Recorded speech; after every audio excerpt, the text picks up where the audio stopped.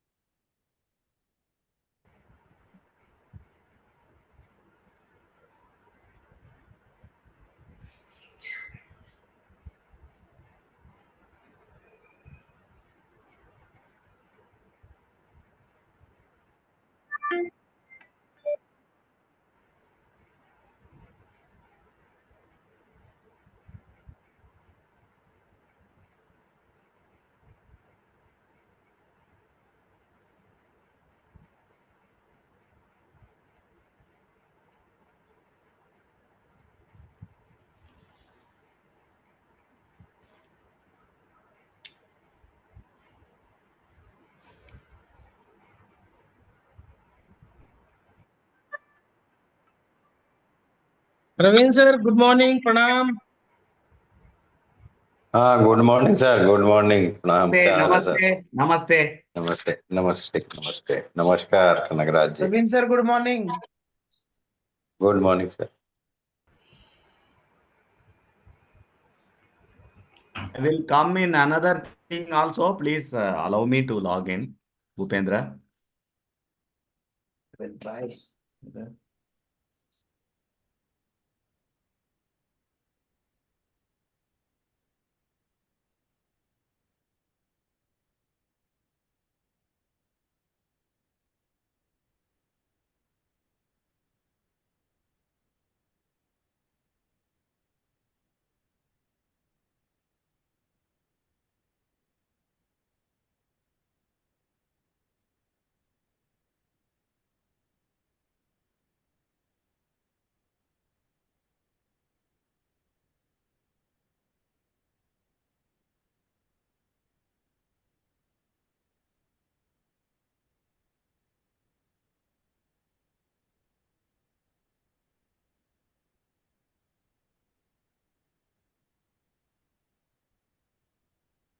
Good morning, sir. Namaskar. Good morning, sir. Namaskar. Namaskar, Saguji. Namaste. Namaste.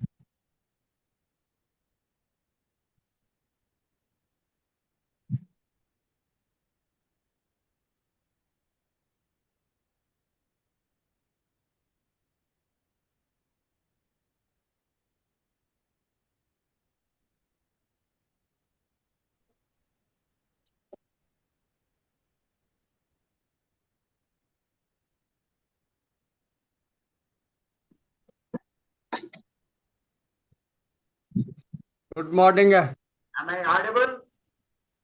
Yes, sir. Yes, sir, you are audible. Okay, nice. This is looking better, na?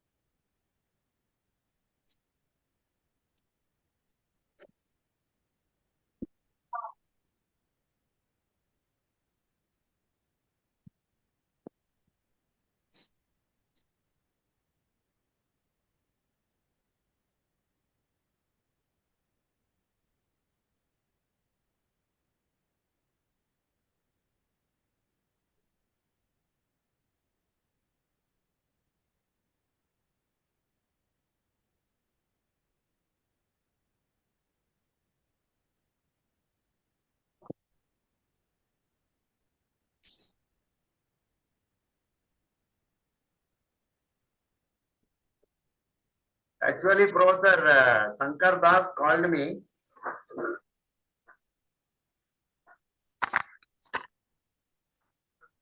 Sir.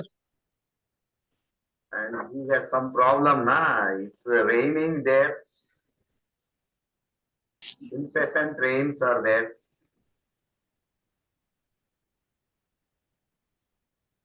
Okay. So he may come or may not come.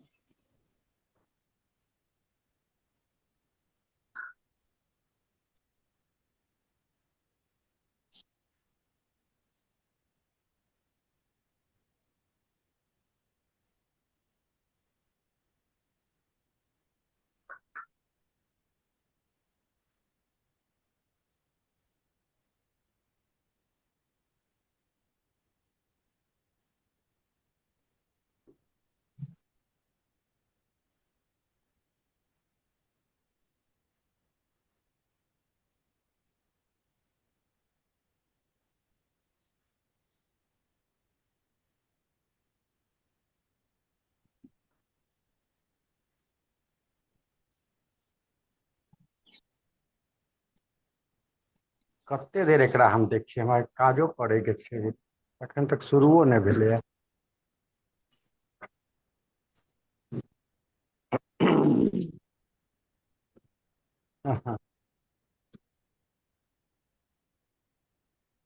E time ठीक नहीं छै एकर सबके time साँझ के बढ़िया होइ हाँ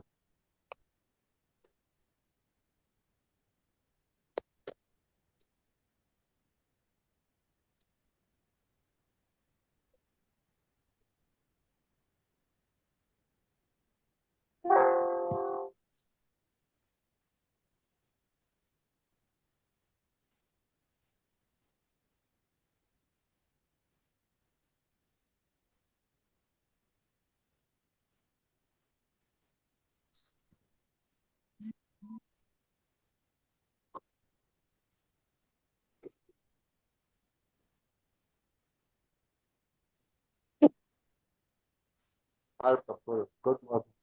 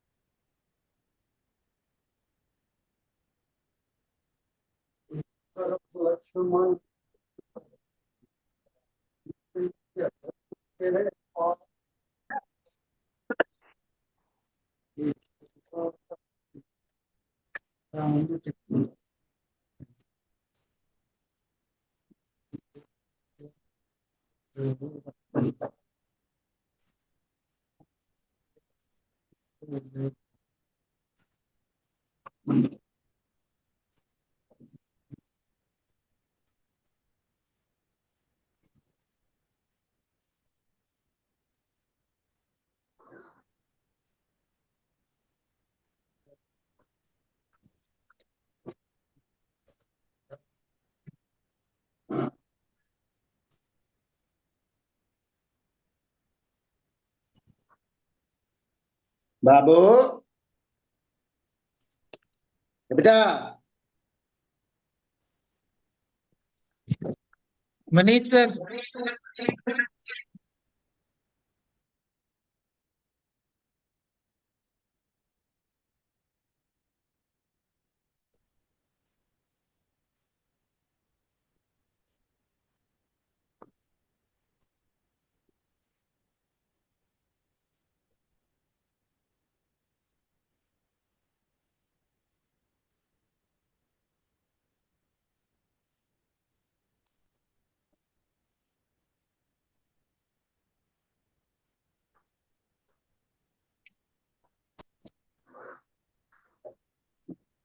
okay, so as we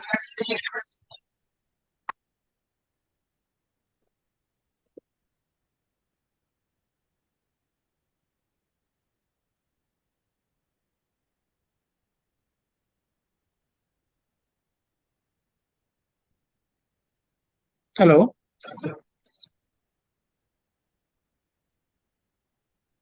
Yes, sir, you're audible, sir. Good morning, sir. You're audible.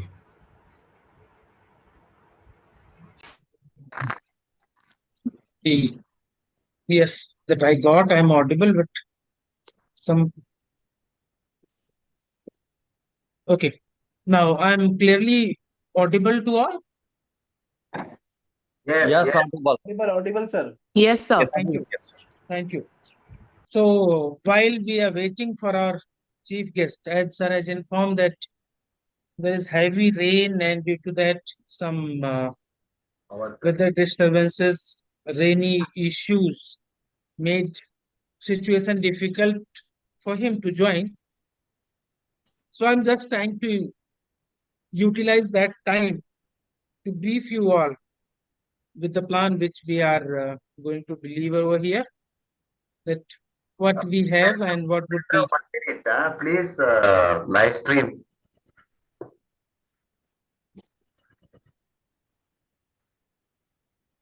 Sir, we are already on YouTube, our official channel. Yes, yes, it is visible now. Go ahead, please. So just I was explaining to you all that conference was initially planned to have in the offline mode, but due to certain circumstances and the institutional issues, later again we have to switch it into the virtual mode. And I hope that this year, somewhere in the mid of the session, we may have another conference that would be on the offline. Coming to the present one, for today's academics, or you can say that for this academic, today and tomorrow, we are going to hold for this whole 2 days. We have several experts from across the country, few of them from the northeastern part, our president sir itself, and few of our speakers are from southern part.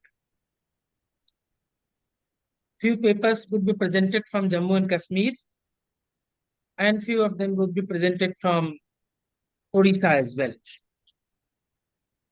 So a good and balanced presentation from across the country. This year we don't have any international participants. Last year we had few.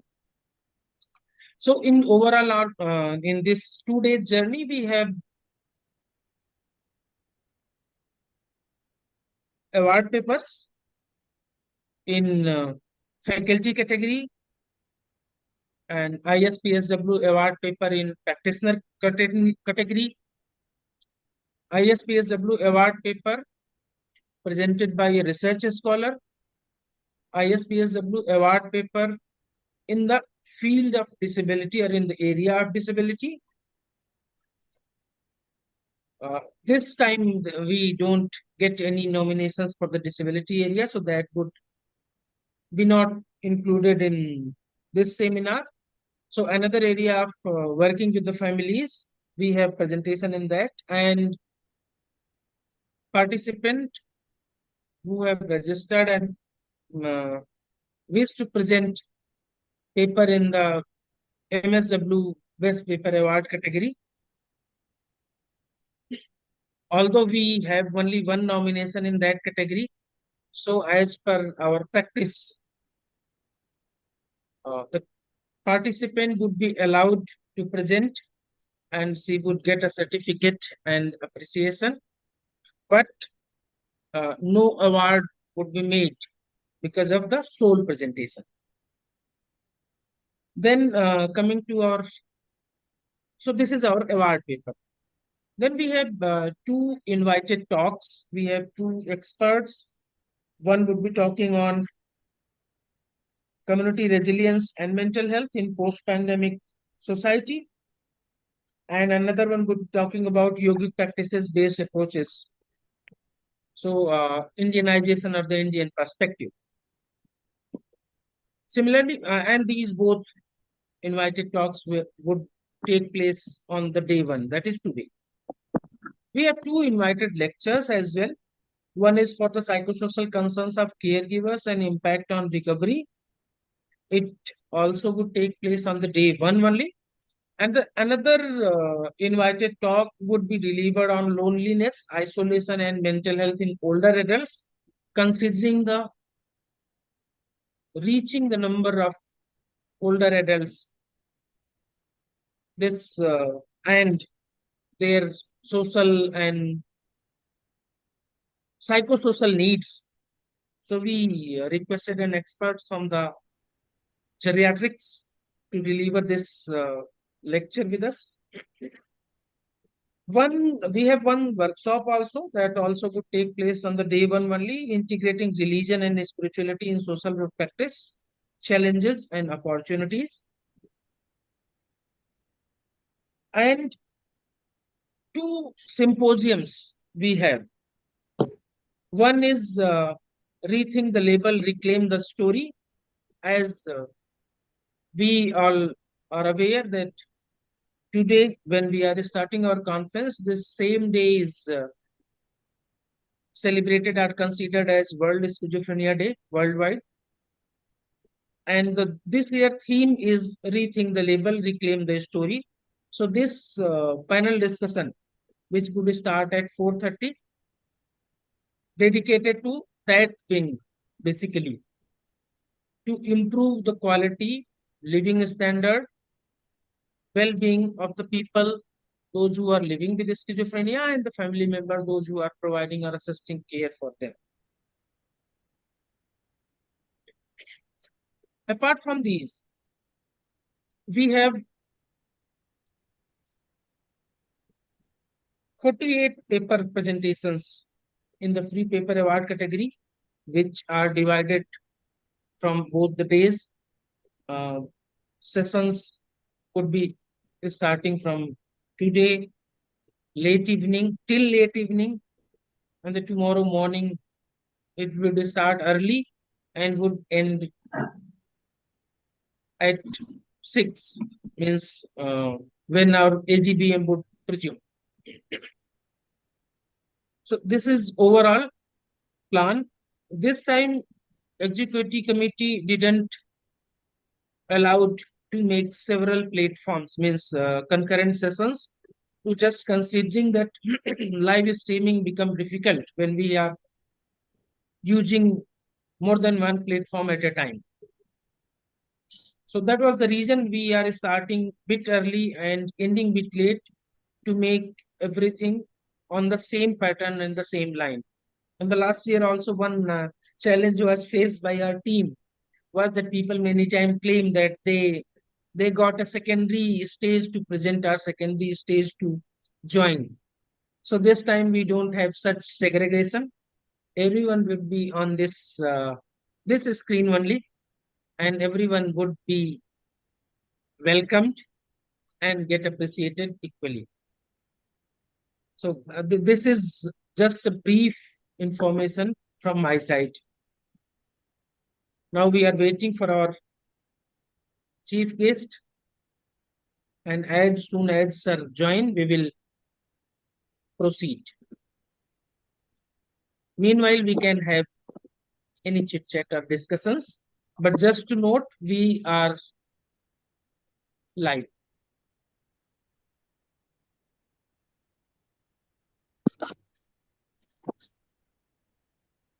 Hello, Kamlesh. Good morning. Good morning. Good Good morning. morning. Good morning.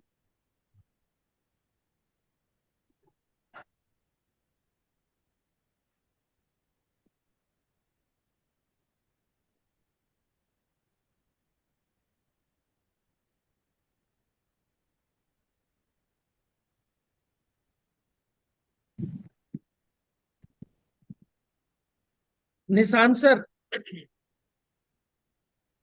please off your Good video. morning. I am facing this problem of very low volume. I am not getting. I have to put the phone near to my ear. I mean, I don't know if others are also facing or it's a problem with my handset only.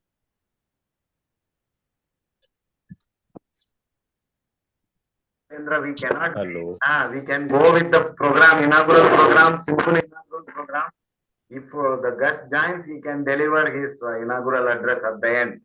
We can have our program. By 9 we have to finish. Next agenda is there, na. Sir, we by 9 we will go for Gauri Rani Banerjee oration. Like that inaugural, na. The formal welcome you have completed, na. No, actually, I was just briefing the plan of action. Archana ma'am, good morning. Thank you for joining us. Good morning. Good morning, ma'am. Good morning.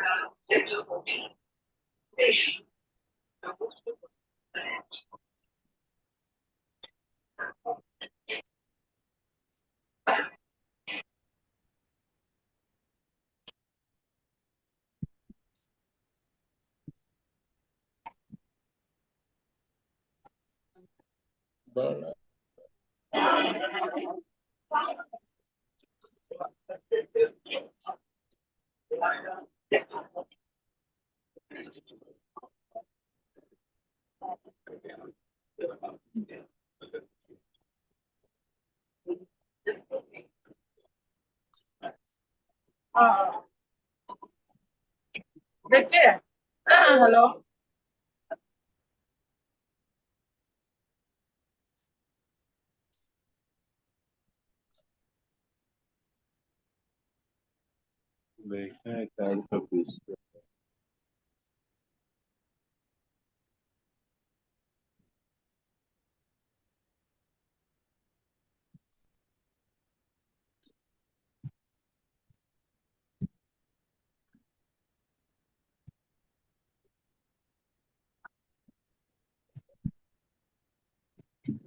Good morning, Ravi sir. Good morning. Good morning. Good morning. पता नहीं screen पे कुछ नजर नहीं आ रहा.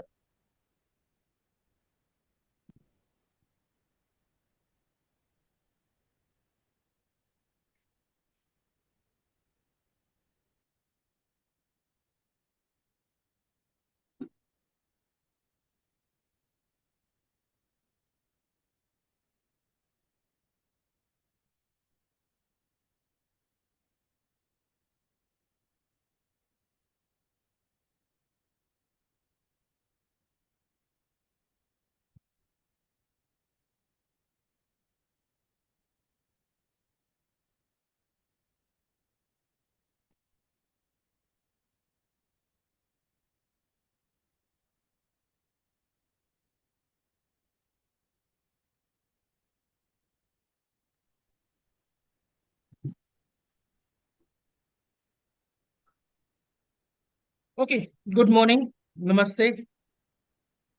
So it's a bit late. So I'm thinking that we should start. Kanagra sir, need your permission to start without any further waiting. Yeah, please go ahead. Please go ahead. A brief welcome to all the participants. Thank, thank, Again, thank you, over sir. to also briefly you can present. Thank you, sir. So I would like to welcome all the participants from across the country, those who showed their interest and faith in ISPSW and registered, and those who are here with us to join and to enrich this conference with their presence. I would like to start thanking from the top of ISPSW. Would like to thank our president, Dr. Kanagaraj Iswaram sir, for sparing his time, being with us throughout the journey and guiding us. Would also like to thank our distinguished faculty members from across the country. It may be difficult for me to name each and every one, but yes, I would like to thank Dr. Archana Kaushik ma'am, Dr. Raveen Singh sir, Dr. Kamlesh Kumar Sahu, Ravi Kumar sir, Dilip sir, Dr. Sushma Kumari, Dr. Abhijit Singh, Dr. Narendra Kumar Singh, Dr. Praful, Dr. Prasant Srivastav, Dr. Rishi Pandey, Dr. Sangeeta Gotiwal ma'am, and Dr. Reni Thomas as well. So, and all my friends, delegates, you all are welcome, and I hope that we would be deliver a fruitful conference in coming 2 days. Now, I would like to invite our President, sir, for his presidential address. Then we would move further. Kanagra, sir, Thank you. Thank you. over to you. Professor Bhupendra Singh, dear all, you know, we are organizing this conference with all difficulties, and it is mainly due to the support of all of you here. We are online today. You know, this year we have chosen a theme: integrating religion, spirituality, and well-being. So this is very, very significant theme in the context of, in the global, both global context as well as Indian context of social work profession, social work education, and the humanity as a whole also. When it comes to, we are now in the entire social sciences, there is a greater in-depth debate on the role of religion, spirituality, and well-being. You know, almost all social scientists, social science disciplines are experiencing, involving in this debate. So, we are trying to have a deliberation on this specific theme and its multi-dimensions. Friends, you know, when it comes to our profession, in the global context, especially in the context of global south, the countries which were colonized, plundered by the West, especially in our own country, in our own civilizational context, in Indian context, this topic is assuming much more significance. We all know that social work profession in India is at crossroads. It is experiencing an identity crisis at the level of professionals and practitioners. and existential crisis as a profession. Uh, we are nearing a century of the so-called professional practice of social work in India. We have the idea of well-being. We have the idea of helping people for millennia. But as a profession imported from the West, we are less than a century old. When we look at our profession today, who are we? What are we supposed to do? Actually, whether we are successful in delivering the services, addressing our problems in Indian context, whether, the education provided,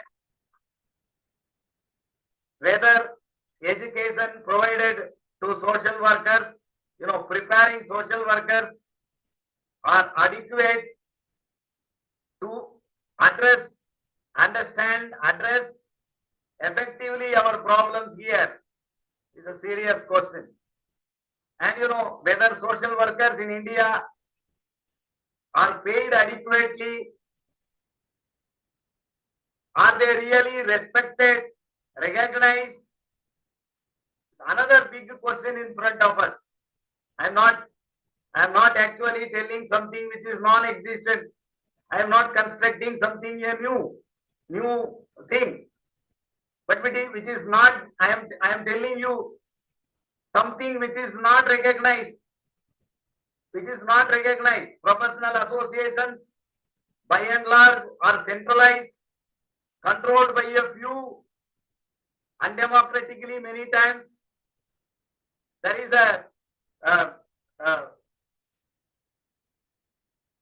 absence of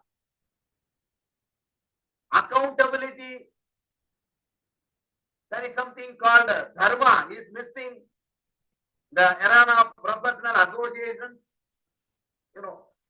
profession of social work in India is facing an existential crisis. Professionals in India are facing identity crisis. We don't know.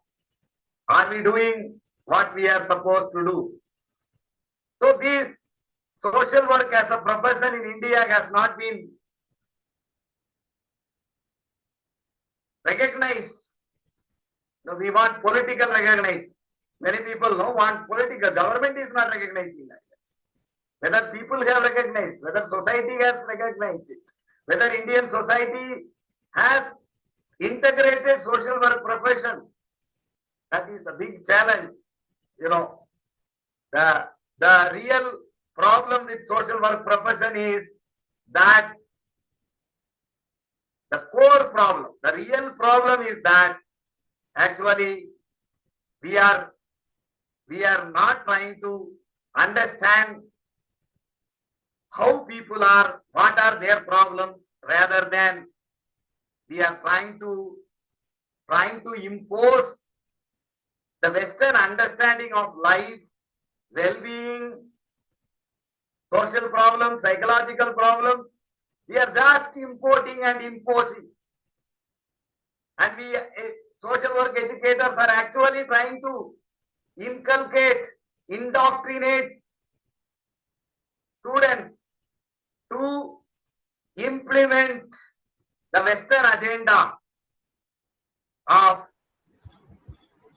globalizing Westernizing, making everything in the world European Western and erasing all other cultures, people, their values, everything. We are actually in the name of professional education, we are actually marketing the Western ideas, ideals, perspectives. Try to get the West. So that is our problem.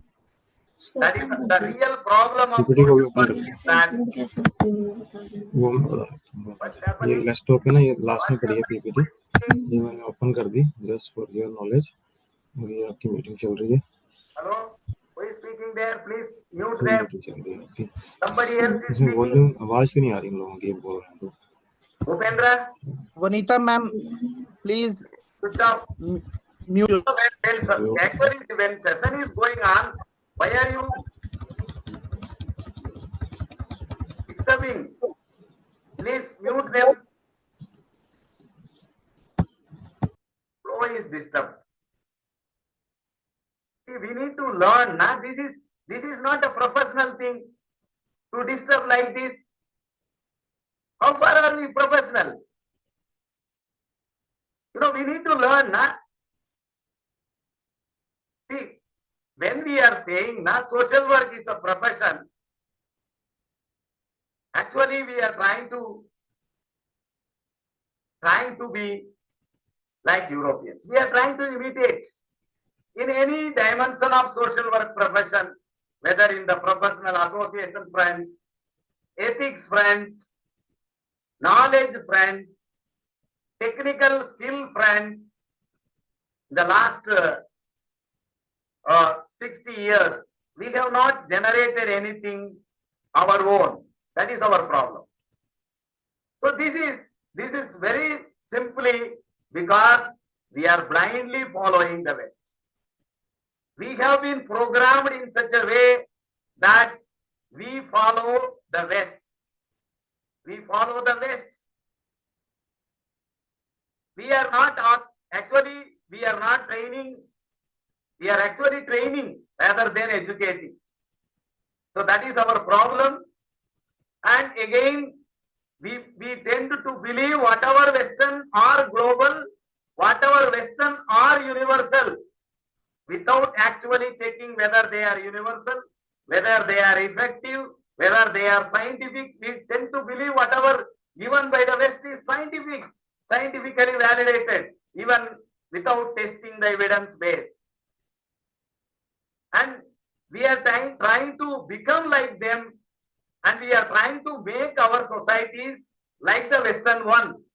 When you look at the West, whether West is an ideal, whether becoming like the West is desirable, by trying to become like the Western people, Western societies, Western cultures, any society in the non-Western world has progressed. We don't have any evidence to prove that becoming is the West is the best, and leaving whatever knowledge we have here, removing all that from the curriculum, not trying to understand what we have as a knowledge, and how particularly ignoring the culture of the people whom we are working with. Ignoring the cultural ignorance, cultural alienation, and cultural antipathy, deep antipathy towards culture, and deep commitment to destroying, erasing culture, destroying knowledge, epistemicidal tendency. These are there in entire social sciences. When we look at our curriculum, social work curriculum, social science curriculum, we have only the Western ideas. Only 7 countries in the world dominate the social work and social science curriculum. If you look at social work, American and Britain curriculum only we have. Britain ideas only we have. So we are not even teaching our students the critical aspects. Criticism, even if we teach criticism, we teach the Western critique of West, not our critique. We have not even developed the ability to debate, to discuss, critique the Western models. So one important lacune is neglect of culture, spirituality, religion, and how to understand, how to use our religious things, spiritual things to manage our problem, to address the problem. For understanding our context, our problems, and identifying solutions, working out strategies to address them, our knowledge, Indian knowledge systems, particularly its philosophy and spirituality are of very useful. We have philosophical systems we can use when we use them to critique the Western models. We have not developed adequate criticism of the Western model, whether macro level or micro level, promoting community development or promoting mental health. Nowhere we have developed serious, rigorous critique of the West because we don't know our philosophy. We don't know our intellectual, spiritual, moral traditions. We are ignorant. We are alienated. This particular conference is trying to encourage social work professionals and educators to look into the wisdom, the 7,000 years ancient wisdom, the deeper wisdom, richer wisdom, multidimensional wisdom, pluralistic and divergent wisdom. Not one way, multiple ways of addressing human suffering. Sukha and, promoting sukha and addressing dukkha. Addressing bandha and actually it is not only simply addressing or coping with the problem as the Western models help us to do. We are addressing the problem, the root of the problem. We have a number of approaches, models, which are spiritual, which are philosophical, which have a different ontological assumption and epistemological assumptions, which are richer, deeper. When we learn those Indic wisdom, knowledge, not only we are empowered, we are able to help the people to get empowered. Real empowerment, real well-being, how to understand well-being, how to understand suffering. We have deeper tools, deeper models, deeper perspectives, deeper paradigms, which are holistic, integral, non-partisan, and really dharmic. Real commitment. We will, if we take all our wisdom, not only our wisdom, we need to look for wisdom from the other non-Western world, what we call global South. When we try to learn, we are not saying that we should neglect totally West. West is a part of the world, a minority part. It is not the major part in terms of population or area. West is a part, not the whole. All Western things are not universal. They are not global. We should recognize. And wisdom is there across the world, not only in the West. We need to think in that direction. In this occasion, I request sincerely all of you to look into our wisdom, whatever tradition, whatever spiritual tradition, everyone, every family, every area, we have our own intellectual tradition, moral tradition, spiritual tradition, literary tradition, artistic tradition. All these are wisdom. All are open for debate, all open for discussion. Not only that, every Indic idea, concept, perspective, tool, technique, which can be used for intervention or testable, verifiable, falsifiable also. So let us try to understand. No belief, no blind belief is needed. What we are actually trying to do is blindly believing and following the West.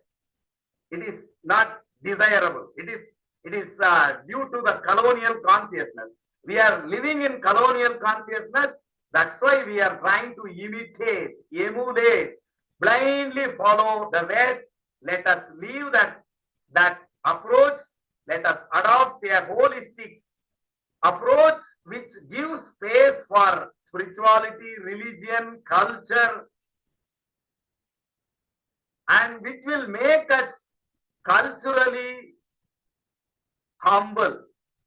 Thank you very much. Thank you, one and all.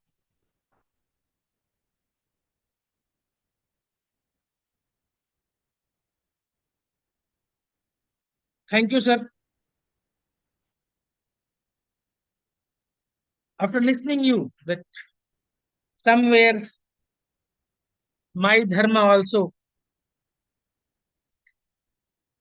make me compile to accept few things. But before that, I would like to welcome Vanita ma'am also, who has joined us. Welcome, ma'am. So, what I was talking about my dharma, when I presumed as general secretary before 2 years, at that time I was believing that I may be able to deliver something new for the ISPSW. But I must have to admit that I am failed. And to be very frank, I'm not sorry for that.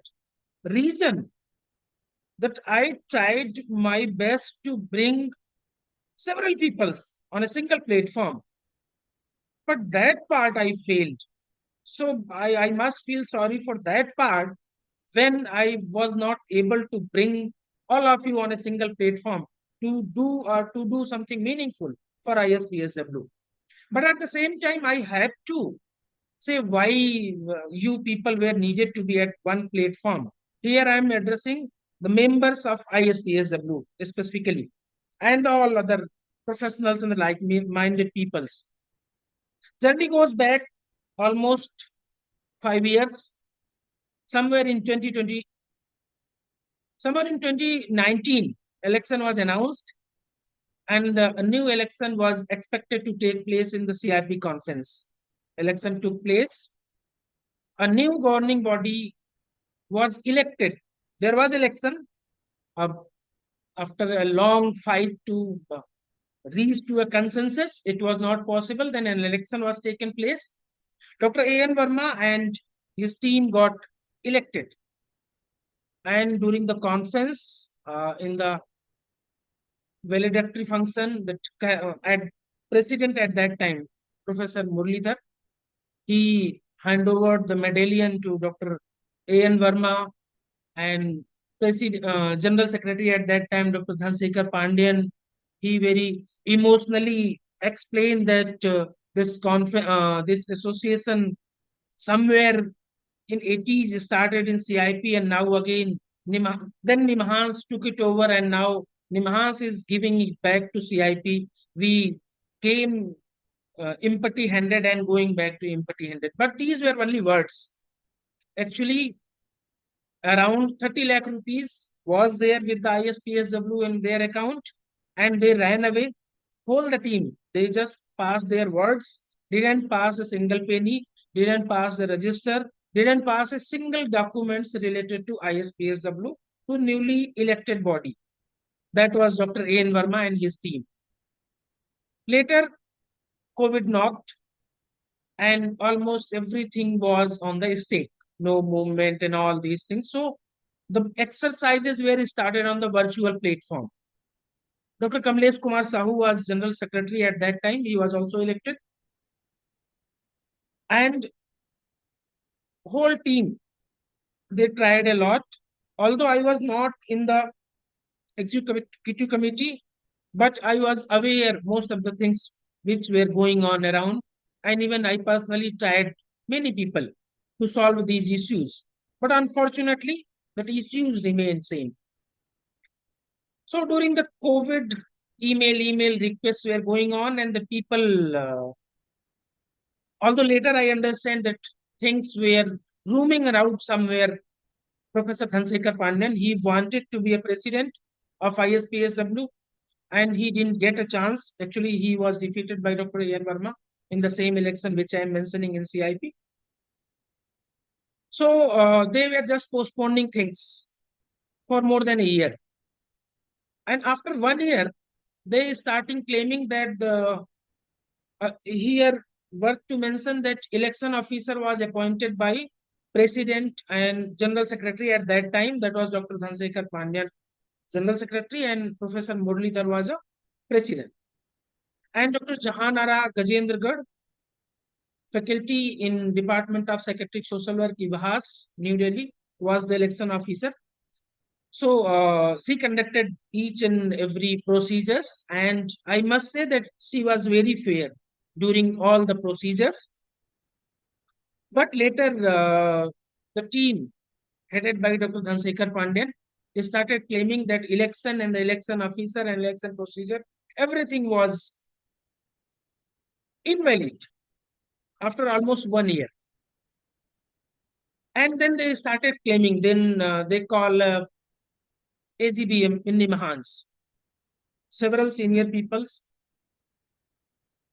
they talked against it. They criticizes him for conducting it. But at the same time, many of us, sorry, we have to consider that many of us consented and we agreed with his thought. I don't know where was our professionalism and where was our dharma, but we agreed. We followed blindly. Something must be there, some gain must be there, but still I'm not in condition to understand what was the gain for the people, those who blindly followed him on a wrong track. Because we all are aware that what is going on and all these things. Okay, then that uh, meeting took place, and then a person who is not in a condition to call AGBM, he calls AGBM extraordinary meeting, and then they appointed several people as high power committee. Unfortunate part, in IASPSW bylaws, there is nothing mentioned about high power committee.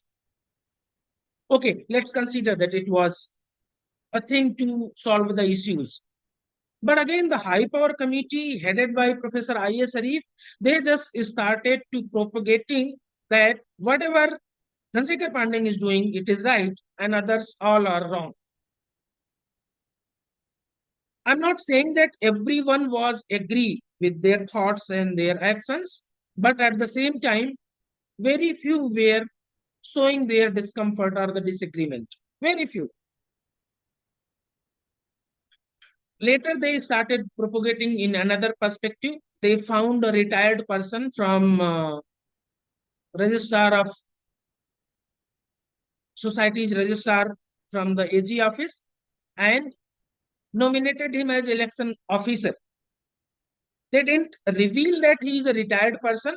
They just propagate in that way that person, those who are members of ISPSW, they might feel that he is appointed by registrar of society's registration, which was not. Anyway, again, when we were having or holding our elections over here in the fair manner,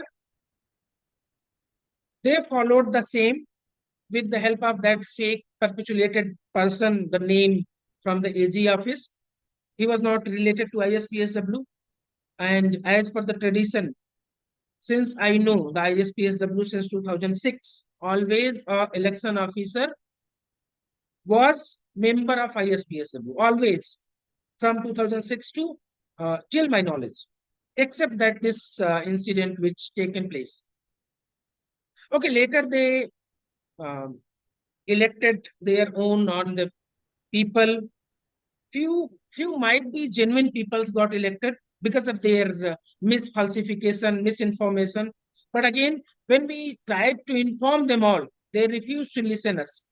So somewhere they also carrying some malintention. We cannot say that they all were unaware and all these things. Later they developed and they inaugurated another website as well for the ISPSW.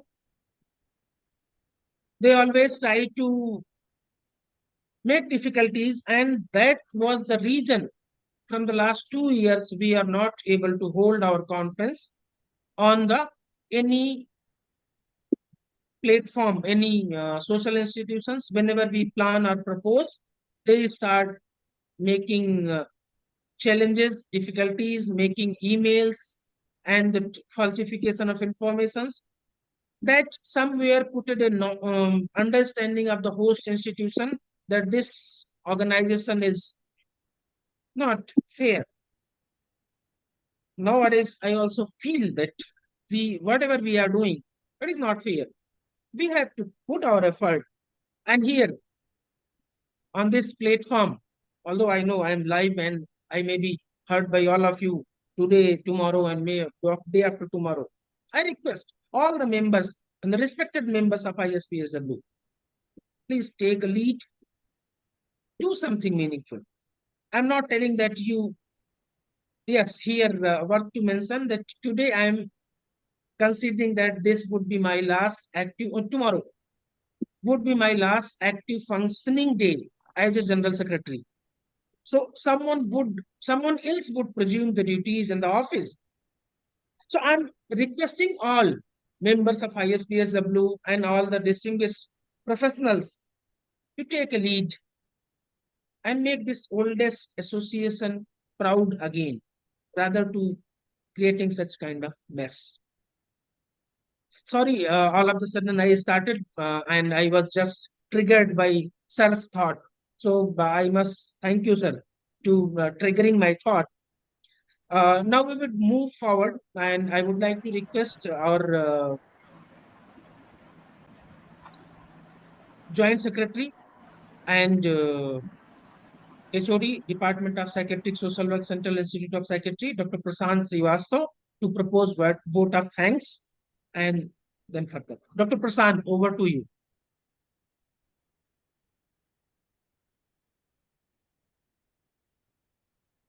Thank you so much, sir.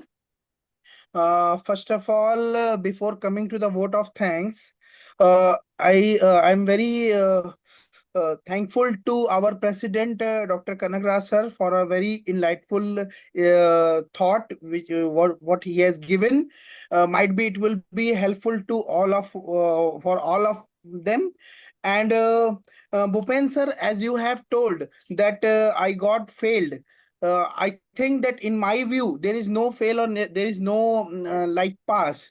You have tried very well, and our whole team has tried very well to organize the things. Ins- Instead, somewhere we got not succeed, but still we have tried and we have taken this ISPSW to up to mark. So with this, I will again thank to the Professor Shankar Das sir, who is our chief guest. Instead, he is not able to join due to a weather problem. And I'll thank to our president, Dr. Kanagraj sir, our Honorable General Secretary Bhupendra sir, Dr. Vanita ma'am, Ravi sir, Archana ma'am, and Shushma ma'am, Ravindra sir. I'm not able to call everyone, but still I'll try. Arvind sir, Praful sir, and Kamlesh sir, Dilip sir, Naren sir, Sangeeta ma'am, Abhijit, and Rishi. And to all of everyone who are attending this conference, and for you have spared your valuable time in early morning, and you came to this platform to attend this inaugural session. Hope you all will enjoy this enlightful sessions which will going to be held. So with this, I am very thankful to all of you, to all my colleagues, my seniors, my juniors, to thank you for joining in this platform. Thank you so much. Thank you so much, sir. Thank you, Prasant. Uh, just sorry, again I'm jumping, but I just recall that I missed a connection. I was talking about that in CIP, Dr. A.N. Verma and Kamlesh sir, the team was selected, and how we came in the picture, uh, Professor Kanagraj sir and me and the current team. Election online election notification was came in 2023, and it was open for all, including the people those who played the game earlier. So everyone was invited for the nomination, and I was also pushed to nominate myself. And in the same line, President sir, everyone was um, requested to put their nominations, and I also nominated. So I got elected in 2023, and it was supposed to end somewhere in the March, but because of these circumstances, it get bit delayed, and I'm still here on the same chair. thank you, Prashant, for your valuable words. So Thank you so much, I sir. would like now I would like to request everyone to please stand for our national anthem. And with this national anthem, we would end our inaugural function, and then we would move for our GR Banerjee arrest. So everyone, please.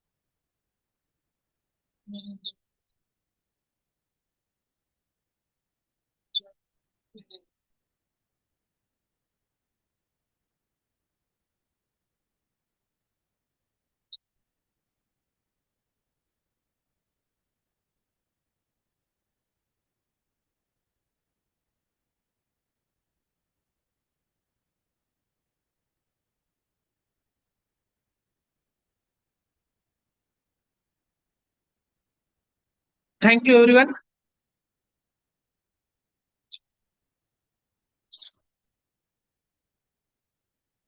So, although we are a bit delayed from our track, and I hope that such kind of things many times due to unconducive weather conditions and due to um, another technical glitch that take place.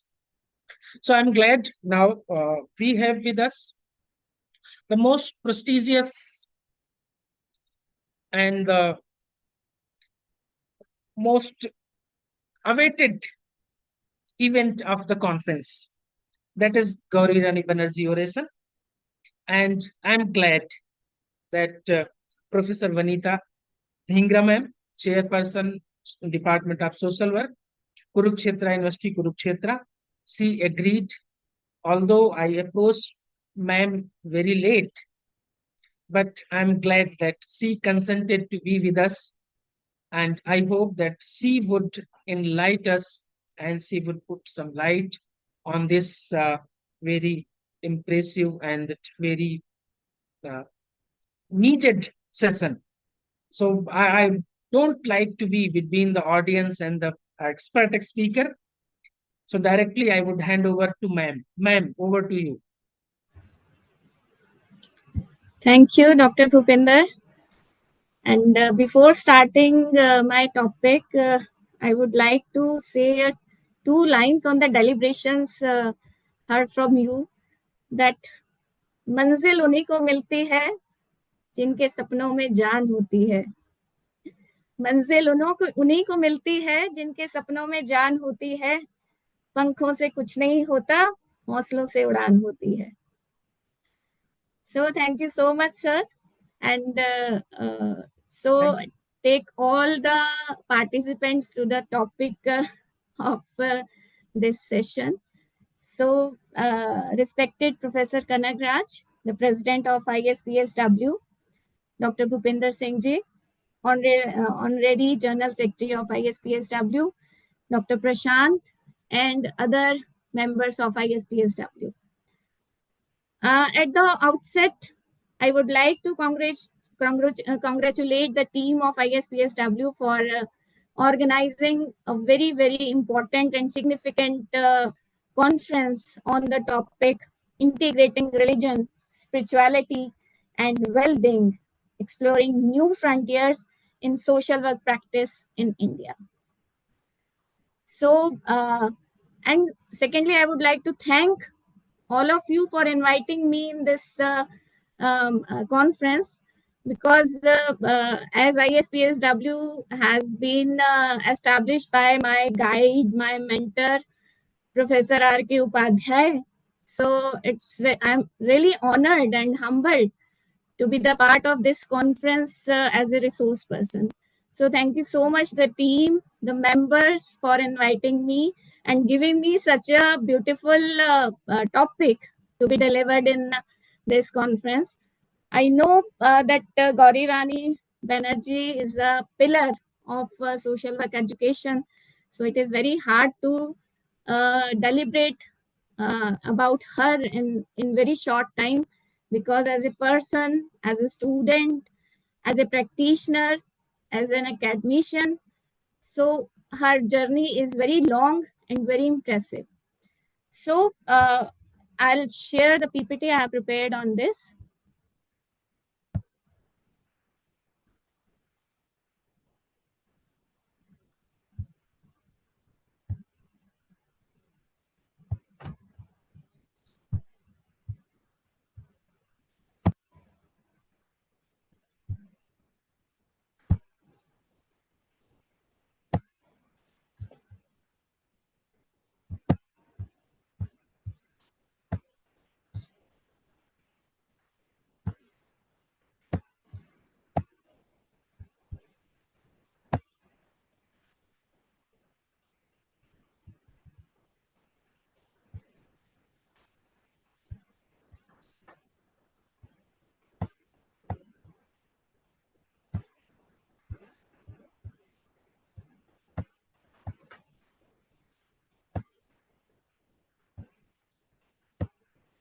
No, ma'am, click on the PPT, the another icon which is showing PPT.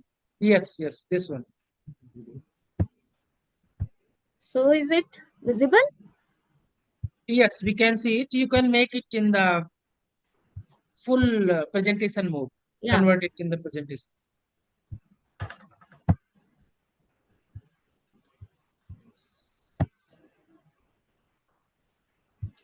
I think now it is okay. Yes, yes, perfectly visible. So thank you so much. Let's start. Professor Gauri Rani Banerjee. I have took this image from the website of Tata Institute of Social Sciences. So before sharing my views on the theme of the conference, let me have the privilege to reflect upon the life and legacy of Professor Gauri Rani Banerjee, a distinguished pioneer in the field of medical and psychiatric social work. She pioneered single-mindedly for the establishment of medical and psychiatric social work as a field of social work practice in India. This she sought to do not only by training medical social worker or psychiatric social worker, but by stepping out of the classroom in an effort to persuade medical men, administrators, and the community generally of the contribution that social workers could make in the care and rehabilitation of physically and mentally ill persons. So she spent 3 decades in TISS, Tata Institute of Social Sciences. I went through her book, Papers on Social Work and Indian Perspective. So that was her journey. I got everything from that book, her journey, her contribution, and the papers which were related to the today's theme of our conference. So she joined Tata Institute in 1942 and retired from there in 1972. She was the first student in the history of Tata Institute who got PhD degree in Sanskrit during her course in social service administration. If we go through the journey, her education journey, her schooling was in Saharanpur, UP, and there were no formal education for girls. So she did her schooling from home. Then she did her graduation from Calcutta University, post-graduation from Banaras University, and PhD in Sanskrit from Allahabad University in 1942. Then, after that, her first work was published in 1945 under the title Sex Delinquent Women and Their Rehabilitation. After the report of Bhore Committee in 1946, TISS explored the possibility starting the specialization course on trained social workers for hospitals. To get the answer of her question, what is medical social worker? Professor Banerjee took admission in Chicago University, USA in MA program. She attended many courses and seminars related to medical and psychiatric social work and also gained practical experiences by doing field work in a variety of welfare departments and agencies. Professor Banerjee returned to India in 1948, well equipped with knowledge and experiences to start the new specialization courses. The course curriculum was prepared according to the Indian context. She didn't take all the thing as it was, as she learned from the Western context. She molded that curriculum into the Indian context. So we are here as medical and psychiatric social worker due to the efforts of Professor Gauri Rani Banerjee. Her visionary leadership and unwavering dedication laid the groundwork for many of the practices and principles we continue to upload today. She developed many social welfare agencies, like she helped to develop and grow Child Guidance Clinic. And initially in Department of Social Work, Kurukshetra University, Professor R.K. Upadhyay also started initially the Child Guidance Clinic, but some reason that was closed. She also instrumental in starting 2 welfare agencies in Bombay. One was Family Welfare Agency and another was Association of the Friends of the Mentally Ill. So as we are here for this conference, we honor her remarkable contributions and draw inspiration from the enduring legacy of Professor Banerjee. As we seek to integrate religion, spirituality, and well-being into social work in India, we are not inventing something new. We are, in fact, returning to the vision of Professor Banerjee, who believed in a deeply rooted, culturally relevant, and spiritually attuned model of care. She emphasized the importance of adapting social work education and practices in Indian culture and spiritual realities. Gauri Rani Banerjee envisioned social work not just as a profession, but as a moral vocation rooted in seva, that is selfless service, spiritual discipline, and community interconnectedness. These are some papers which you are seen at the screen. The papers I have taken from her book.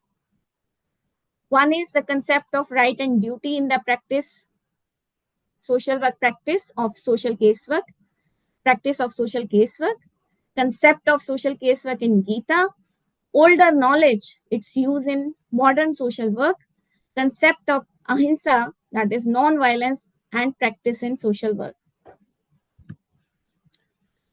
Now, how can we integrate the religion, spirituality, and well-being? Actually, Professor Gauri Rani believed that true social work must engage the whole person with its body, mind, and spirit. And that India's ancient tradition of charity, dharma, compassion should form the ethical and philosophical core of social work education. India is not merely a country, it is a civilization continuum where spirituality and knowledge have always been interconnected. The Indian knowledge system, where today we are focusing on, encompassing philosophy, where we call it Darshan Shastra, ethics, that is Niti Shastra, psychology, that is Manas Vigyan, medicine, that is Ayurveda, education, which is from the Gurukula traditions, and more. So ICAS offers us a rich indigenous framework for understanding human well-being, suffering, and healing. In many ways, the core concerns of social work, justice, care, community, and dignity are deeply embedded in ancient Indian thoughts. The Upanishads, vision of oneness, we call it Advait. The Buddhist emphasis on compassion, that is Karuna, and the Jain principle of non-violence, that is Ahimsa, and Gauri Rani also wrote her papers on these themes. How we can use these concepts into social work practice. The Bhakti movements also focus on the equality and inclusion. All these points to a worldview where the material, mental, social, and spiritual are not fragmented but seem as interwoven. In today's India, where millions still draw upon religion and spirituality as a core resources for resilience, healing, and community, social work must evolve to meaningfully engage with these lived realities. Social work practice must evolve to meet the realities of the culture, spiritual context in which it is rooted. In India, this means recognizing that religion and spirituality are not peripheral but central to people's identity, coping strategies, and understanding of health and well-being. Indian knowledge systems have been deeply embedded in Indian society for centuries. These systems are rooted in traditional wisdom, cultural practices, and community-based mechanisms. I'm giving you some examples from the Indian context. The first one is the panchayat system, the gram panchayats, khap panchayats. In Haryana, there are many such type of panchayats, and the khap panchayat is very, very important and very influential. So in rural India, gram panchayats act as a mediator in different disputes, including property conflicts, marital disagreements, and intergenerational issues. Elders and respected members of the community help to resolve these conflicts through dialogue and consensus. So there was no need to go to the court. Am I audible?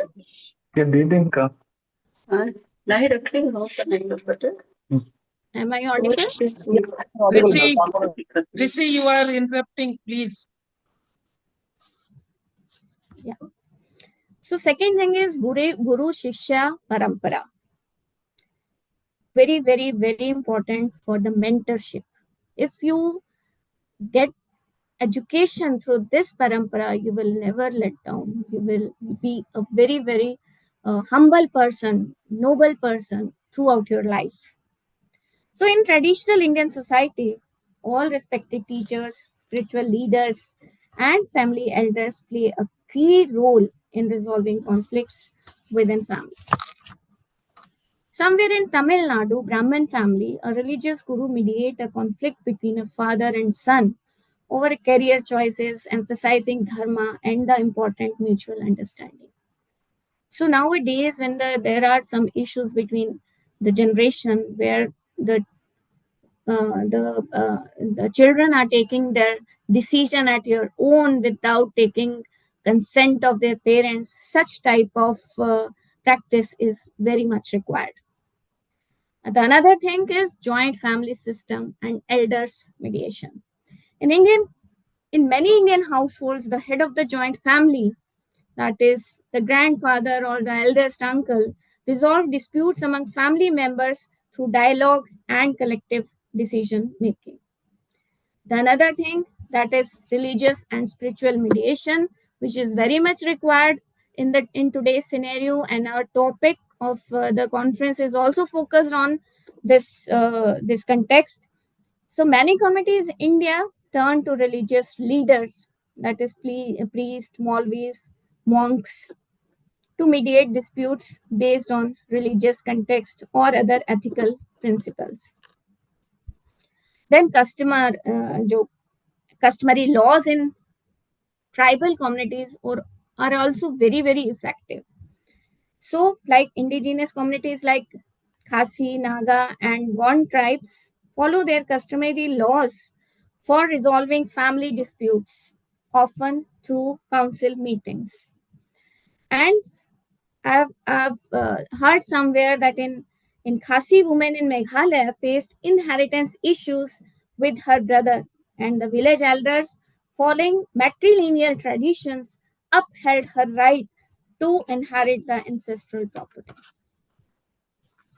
The another thing which is very important, and we all enjoy this, that is festivals and rituals, and we use it as a conflict resolution platform.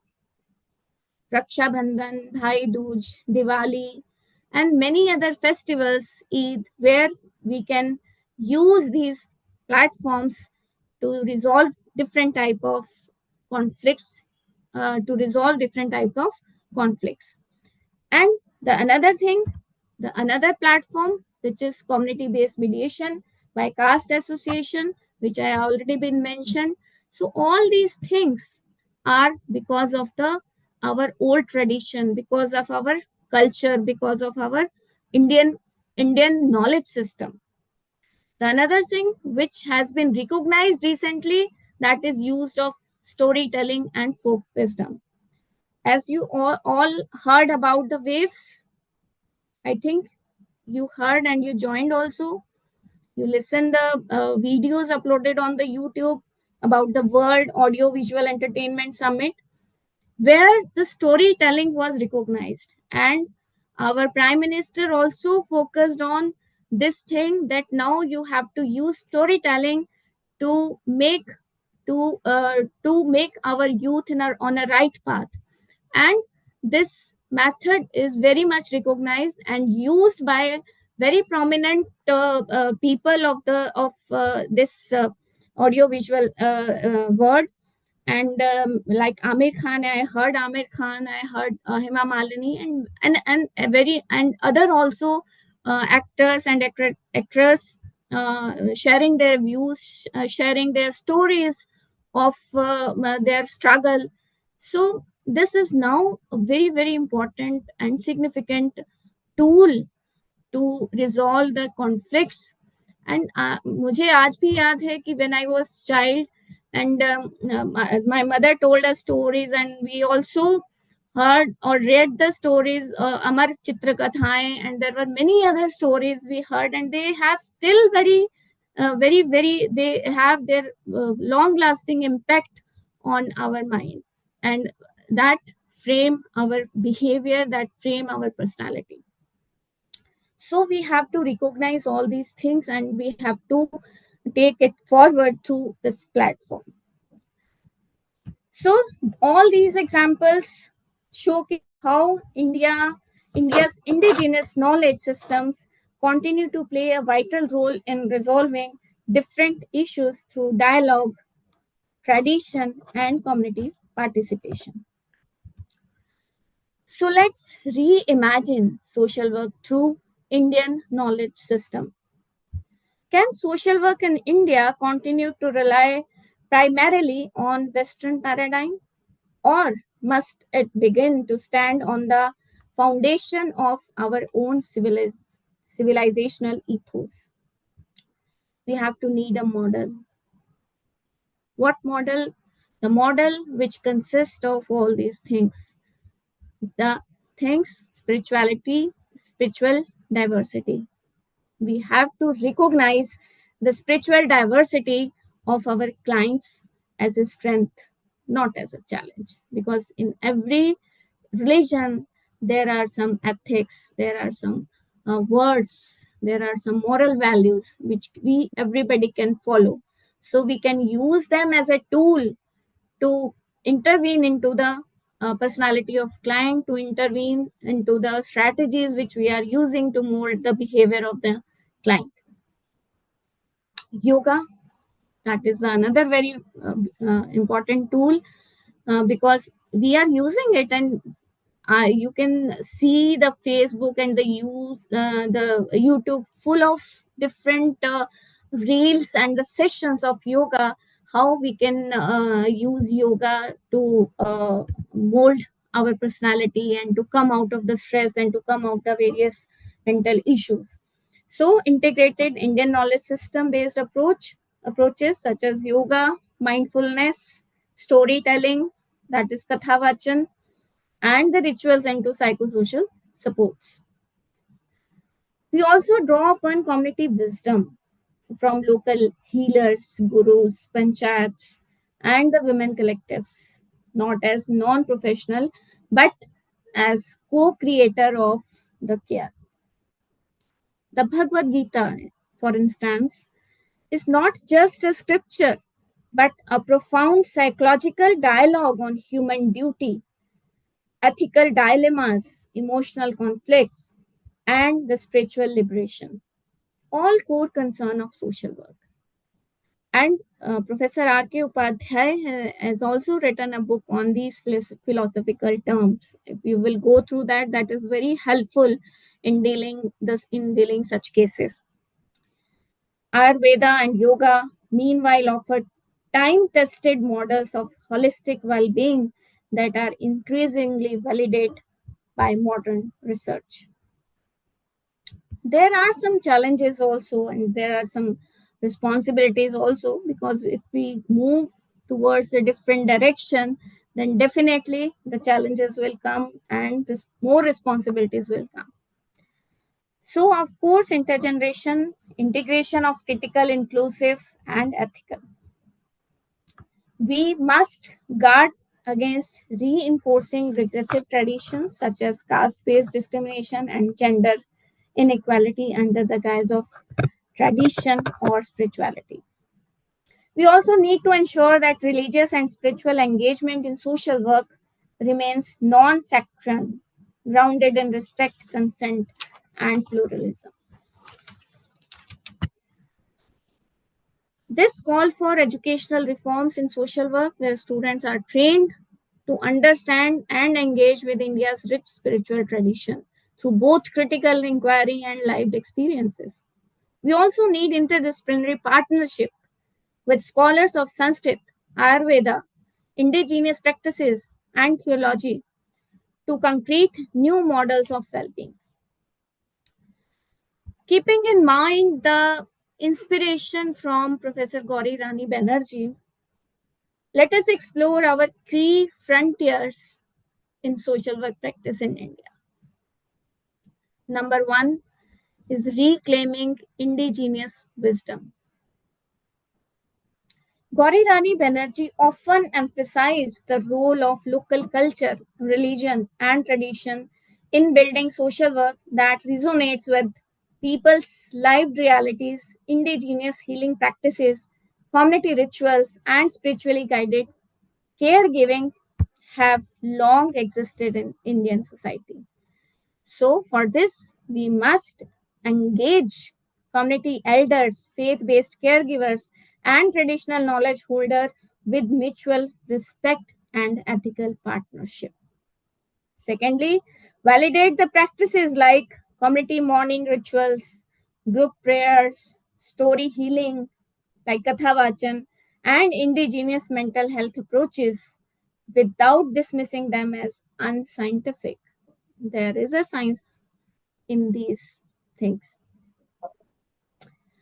In Banerjee's words, the path to professional care in India must begin where the people are, in their faith, in their community, and their way of life.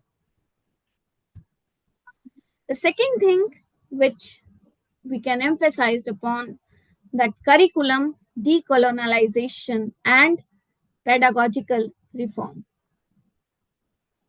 In this context, Banerjee's leadership at TIS marked an early push to idealize the curriculum, calling for inclusion of Indian ethical system, languages, and spiritual values in social work education.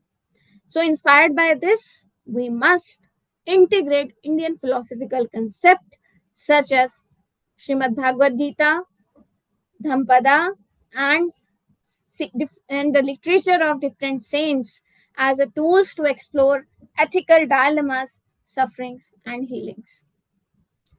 We have to equip our students to work sensitively with clients, faith-based worldviews, and to see spirituality but not as a superstition, but as a source of meaning and resilience. This is more than academic reform. It is a shift towards pedagogy that values cultural dignity and spiritual insight.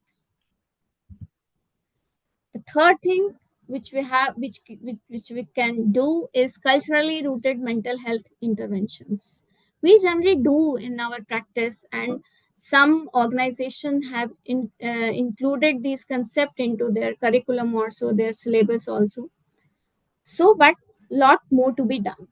Banerjee was deeply concerned with community well-being, especially of women, children, and the rural poor, many of whom turn to be spiritual practices for support. So, building on this, we must create mental health models that include faith-based resilience strategies such as mantra-based meditation. When we recite Om, we can also use some other mantras which can be based on your own religion. Forgiveness rituals, because if you forgive, you will not be stressed. So forgiveness should inculcate in each and every person. And the prayer circles. Then another thing which we can do, that recognize that terms like inner peace, karma, or God's will are not just metaphors but culturally valid frameworks for processing trauma, loss, and recovery.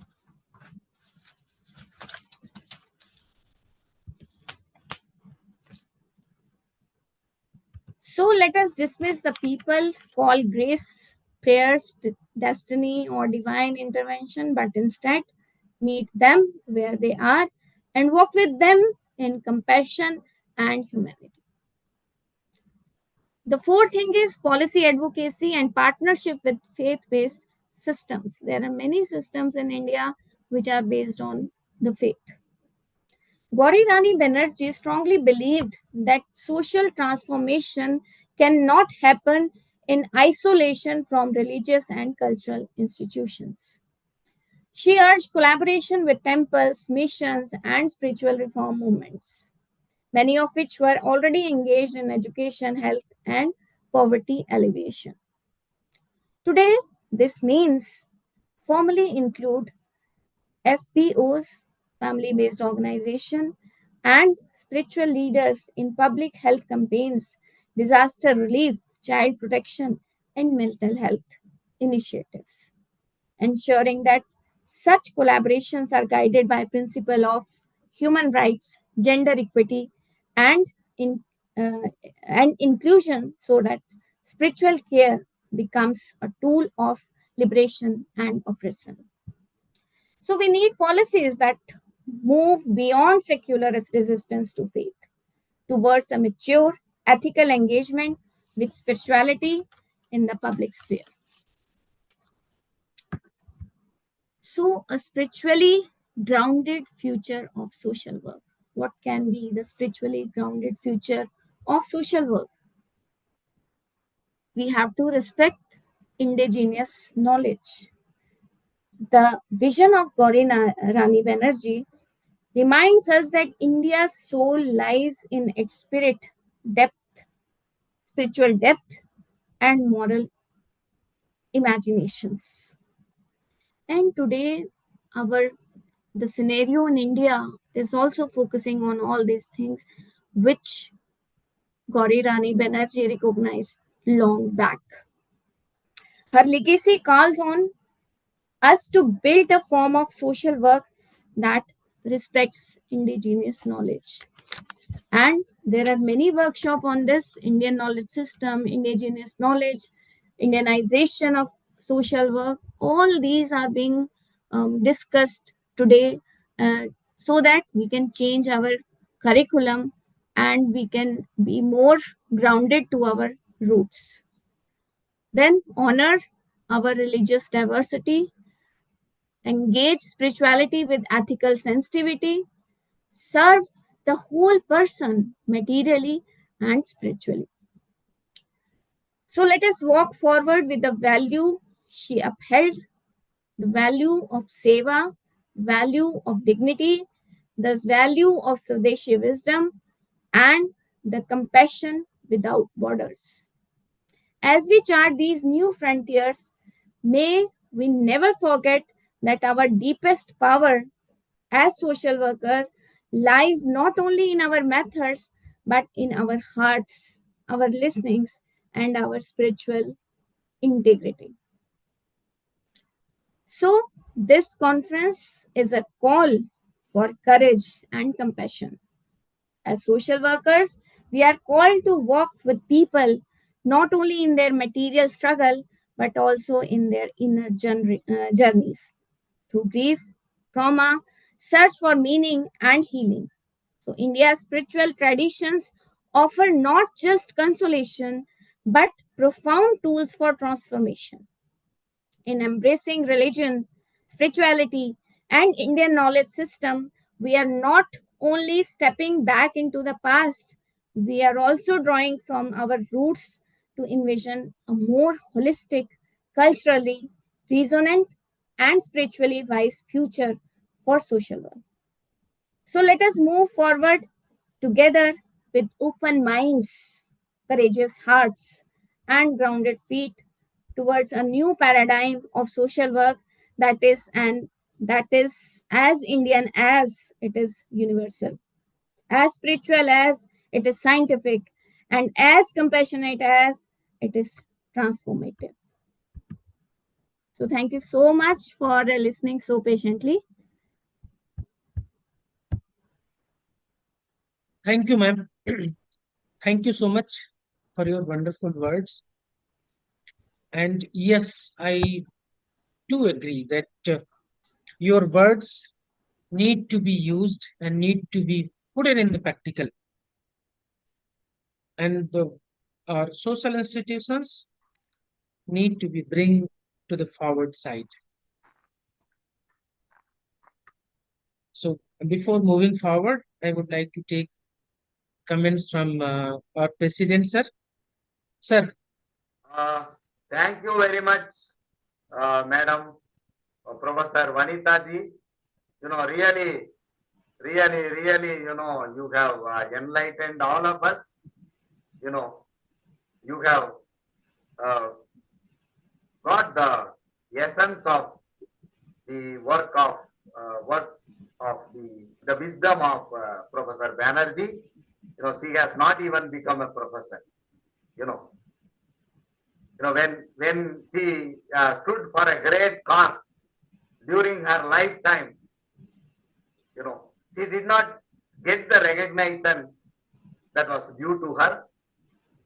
And it is mainly because of the secular modernist mindset, the superiority complex of the westernized, Europeanized academia. Really, you have immersed yourself in the literature of G.R. Banerjee and proposed a very concrete agenda for all of us to work forward. Thank you very much. Thank you very much.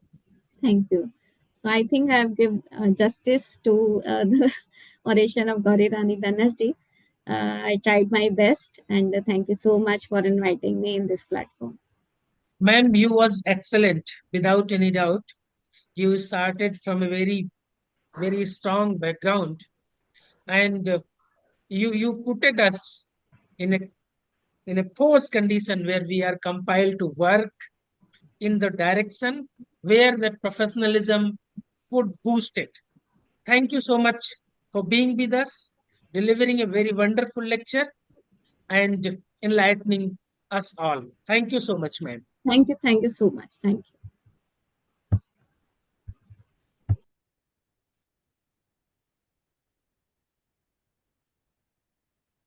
Okay, so ma'am has successfully completed her presentation within the stipulated time frame,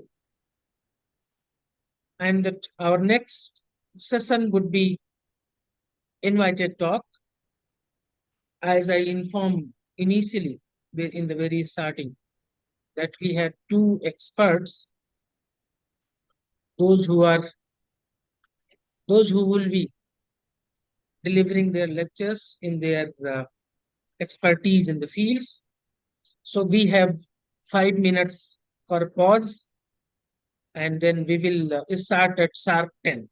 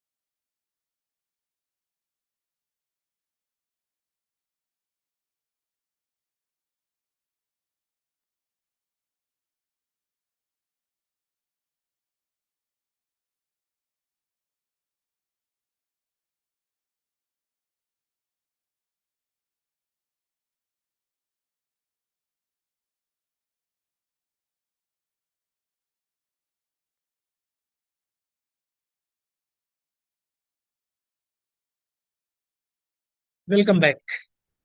Bhadra sir, good morning. Good morning, Bhupendra. Good to see you. I'm glad to see you, sir. Thank you. Thank you so much. Okay, so we have our expert with us. Kanagra sir. Namaste, tell me. Okay, sir. So we are stepping into our pure academic programs now. So when we talk about academic programs and talk about academics, then we have to find some good academicians. And in the same line, for this session, that invited talk session is divided in two subparts. And we have a chairperson, professor, and our president himself, Professor Kanagaraj Iswaram. Sir would be chairing the session. And uh, for the first talk that would be delivered on community resilience and mental health in post-pandemic society would be delivered by Professor Subhasis Bhadra sir. He is faculty, he is professor in psychiatric social work and heading the department of psychosocial Psychosocial support in disaster psychosocial management. support in disaster management at National Institute of Nimhans, Bangalore, well known that Institute of National Importance. So thank you so much, sir, for sparing your time and being with us for this lecture.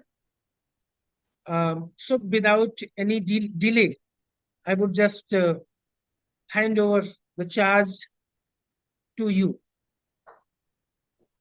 to the chairperson exactly. And the set, when it will come to the second speaker, I'll introduce and then again would hand over to you. Sir, Kanagraj sir, over to you.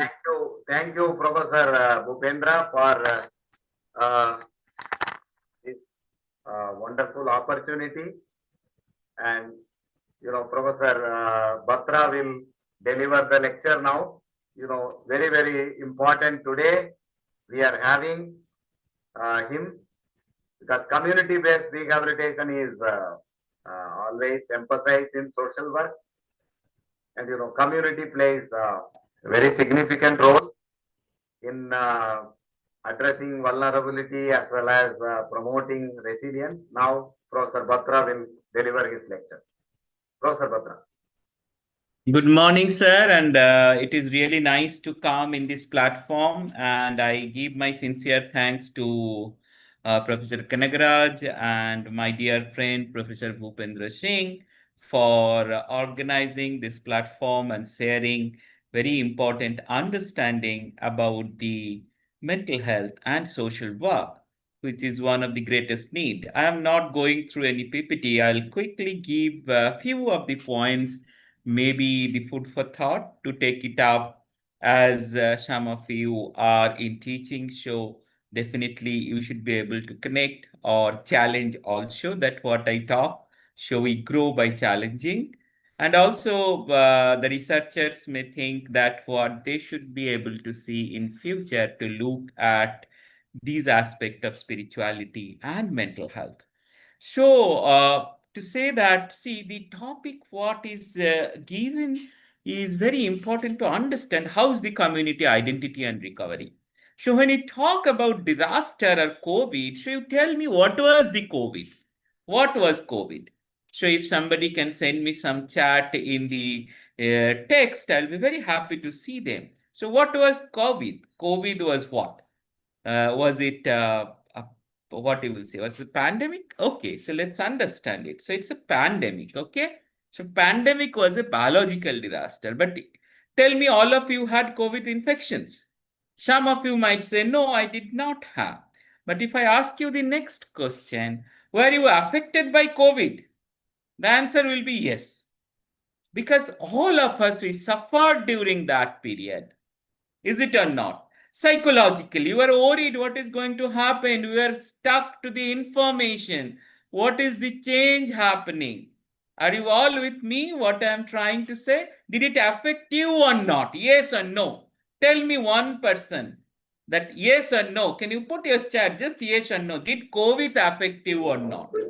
So Yes, sir. what Yes, sir. comes up? Yes, thank you, Mr. Mukherjee. So this is to say that, see, yes, it impacted.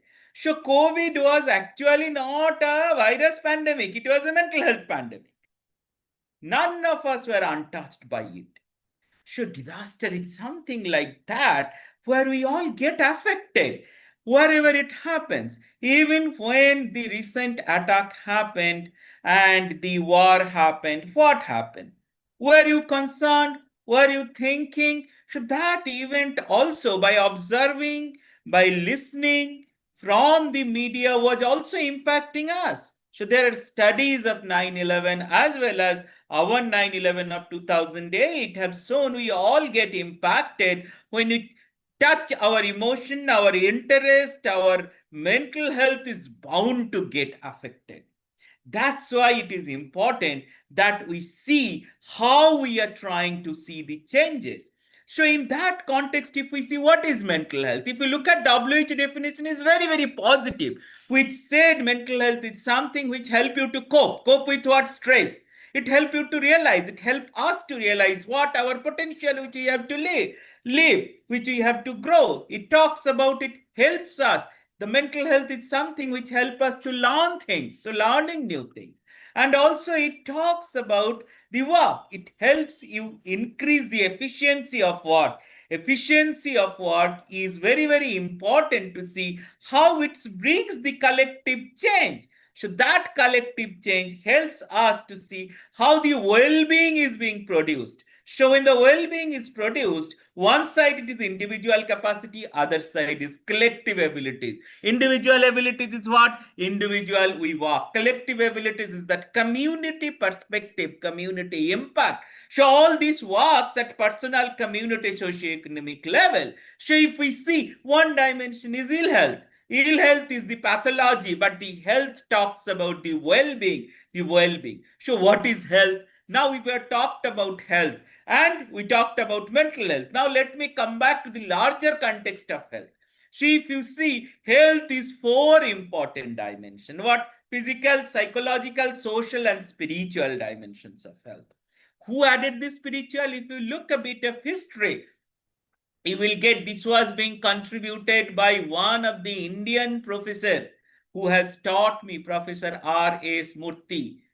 So Professor Srinivasa Murthy had added, emphasized the component of spirituality within the health context.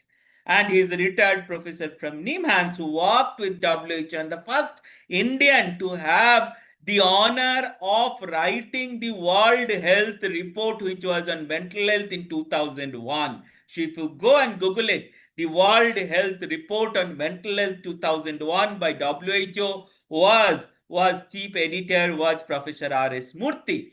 The Professor Murthy had added the spiritual components, particularly in the context of Iraq war, where he was working at the time very intensively.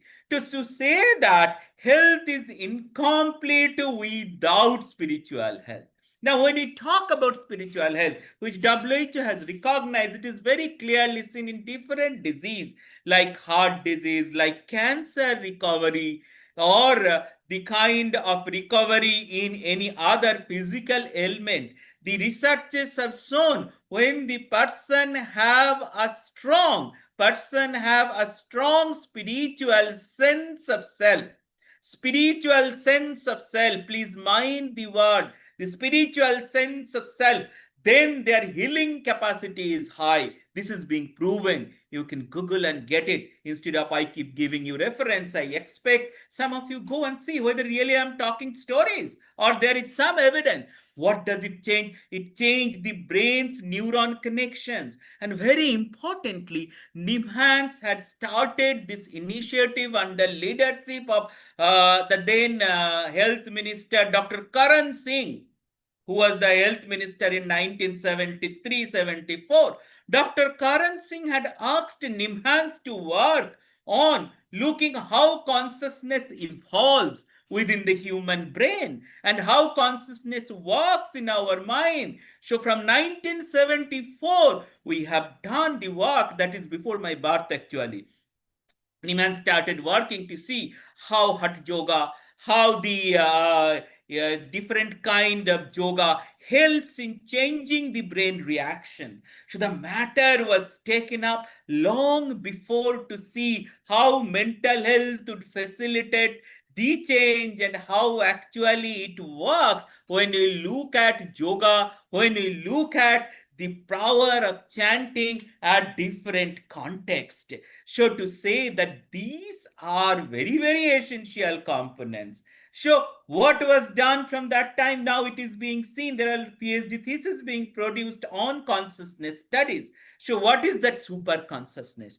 That super consciousness is part of the understanding of that spiritual reality.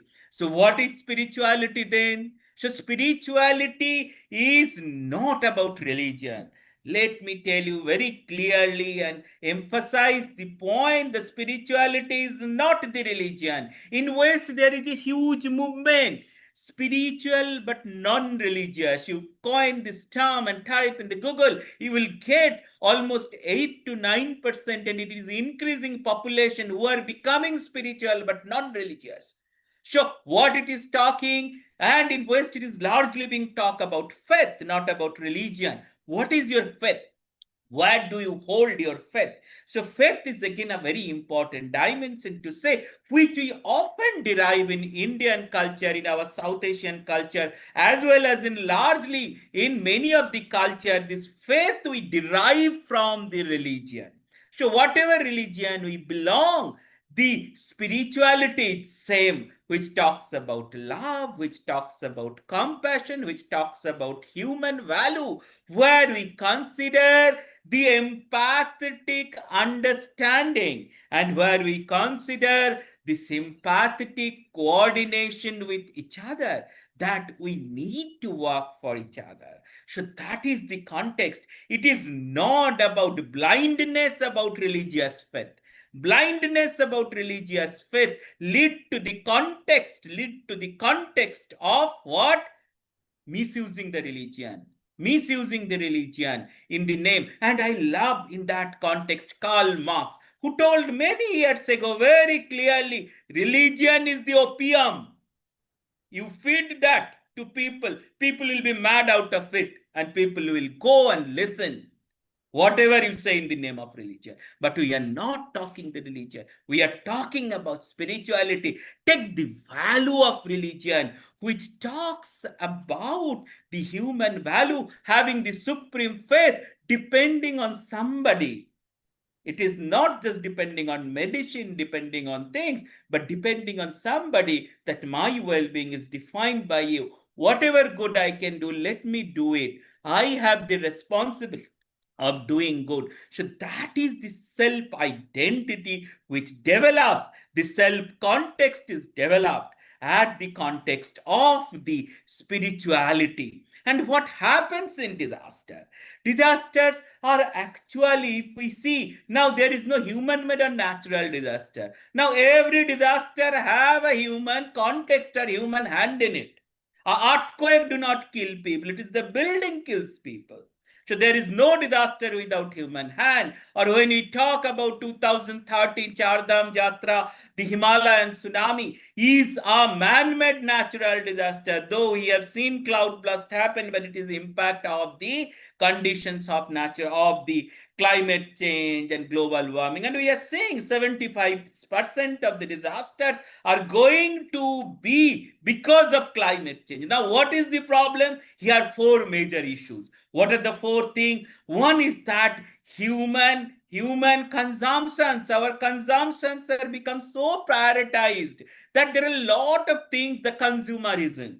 The second thing is human aggression. If you see the aggression, the way it is increasing, whether it is the Ukraine war, or whether it is our northeast, or whether it is in our middle, or any context. So we are failing to connect the human value, which leads to the human aggressions. What is the third thing? Third thing is talking about human apathy. You know, it's very bad. It is being called not in my backyard. Till the problem does not enter my backyard, I am least bothered. That is the human value. Erosion is happening on that feature. Till the time it enters as a problem in my home, I am not bothered. This feature also being identified by the social worker long ago. So to say that, and then the fourth reason is human inaction or action. Either we are doing good or doing bad, or we are just not considering. These four things are leading to the human problem gradually. And what happened when this kind of situation happen? What creates is a displacement, disorganization. All these D's comes up. Death, destruction. So these gets complicated. What person lose at the community? They start losing the sense of place. The sense of place comes from the spiritual conditions, as well as where do we live. Person and environment connect. And sense of place, the concept come from Fully Love, who is a very, very important place psychologist, who talks a sense of place comes from three important things: attachment, familiarity, identity. What is attachment? It's a cognitive bond. It's a condition which is mutually caretaking with the neighbor, with the environment, with the conditions. So that is the attachment. Even we develop the attachment with the objects, with the other animals around us. So that attachment is very important.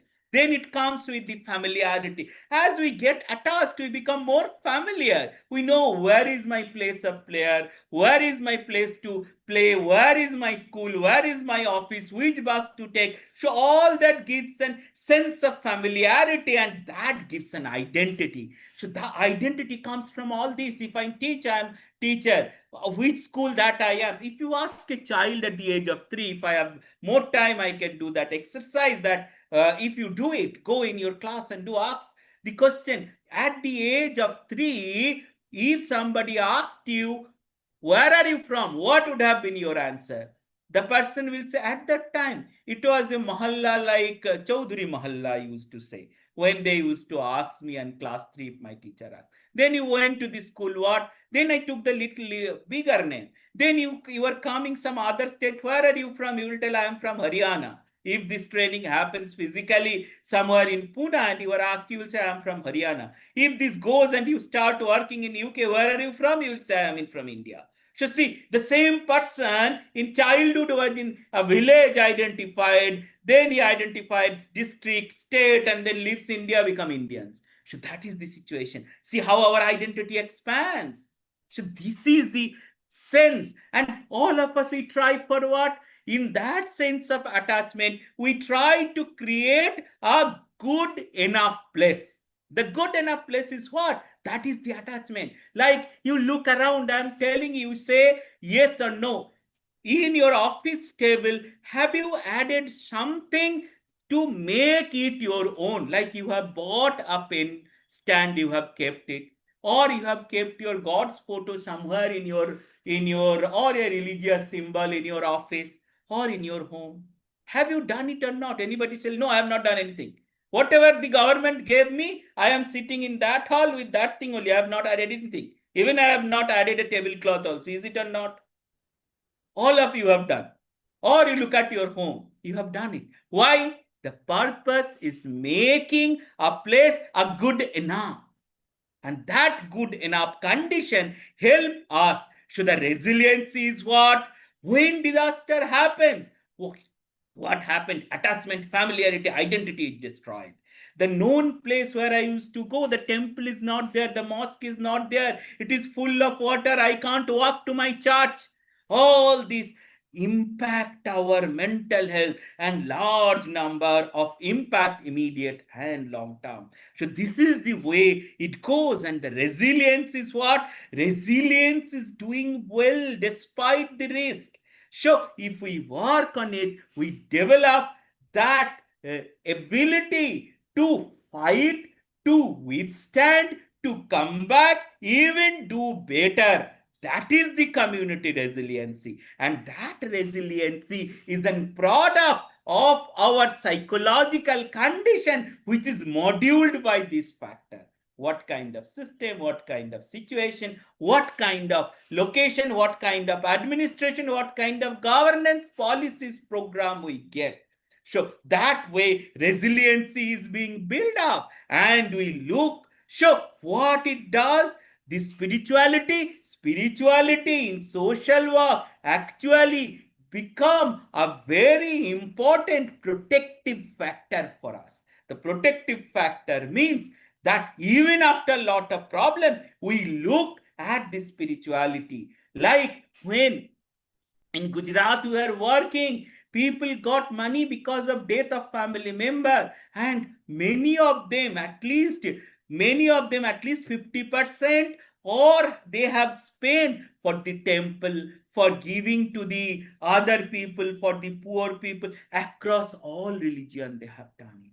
Why? Because they were feeling like this money I did not deserve, I have lost, still I have to give it back. So when disaster happened, two important healing become important for mental health. One is spiritual healing, second is cultural healing. When the spiritual and cultural healing takes place, we walk through our individual ability, and we walk through the positive mental health, which I said combination of four things. I started talking about that these four things: coping, realize, and learn, and work.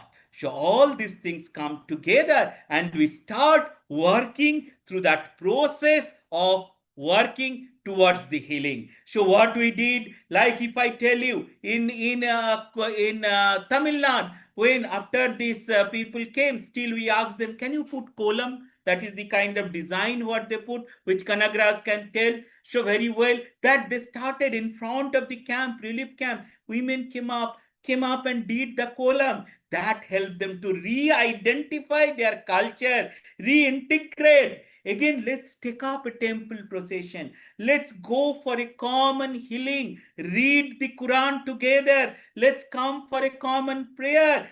Let's help each other. All these have helped us in healing.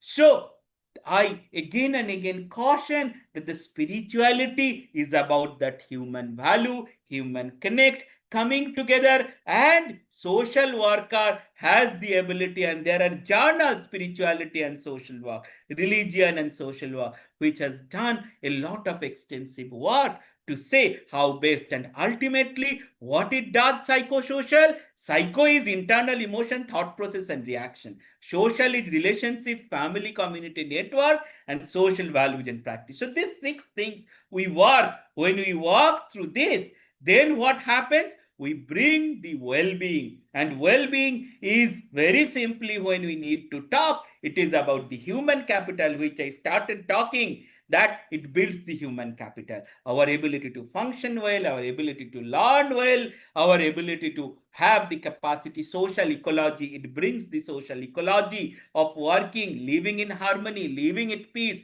connecting with each other, and it promotes the cultural values. So as a social worker, we must remember that this process of taking through of towards higher human value, taking our cultural resources, faith-based, and the positivity of our cultures helps us to work together. And it is not only about religion, it is about the human value. So I'll stop here, and we have around 6 minutes for question, answer, comment, anything you would like. I'll be happy to take it up. So thank you, Bhupendra, and thank you, my chair, Dr. Kanagaraj, for giving me the opportunity, and floor is open for question. Thank you. Yeah, yeah. Please post your questions. Thank you very much, Professor Batra, for your enlightening lecture. Dear participants, you can post your questions. On the basis of that, you can be invited to directly ask also. If more questions are there, we can directly go to the.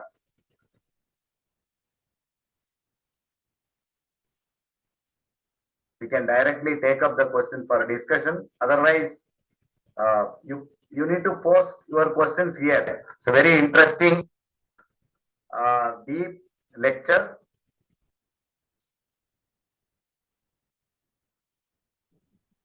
Good morning, sir. This is Pawan Mukherjee from Vellore. I am very enlightened to listen to your message, sir. And I think a very important point that you touched, that healing is not just mental and physical, but it also involves social and spiritual as well. It's not a question, but it's probably a challenge for the healthcare practitioners how to implement this spiritual arena into their medical criteria. I'm not sure how they will do it. Anything, sir? Any thought on that? Thank you. Very important question. See, what happened is that maybe around 3 years ago in West, the APA, American Psychiatric Association, not the Psychology Association, they had called many of the spiritual gurus like Hindu, Muslim, Isai, Saint Tao, all they had called for giving a lecture and for understanding. Why did they do it? Because they're all psychiatrists who believes in pathology, who believes in medicine, but they called and they said very importantly, we need a collaboration with the health, with the spiritual and the religious, this faith-based practices, we need a collaboration. Why? They were asked by these religious people. If you listen the lecture of Swami Sarvapriyananda of Ramakrishna Mission, you will get it.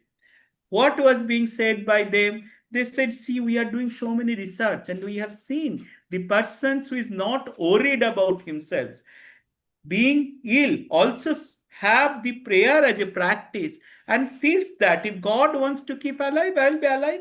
It is fine for me because I am here for God. So that faith has helped them to recover.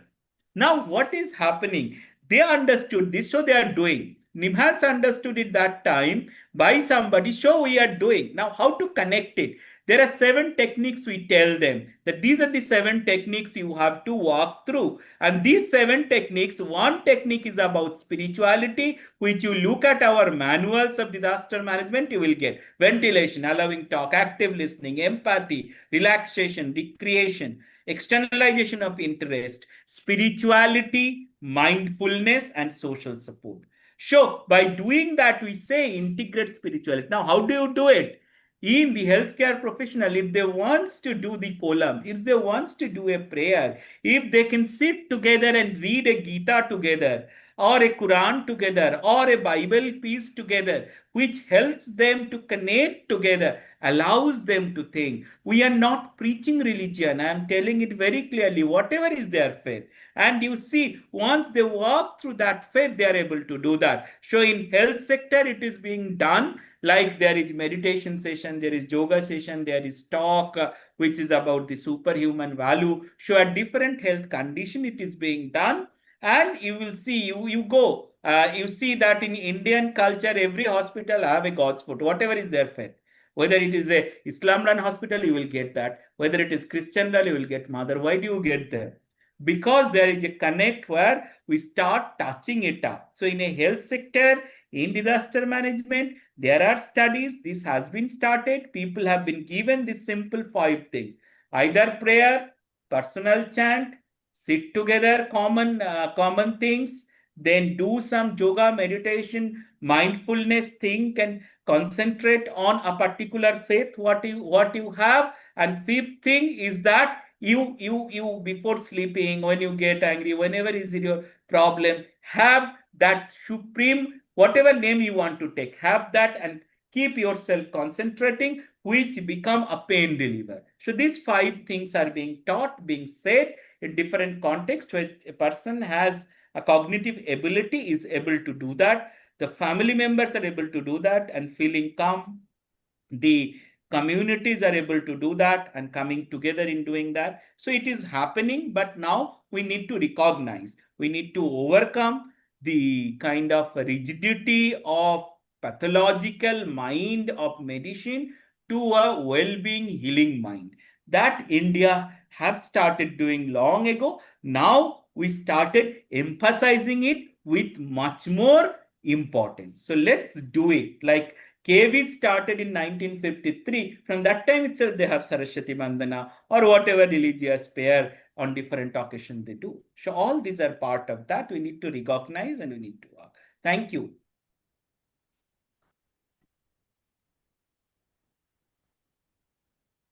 Yes, please.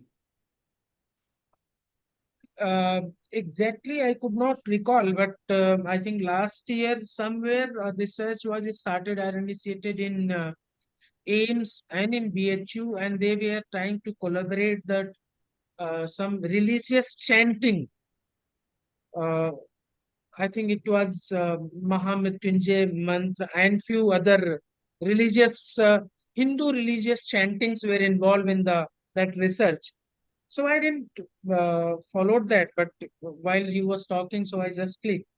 Uh, was there any significant finding or any such kind of results we have to share or talk over here?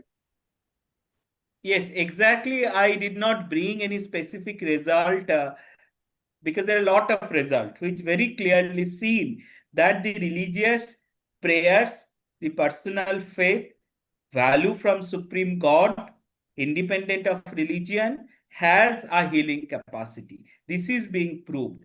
And in that, there are different practice. Like when we say chanting, what chanting does?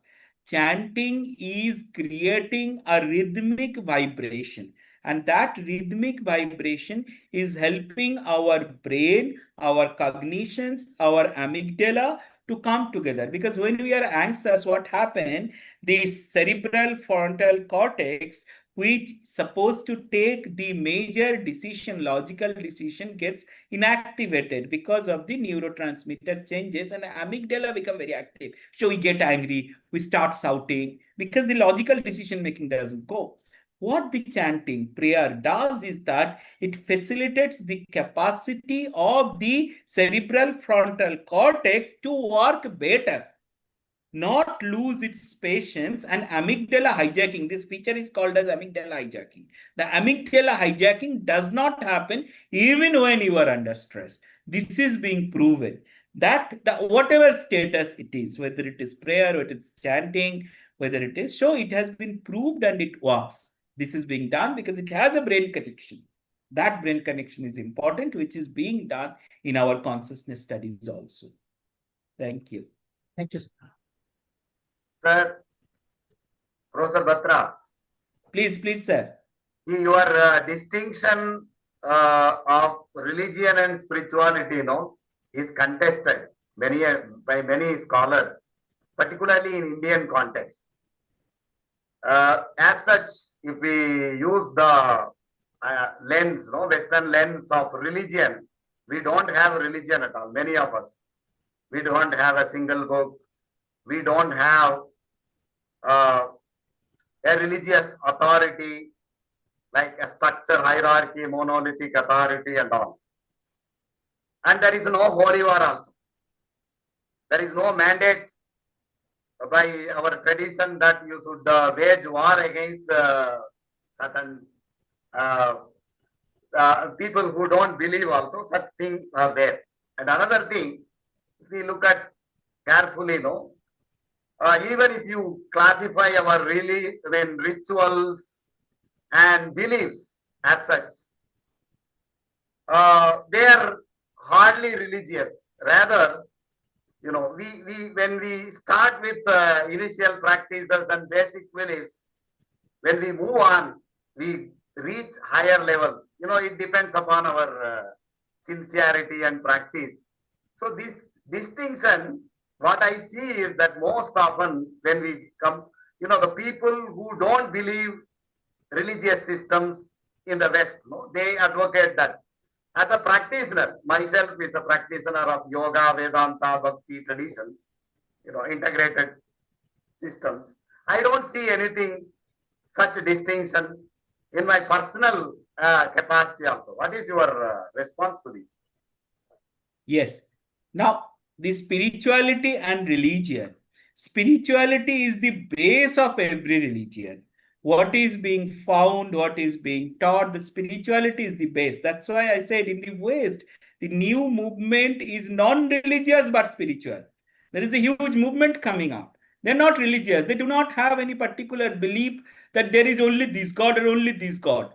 Sure, that's become non-religious but spiritual. So spiritual abilities are defined as the ability to develop the human value, humility towards other, taking care of responsibility and bringing that, which very well given by Ramakrishna Mission or the Ramakrishna Dev himself, that Jatamat Tatamat, as many ways, that many opinion. So whatever opinion you give, the ultimate way, the ultimate goal is same. Like he gave a very nice example. No, there is a pond. Somebody takes and says water. Somebody takes pani. Somebody takes jal. Somebody says niru. So everything is fine. Everything is fine. But ultimately it is water. The same way that the spiritual faith is the base of religion. Now, how do we distinguish? It's depend on what purpose we are doing it. But very important is that value. Now, religion is the way. Religion gives us the way to reach to the spirituality. What you said, like it doesn't happen one day. So people start getting into the religion through the religious practices, through the different rituals of namaz, puja, or whatever, Sunday prayers. All these become the practices, and that practices ultimately, if reaches to the higher goal of self-identity, self-realization, then the values are more inculcated into the persons to take it up for future. But here comes the danger. If the religion become affirm, here I brings the marks.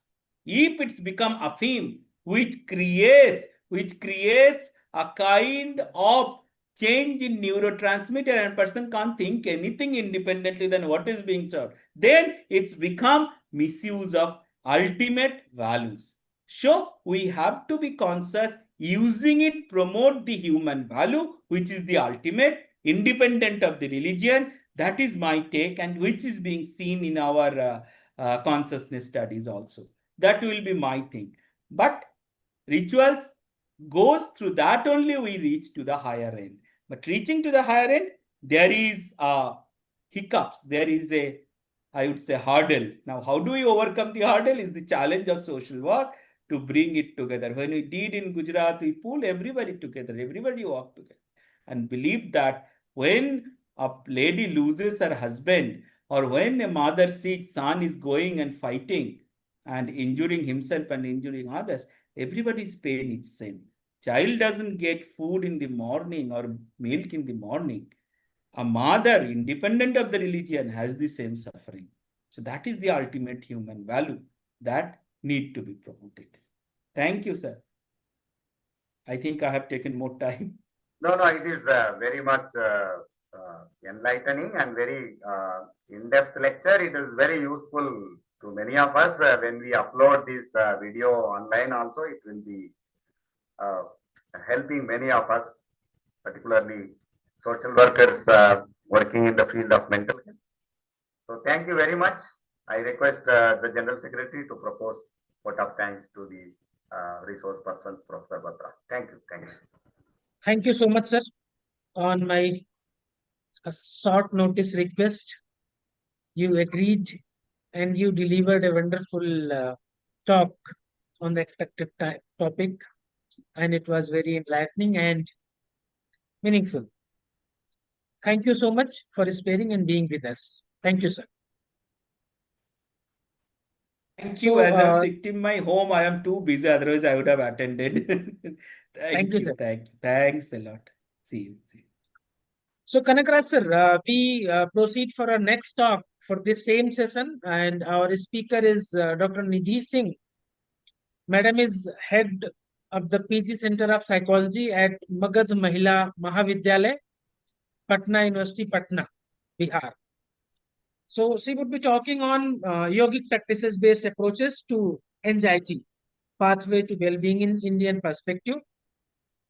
Here, I would like to just mention that ma'am had completed her PhD on the uh, religious cues in the therapeutic intervention. I might not be exactly able to triangulate what was her topic, but yes, I'm damn sure that her expertise in the use of religious cues and the practices in the therapeutic intervention. So I believe that today's session um, requested her to present this talk or cover this would be very useful and meaningful to us. So, Dr. Nidhi, over to you. Thank you, Dr. Bhupendra. I hope I'm audible enough.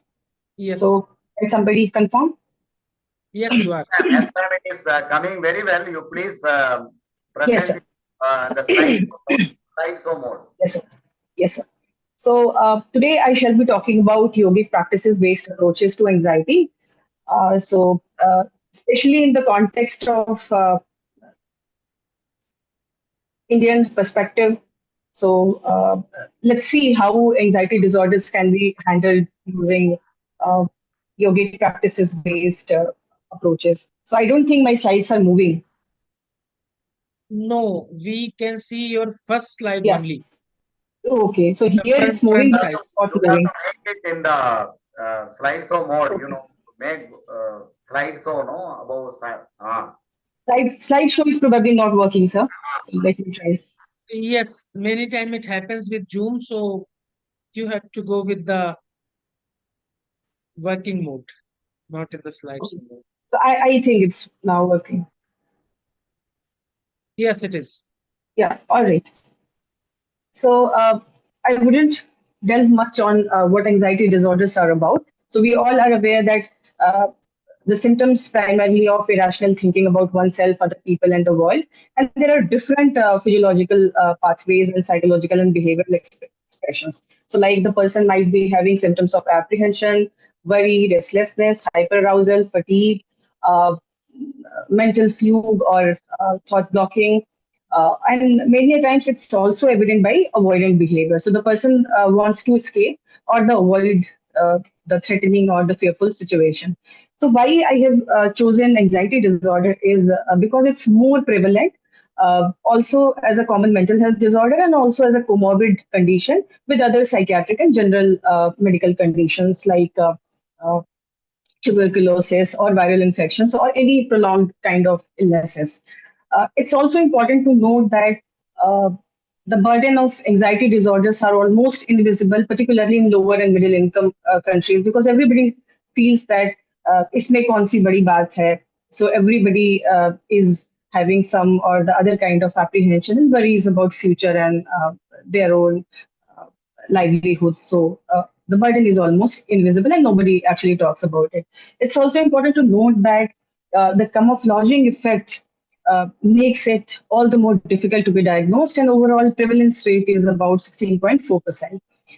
Uh, the very high disease burden, we can say, and also in terms of caregiving burden. So, family members and also the workplace colleagues. So, they often share these burdens because when a person is working in an organization and the person is not being able to contribute due to anxiety, so many a times their job is being given to their other colleagues or the burden is being even the household burden is being shared by other members of the family. That is why the burden is high, but usually it's camouflaged because when the person is not anxious in usual conditions, it appears all right.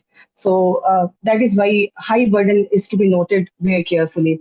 So when we say anxiety disorder, it's usually a lot of other conditions, a lot of subcategories like generalized anxiety disorders, panic disorders, with or agoraphobia, social anxiety disorders, different kind of phobias, specific and non-specific phobias, separation anxiety disorders, uh, and other problems. Uh, basically, whenever we think about the treatment modalities of anxiety disorders, usually people think about the pharmacotherapy, in which usually anxiolytics are given. But when we deeply think about or analyze the anxiolytic medications and their side effects, we can definitely come to know that anxiolytic medications, they are usually associated with issues like tolerance, dependency. A lot of times, the dependency becomes very high in patients. So the person is being treated for anxiety disorders using anxiolytic medicines, and the person becomes dependent on these kind of medicines. When we say other side effects, we mean constipation, dryness in mouth, or stomach upset, or different other kinds of pain and aches and discomfort within the individual. So these kind of situations again put the person into additional challenges to be managed. So the person is definitely being affected by anxiety at one hand, and the person has taken some kind of medicines to get rid of those symptoms, and the person has to again manage these side effects. So it becomes really complicated and really very difficult for the patient. And many a times caregivers are also clueless, and they're also confused that what to do. So to get rid of the symptoms, they have taken medicines, and medicines have caused again a number of side effects. So what to do now? So at times it causes a kind of helplessness and hopelessness that nothing is working for them. So these side effects and these complicated relationship with the medicine has paved the way for CBT as the first line of treatment for all anxiety disorders, no matter what the severity is. And usually in our day-to-day practice, we find that CBT along with pharmacotherapy is the usually chosen line of treatment for the patients. So we uh, also face, particularly if we talk about India, so and other South Asian countries, and so we can always see and we can find out that there are issues of lesser number of qualified mental health professionals, be it psychiatrists or clinical psychologists or psychiatric social workers or counselors or community health workers. So this lesser number of qualified mental health professionals availability, also the treatment cost and the affordability and accessibility to these mental health services makes it all the more difficult for these patients. And so usually either patient do not approach to therapeutic processes, they do not even enter into the processes. And even if they enter, usually there is a long gap or the delay between starting their treatment. So when we can easily imagine, like, so the problem started like maybe it started 10 years back, and while the person is getting the receiving the treatment, has started receiving treatment after many years of experiencing the first symptom in their lives. So this long gap or the delay between initiation of treatment makes the treatment and the disorders very complicated, and this also increases the disease burden in the family, in the patient's life as well. So there is also a need to explore the complementary and alternative approaches to treating anxiety disorders. So usually, generally worldwide, we can see that there is a surge of using herbal medications, nutritional supplements, yoga-based therapies, music-based therapies, mindfulness practices, and meditation-based activities to get rid of anxiety symptoms in patients. So uh, it's also interesting to note that there is, a lot of self-help books and online classes of tele yoga and tele music therapies available for the patients and their caregivers in the comfort of their own homes. So these kind of alternative and complementary approaches have become very accessible to the patient and their caregivers. It's also important to note that in India, where culture, a lot of psychosocial factors, they make the relationship between any kind of disorder and the person I mean, a lot more complex than we usually imagine. So the cultural sensitive and socially accepted and socially relevant and clinically affordable treatment modalities are very important. So gradually there is a shift to find out and to test these type of culturally sensitive and socially acceptable, easily acceptable treatment mechanisms for the patients and their caregivers. So yoga-based interventions have followed in our country since time immemorial. We all have been knowing about Acharya Chanak, who is the father of medicine and Ayurveda, who called it Manas Vikar, or the Chit Udveg, which is the restlessness of mind, or in Yoga Vasisht, which is the dialogue between Raja Janak and between Ram and Vasisht, his guru Vasisht, about the mental calmness and how the peace of mind can be achieved when Rama suffered. Very few people know about that Lord Rama suffered depression, and he also kind of had shown the suicidal ideation. So his guru, Yogi Vasisht, did a very unique kind of mental intervention for him, which has been systematically written in Yoga Vasishtha. We all have been knowing and discussing about Bhagavad Gita, particularly in the last decade of this century, that Bhagavad Gita is a therapeutic book, and it's basically a counseling guide which is between Krishna and Arjuna. And it also talks about samatvam yogi uchyate, which is the balanced state of mind and the body.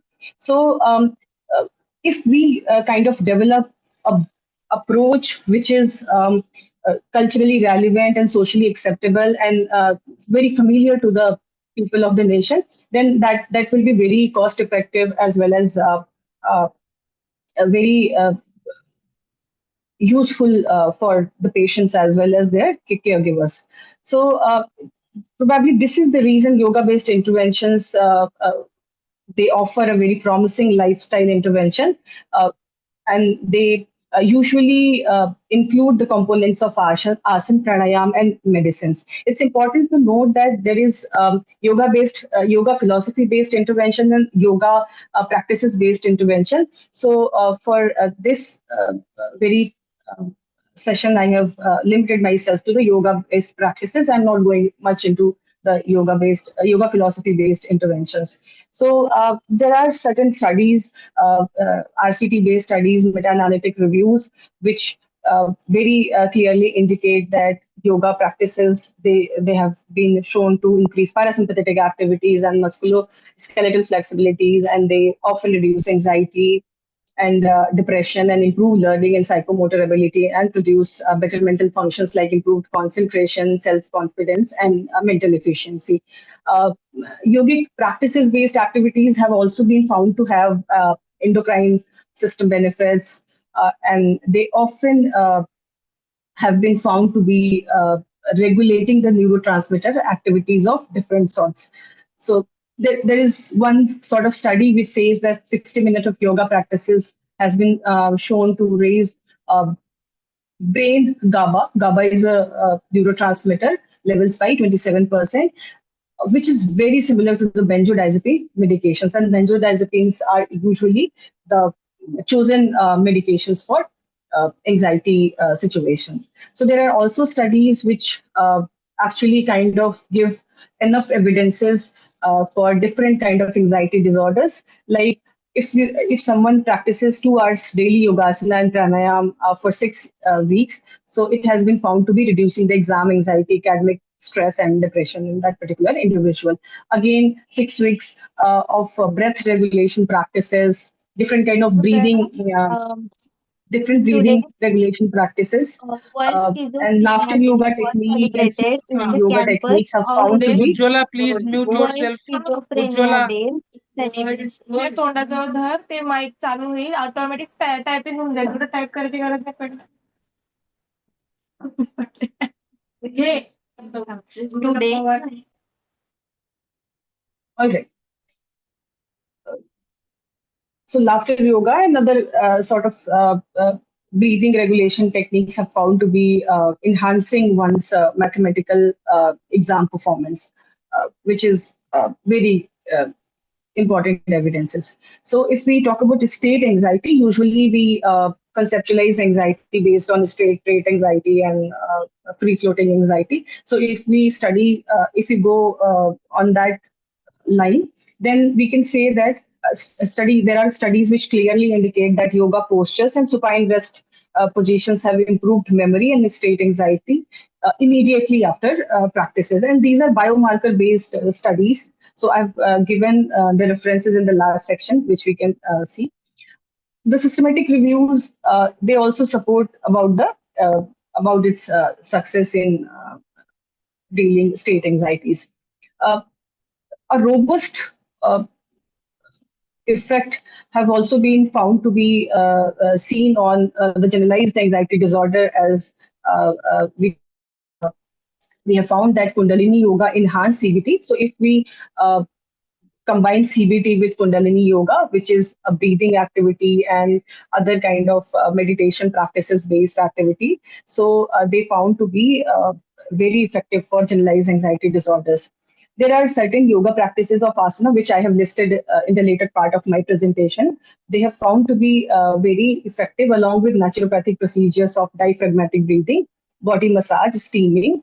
After 21 days of practicing, it has found to be improving the scores on GAD issues. So the efficacy and tolerability of Sudarshan Kriya Yoga. Sudarshan Kriya Yoga is again the Kriya, and Kriya is basically the activity, and Sudarshan Kriya is basically the breathing exercises and certain asana-based yoga. So they have also been found to be effective on OPD basis. So it's not that one has to be in the IPD basis to practice these kind of yogic practices. So on OPD basis, we can also demonstrate our patients and their caregivers, and we can ask them to follow at home. So it's very easy to demonstrate and very easy to be followed. So usually patients follow them. So again, if we talk about mindfulness-based stress reduction and mindfulness-based cognitive therapy and mind-sound resonance techniques, they have also been found to be very effective for generalized anxiety disorders. For panic disorders, Hatha Yoga, basically the body posture-based activities like asanas, along with pranayam and relaxation like yoga nidra, meditation and mindfulness practices. So 50 minutes twice weekly for 2 months have found to be effective for panic disorders.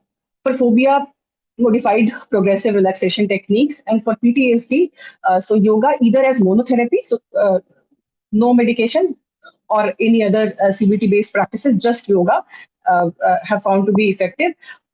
It has also been found to be effective along with CBT. So Kripalu Yoga, Hatha Yoga, Sudarshan Kriya Yoga, and meditation practices have been found to be effective for PTSD. So usually stretching postures, physical postures, regulated breathing, yoga based guided relaxation activity have been found to be effective on military veterans and tsunami survivors in Andaman Island. So basically, whatever studies that I am presenting here have been done on Nimhan's integrative medicine centers, and that too on Indian population. So there is no issue of generalizability if we talk about Indian populations. So RCT studies among survivors of Bihar flood for 1 hour daily yoga practices for 1 week have been found to be effective for PTSD symptoms. So for this, for PTSD, usually Shitali-karan Vyayam, asanas, pranayam, and Shavasana-based guided relaxation have been found to be most useful. So yoga is found to be reducing sadness and prevent anxiety. This has been proven. If we talk about the neurobiology, how the yoga-based practices, they intervene neurology. You can see on the screen, like, so basically it usually processes neurotransmitters. So like we can see the enhancement of GABA, increase in oxytocin level.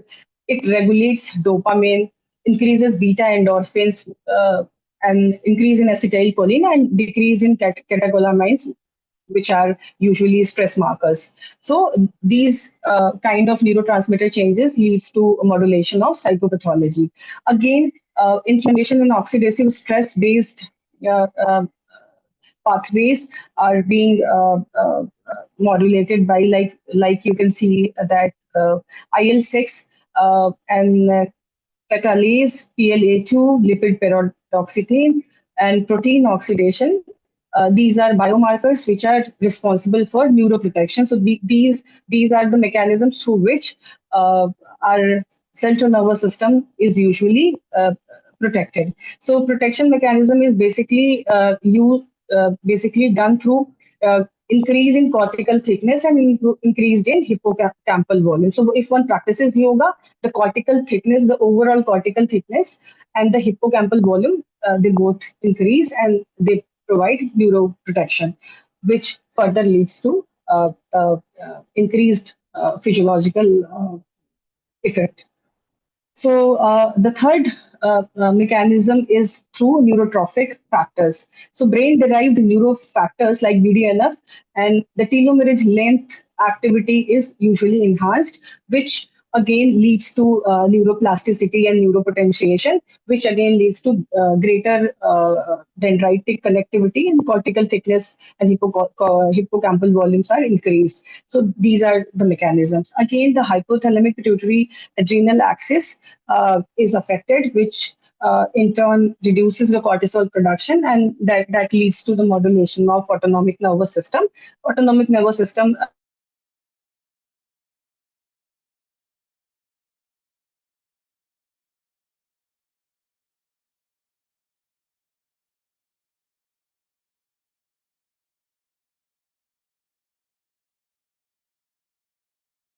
So if we, since a lot of anxiety disorder symptoms are usually mediated and moderated by breath regulation activities and breathing activities and pranayama. So here you can see on the screen, like, so when somebody meditates on regular basis, so that increases the vagal nerve stimulation. So vagal nerve stimulation is basically that again activates the parasympathetic nervous system, which gives the calming and soothing impact on a person's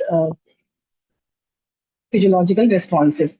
So when the person is in angry mode or in fearful mode, the sympathetic dominance gets increased, which gives the all the more exaggerated responses of anger and fear. While when the person meditates and the vagal dominance is increased through diaphragmatic breathing or Sudarshan Kriya Yoga or any kind of breath-based activities. So it has vagal nerve stimulation, which leads to parasympathetic activity.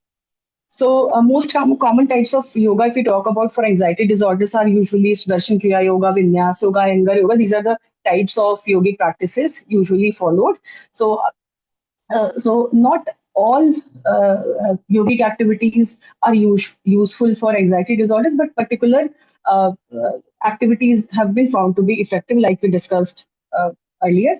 So for Iyengar yoga, usually Ujjayi pranayam, it's a slow breathing activity, has been found to be very effective. And Bhastrika pranayam, which is a rapid breathing activity, has also been found to be very regulating kind of activity for nervous system, for which again stimulates the balance of dopaminergic pathways. So cyclical breathing of 20 to 80 cycles per minute is has also found to be effective. So there has to be a balance between slow and the fast cyclic breathing pattern, which that is why it has been called as kriya. Kriya is basically activation kind of thing. So if we need to summarize what kind of yogic practices based interventions have been found to be effective for anxiety disorders, so we can club it like yogasanas. But pranayam and breath awareness. In yogasana, usually the bhujangasana and sarvangasana. Pranayam and breath awareness, so deep breathing, particularly left nostril breathing, has found to be activating the parasympathetic nervous system, giving the calming and soothing effect on the body. Nadi Shuddhi, uh, Brahmari pranayam, Sitali and Sheetkari pranayam. Basically, Sheetali and Sheetkari are they provide cooling impact on the overall body and the nervous system, and they have been found to be soothing the hyperarousal and hyperventilation syndrome and anxiety, core anxiety symptoms. So relaxation techniques like Shighra Vishranti Kriya. Shighra Vishranti Kriya is a rapid relaxation technique. Whenever we say kriya is very fast kind of activity. Yoga nidra, we all are aware that yoga nidra and shavasana have been found to be very relaxing. Also, Om chanting. In the previous lecture, we were discussing about Om chanting. So usually, A is activating while the Ma is relaxing. So, but if we do A, U, Ma, like we pronounce Om. Om is basically comprised of A, U, and Ma sounds. So if we do it in a balanced way, like uh, A for certain duration, like 20 seconds, then U for 40 seconds, and then Ma for like just double of the sound. So it will give the balancing kind of impact on the body. So if we want to get the relaxing effect more on our body, then we need to enhance the ma sound. And if we want to activate the body system, then we can go for more chanting or uh, related kind of mantra chanting, which are basically our dominant chantings. So mindfulness based activities based on yogic philosophy, which in any way I'm not going to touch upon today, have also been found to be effective. So like just we can note it down like happiness analysis. So what are the core reasons and features of one's own happiness is Ananda Mimamsa. Atma Pariksha is the analysis of self, how we are examining oneself. Self reflection and the state of consciousness is basically Pratipaksha Bhavan, derived from Mandukya and Mundokopanishad. Self empowerment through the sense of non doership. Non doership again from Ashtanga Yoga. And the Panchakosha based analysis from Taittiriya Upanishad. So we all are aware about Panchakosha theory, which says that we are our personality is based on layers, and these layers, every layer is designated for different kind of activities. So like there is Annamaya Kosha, Pranamaya Kosha, Manomaya Kosha, Anandamaya Kosha, and Vijnanamaya Kosha. So these kind of analysis have been given for yoga philosophy base. So usually if we want to integrate yoga, so we can like put it like four different quarters we can make. So either through meditation, through postures, through breath control, or through ethics. So like the principles and main philosophy of yoga. So if we integrate it, that activates the higher level brain networks, and which again reduces the stress. Posture and breath control have been found to be related to lower level of brain networks, but in any way that also has a regulating effect on stress, and that gives us the soothing effect on the nervous system. So uh, irrespective of age, be it child or the geriatric population or the adult population, so yoga practices can be easily learned and practiced in home setup, school setup, in office setup, different kind of setups. So and mostly yoga practices are usually performed in group and individual. So group and individual both setups, it can be performed. That is why it's very much suitable for our collectivistic society, and for school setup, and for family setup, and for societal setup. Again, enhancing the social connectivity and interconnectedness. So if the person is individualistic or the collectivistic, if the society is individualistic, irrespective of that, whether it's children or the geriatric population or the adult population, male or female, it's applicable to everyone. That is why the yoga-based therapies are very wonderful solution to therapeutic intervention. So, like you can see on the screen that I have tried to categorize the main impact of yoga-based therapies. So, basically, mindfulness, awareness, physical fitness is always there. Compassion to others. Because when you practice yoga-based activities, usually they call for a greater amount of lifestyle modifications, which help us in regulating our body and mind and plan things in harmony with our nature and society. So, because with yoga, usually guna-based conception, which is in the yoga philosophy-based exercises, like, so for body, if you are talking about kapha, vata, pitta, so for mind, you are talking about trigunas, like sattva, rajas, and tamas. So basically, these are harmonized through body, mind, food practices, lifestyle choices, so these kind of things. But if we talk about some of the limitations of yoga-based studies, so if we say that these are evidence-based studies, there is also need for studies which are based on large sample sizes, because all the studies that have been done uh, are usually small sample size studies, and individuals with physical disabilities may have difficulty in practicing certain styles of yoga. So for them, we can customize such kind of activities which are doable by easily doable by them. So that is why yoga practices based therapies call for tailor-made approaches. Uh, Again, these studies lack in specificity regarding yoga performed, the type of yoga performed, lack of randomization. Again, the population is usually heterogeneous, and the severity of illnesses are varying, and the treatment duration that is also not the same. That is why they have very limited generalizability. Again, there are no definitive safety data. So when we say safety data, so we there would be situation in which a particular kind of yoga should be done or should not be done. So like in hypertension, be done. Like in hypertension, certain activities wouldn't be done. So these are certain things which need to be explored in great detail.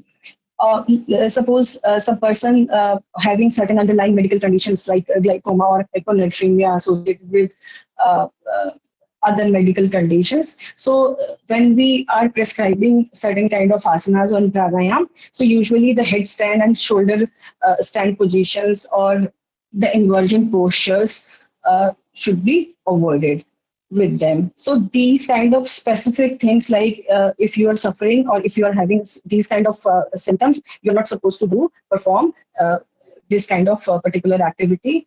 Certain studies and certain data are still not available. So there are certain do's and don'ts of practical sessions if you are going for yogic practices based session. So prior to session, we need to get the patient's history of clinical and medical conditions, like the person is suffering from hypertension, hypotension, or other kind of illnesses. We also need to provide them psychoeducation about yoga and anxiety disorders in detail. We shouldn't be asking them to stop any kind of medication which they are undergoing. We should also set the clear expectations and professional boundary, because if you are performing yoga and making them learn it, that doesn't mean that we need to stretch the professional boundaries, etc. So during session, we need to tell them clearly about mind-body relationship. So initially, for anxious people, one-on-one session have been found to be very effective, and later they can be switched to group sessions. So for anxiety disorders, usually the focus is more on practices which bring relaxation or which have a relaxing kind of influence on the patient is done.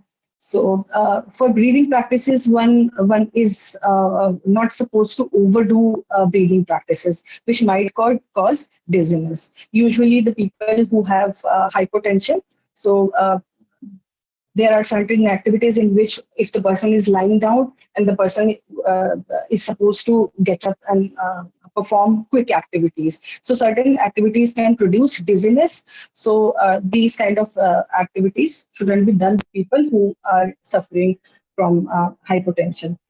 Again, for anxiety, for certain people, anticipatory anxiety can be very high. So we need to hand over the schedule prior to the session, so that they can be mentally prepared and they can familiarize themselves with the schedule. So if you are a yoga therapist, or if you are a counselor or mental health professional who is suggesting or making the client perform yogic activities, then we need to be very prepared for anxiety attacks or panic attacks during the sessions. So it can initially, particularly in initial few sessions, we may find certain clients who can be having panic attacks or anxiety attacks. So after the sessions, so there are certain things which need to be in our mind. Like we need to plan the termination and follow-up sessions in advance. We must clarify all the doubts related to practices so that they can perform it well even after termination of the therapy. We need to explain the therapeutic benefit of doing yoga on regular basis, and we shall encourage them to see yoga as a lifestyle, not just one-time prescriptive activities. So these are the select references that I have used. These are about those studies. These are certain mental health helpline numbers, because since we are talking about some diagnostic categories, we must also tell our patients and their family members. So in the need of any kind of emergency situation or some suicidal intent or ideation, these are some of the 24/7 helpline numbers which we must be giving to all our clients irrespective of their conditions. So so this was all about my today's presentation. Thank you for your time and attention. So now we can go for question answer. Very. I'm sorry, I had to rush. Actually, I have another session, so I had to rush it through. Thank you very much, madam, for your very interesting, enlightening, and evidence-based presentation, which is the need of the hour today in our country's context. So thank you very much. Any questions are there in the chat box? Hi, good morning, ma'am. Please. Hey, hi. Hi, I'm Chetan Sharma, ma'am, PSW from AIMS Rishikesh. Ma'am, thank you for this comprehensive presentation. And you have already mentioned about the like in which physical conditions like we need to avoid the yogic practices, and it can also cause the dizziness. Ma'am, are there any known or researched harmful effects of the yoga as well during the mental health disorders? Yeah. So if you do not, usually there are conditions like mixed anxiety depression disorder, or maybe there are situations like I told in the beginning that there would be certain physical condition or general medical condition and other psychiatric disorders in which anxiety can be a comorbid situation. So whenever we need to analyze the comorbidity very carefully. So like if the person is suffering from schizophrenia or any psychotic condition or depression, then we need to avoid meditation-based practices. But not all meditation-based practices. The only such type of meditation-based practices in which the person has to sit idle without doing nothing, without doing anything for longer duration of time. One, second, anything that requires to close the eyes. So if I'm closing the eyes, I'm going inward. So in depression, in any way, the central nervous system is depressed. The activity is very low, in which we need to activate the system. So for that, we need to do activating system like Kapal Bhati. So that would be very good for those kind of activity, but not for psychotic condition, not for depressing conditions. So again, for depression, like for anxiety, I prescribed left nostril breathing. So like this is my left nostril. So I am closing the right nostril and I'm like kind of breathing deeply and then inhaling, holding or exhaling or inhaling or exhaling. There can be 100 types of breathing activities irrespective of that. So if left nostril breathing I'm doing, right is closed. This is cooling. This will provide cooling impact or calming impact to my nervous system. But for depression, we need to activate for that the Surya pranayam from right nostril breathing would be prescribed. But if we switch it, like if we are doing right nostril breathing for anxiety disorders, it would be good. So, and for hypotension, I told like any position which requires if uh, I'm lying down, so I need to get up for certain postures. For that kind of situation, if the person is hypotensive, when the person is hypertensive, like blood pressure is high, usually we avoid doing activities in which the hands or shoulders are moving beyond the ears. So that would again arouse the blood pressure. So and again create dizziness in the person, and the person might fall in the session, and maybe the person would break bones or something. So usually that kind of postures are usually avoided. So if you're interested, I can share other resources with Dr. Bhupen, which can be shared with the groups. In so that would be, I think, very useful and Yeah. time saving. Thank you so much for your kind explanation. Thank you, ma'am. Thank you. Any questions further? No, sir, not in box. Yeah, no box. Actually, madam, I have my own samsaya, actually. Sanshaya. Yes. It's good. It's good to have. It's good to have Sanshaya, sir. Yes. Samsaya leads to jijnasa, actually. Ji.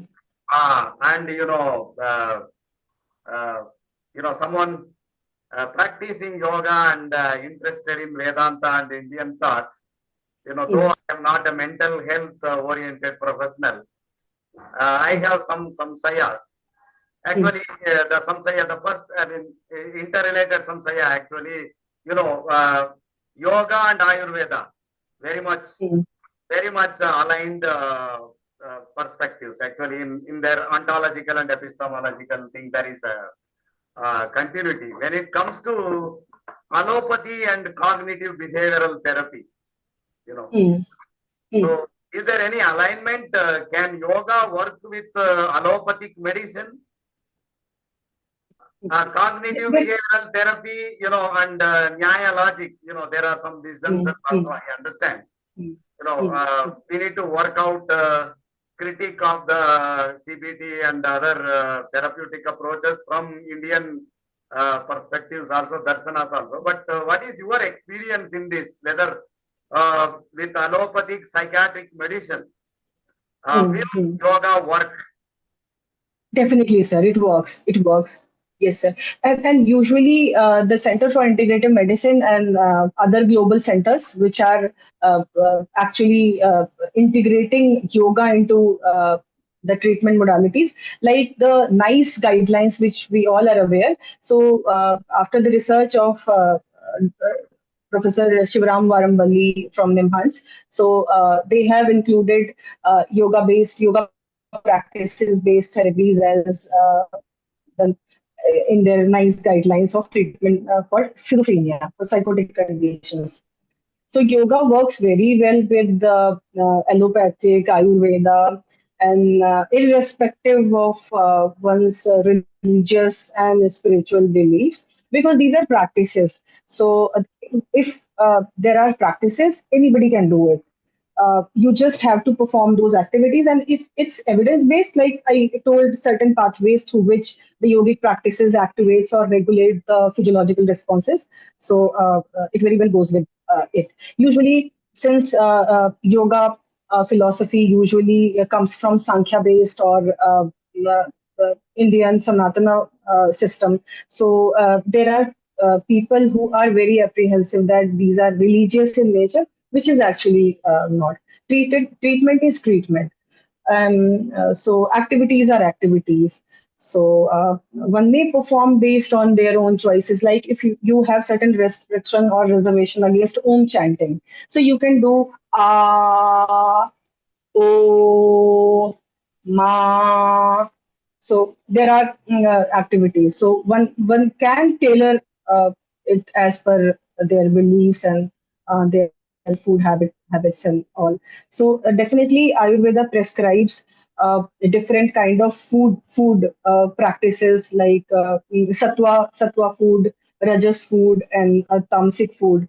So there would be conditions which would uh, uh, I mean, would go very well with sattvic kind of food. So, like somebody is very angry, so the person's tamasic nature is high.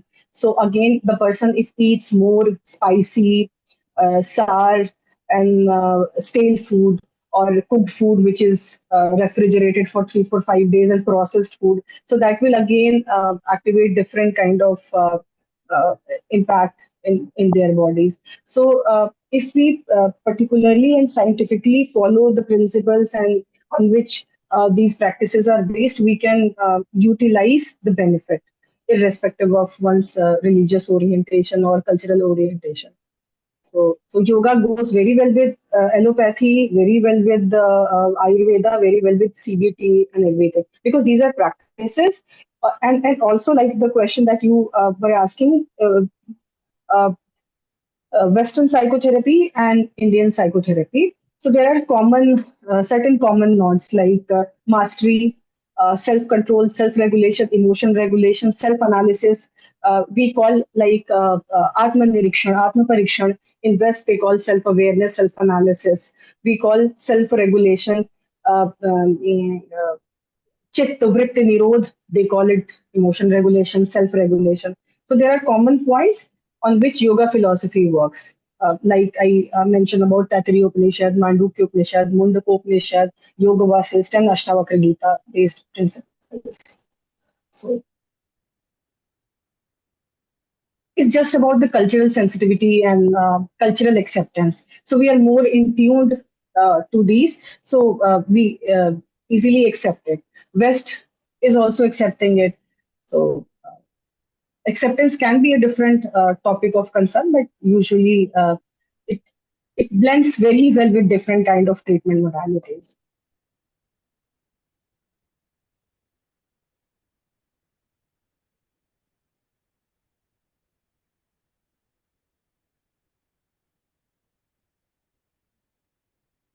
So I think that technical challenge came in the picture, and Kanakraj sir lost connection with us.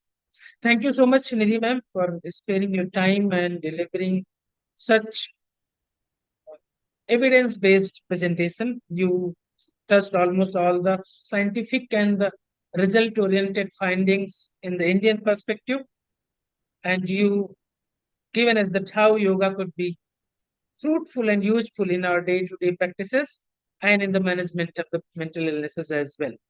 Thank you so much for being with us Thank you. and Thank you joining for the us. Thank you so opportunity. much.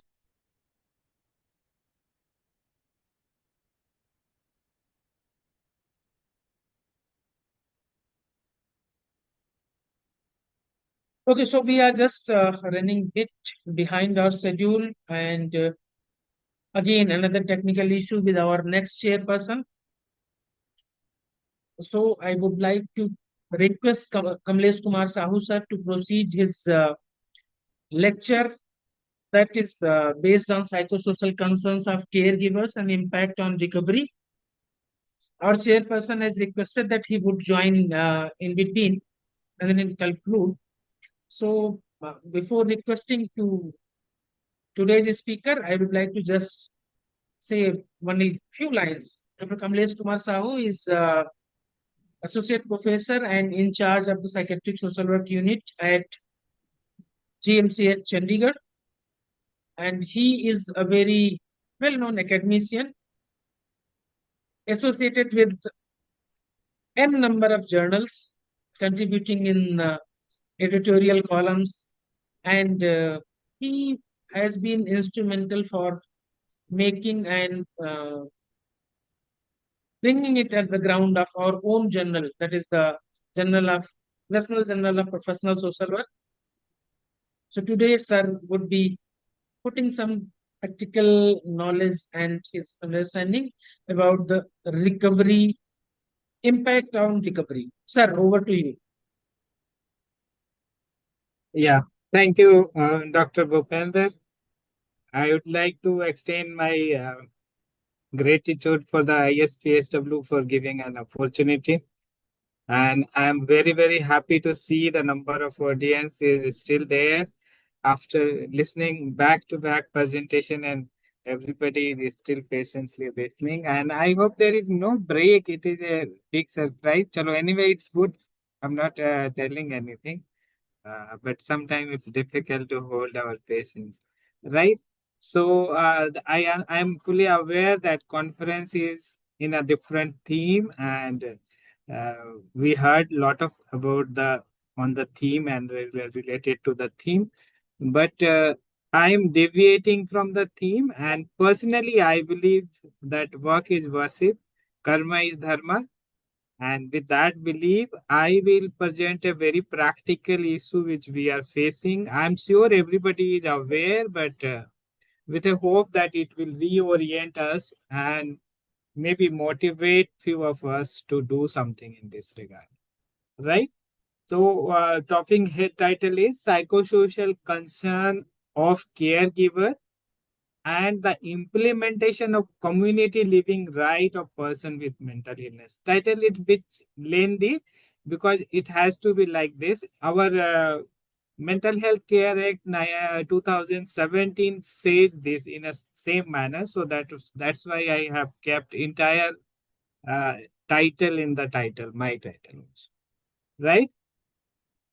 So let's start with the topic. If I'm not audible or any technical glitch, please do me remind. Otherwise, it's difficult to understand in presentation mode whether it is running or not running. I'm audible or not audible. Right? Am I audible, I think? Yes, yes. Yeah.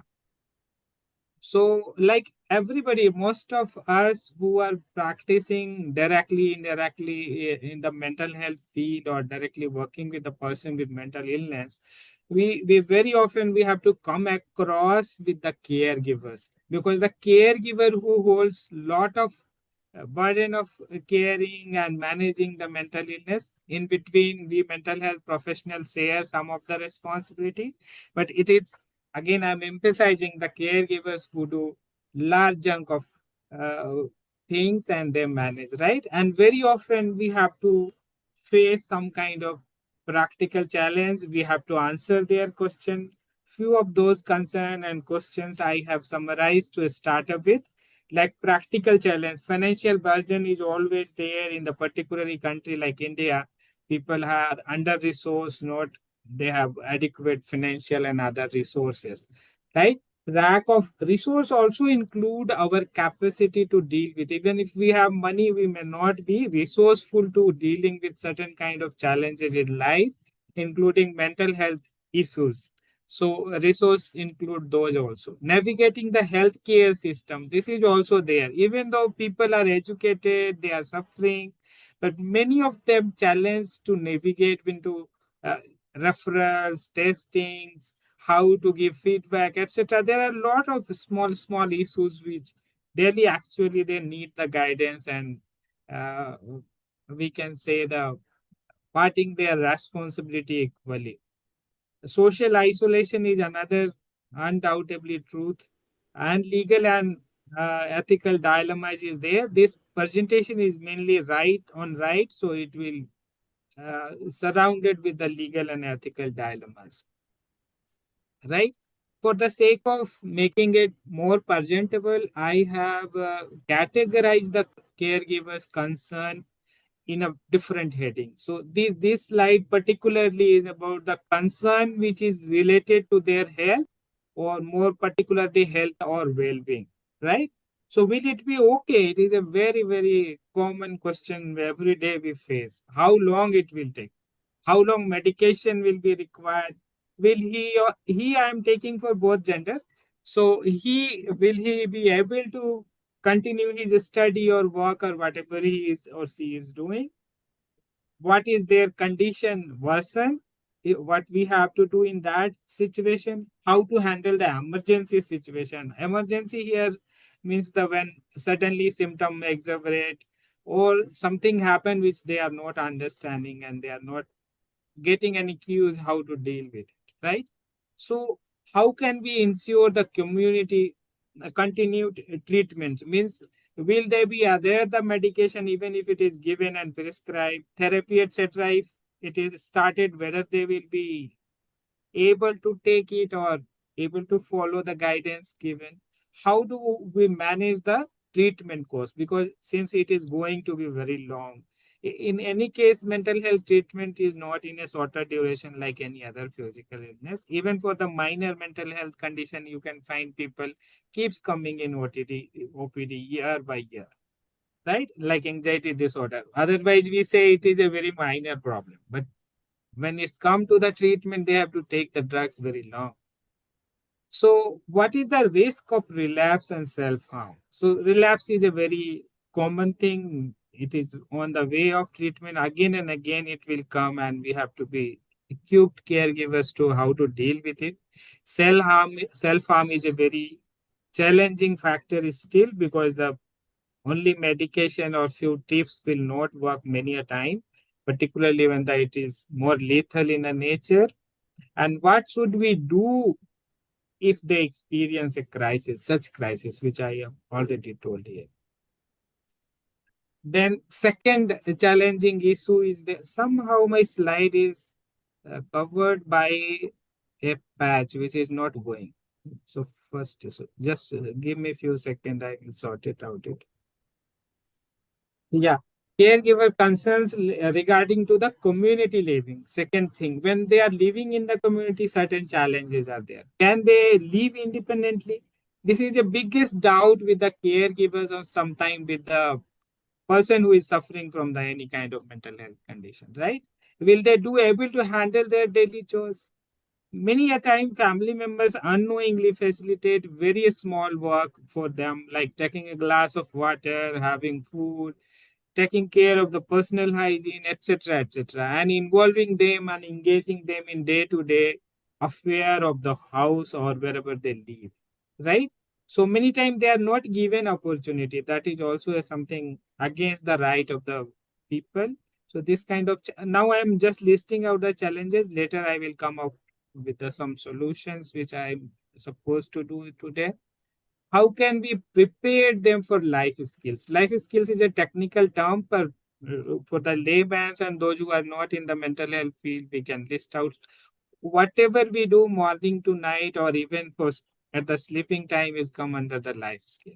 Like money management, very common. We can traveling, uh, initiating a communication, taking a phone call, etc., etc., right? And going to the higher degree of uh, activities.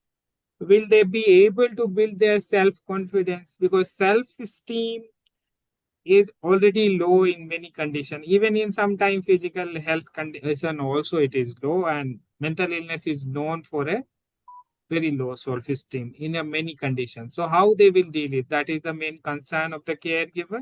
What about their education and career? What they were doing, they are supposed to start, but in between illness came and that is on hold.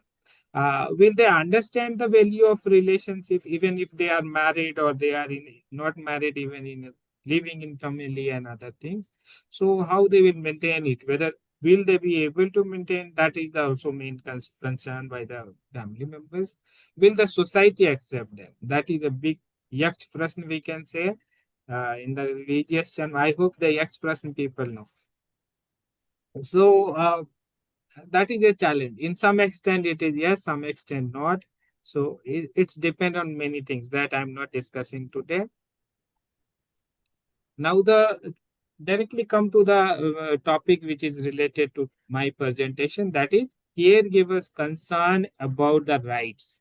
So will they able to marry? That is a very famous and very common question we have to face, particularly when the person with mental illness is in that particular age, early adults or adults. which is supposed to be married. If the Indian system, marriage is very compulsory. You do or die, whatever you have to marry, right? So marriage is a big question. Right? And when people marry, they try to find the Pari and otherwise Rajkumar, and which is actually nowhere exist, I believe personally. So that is the problem is there, because even though some problem is there, practically we can say people can live in married life. They can do whatever obligation and duties are there in the married life. But people generally think if somebody has something including mental illness, they can't. So that is also a concern. Can they have children? The next question. Even if they marry, whether they are supposed to children, and how they will raise the children, that is the next question. Will they have share on property? This is the concern of not the parents majority of the time, but other family member. Now they become ill, so whether it's still their right on the property and sharing in the property is intact or not. That is a concern. Many times their illness is used to deprive them from their share, adequate share, right? So can they manage the financial responsibility? Like money management itself is a problem in many conditions. So how they will manage the bigger amount of money in like property, etc. So that is also there. And what about the legal issue? If something arises in a legal area, whether their evidence, their wills, their opinions matter, they are able to give. So all these questions are very frequent and we do face when we are working with the caregivers, right? And the one more very, very big questions we have to face, particularly when we are working with a person who has a long-standing mental health condition. Like what after us? What will happen when we'll die? Because parents and caregivers think if I will go after some time, but this person will live longer than us, then what after us, right? Or maybe they have to relocate or something like that. In that case also, who will take care of it? That is a very, very big question. And how can we manage our own stress by caring and giving lot of support and care? Many times caregivers also face lot of stress, and beyond the stress, they have also sometimes minor and major mental illnesses, right? We have to remember that the family members also from the same family, and they are also sharing the same gene. So they are equally prone to get the mental illness if it is a coming from their gene, or even if it is coming from the environment, they also live in the same environment. So in both cases, the caregivers may get the some kind of illness as well during the care or before the care also.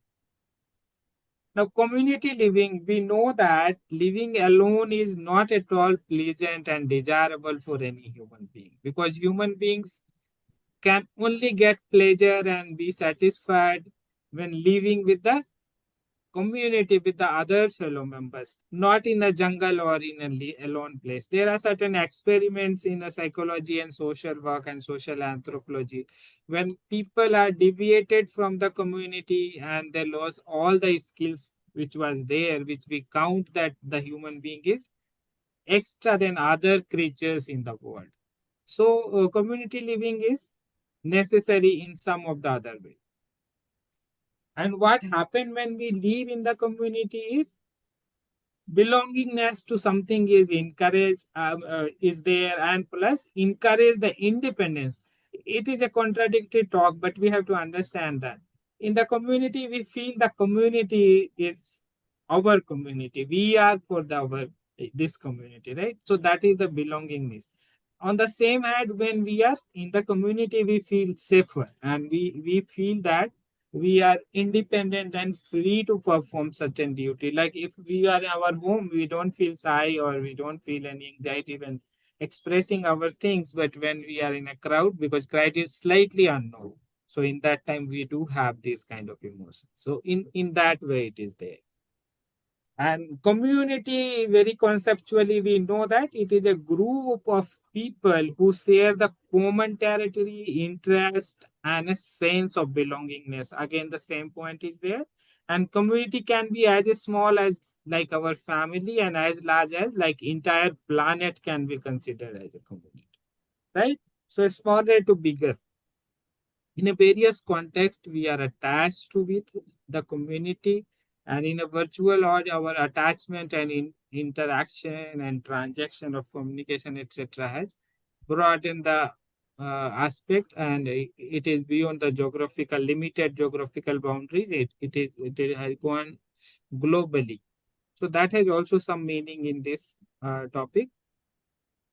And there are certain communities that which is more related to today's presentation is deliberately created community, which is not natural like our family or our village or our neighborhood, but we collected 20 people, 30 people, and we created a community. And that is also serving a same purpose like community living, particularly for the disabled and person with mental illness in some cases, so that they can be able to integrate themselves in the more larger community. And to count the few key points in community living is inclusiveness, support system, access of rights are there because fellow community members are ensuring not their own right, but they are also supposed to ensure the rights of the person with disability and other kind of problem. Independence and interdependence, which I was talking in the previous slide, and social connections. So these are the key features. I'm not reading entire slides. Is there in the community living. That is why it is required, and that is why it is pleasantful for us. The right, everybody knows this right, that right. But if you see the textbook, there will be slight different wording than what we call the rights. So let's see what is the right. So rights are the entitlements which we are supposed to get, right? Claims that we make that people or group can make to other or state. Most of the claims we make on the state, and some of the claims we make with the fellow family members, fellow community members, etc., etc. There are so many other related things, something called basic human rights, etc., etc. We are not going to discuss human rights in a very comprehensive manner. But when it's come to the rights of person with mental illness or any other disability or any other kind of some certain particular kind of conditions, including women, etc., many a time people are deprived from their right, even from the basic human rights, right? Basic human right is supposed to with everybody, which is given by even CRPT and other convention internationally. We cannot even deprive people from those rights, supposed to be. But generally they are deprived, making an excuse that you have this condition, you are mentally ill, blah, blah, blah. So that is the point, whether we can do that, and if not, how we can ensure. There is two questions. We should not deprive, and somebody is getting deprived, how we can ensure these rights to the person with mental illness. Right. So in between, there are a lot of history, geography is there. We know all these happenings. And finally, we have in our hand Mental Health Care Act 2017, because there are a lot of issues and reporting of human right and right violation with person with mental illness. So this act has exclusively one chapter, that is right of person with mental illness. It's not like that before this act, these rights were not there and they are not supposed to be. The rights are there wherever it was with all other members. They were also have the same right. But since people were depriving, this act has reasserted that these rights are with the community people. So I'm not again going to read it out. These acts are everywhere in the online. People can go through. And one of the right in 19 number says right of the community living, right? So community living we talked or we have seen in the couple of last slides. So this I'm going to talk few things exclusively on the right of community living. So chapter 5 says the community living of mental illness is what is there. It is line by line. It is here in my slide. So every person with mental illness shall have a right to live, to be part or not to be segregated from the society. Right? So there was a practice when mentally ill people were, for the name of treatment or for the name of the society, safety of the society, etc., excuses, they were put it in the big behind the big walls of the mental asylums. That time it was asylum also called, and they were never able to come out from those boundaries, and they were deprived. Right? Even if they are in the family, we can find in our still in our remote and village areas, even in the urban areas also, they will roam around the cities in a very pathetic conditions, and family members think and they execute also, not only think that they are ill and they are not supposed to get their share in the property and the other rights which they are supposed to avail like other people, and they will be deprived, right?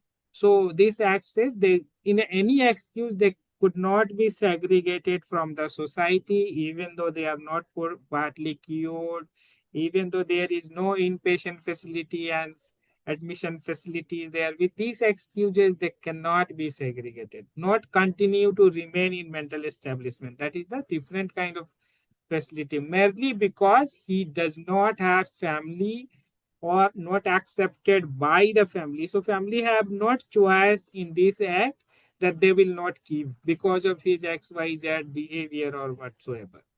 And is homeless.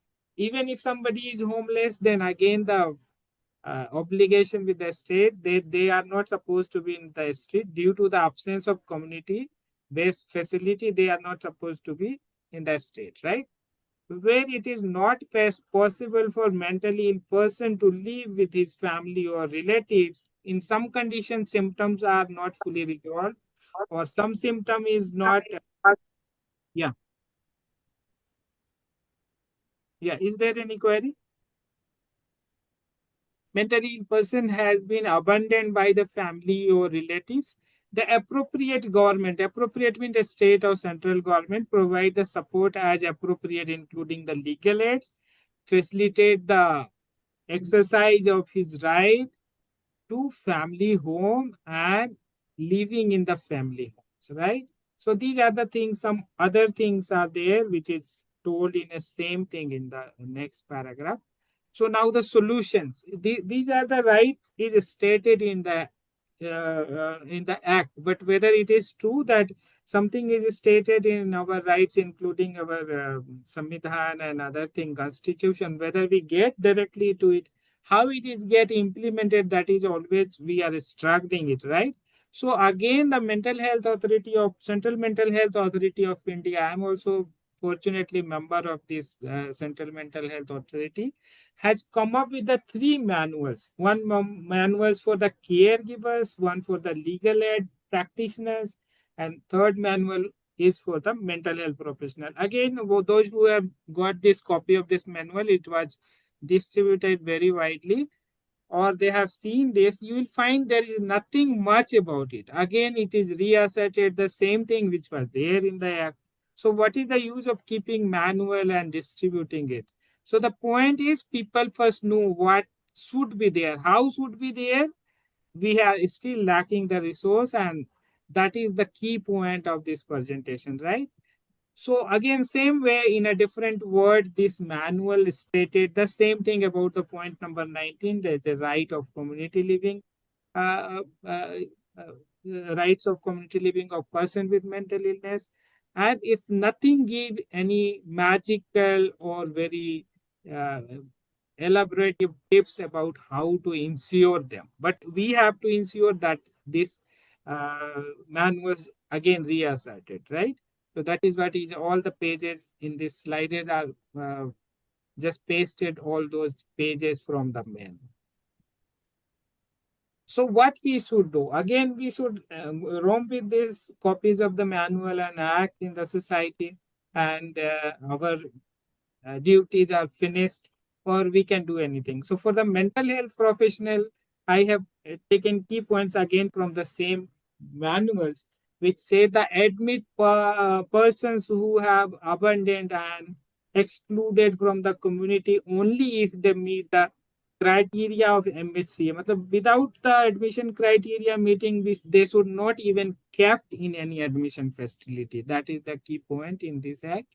And if the person does not meet the criteria, then they cannot be admitted even if they are homeless or unable to live in their family. Then where they will live?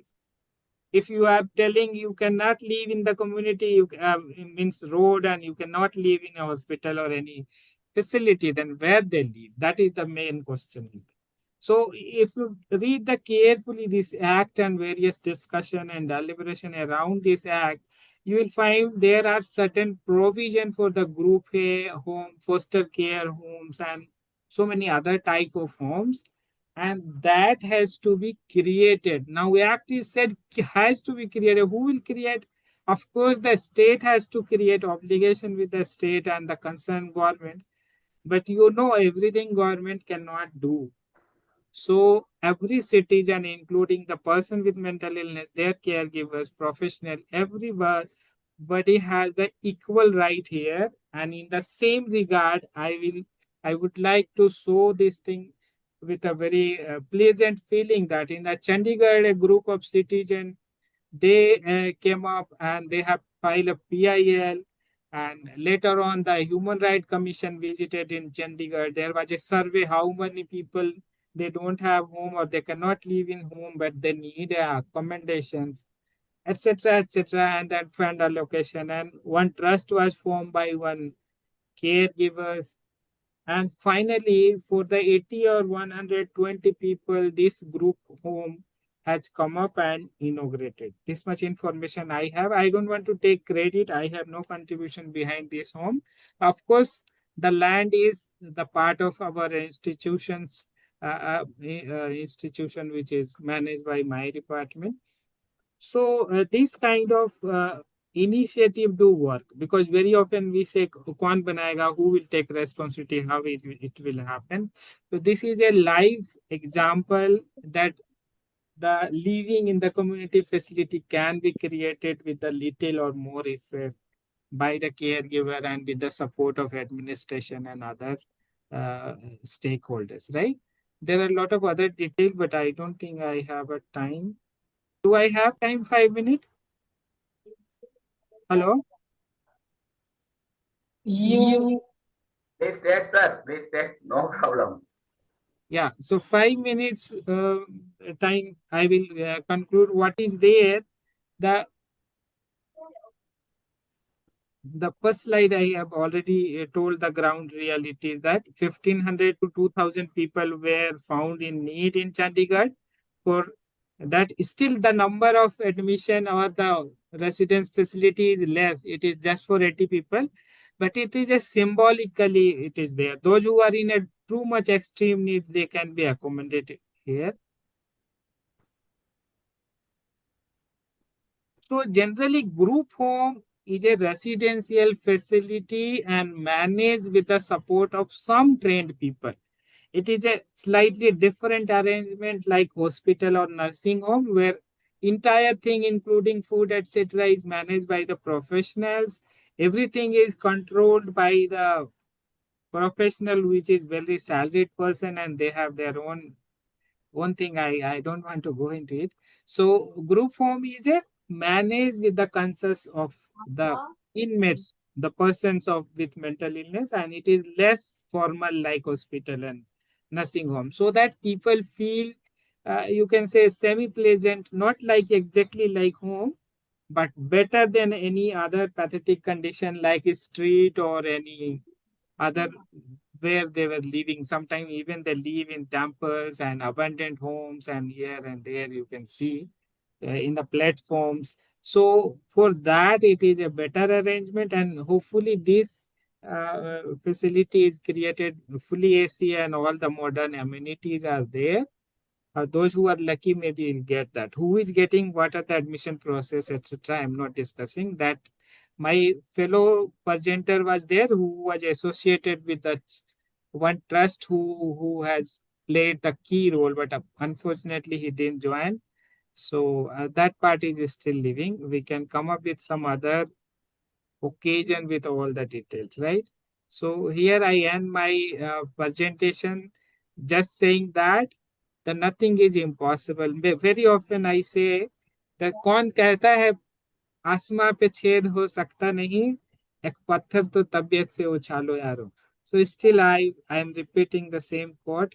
Thank you very much. If there is any query, I'll be happy to answer. Okay, so before we go to address the query, I would like to just introduce that Sir Deepanjan sir has joined in between, and because Kamlesh sir has started his presentation, so I didn't interrupt in between. Dr. Deepanjan Bhattacharya is assistant professor and currently associated with Amrita Vishwa Vidyapeetham. Earlier, he was faculty and head in the Department of Psychiatric Social Work at Central Institute of Psychiatry, Ranchi. Now, he is associated with Amrita Vishwa Vidyapeetham and working for IGNU and other teaching institutions for the PhD guide and other facilitators. So, for further proceedings, I request the Deepanjan sir to proceed. Sir, please. Thank you very much. But I would like to express my sincere apology, but because I joined a bit later, and I missed first few initial part of Dr. Kamalesh's presentation. But later I could find it's very informative, particularly for people like students and upcoming students who are aspiring to be practitioners. And of course, it's a very good prime for us also, that's faculty members also, because usually we are very theory oriented, very kind that we are bookish in terms of our approach. We know many things, that is those are written in books, and those are written in something like some good sources, literatures. But what things are coming in regular manner, regular fashion, and what we can anticipate in day-to-day practice, those are important. And that is the role of psychiatric social workers or medical social workers. So caregiving and interface between caregivers, carers, and institutional and clinician, that is it's a very dicey kind of interface. Okay. It has lot of shades, trepidations, lot of dynamics involved in this relationship interface, and many a time either end they do have some confusions, what to do, how to do, when to do, regarding many decisions, and when to seek what kind of informations. So that is very aptly covered by Dr. Kamlesh. And now days are coming up. We are no longer like, we cannot sit idle, like that everything should be paternalistic in terms of clinician. What clinicians say, everything should be taken, gobbled by my clients or clients' caregivers blindly. We cannot expect, and that is a good, I think. So this way, the rights, what kind of rights mentally ill people should be given? We need to ally with all those rights, and rights.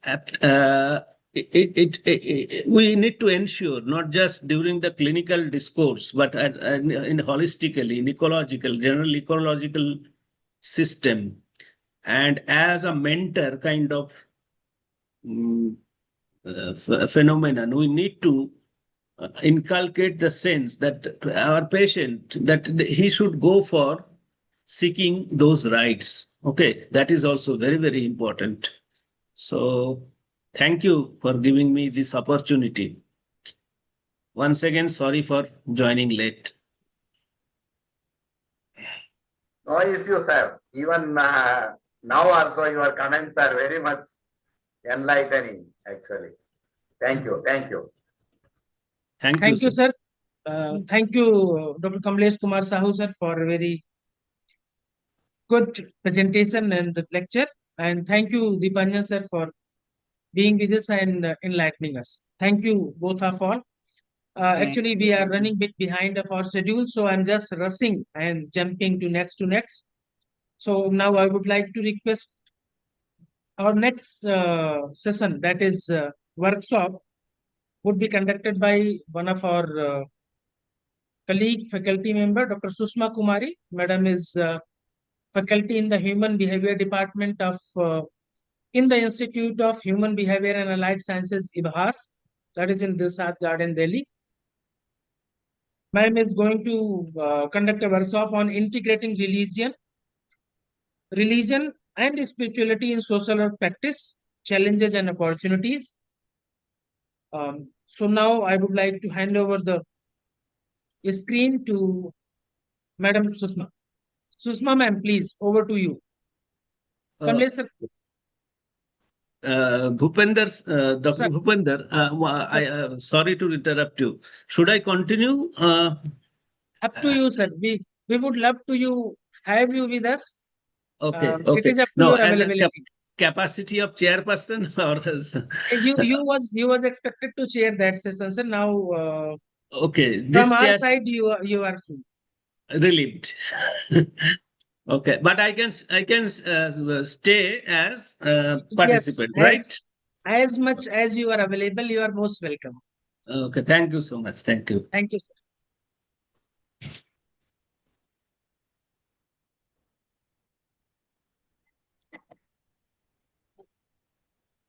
Thank you, Dr. Ma'am, we can Bhupendra. see. Am I audible?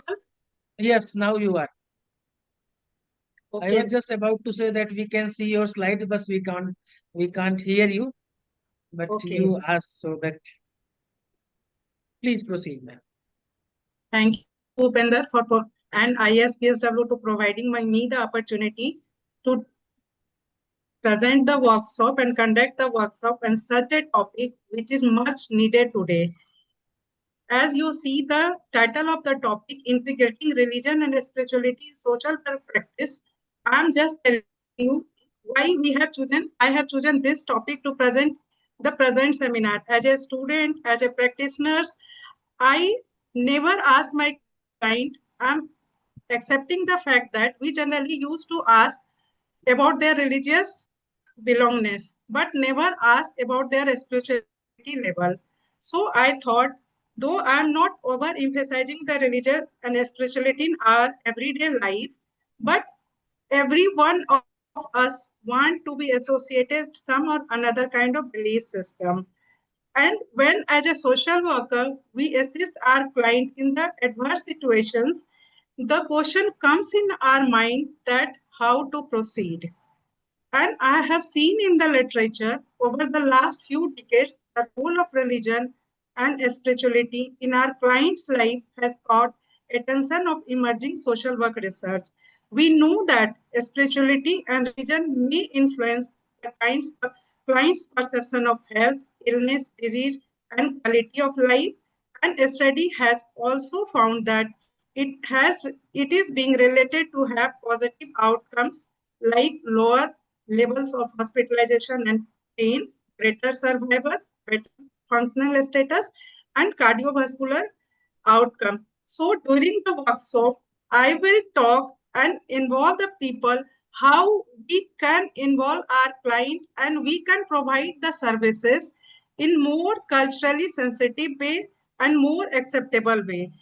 I will ask the group, they can chat in the chat box that how we can inculcate and how we can use spirituality and religion and can pass this information and take the um, our pass our services in a more inclusive manner to our clients. So anybody can chat in the chat box because we have seen that It has impacts on our treatment plans, therapies, and the client visit to our hospitals.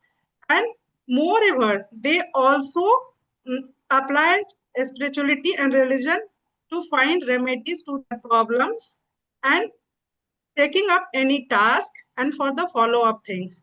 So can anybody share in the chat box?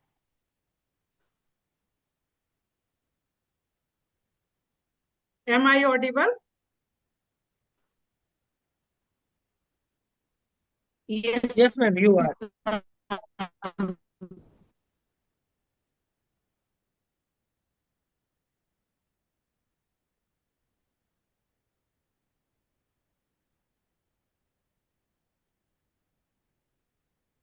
The main objectives, I'm not able to see in the chat box what people are writing. Is anybody There is writing? No, there is only one comment. Yes, ma'am. Yes. What is the comment? Yes, ma'am. Actually, people can also share, okay, what they are feeling, why we need to integrate spirituality and religion, and how to integrate into it in the practice.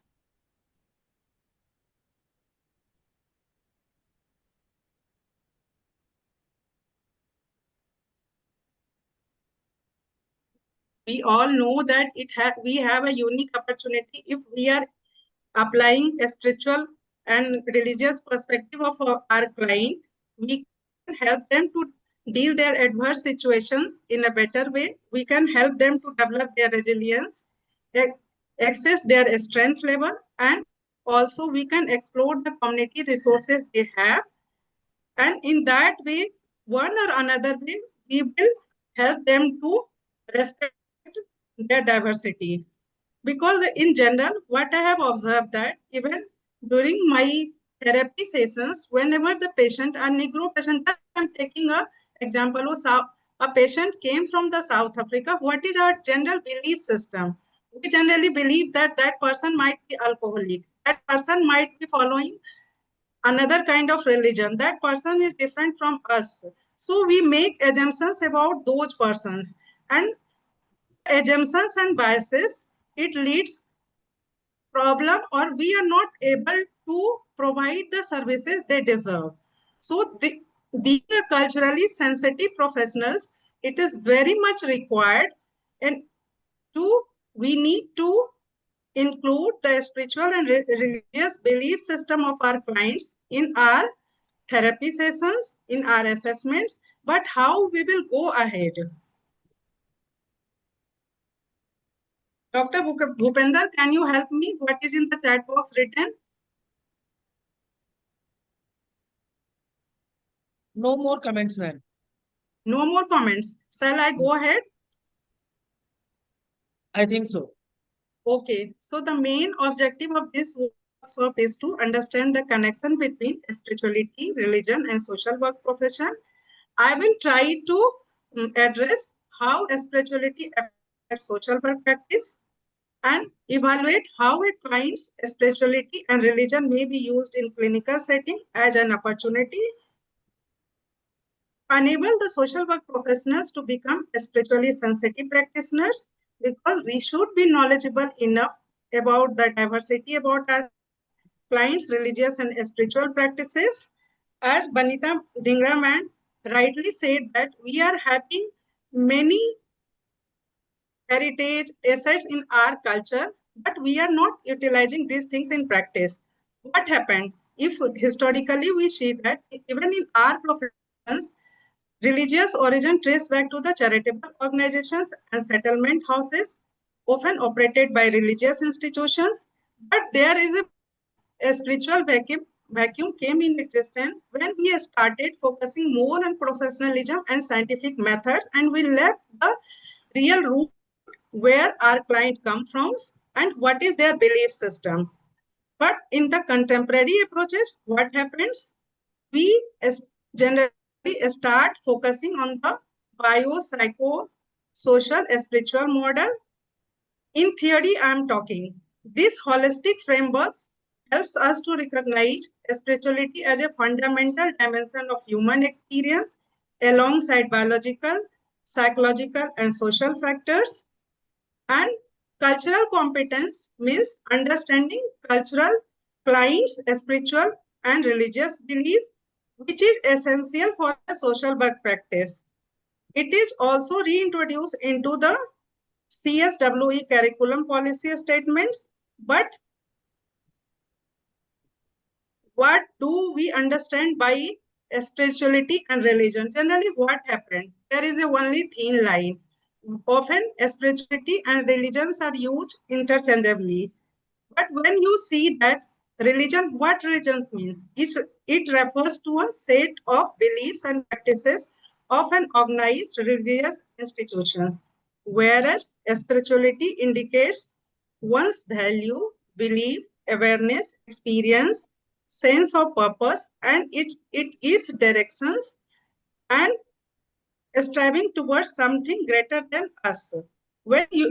So how we can differentiate and use spirituality and religion in our therapy, in our assessment, when you will see that when we are assessing a person's religion, religion is always community focused. We can observe that, measure that, because behavior, it is generally behavior oriented, having outward practices, whereas in case of spirituality, it is individual focused and it is a subjective experience, so less visible and difficult to measure. Emotionally, generally, it is emotionally oriented and having inward directions and self-directed generally. Okay, religious practices such as whatever, why I'm telling you behavior oriented, because people are doing prayers, reading religious books, whereas in spiritual practices, it can be enhanced by meditation, listening music, etc.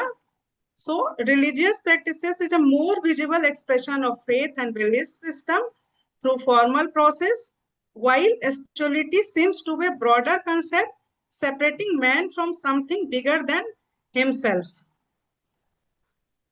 Are you able to understand? Go ahead. Yeah, people want to share something in that?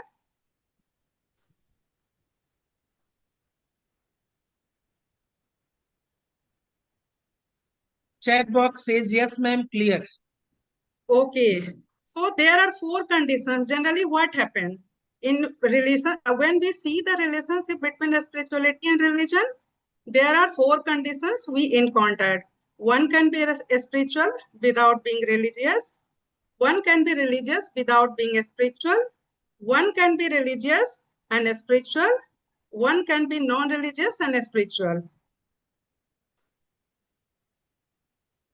And how we will assess them? In what way we can religion, and we should assess our assessment process whenever the client comes to us for the first time.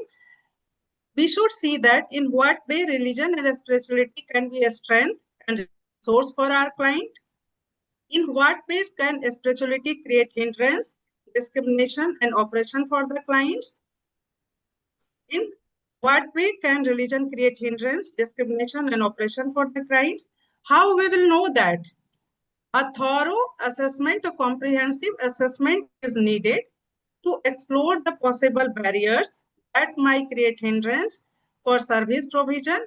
And also we need to identify a spiritual strength that can be used to ameliorate the problems or cope with the difficulty.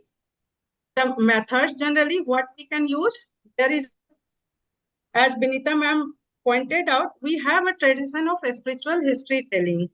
What does it mean? It represents non-dramatic approach to assessment, and you can explore the client's personal spiritual history. It can be adapted through 2 methods, narrative frameworks and anthropological frameworks. Narrative frameworks, here what we do, we prepare a set of questions and generally it is being asked about how the client moves from childhood to the present level. Whereas in the anthropological framework, we see how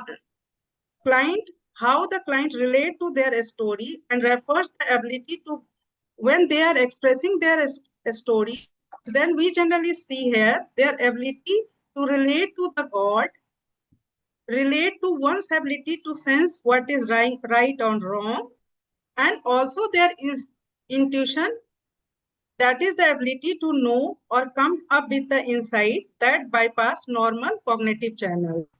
So it is very helpful. The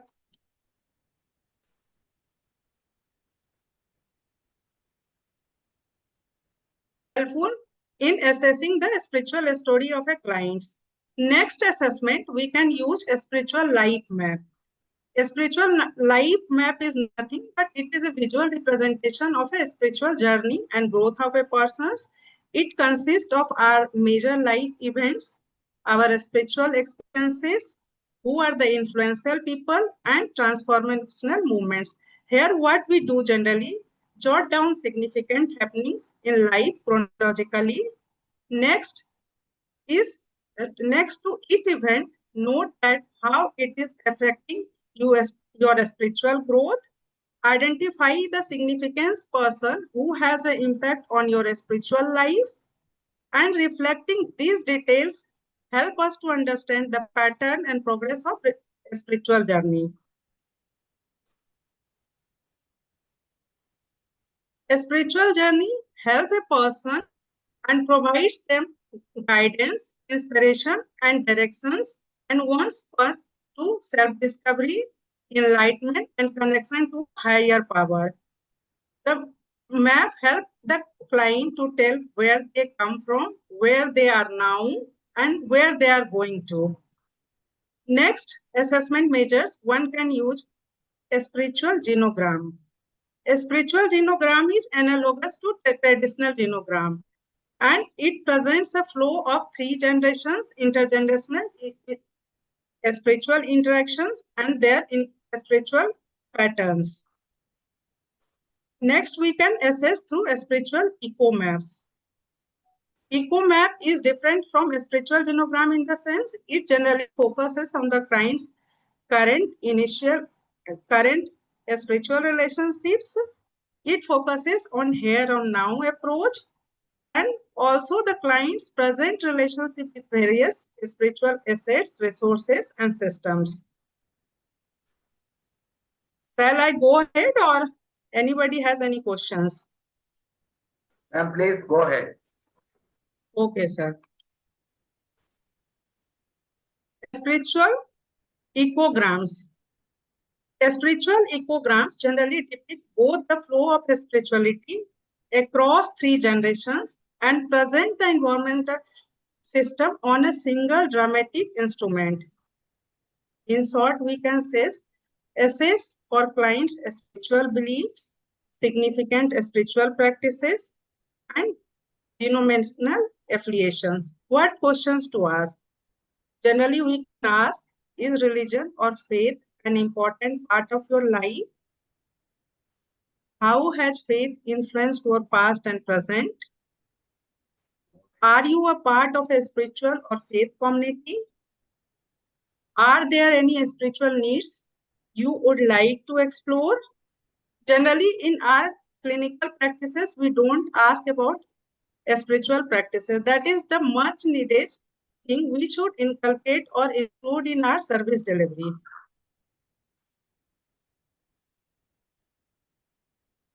Next week, I found one scale which is very important because in practice, most of the social work practitioners, though we study in our course curriculum about the subject, but we hardly practice in our daily life. So I found one scale that is very useful, that is religious spirituality integrated practice assessment scale. This scale helps you to familiarize with the view about integrating clients' religion and spirituality into clinical practice.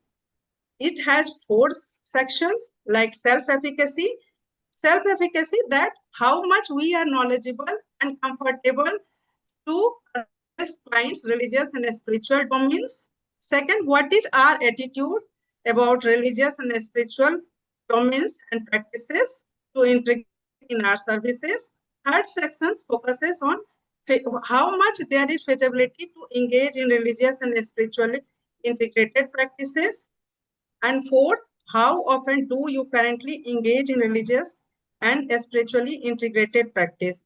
So you will be thoroughly familiarized with your current status as a therapist, and you can able to discharge your skills towards your clients in a better way. Now I will talk about reflection on current spiritual practices and beliefs. Whatever we have seen, now one can examine your existing spiritual practices and beliefs to gain insights into their effectiveness and alignment with your values. Reflect how often and consistently you engage in spiritual practices, such as a therapist, as a meditation, prayer, attending religious services, because when you yourself are not practicing anything, then you won't able to understand your client in a better way.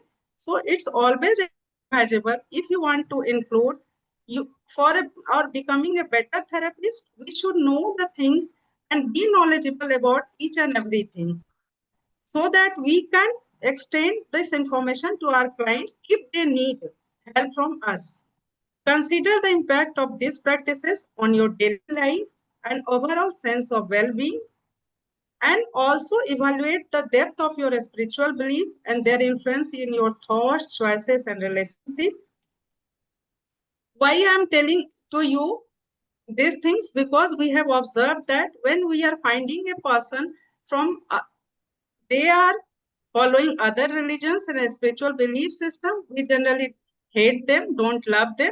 It's not, I'm not talking in general practice, it has been seen. So it's very necessary to inculcate all those things in our practices first, so we can provide a holistic services to our clients. Now I'm going to talk what are the major challenges we do come across during our practice.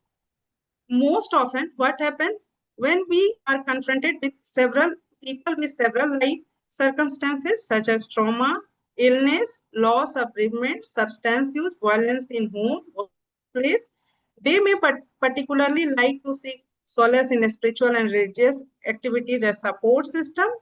Here what happens, the social worker also try to integrate religious and spiritual, do a spiritual and religious assessment and interventions.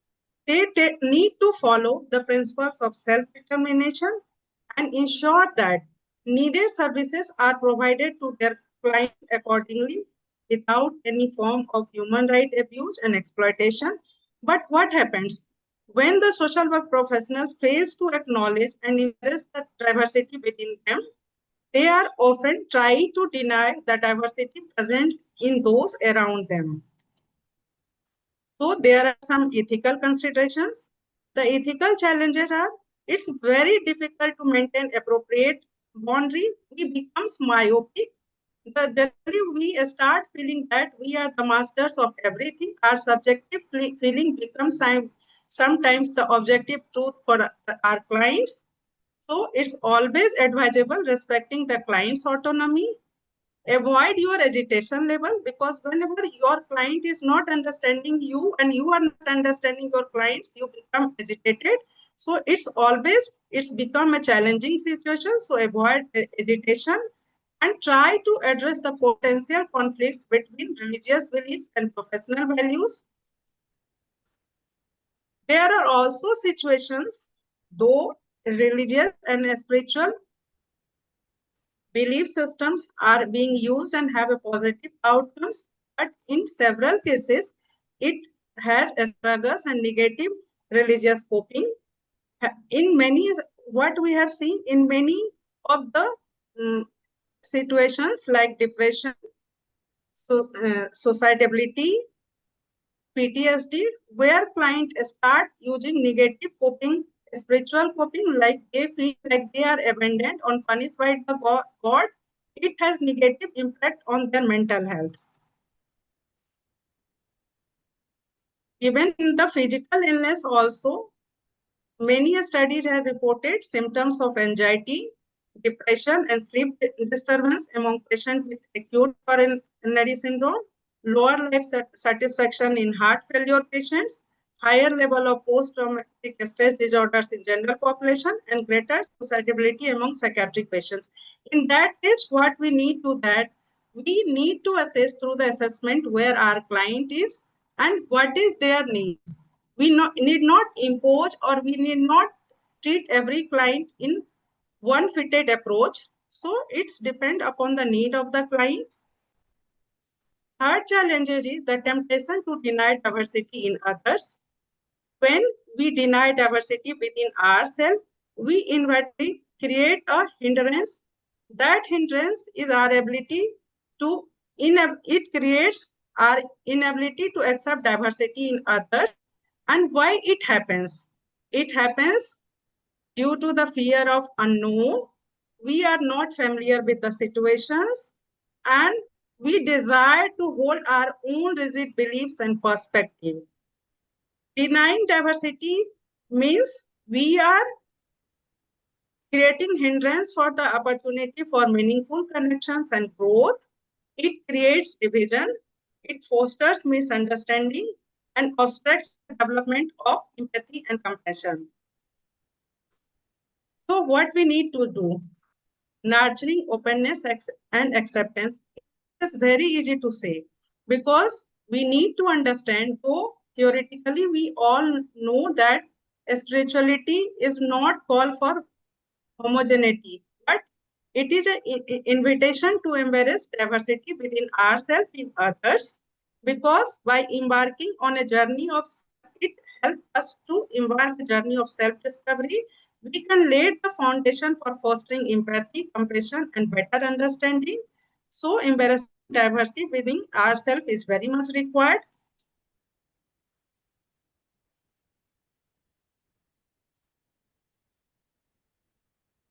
The spiritually competent social worker, what quality and skills they require, they should be increasingly aware of their own spiritual worldview, including their biasness. Till the discussions, it is very much clear. Developing a non-judgmental attitude and understanding about their client's spiritual worldview, and encouraging ability to create and implement strategies that are appropriate, sensitive, and relevant to the client's worldview. Always try to, because I have find very less from Indian literature which are documenting about the application of spirituality and religiosity in their practice.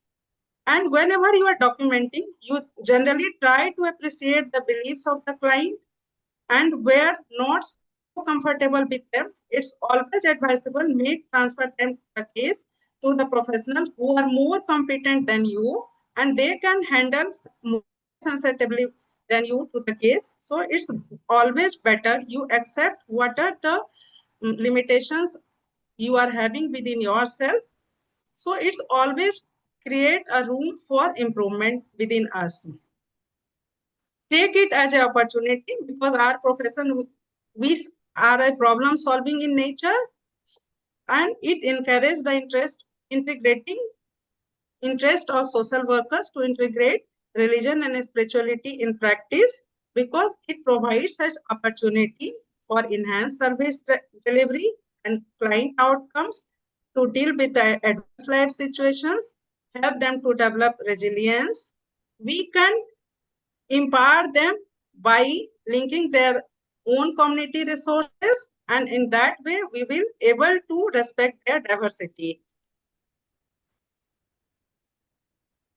In intervention, wherever requires, what happened, we need, as a social worker, start with, we all need to be having thorough training, and focus should be, it should be more ethically and effectively make the skills, so that a spiritual and religious therapy, wherever you apply, you always focus what could be provided in a non-biased manner, and help your client by empowering them to assess the support mechanism, and always try to strengthen their spiritual values, belief systems, and help them to assess their resources for coping with their experienced adversity and problems.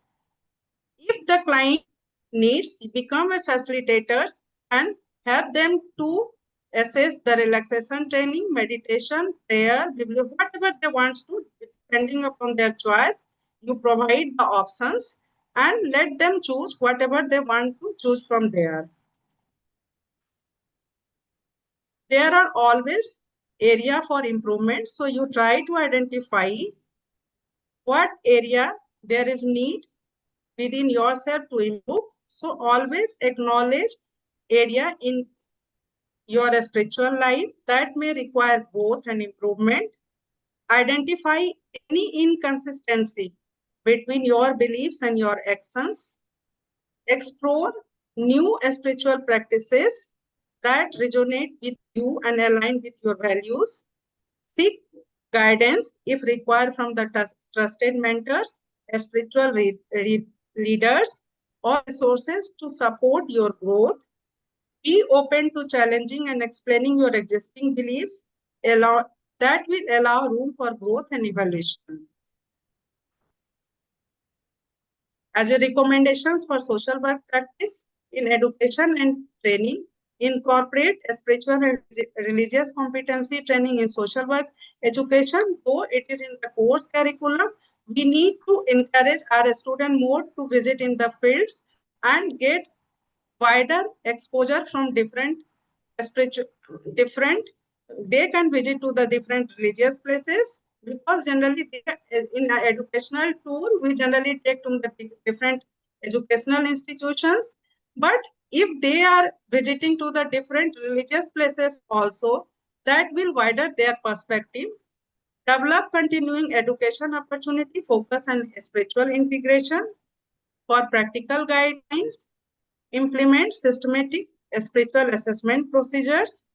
Establish all clear protocols for religious and spiritual referrals. Document spiritual interventions appropriately. In conclusion, I can say the integration of spirituality and religion in social work practice represents a significant opportunity to enhance our service delivery and client outcomes, but successful implementation requires careful attention to professional boundaries, ethical considerations, and evidence-based practices. We need to collaborate with spiritual and religious leaders for better outcomes. Incorporating holistic principles is a practical approach to inclusive, socially just practice.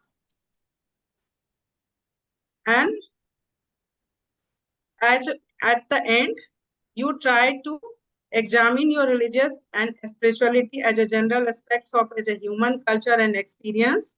You will be able to compare and contrast diverse religious behaviors and belief. Be self-aware your own biases. You try to jot down in the where you are biased towards your client, and this will help you to broaden your service delivery systems. In changing your perspective, you will be more culturally sensitive and more culturally accommodable to your clients. So be able to your client's problem and learn and practice skills of meditation, yoga, prayer, and apply them to yourself. Thank you.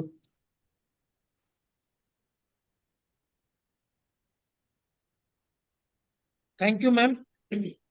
So now this session is open for any clarifications from anyone.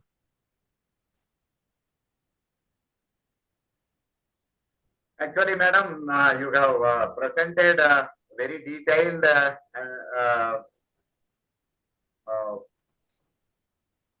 outline for practicing social work with clients. You have introduced the, you have given reformulated tools like genogram, eco map, and all. Have you tried it practically? Now I have started trying, sir, because as a student, as a practitioner, I didn't do earlier that I have shared with you in the beginning itself, and that is too difficult, because some or another way I started feeling that we are lacking somewhere. So that this is the much needed skill as a social worker we all should adopt in our general practice. See, our problem, no, madam, many of us, though we are practitioners, we don't know what is spirituality and what kind of wisdom we have in our own country also. And our understanding of religion, spirituality, how we can use in our day-to-day life to address our own problem or help others also. It is very much limited. In the curriculum itself, we don't have such thing. So it's very good actually, something case work, group work, even within those modules also we can introduce spirituality and religion. And it's not actually religion imposing a particular religious belief or a spiritual practice on the client system. Utilizing already used ones for addressing their problems or something very much related to them.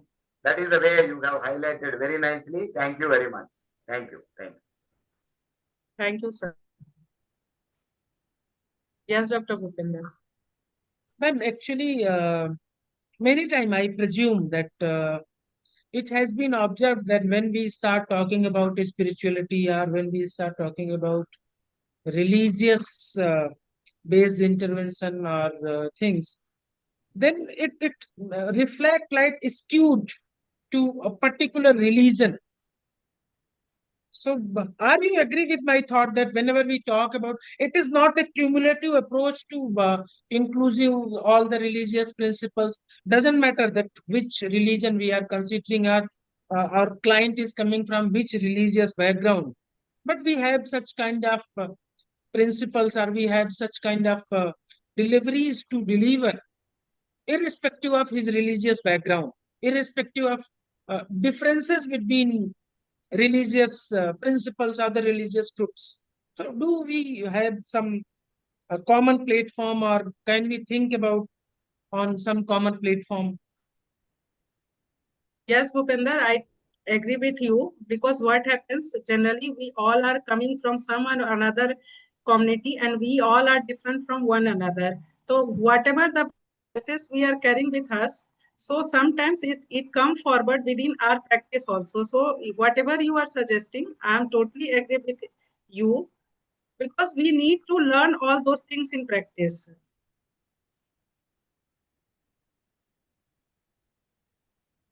Actually, my concern, what I want to raise my concern is, we talk about whenever it comes to the interventions, whenever it comes to the developing theoretical formulation or theoretical frameworks, then we talk about several principles: non-judgmental, non-attitude, uh, non-emotional, empathetic, and all those things.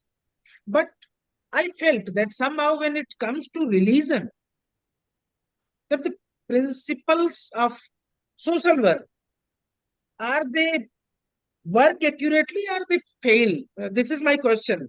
It is just I have my mind. Many times I tried to work in that line, but the judgment perceived by the co-professionals or the perceived by my client, many times it put me in on a question mark. That's very true, Dr. Bhupender. And even in practice, we all are knowing that we should be non-judgmental, or we should start the therapy where our client is. Okay, we are all are the helping professionals. But what happens, what our client are perceiving about our approach, they are the best judge to give us the feedback. So we should be open enough, because in practice, you might have also observed that, and even I am observed, how many of us are allowing our clients to pray before starting any session? None of us. Okay, so we need to be much more accommodative. Okay, we need to be ready to accept the critical or criticisms our client is giving, client is sharing with us, because many times it happens. Okay, so though we are knowing that how much our wherever we are providing our services, how much our system allow us, but it is we can start them. if our client wants to pray first before the session, we should allow them. Start from there. Okay. And be open to receive the critical comments and whatever their feedback, we should take in a positive way. And so from somewhere we need to start the things. In principally, we know many things and we have studied many things, but in practice, it will take time. It's true also, but when we will start from today itself, then time will come, we can be more acceptable by our clients. Yes, here just I would like to share two of my small experiences. I many time use religious cues for my therapeutic interventions, even in my counselings as well. One example I would like to pick, I quoted a religious concept to my client. My client belongs to another religion. He was not from the same religious group from where I am coming. And his impression was how I can comment something very scientifically and very meaningfully from his own religious concept. So I just told that I try to read the literature and communicate to just for the sake of understanding and improve your health conditions. And it was very effective. Similar condition that few of my clients, those who are belonging from the same religious principle in the background, and that many places Gita has been very much known for utilizing such kind of things. So many times I use that also. So that works. But at the same time, few times I faces the criticism that you are being religious. We are here for a professional help, not to listen religious principles and God. Although it was just once a while, but it is there. Two hands were raised. Dr. Sampa ma'am Dr. and Kamlesh sir, they both want to say something. Okay, so Sampa ma'am, please. You are mute. Yes, please. Good afternoon. It is a very nice discussion and presentation by Dr. Shushma Madam. Dr. Bhupendra and Dr. Shushma Madam, probably we are missing one thing. We are talking, we are discussing, and probably in one point we are all thinking the same way, but missing to report it. That is, individual to individual, we are different, client wise, from client perspective, as well as from professional perspectives also, that how we are reflecting the utility of usefulness of religiousness and spirituality. Profession to profession, it will vary. The attitude also, it will vary. As Dr. Bhupendra, you were telling during your counseling session, you face some problem, whatever. And from client perspective also, how much they are receptive, that is also a big deal. And if we'll talk about religion as well as spirituality, it is all the religion are probably talking the same thing. If we'll go to right from the Quran to Gita to Vaishnav Dharmas, Jain or other, they are talking about life and life experiences, birth and death, all these hearts experience, painful experiences, how will navigate your life experiences, painful experiences. These are, they are talking the same way, relieving the pain, how you will do it. So this is the issue I want to just reflect, that probably we are talking in the same matter. What do you say, Dr. Bhupendra? Thank you, ma'am. Kamlesh sir. Yeah, sorry, jumping in this thing, we are already late. The two thing is there No, in my. we have enough time, please. Okay. So two things comes in my mind listening the presentation of Dr. Susma ma'am and your clarification that first thing, we client and we both maybe in a different religious and spiritual belief and practices, right? So before come to the religion, there is a common ethics and common practices that it should be neutral. Like we cannot impose, at the same time client also cannot impose something on us, right? Because it is equal in a right matter if you argue in that way. So in that case, if somebody is not doing something before the session or after the session or during the session, whatever it is fine in my opinion, and must be these things would be practiced before the session, so that the session could not be hampered because of this personal biasness, or you can say sometimes it's lead to conflict also. So many health institutions these days, you will find a common praying place and this that. So clients are allowed, and they are going before or after whenever they want, they can go. Many religious faith-based health organization, they call the people for a prayer session, and they indulge them, engage them in prayer, then they send for the intervention. So it depends again based on the organizer also, they have their own practices, right? So it the my point is anybody should not be feel imposed for this. If somebody wants, we can allow. Huh? But if somebody 10 minutes, if somebody start praying and doing the things, obviously session will go in prayer only. So we have to very assertively tell कि prayer तो आप बाद में कर सकते हैं, या before coming to here you could have done it, right? That is the thing is there. And your first question, sorry, I'm not the resource person and expert in this area. Personally, I avoid these topics. But still, I would like to say, like you are telling, the we avoid, we are over doses by the particular things from one religion, right? Other are hampered. It is very much true because we are less aware about the other religions. And also, it one thing is there. Maybe I'm wrong, because many of the religions are not very open enough to discuss certain things. That is another the hindrance, right? So we are scared, or we are not equipped to argue.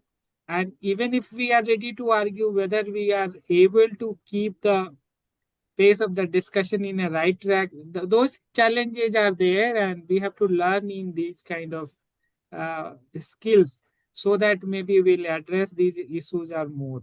But one thing is very clear that after COVID, the yoga and other non-traditional practice, traditional healing practices, they are very much part of the even so-called modern medicines. And if somebody is telling their experience, we very eagerly we are telling, okay, you continue to do it. We have no objection. So that is a bit of acceptance from the professional side, even in the other clinic, not in the mental health. I have seen people are taking very readily it कि आप करो जो भी करना है, but ये भी कर लो, दवाई भी खा लो, ठीक है. Thank you. Dr. Kamlesh, thank you for adding the things. But one thing is that we should never impose as a practitioners. It's the client demand if they demands. Okay, if we are not competent enough, we need to refer to the persons who are more knowledgeable for them to address the issue. No, I have to impose. I'm telling it's good. We are not imposing. But we are allowing, if time permits, we can allow if somebody in between some practices they are doing. I'm totally telling same thing, whatever you are telling. I have no opposition to that. Right, right. I think this topic is getting much more attention. Two raised hand, I can see. Dr. Sangeeta, ma'am, please. Then we have Rohit also waiting in the waiting area. Sangeeta, ma'am, please.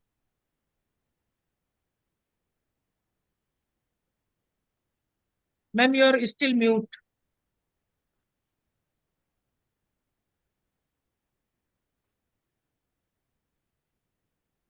Okay, Rohit.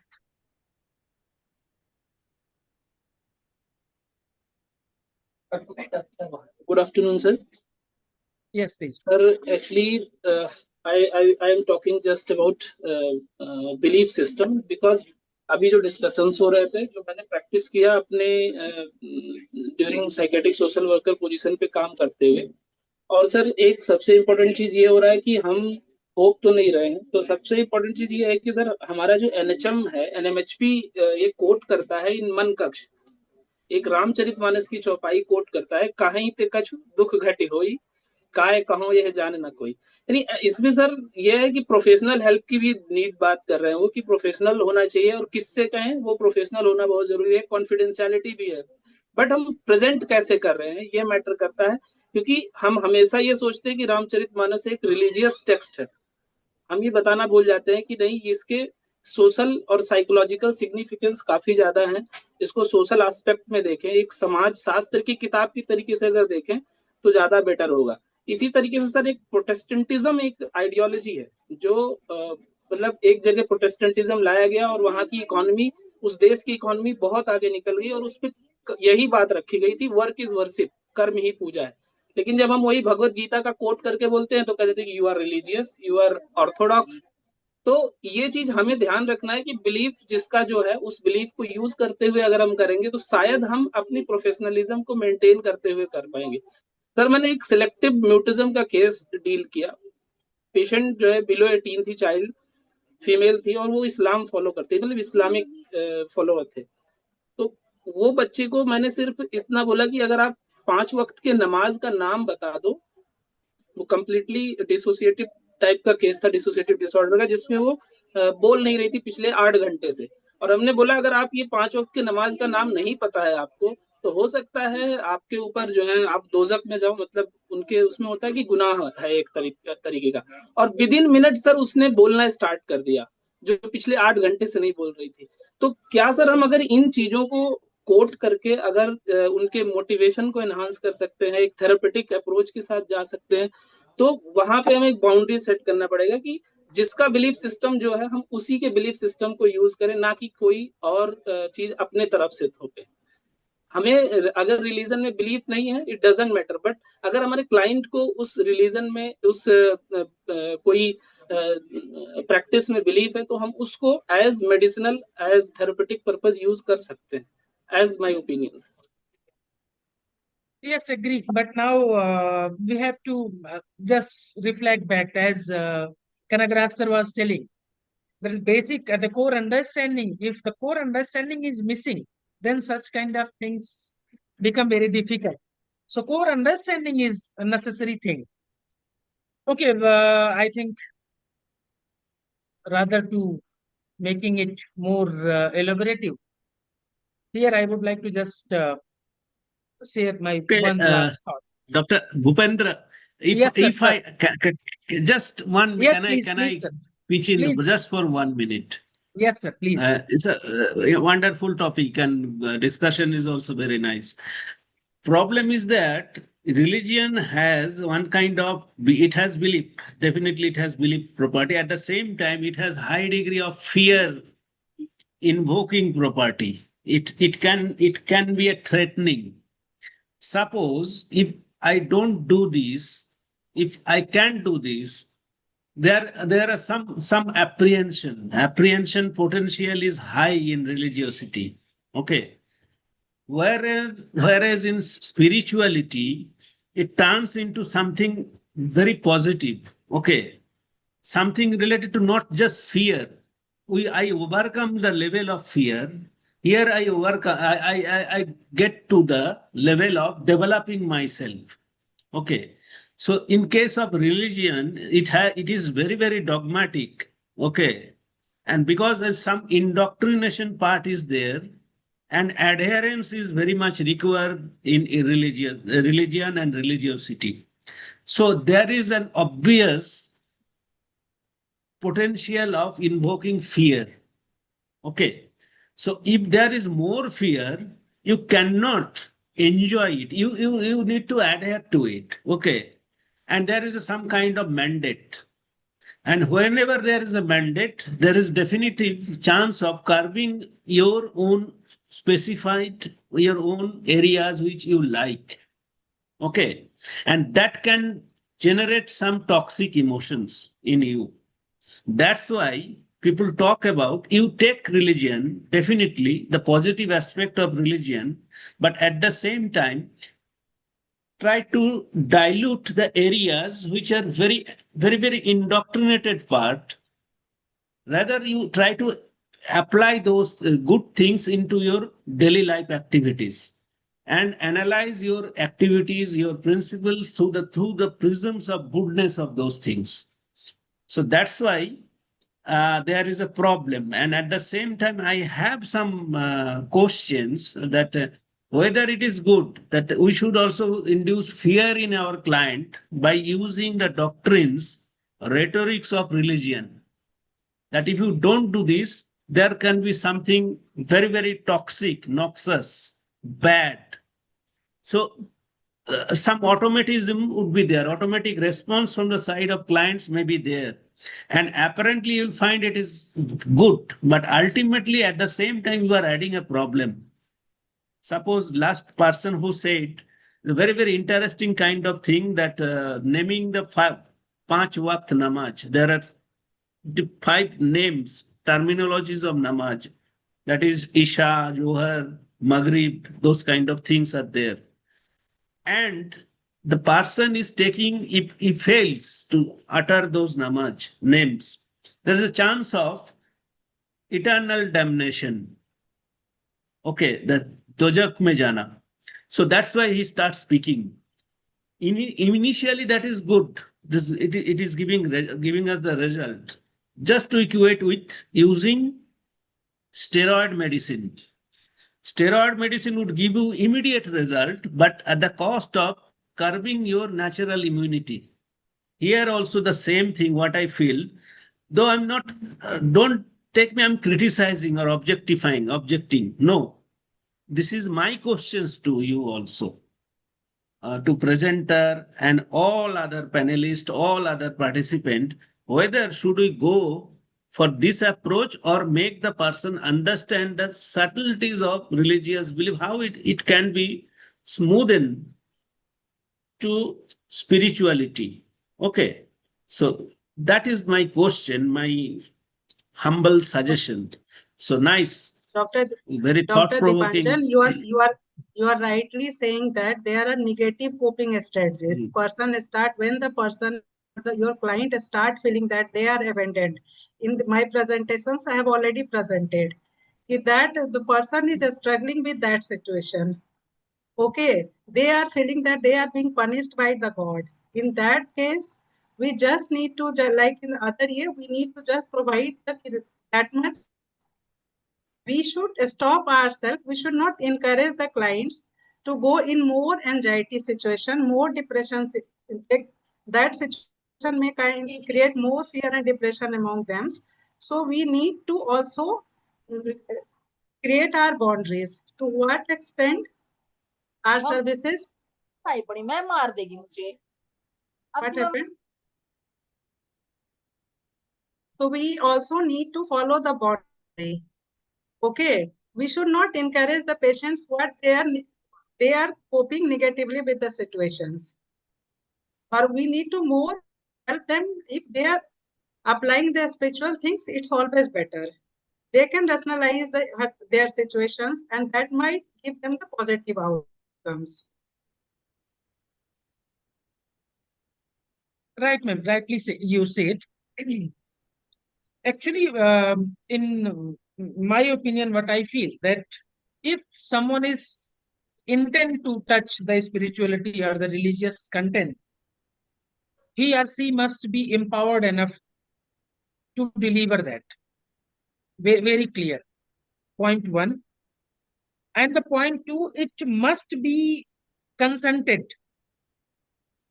We have to ensure the autonomy of our client before proceeding it in either side. Although it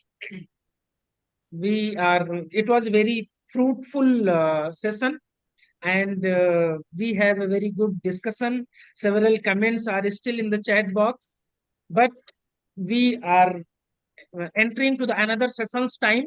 Although we have half an hour in our hand to cover such things, but this wonderful topics make that time gap 0. So now we have to bind up this session over here. Thank you so much, Susma ma'am, for putting this very interesting topic.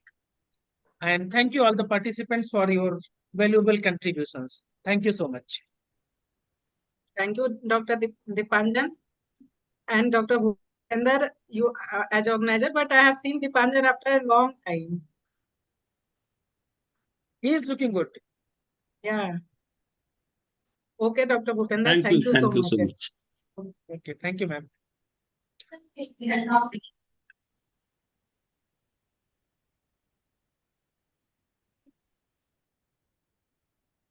Okay, so now I'm expecting that chairpersons for the next session, they might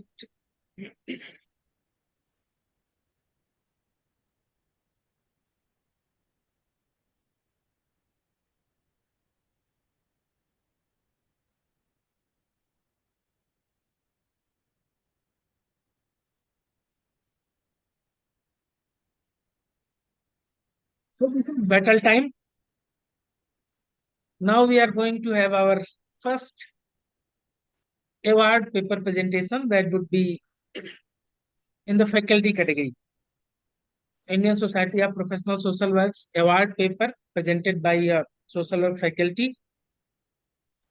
And we have 2 papers in this category and 2 experts to judge these papers.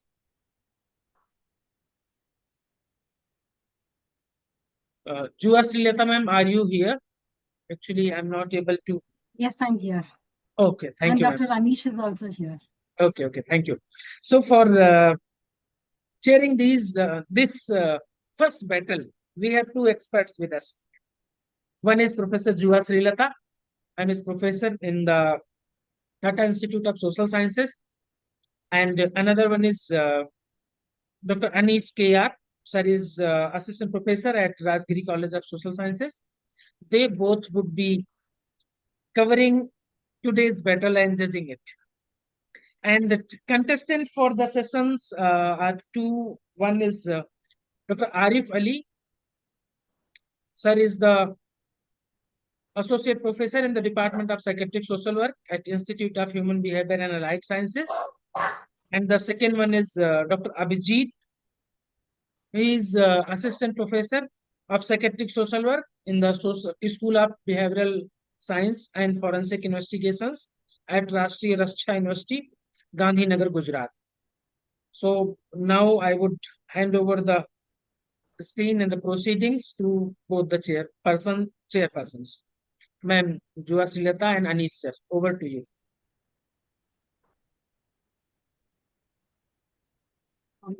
Thank you, Dr. Singh, for inviting us to this panel. So this is an award paper, and just so that we have clarity, I'd like to quickly read out what are some of the criteria for the award paper, just so that we know we all are on the same page. So we are aware that for the award, we are looking at relevance to the theme. We are looking at originality and intervention. We're looking at trigger and methodology. There's clarity in the way the paper is organized, the implications, and then, of course, the presentation quality besides the content. So with this, may I request Dr. Anish to say a few words before we begin the presentation? Thank you, ma'am. And thank you, organizers for this opportunity to be one of the panel member in the award presentations. We are really looking forward to 2 wonderful presentations from 2 eminent scholars. So we will first listen to them. Then, if we have some clarifications, we will definitely clarify. After that, we'll close the session. So we have only 2 presentations. We have sufficient time for each one of them. I'm not sure whether you have been given a specific timing for them, but otherwise we'll take around 10 minutes time for each presenter. Then we'll have a few questions and then wind up after that. Is that all right, ma'am? Yes, of course. Thank you. To chairperson, just to report that actually we just informed them that they have to finish their presentation in 15 minutes, and that 15 minutes is divided in 12 and 3. It was the initial decision, although at that time we were not aware that we have only 2 papers. So now up to the chairperson whether they want to give any relaxation or they want to continue it. I was just intent to inform you that they were intimated with this guideline that they have to finish in 15 minutes. Thank you. That case, I think that they will present for 12 minutes, and we'll have some more time for question and answer, because that will be helpful for us to understand the research better. So we have a little more time for discussion. Then they might have prepared for 12 minutes. So let them take 12 minutes, then we'll continue off. So let me invite the first presenter, Dr. Abhijit Singh, for the presentation. Yes, sir. Yes, sir. Thank you, sir. Thank you, chairpersons. Thank you, Bhupendra, sir. Good afternoon, all. Can I share my PPT now? Sure, sir.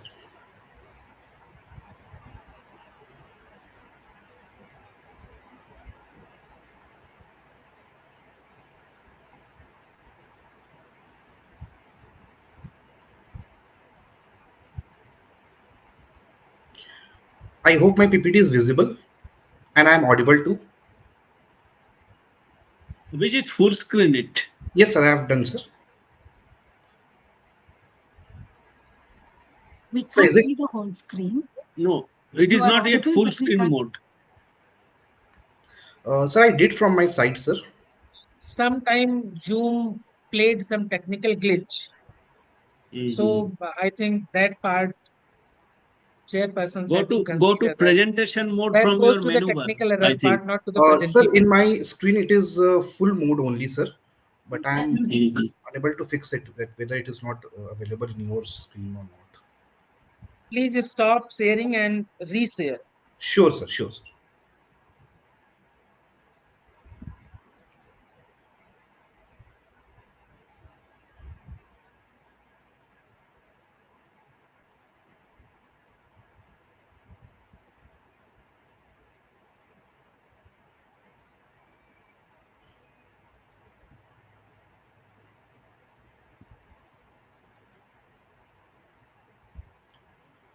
So now it is visible in full screen mode. Still, it is not the screen, but I think Can you it's not please make working. it slideshow mode instead of full screen? Ma'am, I did, ma'am, slideshow mode. We can't see it. Can you just click on your current screen? Can you please click from the beginning? Sure, ma'am. Here, ma'am, I'm changing my slides, ma'am.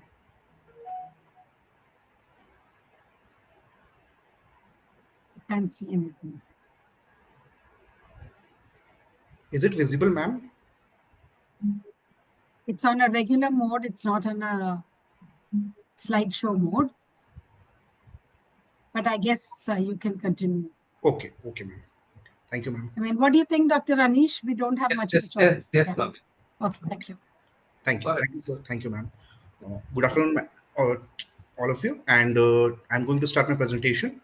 My title is Breaking the Bet, a systematic review on spiritual healing approaches in addressing gambling fallacy. My co-author is Dr. Arif Ali, sir, and myself. This is the flow of my presentation. Coming on to the introduction section. As we know that gambling fallacy and gambling classified under ICD-11 as an addictive behavior disorder marked by impaired control and continued Can you gambling. please move to the next slide?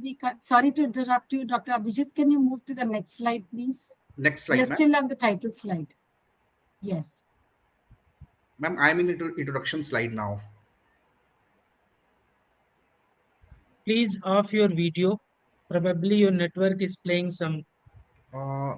Sir, I'm using my Wi-Fi and the network seems to be fine, sir. Okay, But okay, it's changed. Now it's changed. Okay, okay. Shall I move forward?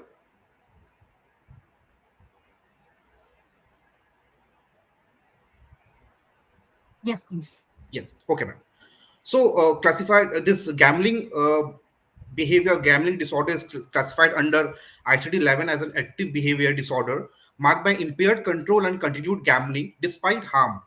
Social workers address its broader impact, financial strain, family disruptions, and social instability through advocacy, support, and rehabilitation services.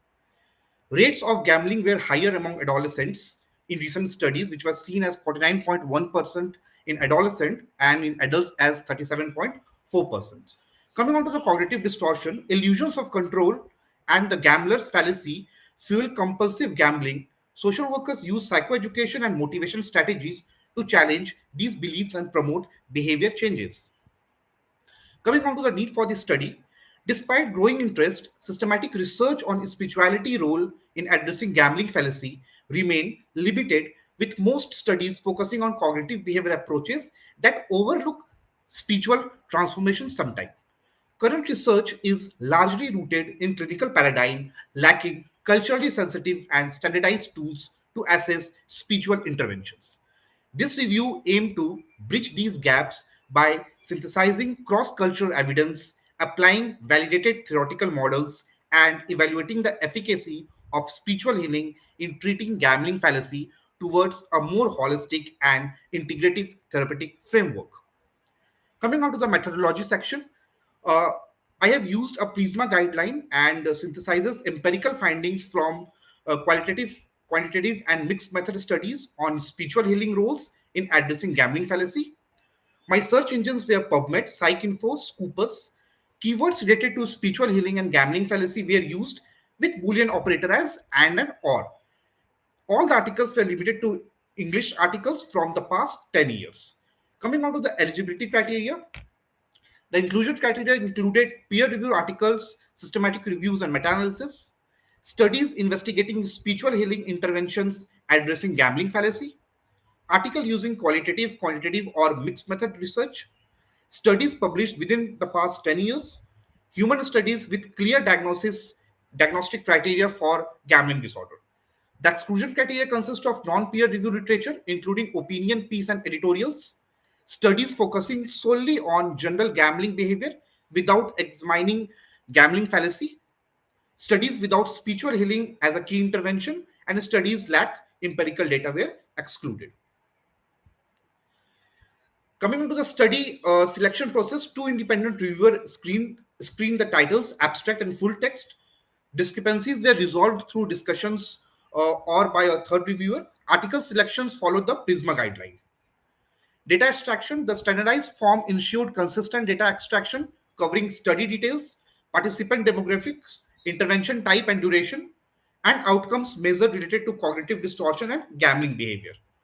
Quality assessment, the quality of the include studies were assessed using the Cochrane risk of bias tool. It provided systematic evaluation of study design, methodology, and result validity.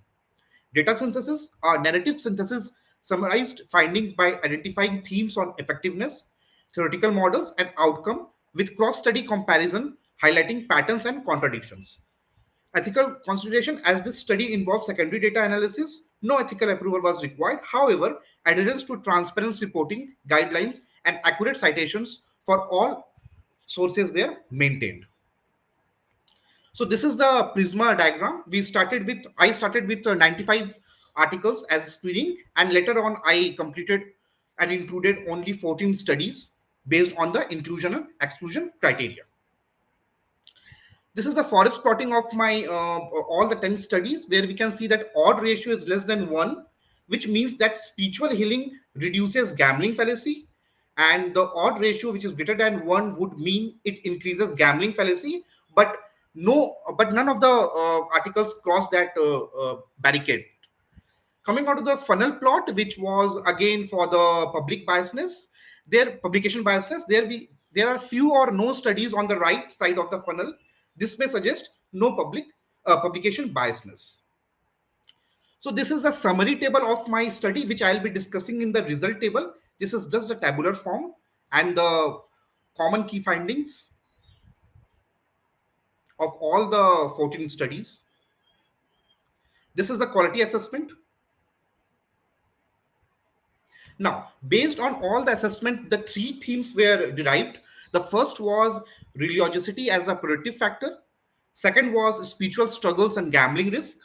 Third was spiritual healing as an intervention. And fourth, and the last one, was cognitive bias and gambling fallacies. So my discussion will be based on all the 4 themes which I derived. This is again the data synthesis of included studies on spirituality, religiosity, and gambling outcomes. Now, coming on to the discussion part, as religiosity as a priority factor framework.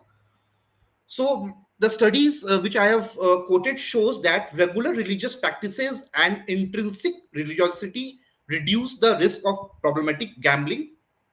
These findings align with the religion coping model, which suggests that religion offer emotional support and behavior guidance, enhancing self-control and reducing addiction vulnerability. But again, spiritual struggles, which we can see as a double-edged sword in gambling risk. In contrast to its protective role, spirituality can also be a source of distress when marked by unresolved conflicts.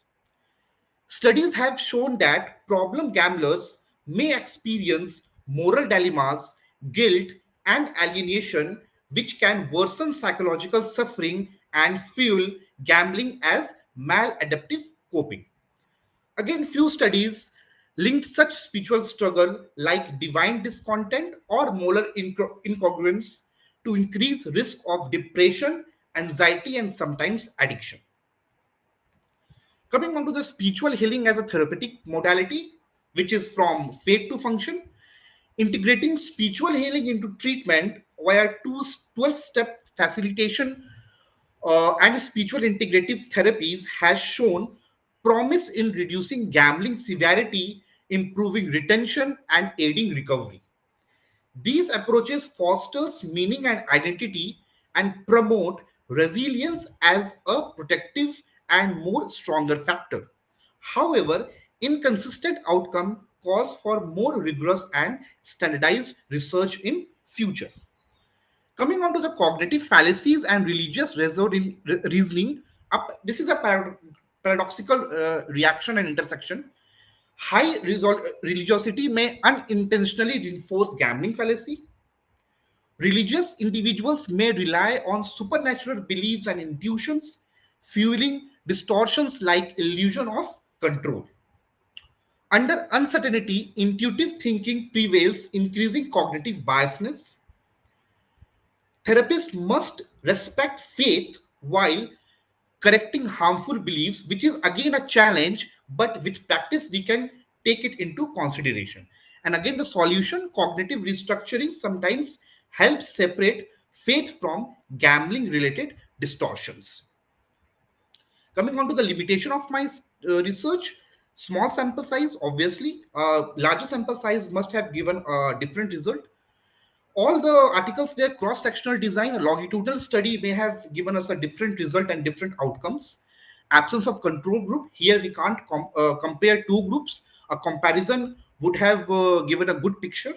And again, they were inconsistent in spirituality measures. We don't have any standardized tool which was used in the study for measuring the spirituality content. So this has again created a difference in the study analysis. Coming on to the conclusion, religiosity and spirituality play a complex role in gambling behavior, offering protection for some, while unresolved conflicts can be worsen risk. Spirituality integrated therapies show promise, but religiosity and gambling fallacies highlights the need for balanced, nuanced clinical approaches. Despite limitations, finding support, viewing spirituality as a center of effective gambling disorder treatment.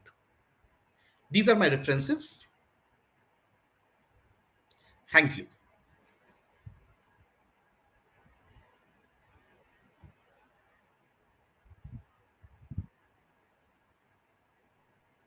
Dr. Anish, would you like to take this?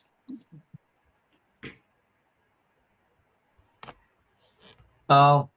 Abhijit, congratulations. Very, you were on right on time when 1 minute before the time, and it was very, very clear and systematically presented. Okay, now I have few questions over to your presentation. One is that you went for a systematic review. Yes. So could you please explain why you went for a systematic review on this particular topic, and how many team members were there in your team help you in the process of, because you said that two people independently reviewed and things like that. So could you please explain that? How did you choose this topic, and how many members were the team helped you? Sir, as I'm posted in a clinical setting in Gujarat, so sometimes we are seeing cases on behavior addiction, and we also get gambling addiction cases, mostly of adolescent age group. So I saw in series of cases, I saw there is a pattern in which gambling disorder is hampering the individual as well as the family. Though we have a number of interventions for gambling, we have CBT, we have psychoeducation, but keeping this spirituality in context, we can create some differences. So keeping this as the major context, I started reviewing the articles. When I started reviewing the articles, I thought that I should take other considerations also. So I went to my other faculties from different departments, which were consist of psychologists and other nursing departments. And from there, I took their ideas, and then I framed this entire review, and I moved forward. And also, sir, I'm trying, after this presentation, I'm trying that I will use these spiritual things in my cases also, and then I can see that what differences I can create, keeping this in view. Then what are the key words you use for the search? As I've mentioned in the presentation, so it was spirituality, it was intervention module, and time limited interventions. These were the basic keywords which I used. I also have one doubt about the limitations you have mentioned. Yes, sir.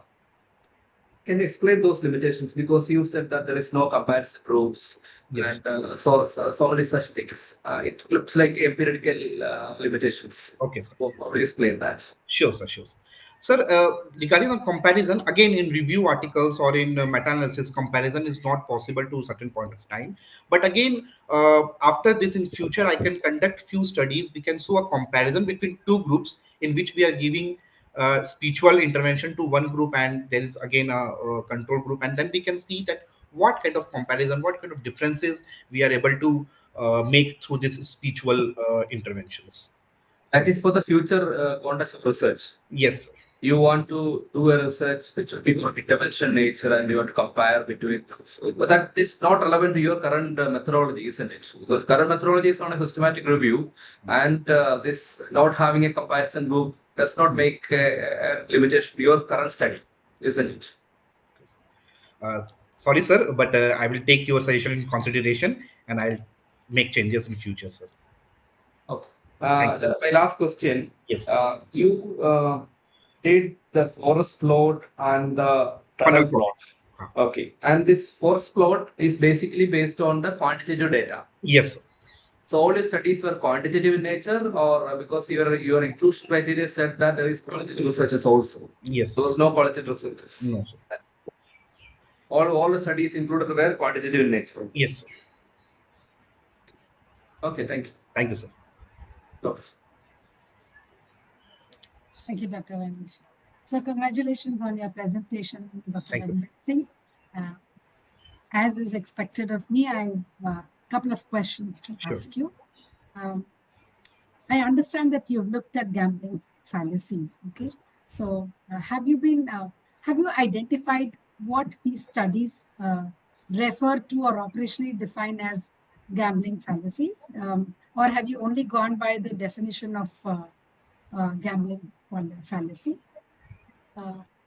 Ma'am, in most of the studies, they have defined gambling fallacy, and based on the ICD-10 and ICD-11 criteria, in which there are dependence criteria, and if a person is meeting those dependence criteria, means 3 out of 6 symptoms are taken into consideration, and then based on that, ma'am, I have taken the things. Similarly, have you also distinguished between, based on the discussion that happened just before we began this session, have you distinguished between religiosity and spiritual healing? Because the two are very different. So how has that been factored in your systematic review? Ma'am, as such, in all the 14 articles, I didn't find a clear differences between this spirituality and thing, ma'am. But again, ma'am, clarity is not as much. So would you like to include that as a part of the limitation of this? Definitely, ma'am. I would have included that, ma'am. Thank you, ma'am, for this insight, ma'am.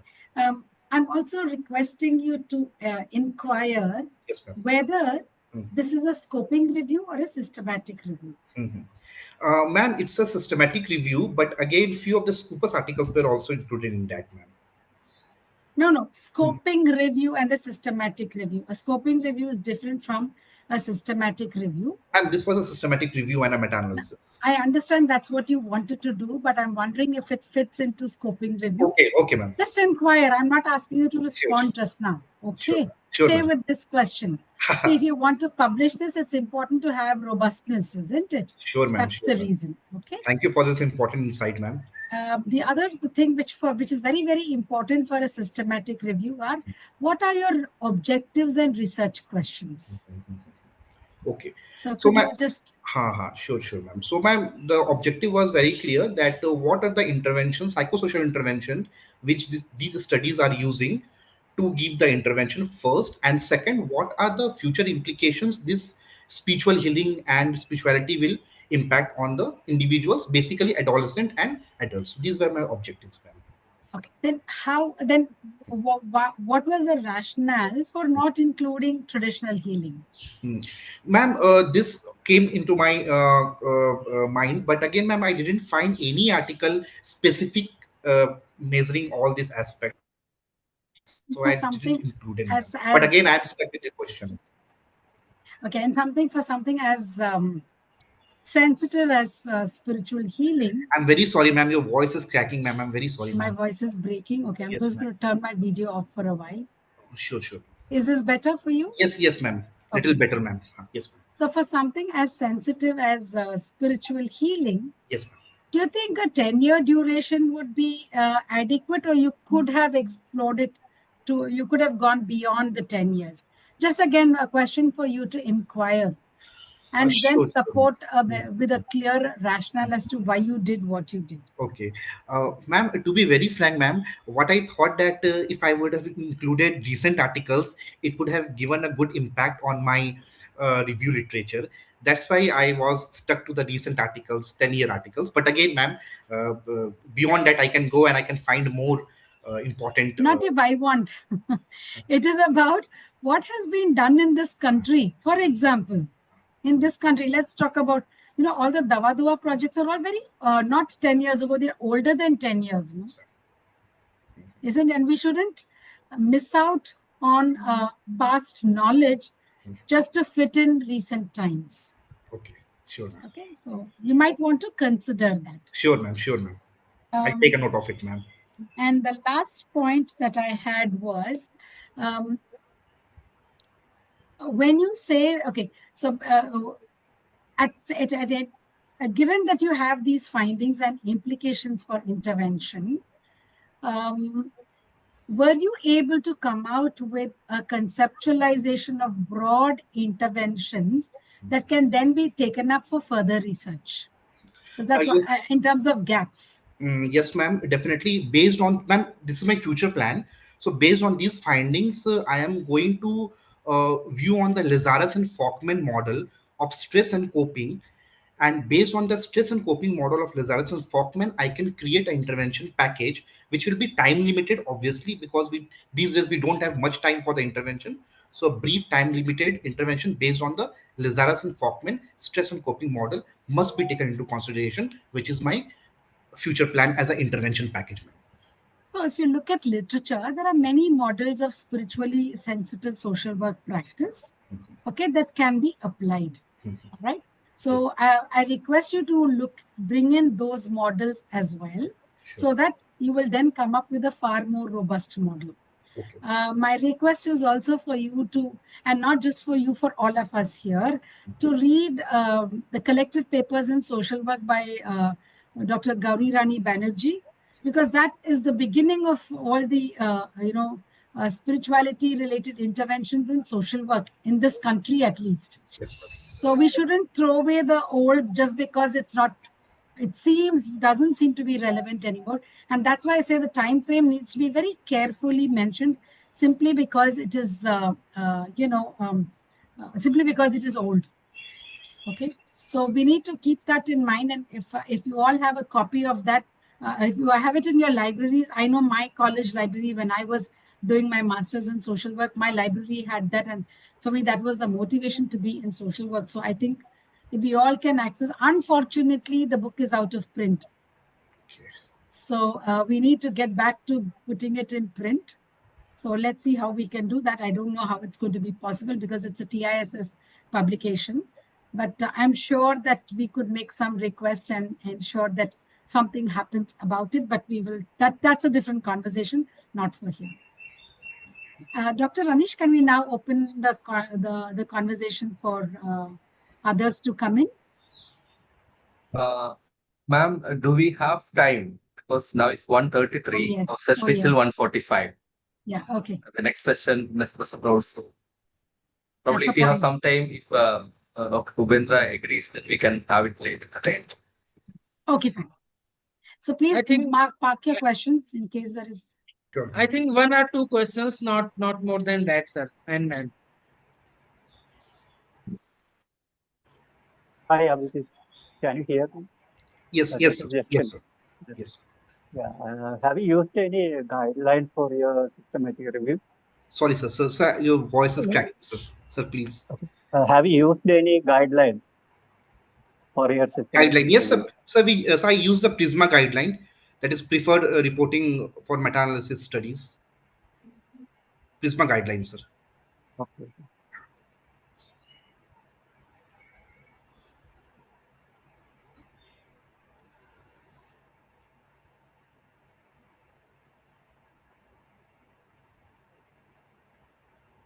Yes, please proceed, Dr. Kamalesh. Yeah, I have a quick comment. Abhijit, your research is on primary data or secondary data? Sir, secondary data, sir. A very basic question. Secondary data, sir.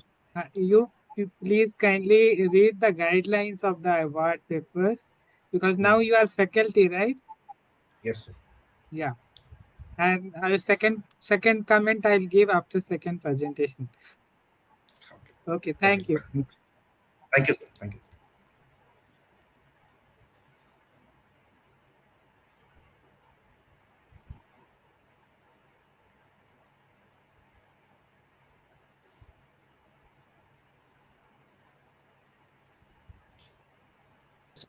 Next presenter, if there is no other question. I think we can move to the next presenter. And if there is some pressing questions, we can ask at the end. Dr. Arif. Yes, sir. Good afternoon, all. Yes, sir. Please go ahead.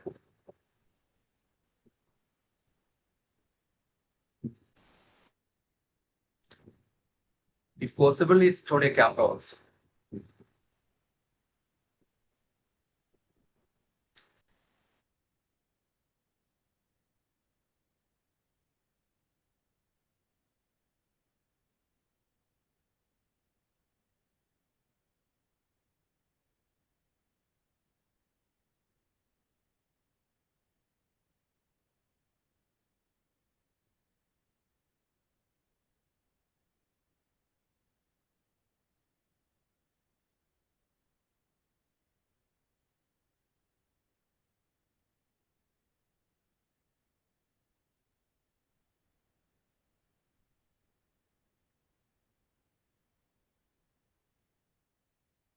Yes, sir. Good afternoon, all. Shall I start my presentation?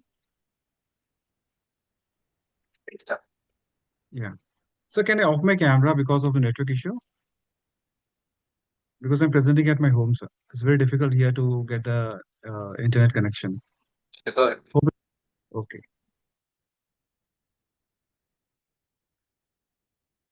So a very good afternoon to all of you. I'll be presenting a paper titled Psychosocial Determinants Underlying Mental Illness and Homelessness. Insight from a case series as a part of the 43rd Annual National Conference of Indian Society of Professional Social Work. This presentation is based on the ongoing project funded by Indian Council of Medical Research, ICMR. One of the key objectives of this project is to explore the psychosocial determinants that contribute to homelessness among individuals with mental illness. To gain a deep understanding of this complex interlinkage, we have drawn on 4 detailed case study from a survey. And these case narratives offer insight into how the factors such as family breakdown, substance abuse, criminal justice involvement, and untreated mental illness can interplay and lead to chronic homelessness.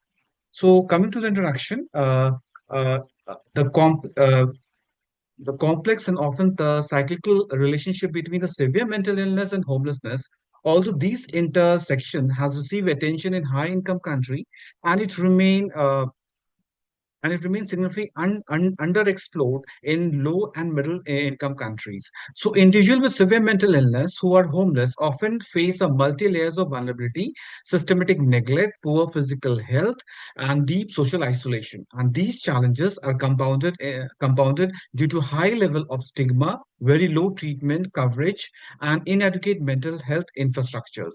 And so, we can say that mental illness can both a cause and a consequence for homelessness. So, according to the Indian census of 2011, around 1.77 million peoples were reported as homelessness, roughly 0.15% of the population. However, this figure likely underestimates the actual scale of homelessness in the country, and many individuals remain uncounted, including those living in slum, temporary shelter, or constantly on move. And the contribution factors to homelessness in India are multifaceted. Poverty, underemployment, substance abuse, family breakdowns are recurrent theme found in multiple studies. And these structural and personal stressors push individuals into the streets, making reintegration difficult. Homeless individuals often lack legal identity documents, social support network, and basic vulnerability in administrative system. And these lack of recognitions further marginalize them and increase the vulnerability to violence, exploitation, and trauma.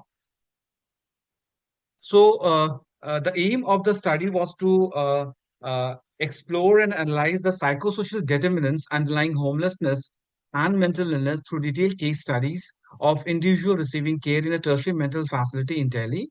And the objective to explore the structural relation and psychological factors contributing to onset and persistence of homeless among individuals with severe mental illness, and to provide individual psychosocial intervention in facilitating recovery, treatment, engagement, and social integration in homeless persons with mental illness.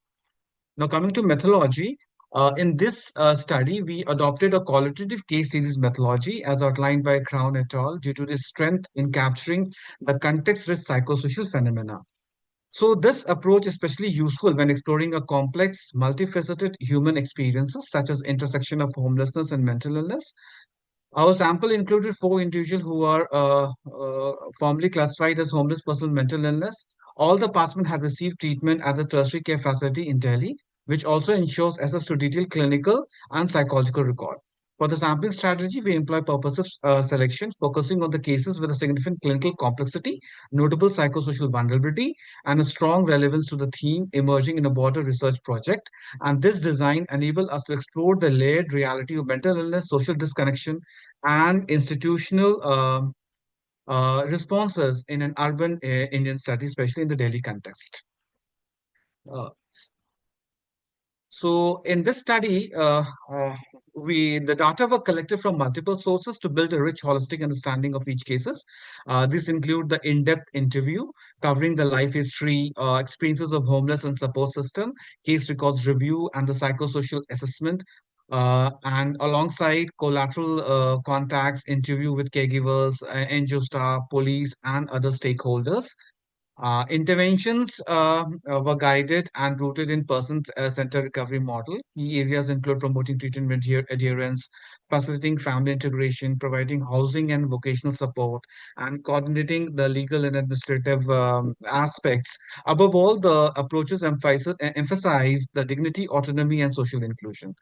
On the ethical front, we ensure de-identification of all the data using pseudonyms for participant lacking capacity, informed consent obtained from the legal guardian or hospital representative in accordance with ethical standards. Now, coming to the case description, uh, uh, we begin with case one. It is with a 37 years old foreign national, a single woman who had came to India. Hello. Can I proceed? You can go ahead. It's some post. So we begin with a 37 years old foreign national, single woman who had came to India in research of spiritual healing. She found in a disoriented and distressed state by local police and brought into the mental health system through the court intervention. She reported experience of persecutions, alleged rape and stalking, claiming these were the orchestrated by an unknown individual and a UK-based street society. Her narratives included persecutory delusions, cyber attacks, and somatic complaint. She linked to a cyber weapon. She appears to have traveled across multiple cities of India, reflecting wandering behavior and tied to delusion, fears, and a spiritual quest. This case underscores the intersection of untreated psychosis, vulnerability, and in an unfamiliar environment and lack access to early intervention. Moving to case two, the second case is a 45 years old man from Delhi with a long-term history of substance abuse, criminality, and trauma. He described a troubled upbringing, including emotional neglect and traumatic loss of his father, murder during his college years. His family, uh, his family arranged an early marriage in hopes of stabilizing his behavior, but persisting polysubstance use, including alcohol, ganja, and all the multi-substance use, continued. And over the time, he became involved in organized crime and extortion, resulting in multiple incarceration. Though he had access to mental health service while in jail and ongoing addiction, violent behavior, and deep mistrust, and severely hindered the engagement and recovery. At the time of assessment, he was homelessness, unemployed, and caught up in illegal management, reflecting a chronic cycle of instability. Moving to case three, uh, it- case three. This is a 22 years old male residing in night shelter. He has a prior history of psychiatric admission, and his mother, also homeless, lives separately in a women's shelter homes in Delhi. And the family has a pattern of frequent migration from rural Uttar Pradesh, which disrupted a continuity of care and education. He reports anxiety about unfamiliar places and has difficulty with occupational tasks. Clinically, he shows irritability, hallucination, obsessive compulsive behavior, and signs of cognitive impairment. His psychosocial history is marked by trauma, sexual molestation, hypersexual thought, compulsive pornography use, and the episode of both the suicidal and homicidal ideations. Uh, and his mother, herself a victim of abuse, has pleaded for psychiatric care and underscoring the intergenerational trauma and lack of systematic support. Case 4, this next case is 31 years old unmarried woman who found wandering in the streets and was homeless for nearly a year. And she was rescued by a police following a public concern and admitted for psychiatric assessment. And on admission, she showed a sign of psychosis, a suspiciousness, disorganized behavior, and compromised judgment. Uh, uh, She was previously a functioning professional, and the history shows that she was working in a company secretary in Dubai before developing a severe mental illness and losing access to social and family support. There were no reachable family members, and the response to treatment was partial, with some improvement was seen in self-care and social behavior over a time. Now, coming to the psychosocial determinants identified after the in-depth interviewing with all the four cases, we observe the recurring pattern of chronic cyclical homelessness, often shaped by long history of street living, migration, or dislocation. Then, mental health issues such as schizophrenia, psychosis, social ideations are common across all the cases. And family breakdown and social isolations appears as a central theme, ranging from multiple broken marriages to complete absence of family support in some cases. And trauma and abuse, the history of trauma and abuse, including violence, sexual assault, and early life adversities, were also prevalent, significantly impacting mental health trajectory. Substance use and behavioral dysregulation were present in one of the cases, and often compounding psychiatric symptoms and increasing vulnerability. Two cases had involvement with the criminal justice system, that reflecting the systematic gap rather than criminal intent. Across the four cases, we saw severe social and structural vulnerability, including lack of education, unstable housing, exclusion from support system, then barrier to treatment continuity, include poor insight, stigma. There were certain logistic gaps in service delivery, and finally, the degree of multi-sectoral collaboration varied, where coordination among legal, psychiatrists, institution, and NGO services was stronger outcome, were slightly better, but fragmented care remains a widespread challenge in all the four cases. Now, coming to the psychiatric social work intervention strategies, what we planned and what was the outcome. So the first the table that shows the psychosocial intervention used across all the four case studies, alongside with the observed outcome for each client. So it reflects, when we see, it reflects a range of strategies used by the psychiatric social worker to support recovery in complex and resource limited setting. So in case one, what we see, the focus was on supportive counseling, stress management, and strengthening the client social network, and motivational interviewing for insight development, and discharge planning was implemented. These interventions led to the emotional stabilization and improved insight to illness and successful integration with the family. In case two, intervention address ambivalence towards the addiction. We focus mostly on the motivational interviewing. Towards addiction recovery, and also we given provide the psychoeducation, anger management, using CBT techniques. While some improvement in treatment engagement is observed, motivation for addiction recovery remain low in these cases. Then in case three, involved a more acute presentation. This case required emergency mental health admission because he was very highly suicidal. So intervention into trauma informed care. Then we also provide vocational counseling and sexually focused psychoeducation. Outcome shows a partial mental stabilizations, reduced risk behavior, then then uh, and some vocational progress has been seen. However, long-term support and continued follow-up are still necessary due to limited insight and poor prognosis in this case. In case four, demonstrated a more promising trajectory.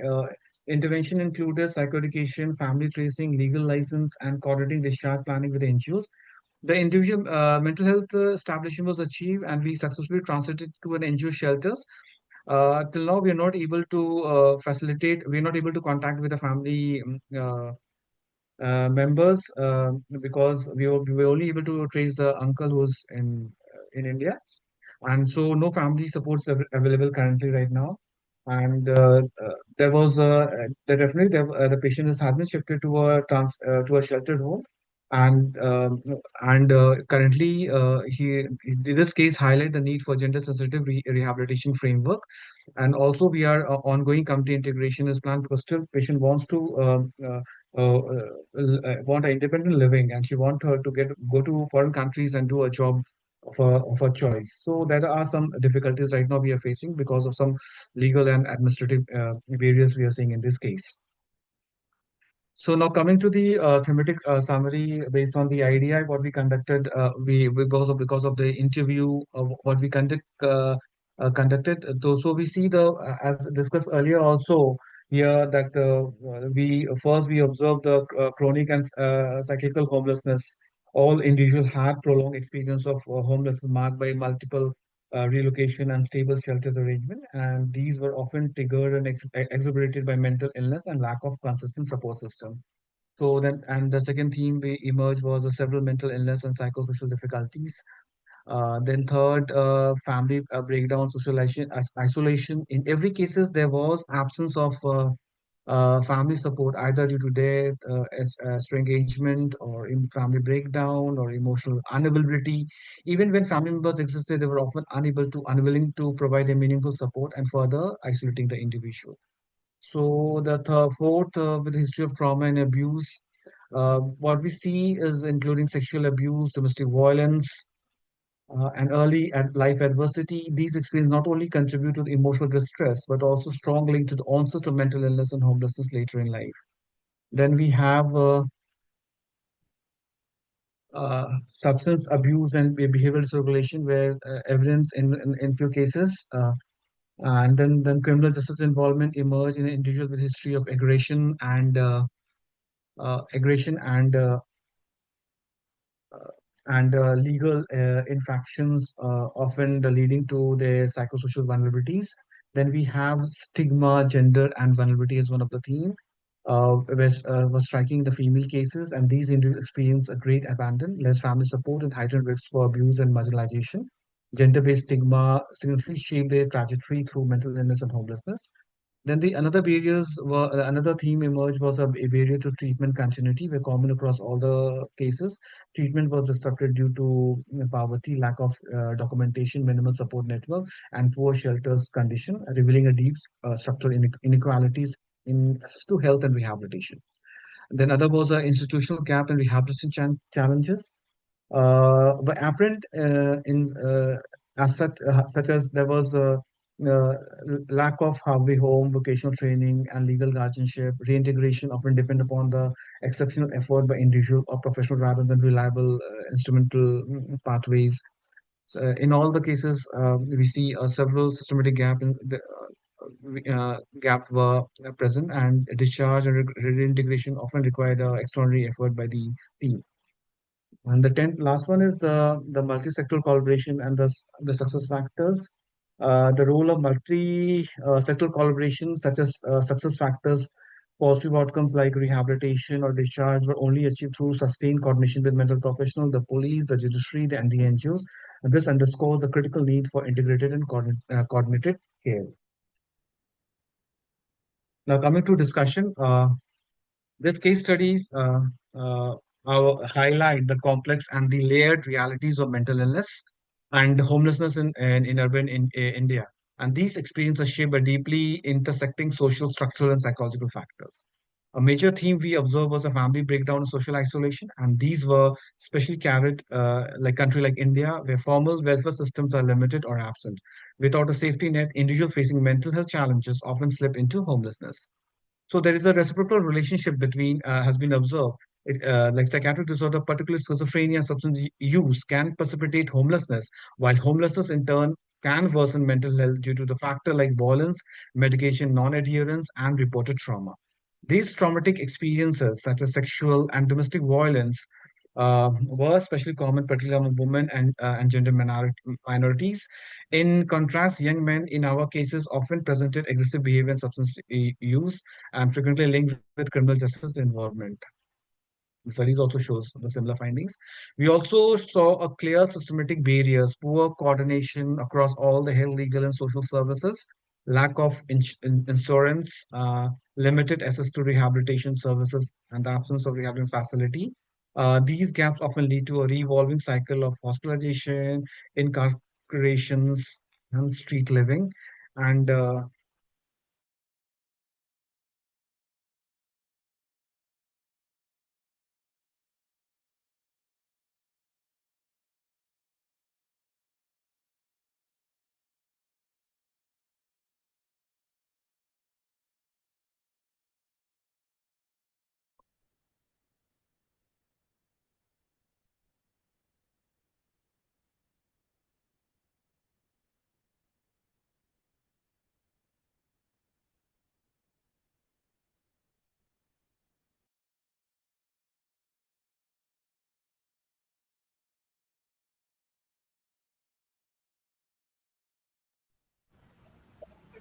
Arif, we can't hear.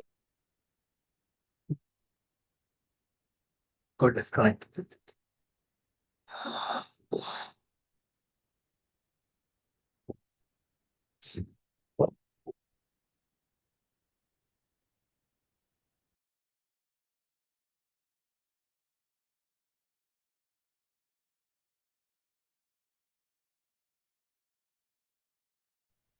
I think we lost him. He's logged off.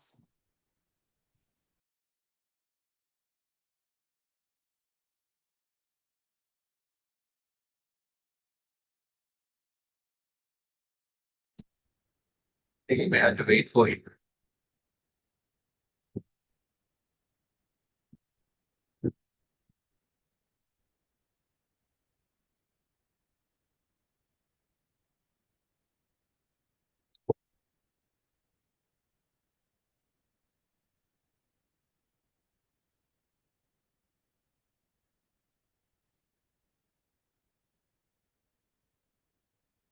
Technical glitch.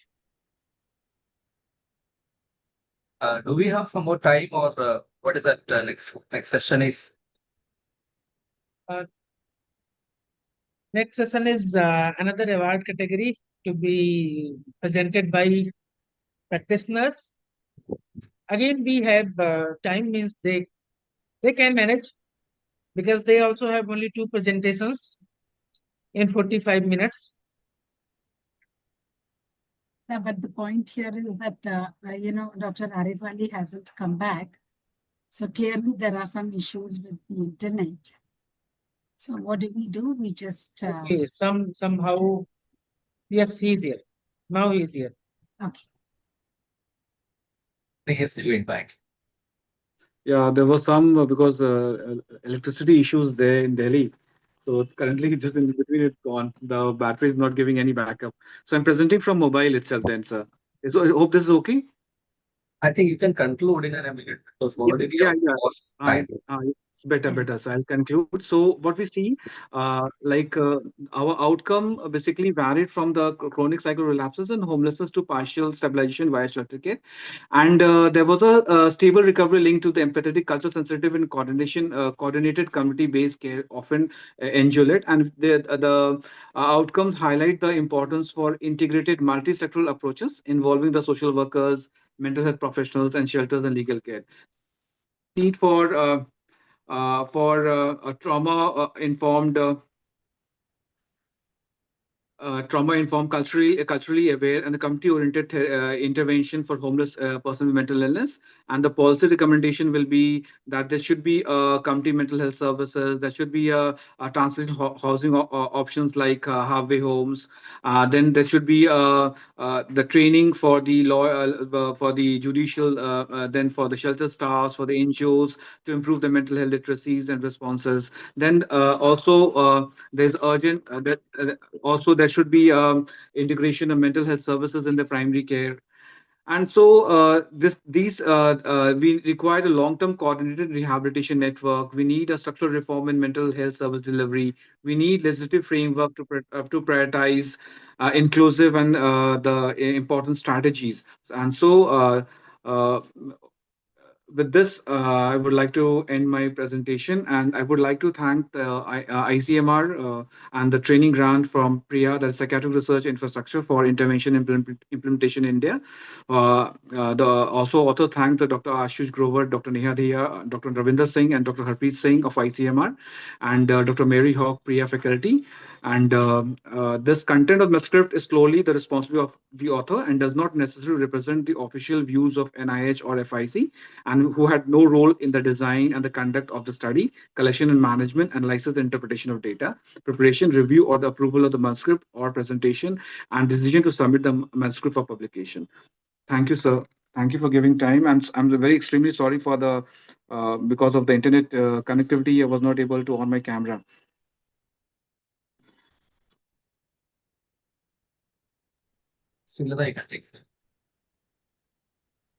Okay. All right. So thank you very much, Dr. Arif Ali, for your presentation. I have only 2 questions to ask for clarification. I understand that you've used the case study, case series terminology to denote the methods you've used. I also see that you've done cross-case and within-case analysis to arrive at some amount of generalizations. But I was wondering, in your work in your interventions with the 4 clients, what kind of bottom-up approaches did you use in order to help them deal with, their work with trauma? Help them deal with their trauma. And the second question is, how does a theoretical framework like social determinants of mental health allow you to look at these the psychosocial issues as well as the interventions differently. Ma'am, can you repeat the first question, ma'am? What you asked? How do you do what bottom-up approaches did you use for interventions, particularly with regard to trauma work? And the Yes, ma'am. second question is about social determinants of mental health. Yeah. So in trauma-focused care, we built a rapport. Basically, the session focus on engagement and psychoeducation, ma'am. Here, what we did, we built a rapport and the safety. And we explained the trauma impact and the need for treatment, and we assess the trauma history very sensitively. I'm Then, talking about bottom-up approaches and not the entire trauma process. okay, ma'am. Yes, ma'am. So, sir, here, we seen the session mainly was targeted in the female cases with those with who have a trauma with a history of trauma. So few cases we generally provided the trauma focused therapy. So here we only for that we use the CBT approach for handling these cognitive behavior therapy principle for with a trauma sensitive intervention, and it include psychoeducation, cognitive restructuring, and also we also use gradual trauma narrations, and we also use the coping skills, ma'am.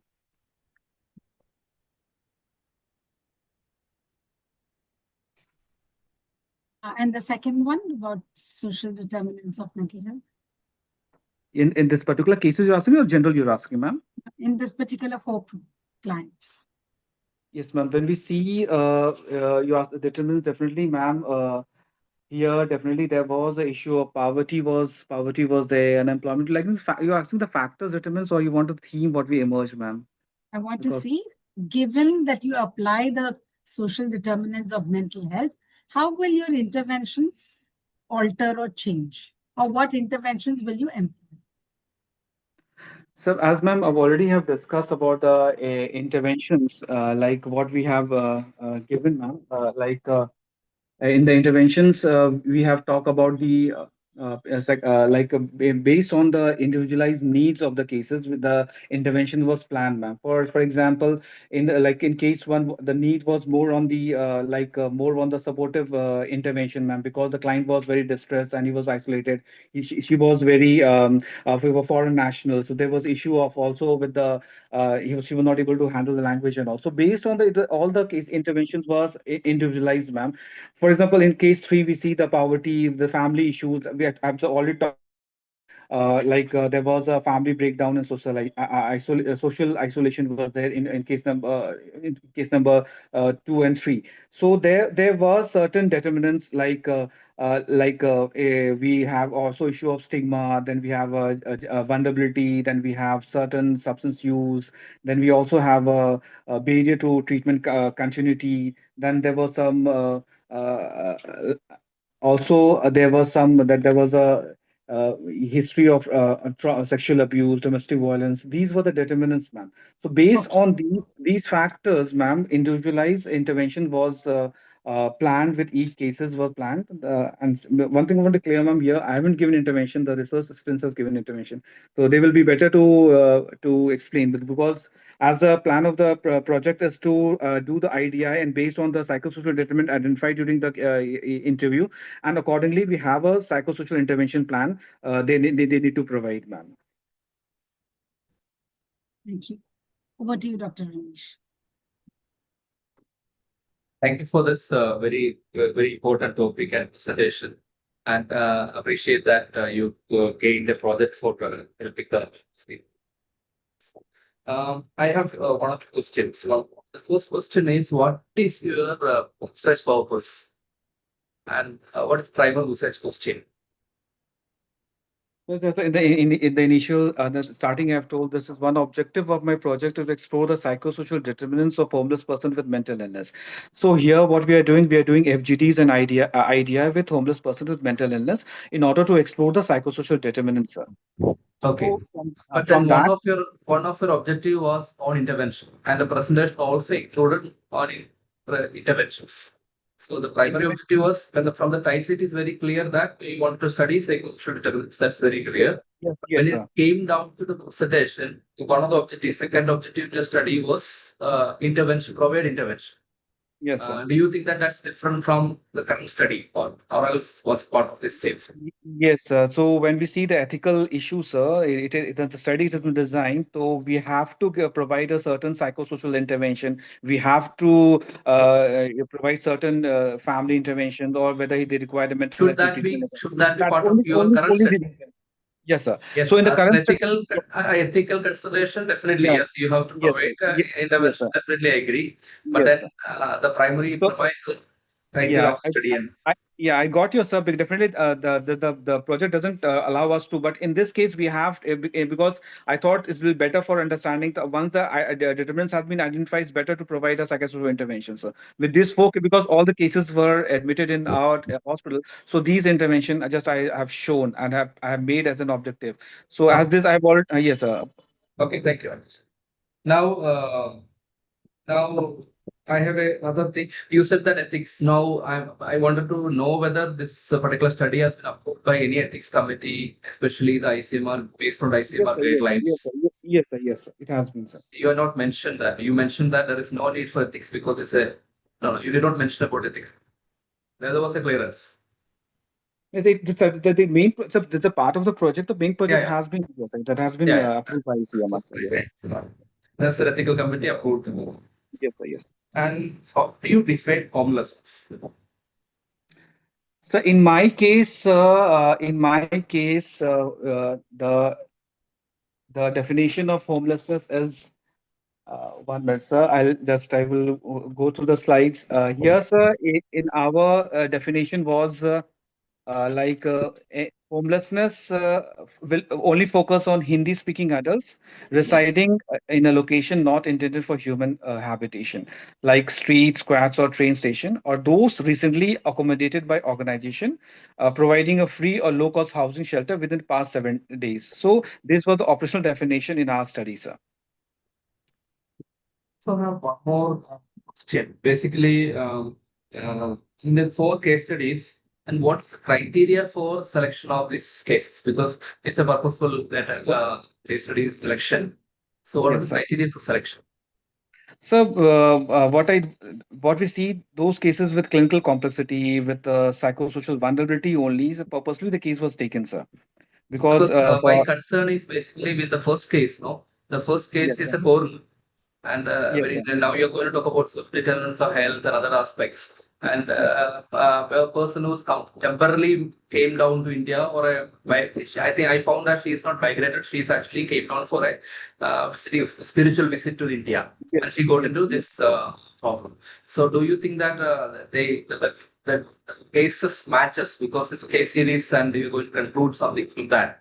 So, do you think that is a fit?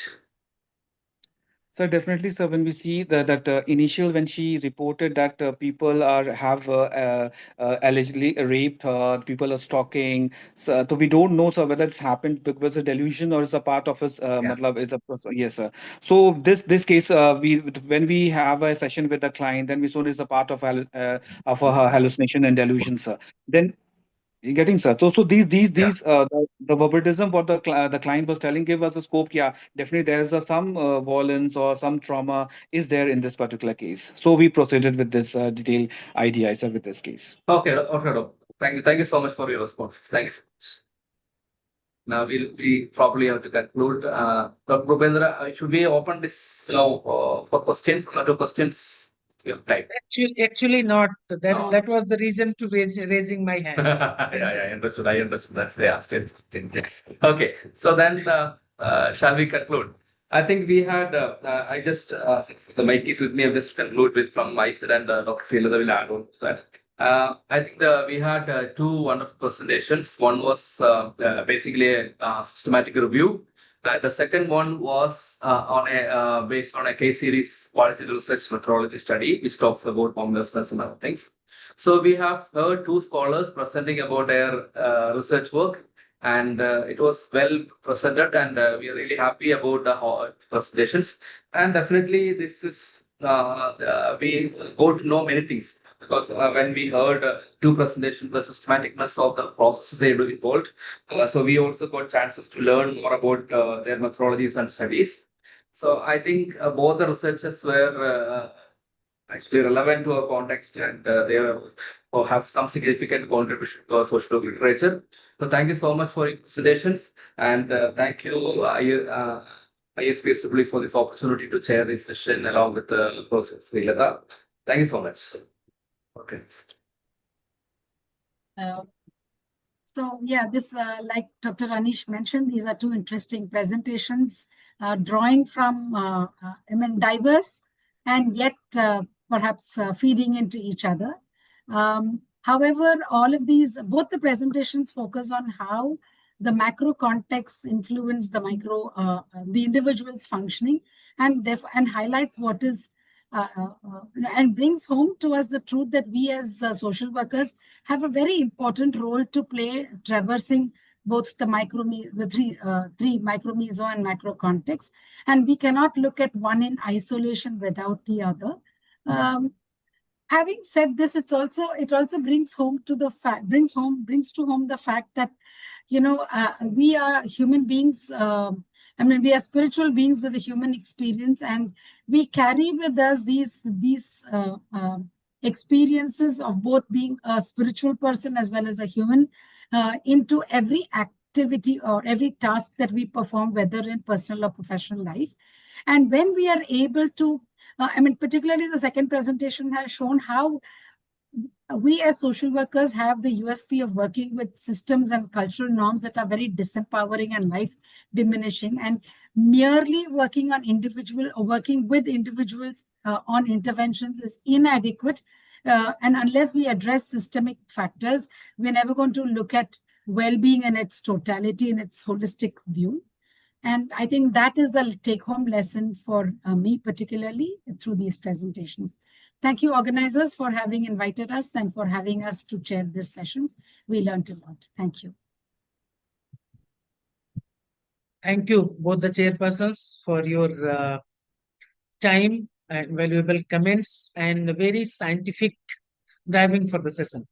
You made it more scientific than its presentation. Although, yes, I do agree with Jua man's thought that they have two different directions with a lot of food of thoughts, but you made them like visible and understandable to us all.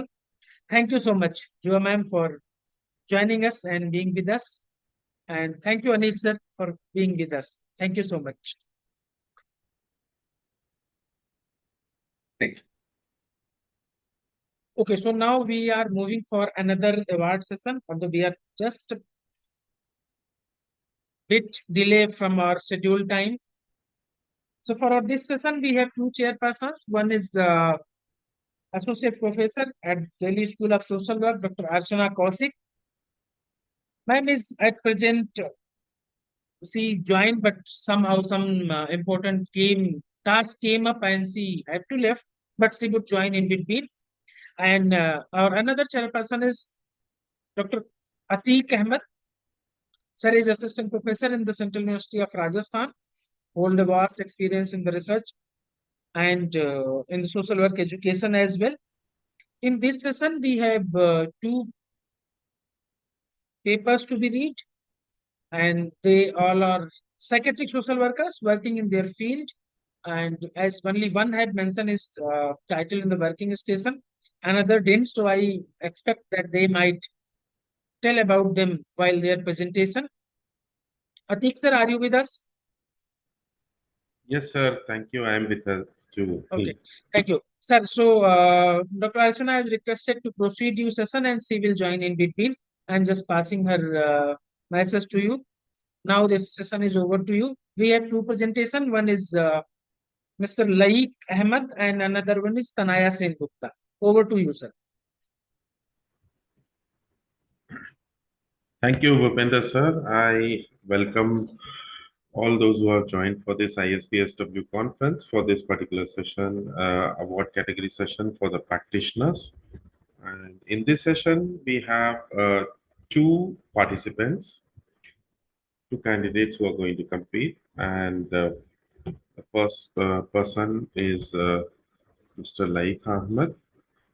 So he is going to present on the title Patients' Experiences and Satisfaction with Psychosocial Intervention, Clinic of Government Medical College and Hospital, Chandigarh. And the second one is Ms. Tanya. The title is Creativity and Psychiatric Illness, a study of theatre across actors of Kolkata. So we can take up this session. I would invite each of the participants. As I have received this uh,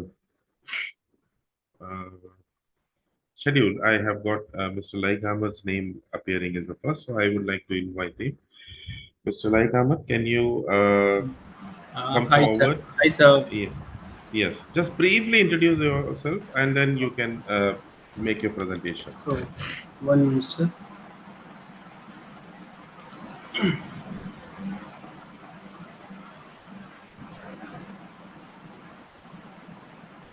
Sir, is it visible? Yes, it is visible. Sir, hi, sir. My name is Laik Ahmed, and I completed MPhil Psychiatric Social from GM Government Medical College and Hospital, Chandigarh. Currently, I am working as a lead mental health in basic healthcare service, Udaipur. So, my topic is patient experience and satisfaction with psychosocial intervention clinic in Government Medical College in Government Medical College and Hospital, Chandigarh. So, coming to next introduction, mental health is a state of well-being enabling individual to cope with stress and their potential function effectively and contribute to the society. It is a fundamental human rights and vital for personal and socio-economic development. Mental health is not merely the absence of illness, but exists on the continuum of experience and challenges. Mental health disorder involve cognitive behavior. Is it? Yes, sir. Mental health disorder involve cognitive, behavioral, Sorry, emotional, please go ahead. emotional emotional impairments affecting daily functioning and quality of life, which is encompasses physical, emotional, and social satisfaction. Psychosocial intervention aid to relapse prevention by building coping skills and self-efficacy. Patient experience Patient experience is a key indicators of health quality and must be the prioritized to ensure responsive and patient-centered care. Mr. Laik, your slides are not changing, so can you look into that? Oh, sorry, sir. Yeah. Yes, It's carry on. my, so, second one is objective. Is it visible, sir? Yes, it is visible. Huh. So, our objective is to assess patient experience and satisfaction with psychosocial intervention clinic. And the next one is to assess unmet needs of patient who is currently attending psychosocial intervention clinic, and that is level of functioning of the patient who are attending psychosocial intervention clinic. The level of functioning may physical, psychological, and mental well-being. To assess the quality of life of patient who is attending psychosocial intervention clinic. So next one is materials and method research design. The research was a cross-sectional studies. The setting the study was conducted at Psychosocial Intervention Clinic at the Department of OPD in Department of Psychiatry, GMC, Chandigarh. Population: any patient who is taking service from Psychosocial Intervention Clinic and has received at least 3 sessions in last 6 months. Sample size was 50. A sample method was consecutive sampling methods. Next, inclusion criteria: patient diagnosed with any mental illness as per the ICD-10. Age criteria is between 18 to 16 years. Age between 18 to 16 years, taking service from psychosocial intervention clinic and has received at least 3 sessions within 6 months. Those and then those who had given consent to participate in the study. And clinically stable patient. Clinically stability was defined as the absence or exacerbation of illness requiring an increase in doses by 50% in last 3 months. And our exclusion criteria is a patient having any significant and unstable physical illness or disability were excluded. Tools to be used: first, socio-demographic details and clinical data sheet, caregiver demographic details, patient satisfaction scale, psychosocial intervention need checklist, global assessment of functioning, and World Health Organization quality of life scale. And the procedure was a first ethical clearance was obtained from the institutional ethical committee. Subsequently, the list of patient attending psychosocial intervention clinic was scrutinized for inclusion in the study. To all the eligible patient, consent from were presented in Hindi, English, or in Punjabi, and then socio-demographic clinical profile were collected. Those who have given written informed consent underwent an assessment using various scales, including patient satisfaction scale, psychosocial intervention need checklist, global assessment of functioning scale, and World Health Organization quality of life (WHO) quality of life scale. And the statistical analysis was data analysis was done using statistical package for the social science version 16, SPSS 16 version. Descriptive statistics means and percentage were used. This ethical consideration. The purpose of the design of the study was explained to the patient in the language they understand. By Hindi, English, Punjabi, a written and informed consent was taken from all.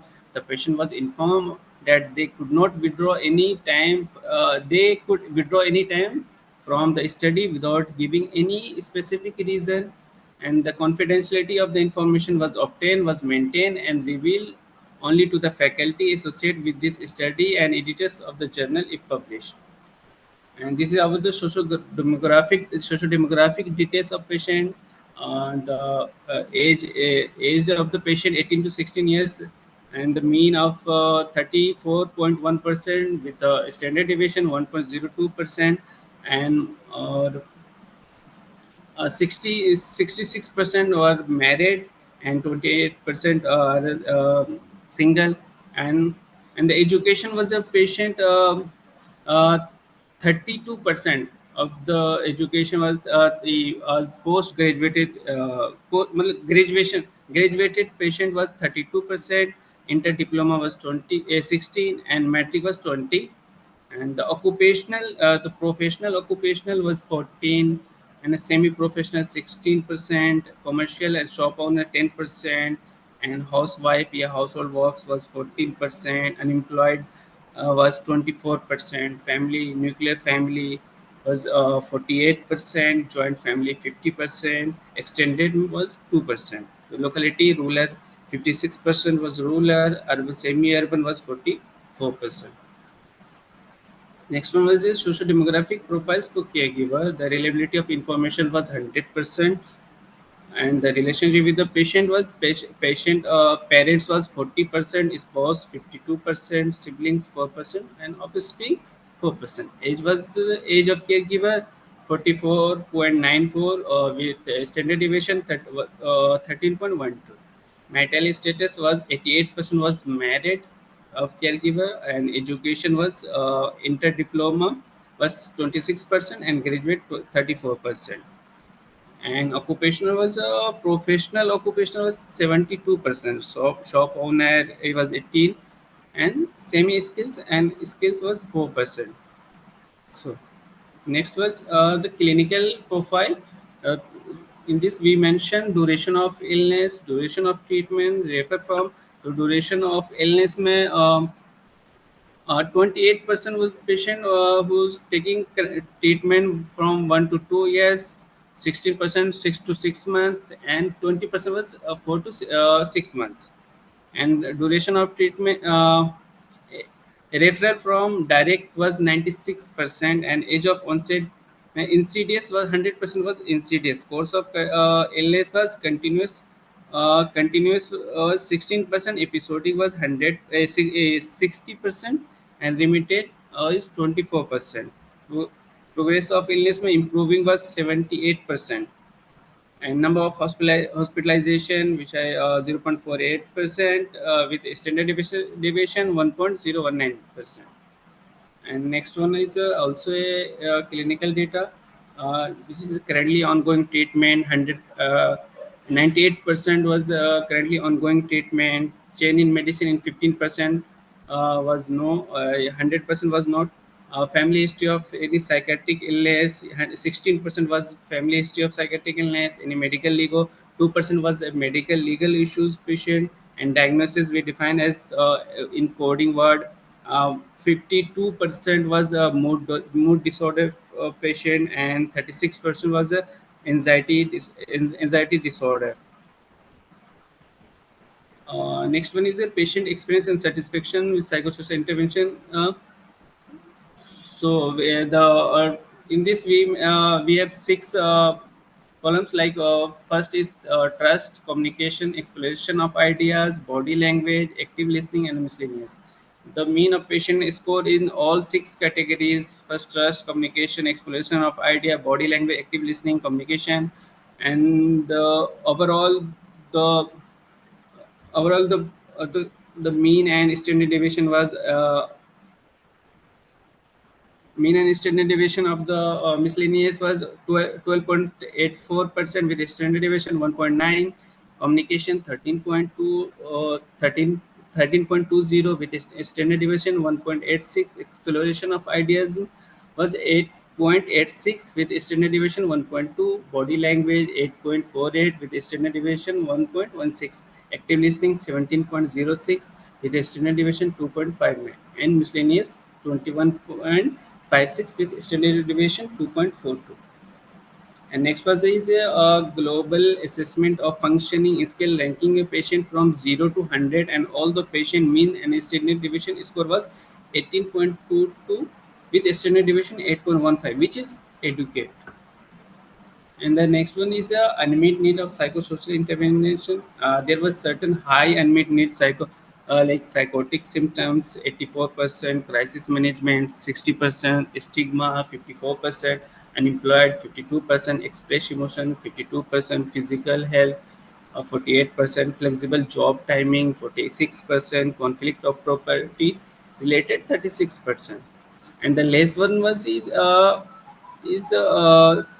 area of money management, safety to others, and 10%, ability of financial resource 10%, advanced directive 10%, and certification 8%. It's like, and the next one is a quality of life scale which I use. The the mean of quality of life brief all in domains in rate of quality of life satisfaction with health, physical, psychological, social, and environmental. Response, the score of the rate quality of life is 3.42 with standard deviation 1.01, satisfaction with health 3.118 with standard deviation 8.49, physical 12.16 with standard deviation 14994, psychological 11.64 with standard deviation 2.25, social 12.10 with standard deviation 2.92, and environmental 12.79 with standard deviation 1.97. Indicate all the domains have an adequate quality of life. And the discussion was the present study was conducted with the aim to assess the patient experience and satisfaction with psychosocial intervention clinic. It was a cross-sectional study, and 50 participants with mental illness between the age of 18 to 16 years were included to the study. Person with mental illness diagnosed as per the ICD-10 fulfilling the inclusion and exclusion criteria of the participant. Clinically stable patient defined, the clinical stability was defined as the absence or exacerbation of illness requiring and the increased doses by 50% in last 3 months. The standardized tools used were the patient satisfaction scale, psychosocial need intervention need checklist, global assessment of functioning and quality of life. And each patient has social demographic, clinical profile, and caregiver profile prescribed performer especially designed for this study. The examination of the patient satisfaction with mental health service and gain prominence, and it is a service as a reliable indicator of service delivery quality and individual healthcare healthcare experience. When patients express satisfaction with the efficacy of intervention, there is an increased likelihood of treatment adherence and utilization of service. Although numerous studies have explored patient satisfaction with psychiatric service, the aspect of patient satisfaction with psychosocial intervention remains relatively and underexplored. Consequently, this study play a crucial role in filling this research gap. And our limitation of the study is the sample size was very was small, so the finding of the presentation could not be generalized at the large level and need further validation. Only clinically stable patient clinical stability was defined as absence or exacerbation of illness requiring an increased medication dose by 50% in last 3 months were included, which limits the generalizability of the finding. The patient having any significant and unstable physical illness or disability were excluded. As the study was cross-sectional, we could not assess the long-term role of psychosocial intervention in improving patient outcomes.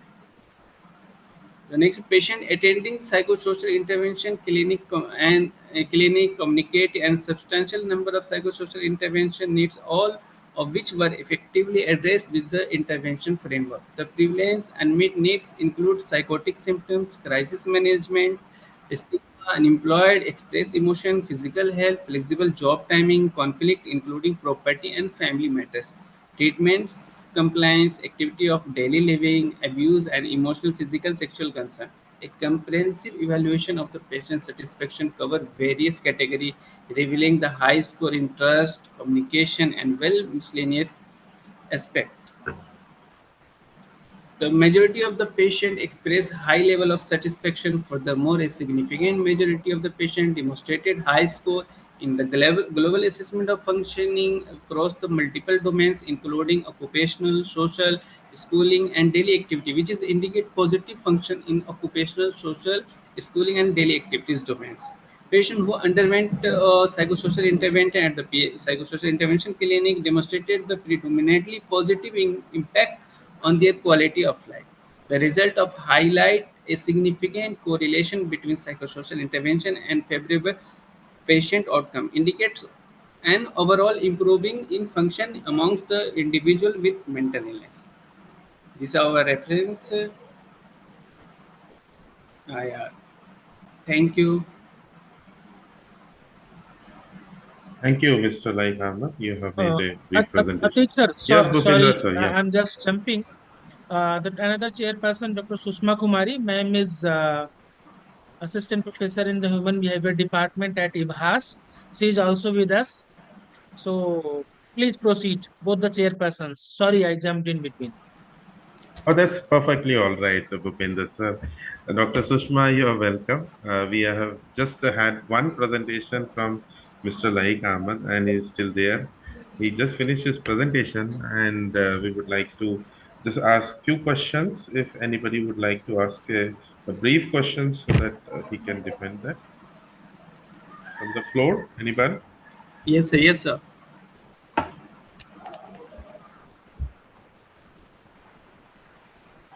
Yes, please. Yes, sir. Yes, Dr. Sampa. Yeah. Um, well presented, Mr. Atif. My question is that in your study, why you have included caregiver detail, demographic detail in this study? Why you have included caregiver demographic detail in this study?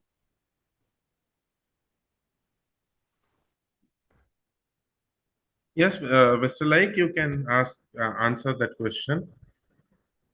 Hello, hi ma'am. Yes, ma'am. We included caregiver details because the psychosocial intervention and psychosocial therapy.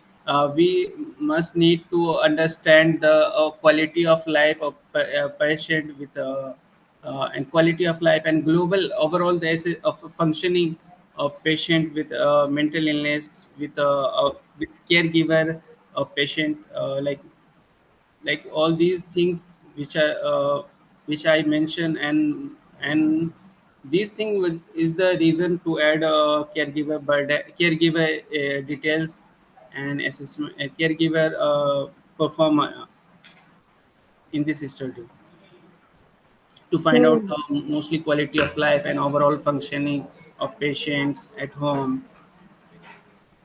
Okay, you meant to um, say that the caregivers have given the information related to And the the one and the functioning one needs. yes sir. And the one Yes, thing, the caregiver occupation and the timing, occupation, age, or relationship, and That reliability of information was also matter for in this that is study. matter, but that has not been reflected in your study. That is why I am asking why you have included caregiver details, demographic details in this study. This study basically you have reflected the patient's experience and satisfaction with psychosocial intervention. Yes, That is thank why you, I am Dr. asking. Sampa, for raising this observation. Yes, that was a question in my mind.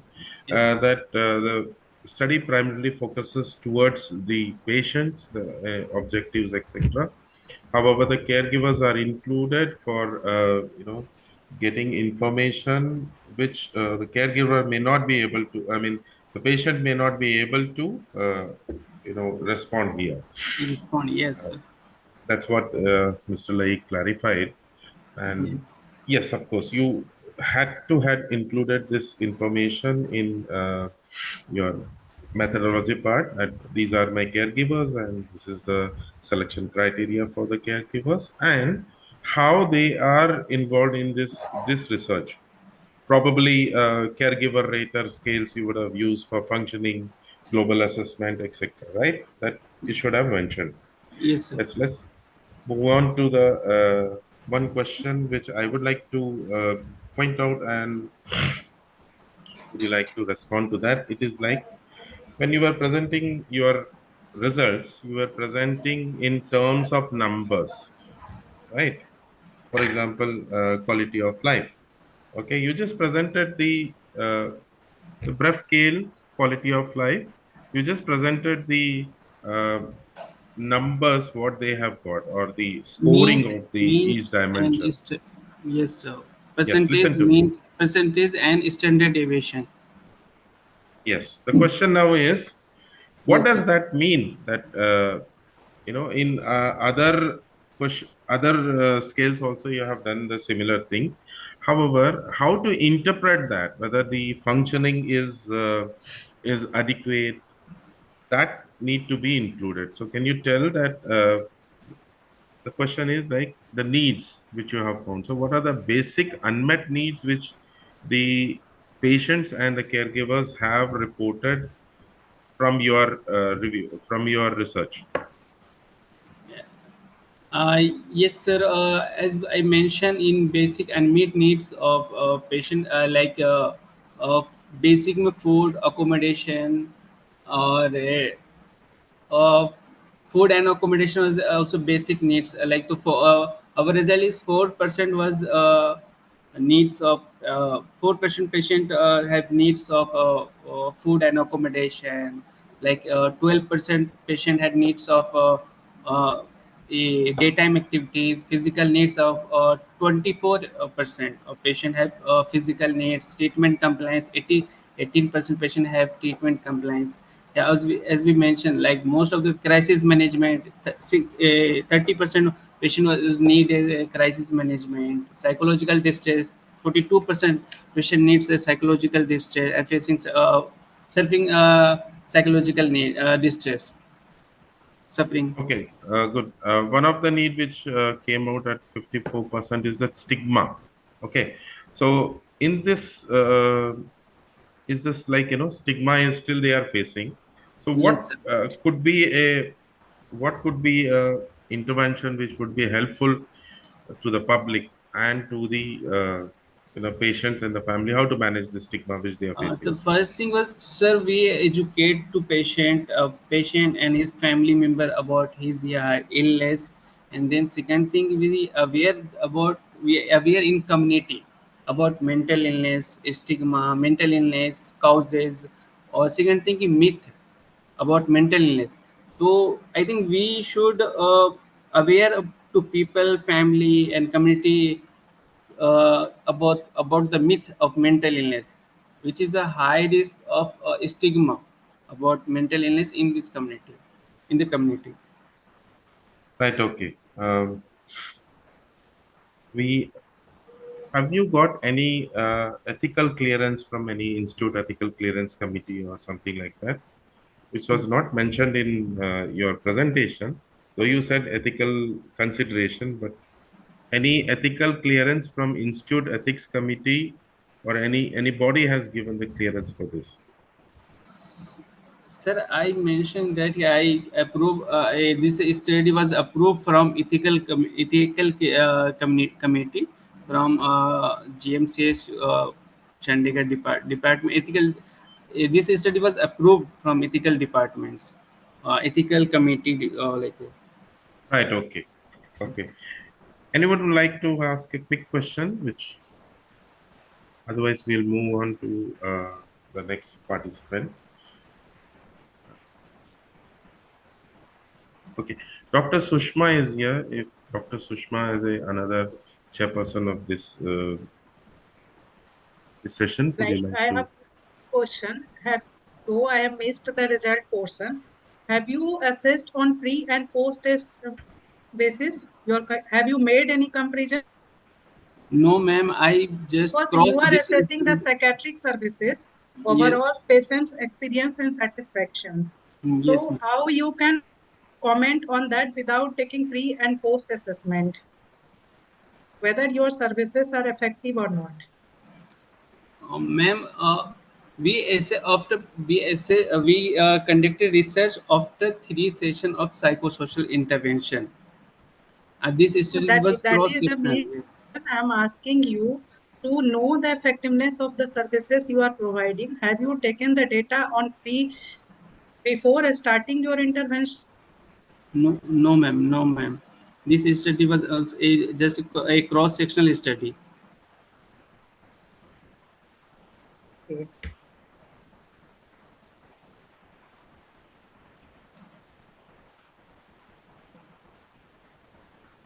Yeah, so the patient should have had some 3 to 4 sessions, and that's what the inclusion criteria mentioned, right? Yes, sir. Yes, sir. After a significant amount of time has gone taking, and after that, so pre there is no data collection. Only after the completion of the interventions or the therapies you are asking the satisfaction level, yes, sir. That right? can be included in their limitation section, sir. That's the main reason I am asking you. Hmm. That could be the limitation of this study.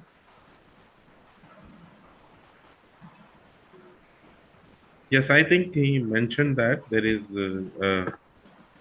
a need for long term, because you mentioned that this is a cross sectional study. Pre post has not been done, but yes, No, you yes, need to sir. Yes, mention, sir. This is a cross-sectional study. right?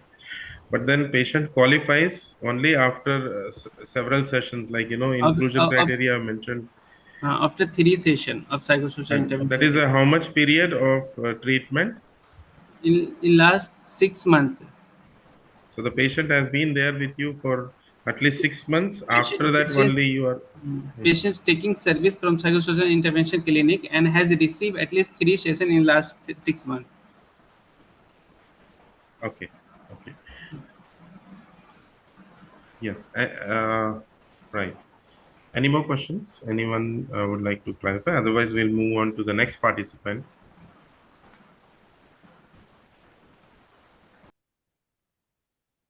Fine. The floor is not asking any questions. Dr. Kamlesh would like to add anything here? You are raising your hand.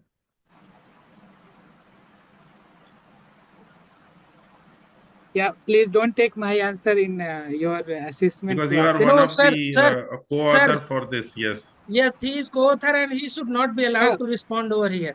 Yes. there is So, nothing written that No, co-author cannot speak. I'm not in the no, organizing your answer would committee or influence the decision. Please. anyway for the clarity of that thing, not for the one, right? So two Sir, thing is sir, that what I am telling, your answer would change the appearance or yes. the decision of the judges, chalo after Yes. chairperson. So please don't respond, please. So, Dr. after Kamlesh, please reserve your things in a later somewhere. We can, after the sessions, you can have. So, let us invite the next participant, Ms. Tanya Sen Gupta. to make a presentation of our research. Yeah, agreed, Atik. Thank you. Yes, thank you. Hello. Yes, Miss Tanya. Good afternoon, sir. Yes. Am I audible? Yes, you are audible. Okay. Can I share my slide?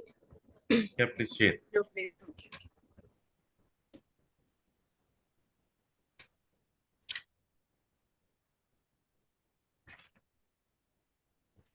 Is this audible? Is this visible? It is visible. Yes, you go ahead. Okay, thank you, sir. Myself, Tanaya Shengupto, psychiatric social worker. Currently, I am service at National Tobacco Control Program, Government of West Bengal. I'm going to present my study named Creativity and Psychiatric Illness, a study on theatre actors of Kolkata, guided by Dr. Ilora Barikshil, ex-associate professor, Institute of Psychiatry, Kolkata.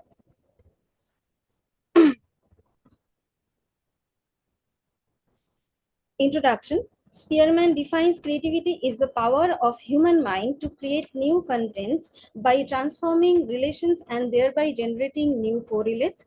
Creativity is a process that a person inherits or nurtures within oneself to create new inventions in any form, and its demonstration connects to his or her subjective well-being, thereby promoting his or her overall health. Human beings are gifted with creative thoughts and intentions, and their creative style form the foundation of their artistic accomplishment. Creativity and psychopathology, the interconnection. Many studies have shown that there is a positive relation with creativity and psychopathology. It has shown creative person have proneness of being sufferer of a psychopathological diseases. A study by Andreessen compared 30 creative writers with 30 match control group and their first degree relatives for incidence rates of depression related diseases. Results revealed that creative writers scored more in the affective disorder. Another study by Kiaga et al. 2012 showed that the creative population had a greater risk of suffering from bipolar disorder and had a suicidal ideation. Theater actors, a thread between personal and professional life. Theater actors refers to those persons who enacted different characters in theater, a composite form, professionally. Here, the researcher took only those theater actors who were at least 5 years involved in this genre of performing art. The amalgamation of professional character into the actor's personal life creates innumerable, unavoidable complications to function normally in their day-to-day life. At the same time, it gives birth to his or her creativity, which might be regarded as not normal in layman's view, but may be a constellation of the actor's intellectual skill, abilities, and traits. Focus of my study. In recent decades, there has been few studies to explore the link between creativity and psychopathology, but the focus on theater actors, especially in Indian scenario, needs to be emphasized as there are practically no studies in that area. Methodology I used, it was a cross-sectional exploratory study. Purposive sampling was done. Inclusion criteria are age range between 20 to 50 years, both sexes, active involvement in creative work in last 5 years in respective field of theatre. Only those who scored above 4 in GHQ 28 was taken for the study. Only Kolkata-based theatre actors were taken. Only those who gave written consent for the study were taken. Those were those who have current chronic neurological and medical illness and any developmental disorder and were undergoing any pharmacological and non-pharmacological treatment of psychiatric illness and were hospitalized within the last 6 months were excluded for this study. Tools I used: socio-demographic data sheet, general health questionnaire 28, mini international neuropsychiatric interview, creativity style questionnaire revised. Procedure: after receiving the approval from the ethical committee, 60 members were selected on the basis of inclusion and exclusion criteria. Written consent was taken from the interested participant. At first, The general health questionnaire was administered to the participant, and only those participants who scored above 4 were taken for the study. Then mini international neuropsychiatric interview and creativity style questionnaire was administered. After assessing data, descriptive statistics and correlation was done by using SPSS 25. These are the table 1. It is the descriptive statistics of socio-demographic details of the theater actors. I am not going to elaborate one by one. These are the table 2. It is indicated the correlation between creativity style and psychiatric illness. In the left hand side, these are the variables of psychiatric illness, and upper side the variables is in numeric, which consisted uh, creativity style, that consists 1 for self-perceived creativity capacity, 2 belief in unconscious process, 3 use of techniques, 4 use of other people, 5 final product orientation, 6 environmental control and or behavioral self-regulation, 7 is superstition, and 8 use of senses. And this is the chart of which is it found that there is a significant relationship in 3 major variable, that is major depressive disorder with belief in unconscious process, hypomanic episode with superstition, and alcohol abuse and dependence with environmental control or behavioral self-regulation.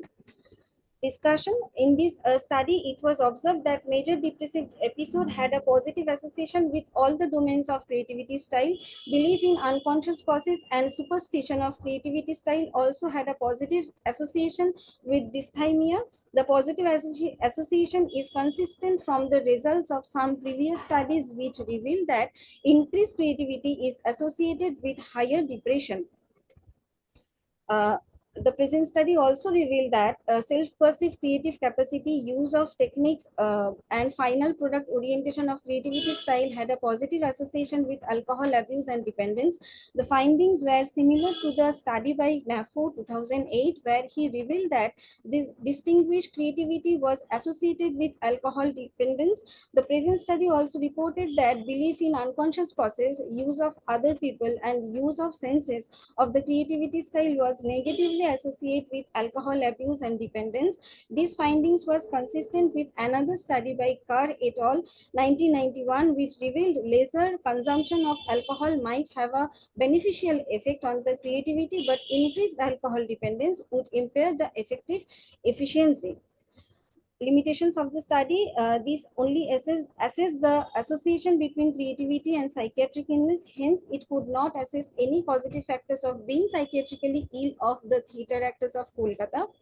Future direction. Present study can be used to plan and develop further intervention of theatre actors in West Bengal with a special emphasis in Kolkata.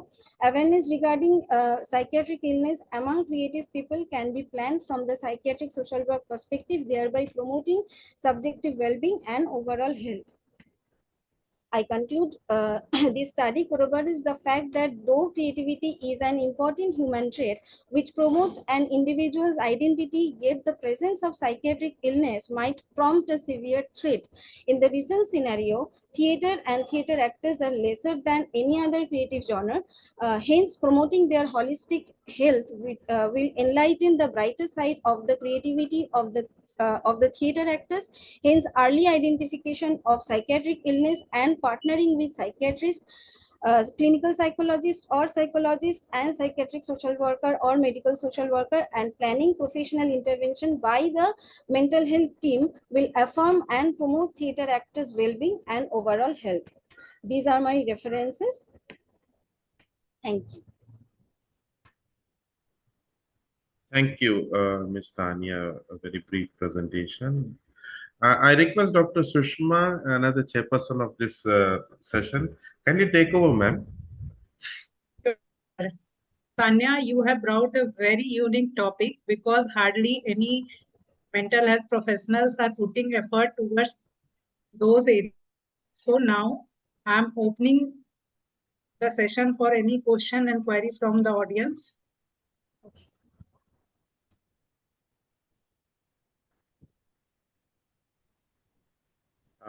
Some people have raised hands, Dr. Sampa, Dr. Kamlesh. Dr. Sampa? Dr. Sampa, please unmute, ma'am. Yes, sir. Yeah, I unmuted myself. Hello? Yes, ma'am. Hanji, ma'am. Okay, okay. Thank you. Very nice presentation, Tanaya. I would like to ask you one question. Yes, That ma'am. is, theater actors you have taken in your study. Yes. Creativity and theater actors, creativity and psychiatric illness. In one way, do you think that we are in any way leveling or stigma will happen here by choosing this topic? Uh, no, ma'am, because I only took creativity, style, and psychiatric illness of the samples. But there is, I don't feel there is any stigma associated with this, with this, with the choosing of the sample. May I suggest you just one thing? Yes, yes, yes. That is creativity and mental health issues, or creativity and mental health. Yes. Can we keep sort of think about this sort of title? This may mitigate little bit the weightage of whatever I am telling negativity about illness, psychiatric illness, and whatever. Think about this. Okay, okay, okay, ma'am. Thank you, Sampa, ma'am. Dr. Kamlesh. Yeah. Dr. Kamlesh. Yeah. Tanya, I have so many questions, 4, 5, but quickly I'll ask in very brief. It is your dissertation part of paper you Yes, sir. presenting, right? Yes, sir. So it's ethically clear. Second is where you got the data, in the clinic or in the community? No, sir. I went to the community. Means people are not diagnosed already, right? No, they are not any. They have no any psychiatrically diagnosed any other. They are excluded if they had any psychological or medical issues within the last 6 months. They are excluded, sir. Then what is the role of mini? I fail to understand. Oh, sorry, sir. You applied the mini tool for diagnosis, which is measure tool Yes, for yes. diagnosing, right? Yes. So those who are diagnosed, you excluded. Means previous diagnosis, if they have. Yes, previous diagnosis they are excluded, but if they scored in GHQ above 4, they are included for the next attempt. And mini I refer because my title is to find out the association between psychiatric illness and creativity style. So I had put the mini psychiatric interview to the sample. Do you have any formal training for mini or certification? No, Or sir, I have you did not. purchased this tool? Because this tool is exclusively paid and it need a certification before you be used for clinic or for the research. Just this is my point. You may not answer. Okay. Oh. I just mini uh, took the I did not take any certification course or anything else, but I in my MPhil training we are just we are guided to how to assess the mini or any other skill. Yeah, that's fine. The last one, if chairperson permits. Yeah, come, let's carry on. Yeah.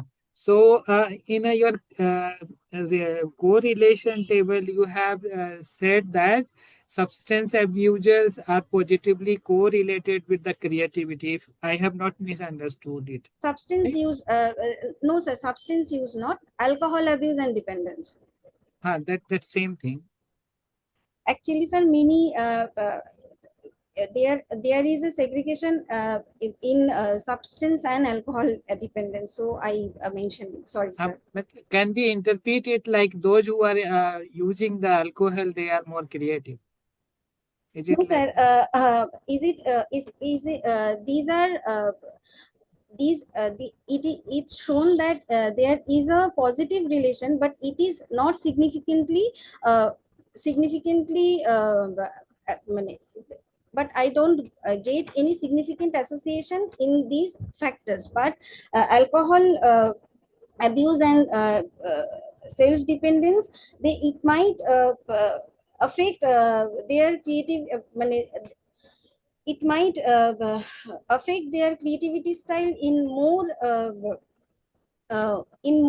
better way when they are intoxicated, sir. Okay. Thank you. Yeah, I do agree with the Sampa ma'am. The topic itself connotes some kind of a stigma. Okay, so rather than you could have kept the topic or in future like mental health promotion. Okay, keep the topic in such a way that it should not denote any kind of professional stigma. Because the way you are comparing and presenting creativity and youth, people might get scared after seeing your results. Any profession, if you assess, there might be some or another kind of mental health issues. Okay. Second thing, what I Dr. Kamlesh, she has used two scales for a screening purpose, GSQ 28 and mini. GSQ 28 might have some time framework, isn't it? Sorry, ma'am. GHQ 28. GSQ 20 might have some time frameworks, 15 days or. I don't confident on that, ma'am. Okay. But in case of mini, when you applied, you might have got, it is also a kind of survey tool. You might have got the major, like many categories like dysthymia, alcohol abuse, or 21, there are 21 categories. So you are getting a broader results. Yes, sir. Yes, ma'am. Any more questions? And suggestions for Tanya?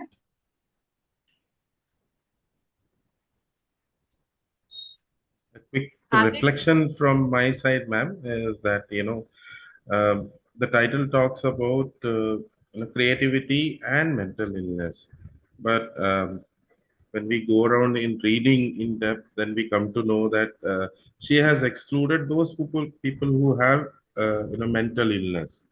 So probably she was looking into what is the mental health of the people who are creative. Yes, sir.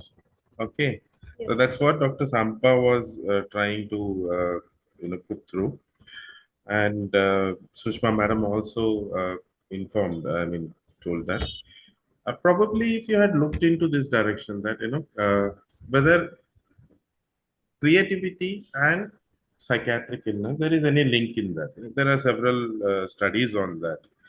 So this study would have, the title gives me information that we are going to find out whether Kolkata theater arts people are having, those who are into creativity, they are having any psychiatric illness.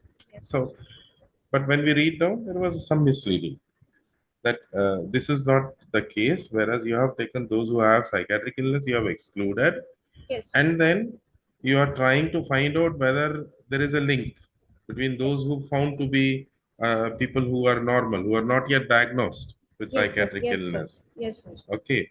Yes. So, are you going to diagnose whether they are having any mental illness with that mini? This is what your, you know, what objective was? Yes, sir. It was my future planning. Though it is my partial fulfillment for the MPhil trainee, but it was my future plan to take a integrative planning for them, those who have, or those who have certain symptoms or traits in any psychiatric genre. So I thought to plan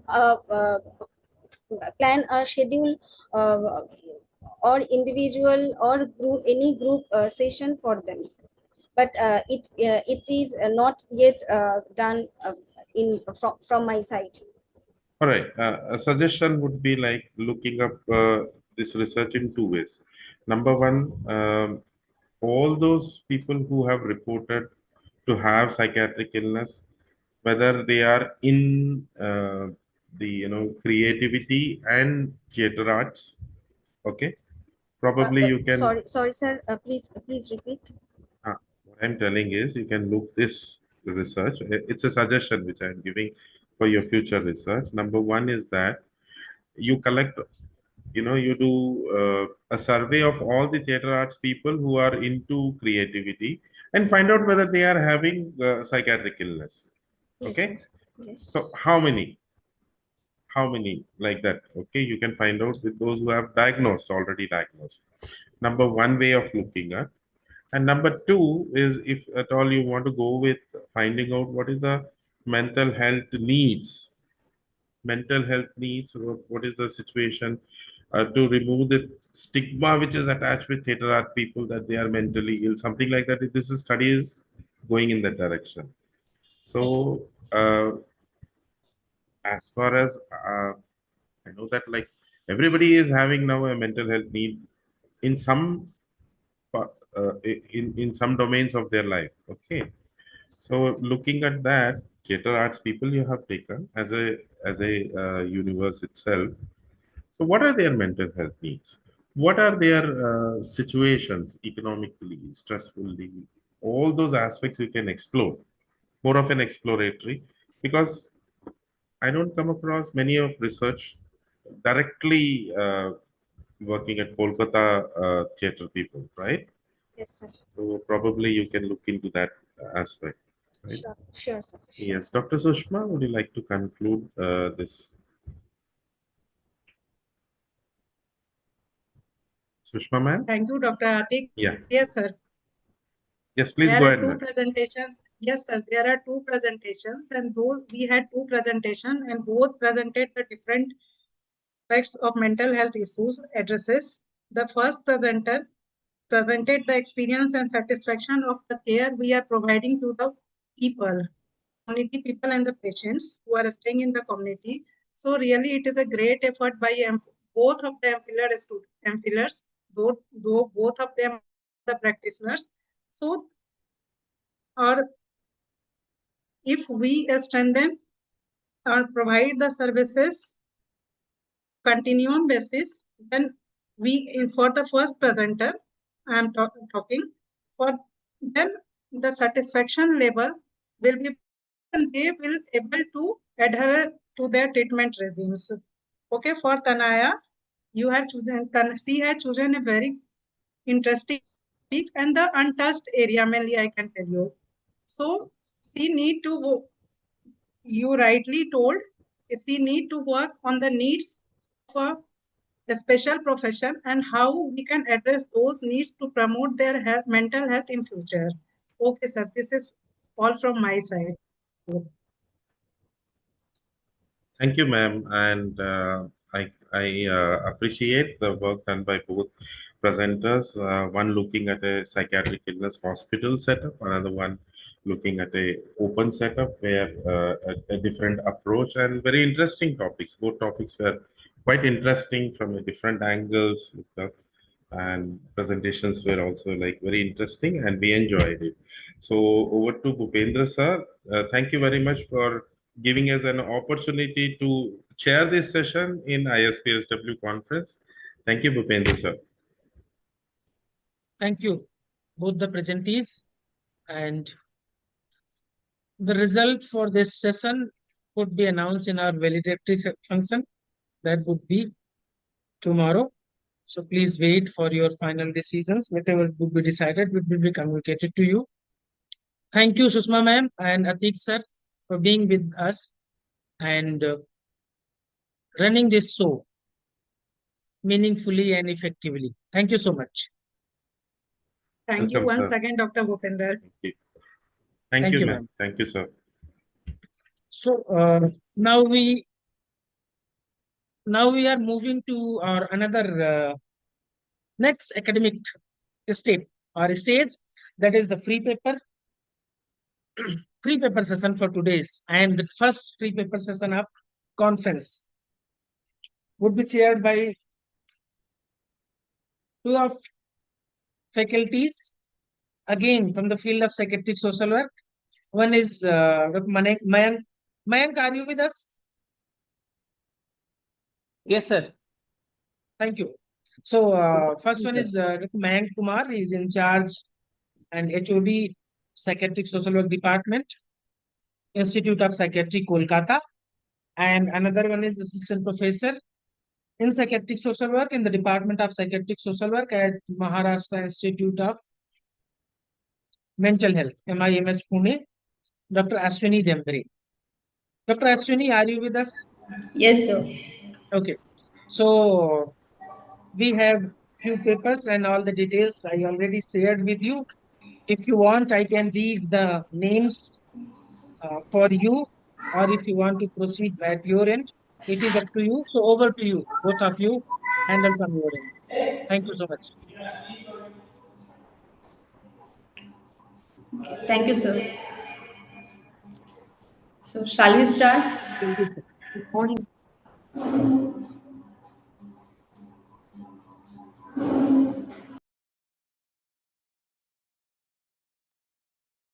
Mayank and Ashwini ma'am, I'll just want to update you that there are 6 papers in your session, and joining link and other details has been sent to them, and they were advised to keep their presentation around 8 minutes.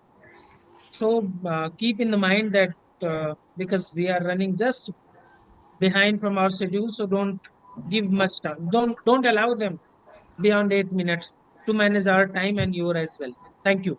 Okay, sir.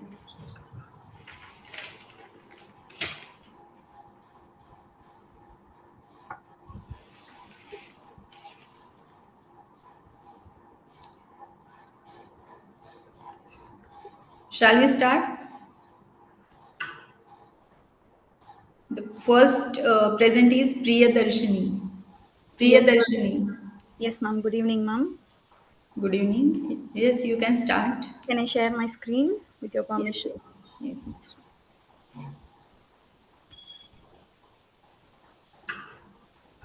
Is my screen visible, ma'am? Yes. Okay. Thank you. So, very good evening to the chairpersons and ISPSW members. So, this is Priyadarshini here to present a topic on integrating religion, spirituality, and well-being in menstrual hygiene management, a social work approach in India. So, background of the study is menstruation is a natural biological process that marks the onset of puberty in adolescent girls, significantly reproductive maturity. So, according to WHO in the year 2022, it says it is closely linked to gender equality as addressing menstrual hygiene management challenges in girls to participate fully in social and economic life. Menstrual hygiene management in India remains a critical issue, not merely of health and sanitation, but one deeply embedded in the religious beliefs, spiritual taboos, and socio-cultural norms, which significantly influence the well-being of menstruating individuals. So my research methodology is I have used descriptive cross-sectional survey by collecting the respondents from menstruating individuals aged 13 to 45 years. My particular focus of Just a minute. Priyadarshini, just a minute. Your slide is not visible to others. Oh. Just make a slideshow, please. Is it fine, ma'am, now? Yes, No, no. Now, ma'am? Yes, Priyadarshini, it is Yes, visible yes. now. Yes. Okay, fine. Thank you. Thank you. Okay. So I've used a descriptive cross-sectional survey and collected samples from menstruating individuals aged by 13 to 45 years, and particular focus was on respondents from Tamil Nadu. Purposive sampling technique was used. Around 127 respondents were participated in my study, and a structured objective-based questionnaires were developed and administered to that. Participants were briefed about their study objectives and informed consent were also obtained. Anonymity and confidentiality was ensured based on the research ethics. So my objective is to explore how religious and spiritual beliefs influence menstrual hygiene management practice in India, to assess the impact of such beliefs on physical, mental, and social well-being, to propose an integrated social work framework for inclusive menstrual hygiene management. Coming to the interpretation of the results of the data set. So the data set reveals a complex but significant intersection between religion, spirituality, and menstrual hygiene management. A considerable proportion of respondents, says around 50%, reported adherence to the religious customs during their menstruation, suggesting that faith-based norms remains influential in shaping the hygiene behaviors. At the same time, a meaningful percentage of 60% acknowledge that impact of the spiritual beliefs on their menstrual practice, indicating the relevance of a non-institutionalized belief system in personal health outcomes. So the findings suggest a dual effect of religion and spirituality. So, notably, respondents who reported higher frequency of religious practice tended to show very lower physical and social well-being scores, likely due to the imposed restrictions on the mobility and participation during their menstruation. Conversely, those who engage with spirituality in more individual or meditative forms reported marginally higher mental well-being, pointing towards the potential of spiritual and coping mechanism. So these were based on the two objectives, and for the third objective, which I framed, is like to suggest some social work framework based on the evidence-based practices that is being done already through the review of literature. So I have presented our share model, which is religion, spirituality for holistic awareness, respect, and empowerment in the menstrual hygiene management. So R represents recognized religious realities, which objectives will be to acknowledge the diversity and depth of religious practices influencing menstrual behaviors, particularly in rural Tamil Nadu communities. S represents a spiritual dialogue and destigmatizations, which encourages open, safe space for interfaith conversation, reflecting my focus on the socio-cultural surrounding menstruation that I've connected in my menstrual hygiene research. A is Alice from the faith institutions. This involves religious institution as release and change, an integral part of the framework that I have advocated for my research in the menstrual dignity and community action in Tamil Nadu rural settings. R is a respect and framework taboos, which stay mindful of beliefs while reframing the harmful taboos which is prevailing in our society, in line with the advocacy for socially inclusive and accessible health education, particularly for the marginalized people. E is empowerment through participation. So, empowering menstruating individuals by centering their voices in designing with all these interventions. This will include girls with disabilities, echoing my work in a participatory research that I have conducted. So, what can be the implementation strategies that can be adopted to execute this model is like pilots in the faith diverse communities like Hindu and Muslim majority areas, and curriculum integration and MSW programs for field-based evaluation, monitoring tools that can be used to adopt this RShare model is like well-being scorecards, hygiene practice audits, and participatory video storytelling, which will be very attractive for the adolescent girls. So how this gets integrated into the social work approach is that this topic is very deeply embedded in the values and methods of social work, as it addresses systemic inequality, cultural competence, empowerment, and community-based solution, which is one of the values of the social work, and it prepares social workers to engage sensitively with the menstruation-related stigma while leveraging religion and spirituality as a tool for positive change, not just barriers.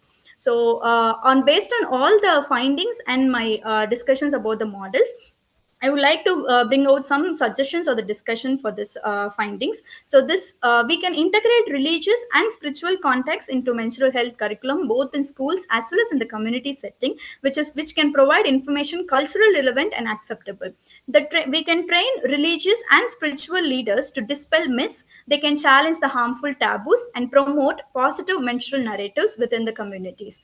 Establishing interfaith and peer discussion forum where the menstruating individuals can share their experience and learn without fear of judgment or the shame. This includes optional and non-restrictive spiritual practices like examples in the prayer, reflection, and music therapy in menstrual wellness programs to enhance both mental and emotional resilience. Collaborate with theologians and the cultural scholars to reinterpret restrictive menstrual norms in a ways that preserve dignity and supportive empowerment. So now last discussion point is that we can launch a participatory program in rural and faith-centric areas using models like Asher, which we discussed in previous slides, thereby ensuring menstruating individuals are co-creators for the interventions where we can involve them also in the Asher model kind of interventions. Concluding my study, the overall study explored the intersections of religion, spirituality, and menstrual hygiene management among diverse individuals. Religion and spirituality are double-edged swords in menstrual hygiene management, capable of both enabling and hindering the menstrual health. An integrative social work approach grounded in cultural humanity, intersectionality, and rights-based advocacy is essential for holistic well-being. We all should believe that. And the findings for the development of faith-sensitive menstrual hygiene interventions, such as the our-share model, which can empower menstruating individuals by respecting cultural and spiritual contexts. Thank you. So these are my bibliography. And finally, I would like to conclude, when we integrate the spiritual values with scientific understanding, we create a path where dignity and health walk hand in hand. Thank you.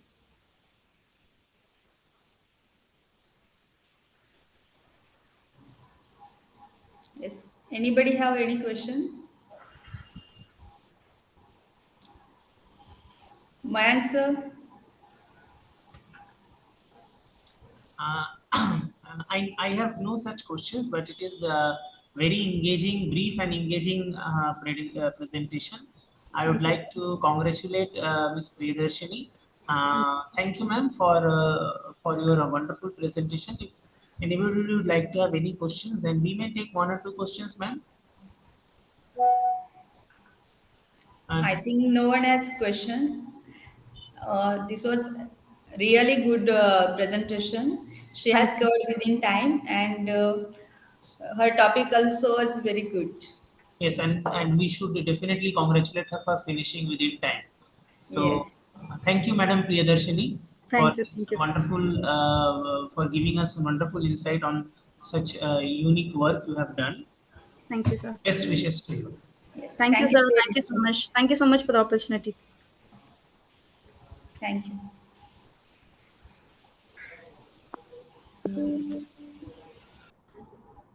So next present is Sapna Kumari. Yes, ma'am. Thank you so much. Yes.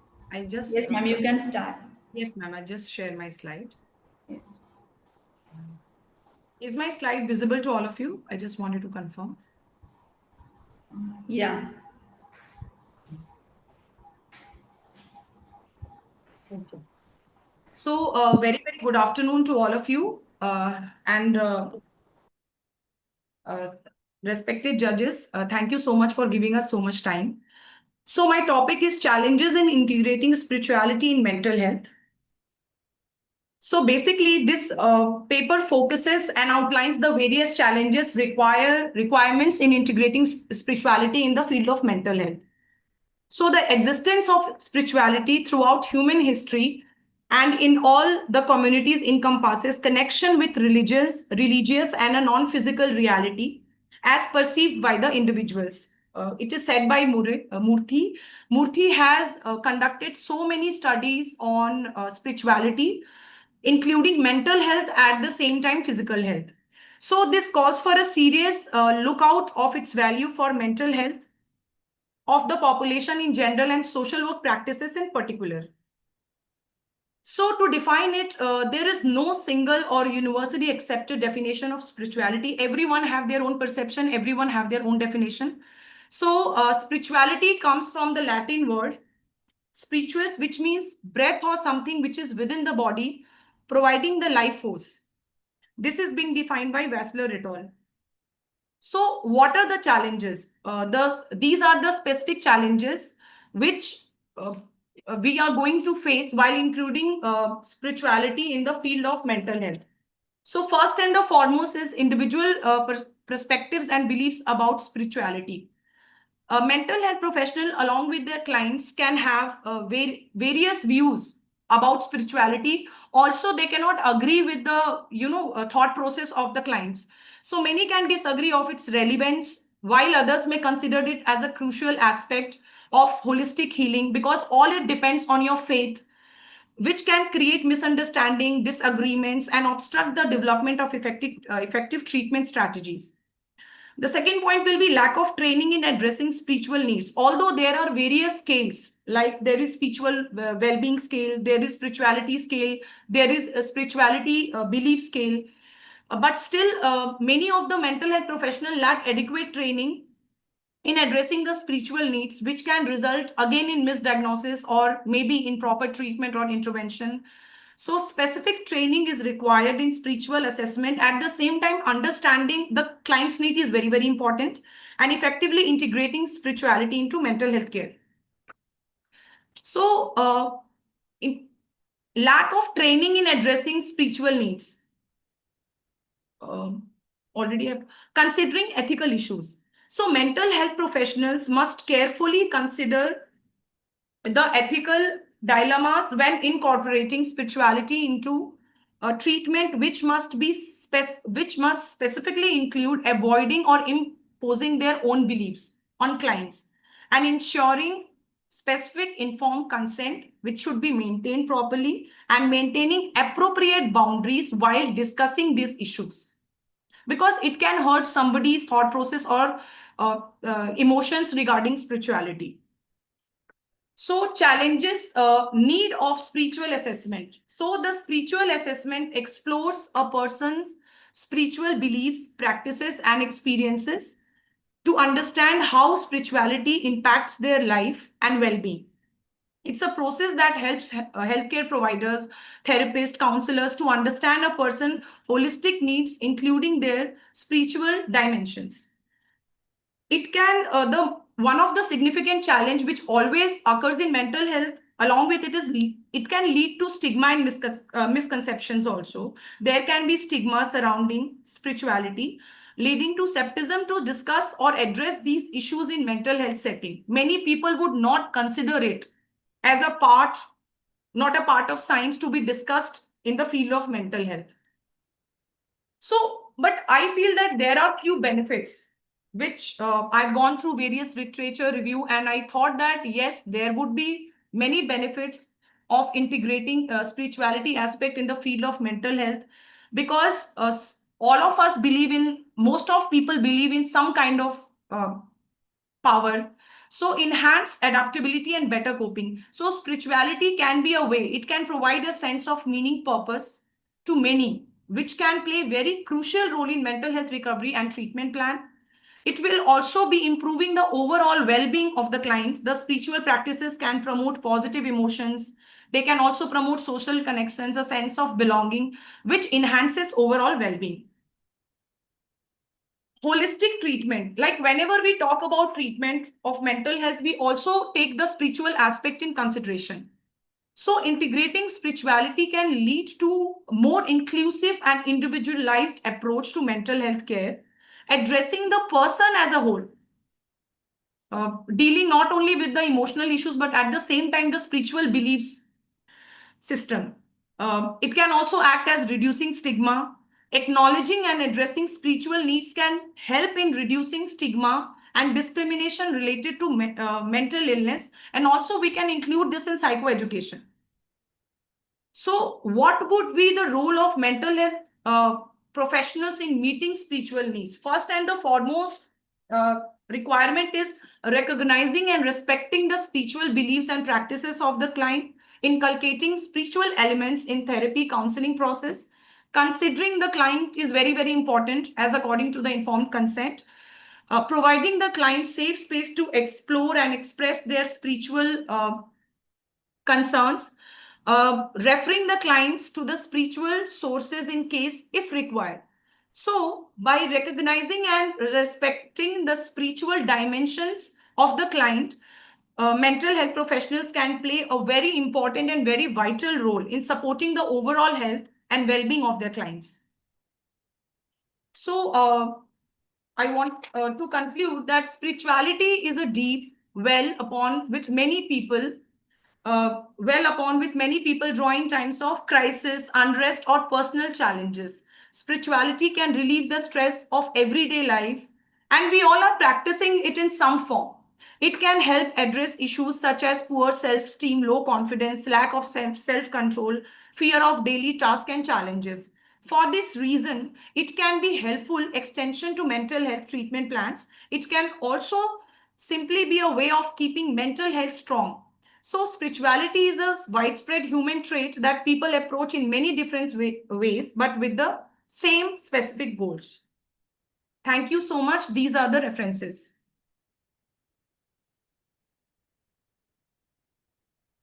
Okay. Thank you, Sapnaji. Thank you, ma'am. Yes, you have covered within time, and it was a nice presentation. Thank you. Mayank sir? Yes, it was a nice presentation, very unique. Uh, but I believe that we should focus more on spirituality and mental health, and in the coming days, how we can explore it and how we can also include in our syllabus also. Yes, sir. Because this is a domain we all acknowledge that it has a very important role to play, but at the same time, still we are lagging behind as we are not focusing much on it.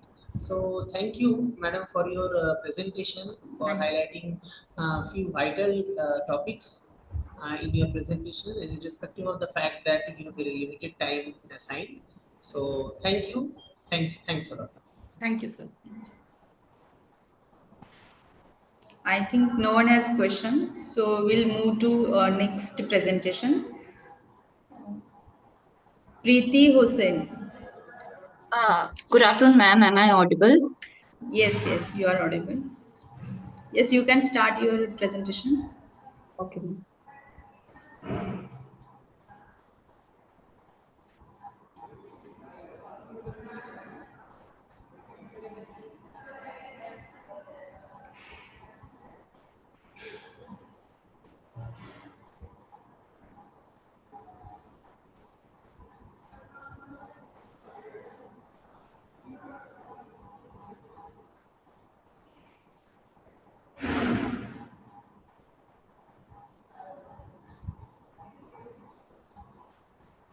Is it visible, ma'am?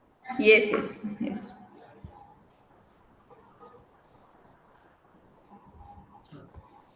Yes, start please.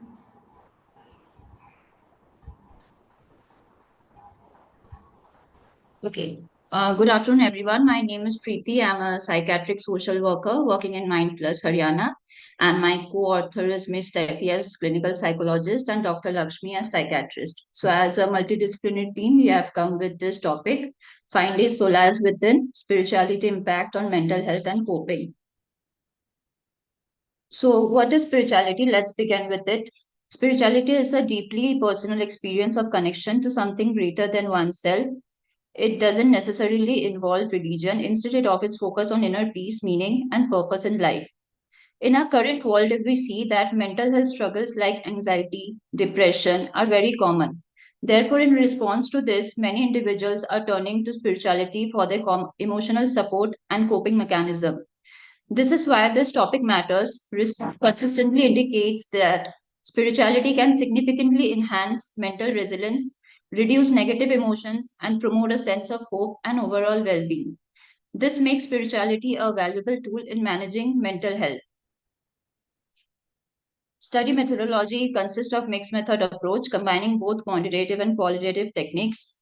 The participants are the 30 patients of our inpatient hospital. Quantitative study assess spirituality involvement and belief using the spiritual belief scale, SIBS, and correlate this with mental health resilience measure. Qualitative data was gathered through in-depth interview, focused discussion exploring personal spiritual experience and the relation to coping strategies. This is the result, which shows that the socio-demographic profile is of 30 participants. 80 were male and 20 were female. In terms of religion, Sikh made up the largest group of 46%, followed by Hindus and Christian 16%. Therefore, the disorders which we are observing here are bipolar, schizoaffective, followed by substance, which is in high rate, and personality disorder. The vast majority, 93% patients lived with their families, while only 6.7% lived alone. The demographic data show that 80% are male. Next, if we come to the correlation between, it shows that duration of illness and the scales of positive came. A moderate negative correlation has been seen as illness duration increase, positive spirituality belief decrease. And between the duration of illness and the negativity, we can see that a moderate positive correlation is there. Longer illness duration is linked to more negative spiritual beliefs. Therefore, the data suggests that positive spiritual involvement can help reduce the length and severity of mental health issues, whereas negative spiritual beliefs may prolong these problems. A substantial majority of participants reported that positive correlation is there between spiritual beliefs and their mental health outcomes. The key findings. The study reveals that the positive correlation between participants' beliefs and their mental health outcomes. In essence, spiritual practice plays a crucial role in helping enhancing coping mechanism, reducing stress, and improving their mental well-being. Spirituality overview. We can see as spirituality as coping mechanism. First is the unique benefits of practice. Like different practices are there like meditation, mindfulness and yoga which has helped the patient to overcome their mental health illness and their overall well-being. Second comes the cultural context matter. This express of spirituality varies across culture to culture and helps the individual to cope as per their mental health. Integration for resilience. Combining various spiritual practice can significantly improve mental well-being and resilience, helping individuals cope better with interest. Fourth but not the least is the forgiveness and healing. By practicing spirituality, it has shown that they have achieved the forgiveness by forgiving themselves and others, and also it has helped as a aid to recover from their emotional well-being. Spiritual and mental health. Numerous studies reinforce a positive link between spirituality and mental well-being. Meta-analysis and many researchers have also shown that spirituality has led to lower rates of depression, anxiety, and suicidality. Therefore, understanding these empirical findings is crucial for integrating spirituality into mental health and intervention. Implications for mental well-being. The findings suggest that integrating spirituality into mental health can improve patient satisfaction and outcome. So, as a clinician, we can encourage all the clinicians to practice spiritual beliefs during assessment and treatment plan, which can help the patient to actively spiritual belief during assessment and when planning treatment also. What this helps us, this encourage a more personalized approach that aligns with patients' values and beliefs. Spirituality plays a role in developing distress tolerance and in regulating their emotion. It significantly helps individuals become more resilient. Furthermore, spirituality can help reduce internalizing stigma and foster identity integration. The incorporation of spirituality into group session can enhance peer group. As we practice here in our group sessions, by including all the patient, it helps them to share their healing experience. How spirituality has helped them to recover apart from medication and other therapies also, and foster spiritual connectedness among patients. In coming to conclusion, we can see that incorporating spirituality into mental health practice can significantly improve patient engagement and coping mechanism. It can act as a coping mechanism for them. Therefore, though it been a limited studies of 30 patients, further research should focus on expanding the understanding of spirituality's role in diverse population and its potential as a therapeutic tool. Thank you for all your attention. I hope this presentation has shed light on the valuable role spirituality. Thank you. Thank you, Pritiji. Yes, you covered before the time. It was a nice presentation. You have covered spirituality and coping mechanism and also mental health also. It was a nice presentation. Thank you, ma'am. Anybody have question? You can ask. Hi, this is Justin. Hi, can you hear me? Yes, sir. Why you have taken only limited mental disorder? Why there is no depression and other disorders? Sorry, sir. So you have mentioned in your discussion there is a depression about depression. Sir, sorry, But you're not audible actually. Can you speak a bit louder, if yeah, possible? is it audible right now? Yes, sir. Why you have not taken depression and other disorders like unipolar mania? And whereas in a discussion there was depression you have Yes, mentioned sir. about from the literature, but when your study comes, you have taken bipolar and substance. There's no depression and other unipolar depression mania. Yes, sir. In bipolar, we have taken though I have not put that, but in bipolar, we have taken the depressive, like bipolar disorder, they have depressive symptoms and all, and schizoaffective also, their depressive symptoms. Schizoaffective depressive disorder, we have taken as such.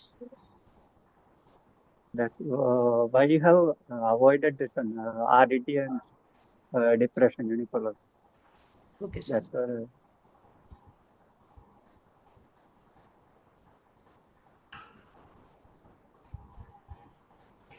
Any reason for that? That's what I was asking. Is So there your any voice is nay, is there any reason to avoid those cases? That's why what I was asking. any reason to avoid what, sir? Sorry. Depression and the unipolar mania. Bipolar. No, sir, nothing as Not the such. bipolar. I am not telling about the bipolar. I'm telling about the depression itself. RDD and unipolar mania. RDD, sir, whatever cases we have right now, it's those cases only, bipolar, not specific like RDD repetitive is not there. So we have included all like such bipolar patients are there, and specific RDD is not there right now, sir. So then you should mention in limitation actually. Okay, sir. It's better to include in limitation. Okay, sir. Thank Thank you. you. Okay. My answer.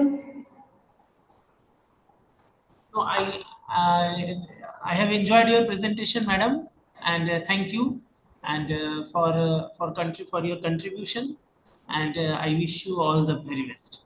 Thank you, sir. Yes. Thank you, Preeti. Thank you. So we'll go to our next presentation.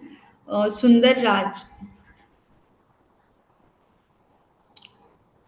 P. Sundar Raj. Yes. Good afternoon, ma'am. Am I Yes. audible? Yeah. Yes, yes. Yes, you can start. Yeah, yeah. Okay.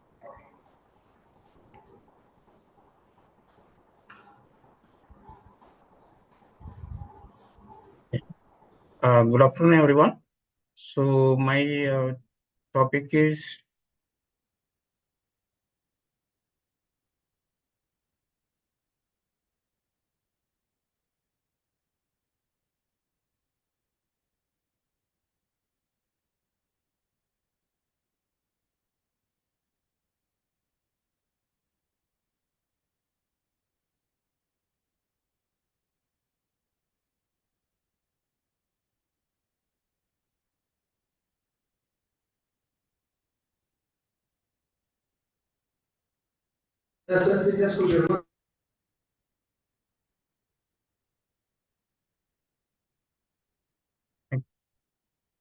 okay. Okay. My title is underlying atheist resilience because our conference title is spirituality. So I'm looking other way, whether non-believers are having any coping mechanism like that. In my overall presentation, I have my total summary is the study explores how atheists build resilience in mental health recovery through non-religious coping strategies. Key findings show that they rely on community support, secular activities, critical thinking, and self-care practices like journaling and exercise. So in India, atheists often as usual, very marginal community, stigmatized, developing coping strategies to navigate life changes. This study explores their resilience from social work perspective, aims to foster inclusive support system in mental health recovery. So my study aim is to explore how atheists build resilience in mental health recovery and how social work can support their needs effectively. My objectives is to understand how atheists define and experience resilience in mental health recovery, to identify the coping strategies used by the atheists without relying on religious beliefs, to suggest ways social workers can provide inclusive and secular support to atheist individuals. These are all my review literature. I have books and journals. So my methodology is to qualitatively study in-depth interviews was with 30 respondents using a checklist from a psychiatric department of our hospital. Participants who identified as non-religious or atheist share their experience, coping mechanisms, and perception of resilience were analyzed thematically to identify patterns and insights. So, as a result, the majority respondents are aged between 18 to 25 years. This followed by 30 in the 26 to 35 age group, while 30% are above 35 years. Occupation is most participants are earning people. Students are 15% of the sample, and 5% are unemployed and fall under other occupational categories. So when we're looking at another education level, half of the respondents hold postgraduate degrees, and 43 have undergraduate qualification, and 6.7 belong to other backgrounds. In my study, the atheists identify themselves into three categories: as a humanist atheist, and a secular atheist, and a non-religious. So, coping mechanism is doing exercise and physical activity are there. Almost 30% of them practice, and 50% of them have a support system, rely on online support groups like that, friends and in-person support. Few of them are, they have a community engagement, like working with the NGOs, volunteering with the community-based organizations. And resilience factor, 50% associate resilience with adaptability, mental strength. 20% view that maintaining a positive mindset. 76% say resilience help cope with the challenges. 66 link coping success with critical thinking. So, as a social support, 63% rely on family and friends and relatives, while 20% turn into online communities. So I have illustrated few case studies for your better understanding. So, your girl, she was affected by mental illness due to their workplace bullying and anxiety. So, for our department provides strength-based approach, secular peer referrals, psychoeducation, support planning, weekly self-care groups. And another thing, second case is grief and existential crisis after partner's death. So, as an informed care, trauma-informed care, we have provide. So, time is a very good healer. So, we provide them radical therapy, volunteering, with engage with them for not remind the same thing always. So, grief counseling with narrative therapy, supportive talk therapy, re-authoring life story through contributions. Now, another case study where we focusing on a jobless person. So, apart from giving career guidance, peer group connection, and creative sensory activities, hope-first interventions, gentle accountability, or moral postings. So, these are all the some of the examples I can give you for our understanding. So, as an overall result, community building, 40% believe that they have engaged with community, and secular practices, critical thinking, and self-care.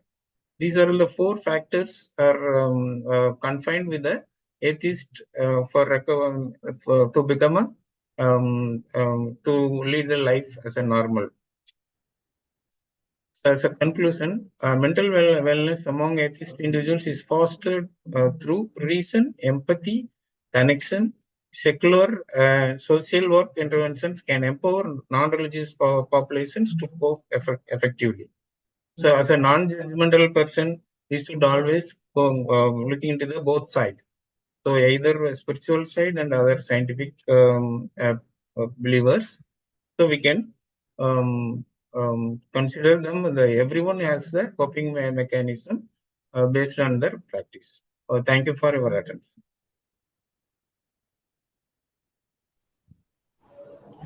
Thank you, Sundarraj sir. Thank you. Thank you, ma'am. Yes. Mayank sir. Thank you, Sundarraj. Thank you, sir. It is very engaging presentation. There is lot of things to learn from it. We hope that we will see your work in more details in some research or publications or in some books or this presentation is though we have time constraint. Uh, you do not have much opportunity to elaborate it, but I personally would like to see your work in a more elaborative way. Because this is Actually, in my full paper, I have mentioned everything. So, yeah, you can witness everything. If you need any more clarification, I love to answer your questions, sir. yes, no, we will look. I would like to read your paper in Okay, detail sir. here because this is very interesting and lots of unique things are there. So Okay. thank you for it. Thank you for engaging us and for having presenting your work so excellently. Thank you, sir. Thank you. Bye. Yes, thank you. So we'll move to next presentation. Renu. Next present is Renu. Purman. Yes, ma'am. Purman. Good evening, ma'am. Good evening, sir. Yes, good evening. Yes, sir. Very good. Sundarraj, please close your slides. Yeah, sure.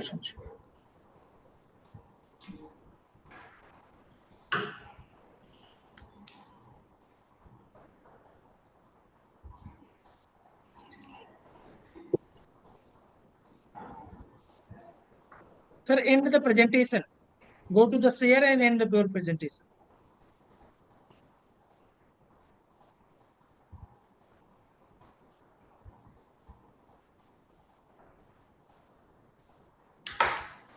வெளியில வந்து open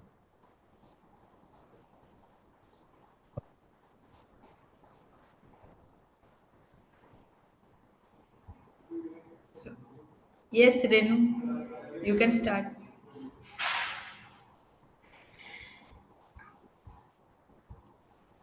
Ma'am, my screen is visible. Yeah, it's visible. Do slide share.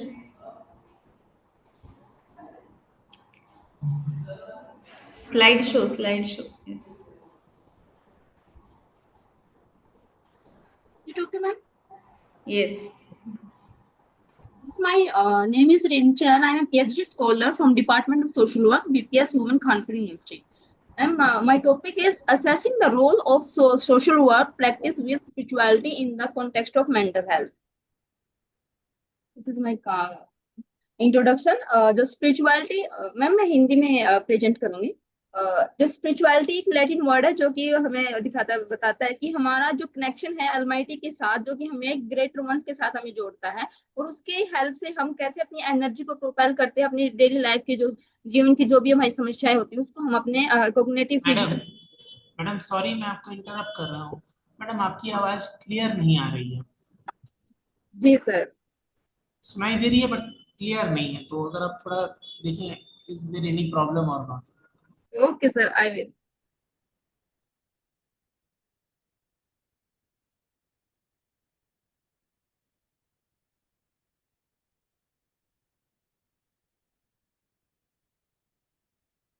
okay sir sir I start spirituality word is come from Latin word which means spiritus and जो कि हमारे एक ऐसे component को हमारे essential को हमारी एसेंस को हमारे ऐसे अलमाइटी के साथ जोड़ता है जहाँ पर हम अपने कनेक्शन को महसूस करते हैं यूनिवर्स के साथ जुड़ाव महसूस करते हैं जहाँ अपनी जो प्रॉब्लम्स है डेली लाइफ की प्रॉब्लम्स है उनको हम सॉर्ट आउट करने में हेल्प होती हैं क्योंकि हम जैसे कि हम जानते हैं कि आज का जो भी कोई इंडिविजुअल है वो उसके पास मेंटल पावर है किसी इंडिविजुअल के पास एबिलिटीज है वो अपनी प्रॉब्लम को अपने आप से सोल्व कर सकता है लेकिन धीरे धीरे ये जो पोटेंशियल एबिलिटी है ये कम होती जा रही है क्योंकि जो भी आज के ट्रांसफॉर्मेशनल एज में हम एक दौड़ में है जहां पर हम सबको इंडिपेंडेंस पावर चाहिए फेमिलियरिटी चाहिए और एक कंफर्टेबल लाइफ जीने में हम ज्यादा कंफर्ट है जहां पर हम टेक्नोलॉजी एज में फोन के साथ या अपनी जो भी सोशल मीडिया है उसमें ज्यादा इन्वॉल्व हो चुके हैं, जिससे कि हमारी जो मेंटल हेल्थ स्टेटस है वो डिसबैलेंस है और हम अपनी जो प्रॉब्लम्स है उसको सोल्व करने में अनेबल है। जैसे कि हम हमारे जो ट्रेडिशंस है, हमारी जो भी जो शिक्षा रहती थी वो हमारी जो एंशियंट इंडिया में हमारे में जो गुरु से ऋषि से हमें मिलती थी, गुरुकुल से मिलती थी, जिससे हम स्पिरिचुअलिटी से को प्रैक्टिस करते थे और अपने जो पोटेंशियल है उसको हम पोटेंशियल हमारे अंदर होता था कि हम अपनी प्रॉब्लम्स को सोल्व कर सके। लेकिन धीरे धीरे ये खत्म हो चुका है। जो अकॉर्डिंग टू बॉइंटन एंड विस की जो 2020 की जो स्टडी हो दिखाती है कि जो स्पिरिचुअलिटी की इनर अवेयरनेस को जनरेट करती है, जो कि हमारे यूनिवर्सल को हम वहां पर महसूस कर सके और अपना एक एबिलिटी को डेवलप कर सके। By the end of 20th century में स्पिरिचुअलिटी को हम कोपिंग मैकेनिज्म और रेजिलियंस सेल्फ अवेयरनेस के रूप में देखा गया, जहाँ पे उसके डिफरेंट डिफरेंट फील्ड में स्पिरिचुअलिटी को यूज करके कि कैसे हम उसके साथ हम अपने जीवन को बेहतर बना सकते हैं, वहां पर स्पिरिचुअलिटी को यूज किया गया। और जहाँ पे हमने जो अलौकिक के जो मीनिंग जो पावर्स होती हैं उनके साथ जुड़ सके। जो स्पिरिचुअलिटी है वो हमें लाइफ में पर्पस देती है, होप देती है और ऑप्टिमिज्म के साथ वो हमें जोड़ती है।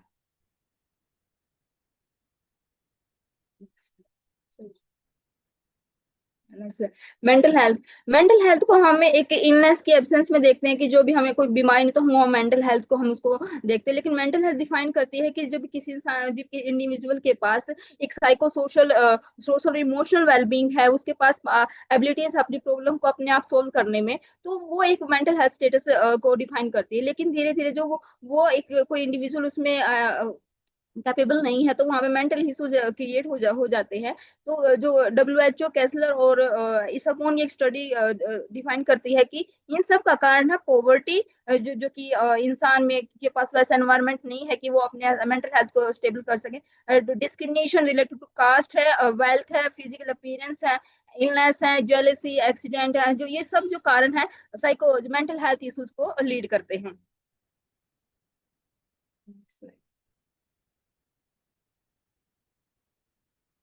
रिव्यू ऑफ लिटरेचर, जो मेजर स्टडी है उसमें जो रिव्यू ऑफ लिटरेचर है, गार्डनर 2024 की स्टडी डिफाइन करती है कि जो भी जब स्पिरिचुअलिटी को हम सोशल वर्क के साथ इंटीग्रेट करते हैं तो वहाँ जो मल्टी डिसिप्लिनरी जो वर्क उन्होंने किया तो वहाँ पे उन्होंने पाया कि हम स्पिरिचुअलिटी के साथ हम जो क्लाइंट होते हैं उनके डीप स्टडी करके उनके फेथ को जनरेट करके उनकी प्रॉब्लम को हम हील कर सकते हैं। सैनरी की 2013 की स्टडी है वो दिखाती है कि जो स्पिरिचुअलिटी और मल्टीफिसिएटेड कंसेप्ट है जो कि सर्वल वेज में हम उसको डिफाइन करते हैं। ये जब वहां पर हमें इसको टू एक्सपेक्ट में उसको देख सकते हैं कि सबसे पहले हमें जो भी हमारा क्लाइंट है, जो भी हमारा क्लाइंट, उसके साथ हमें यूनिक बिलीफ सिस्टम हो उसके साथ और वहां पर उसको एंश्योर करना कि वो उसके साथ जो स्पिरिचुअलिटी के साथ क्या क्या नुआंसेस हो सकते हैं। विंसेंट की स्टडी है 2019 की, वो इन्वेस्टिगेट करती है कि जो स्पिरिचुअलिटी है वो इंडियन कॉन्टेक्स्ट में डिफरेंट डिफरेंट वेज में देखी जा सकती है, जहाँ पे वो रिलीजियस हो सकते हैं, धर्म गुरु के साथ जुड़ी हो सकती है। तो वहां पर जो भी unique social work practice model है उनके साथ हम कल्चरली और सोशली एक कंसेप्शन वहां पे क्रिएट कर सकते हैं कि उनको स्पिरिचुअलिटी के साथ जोड़ा जाए। खोज की 2030 की स्टडी ऑफर करती है कि पेपर शो डिफाइन करता है कि हमारा जो यूनिक सोशल वर्क प्रैक्टिस है वो स्पिरिचुअलिटी के साथ कल्चरल सोशली कंसेप्शन हो सकता है, जिसमें हमें जो भी सोशल वर्क प्रैक्टिशनर है वहां पर इम्प्लिसिट असेसमेंट वहां पर होना चाहिए, जिससे कि हम बिलीफ सिस्टम को जान सके।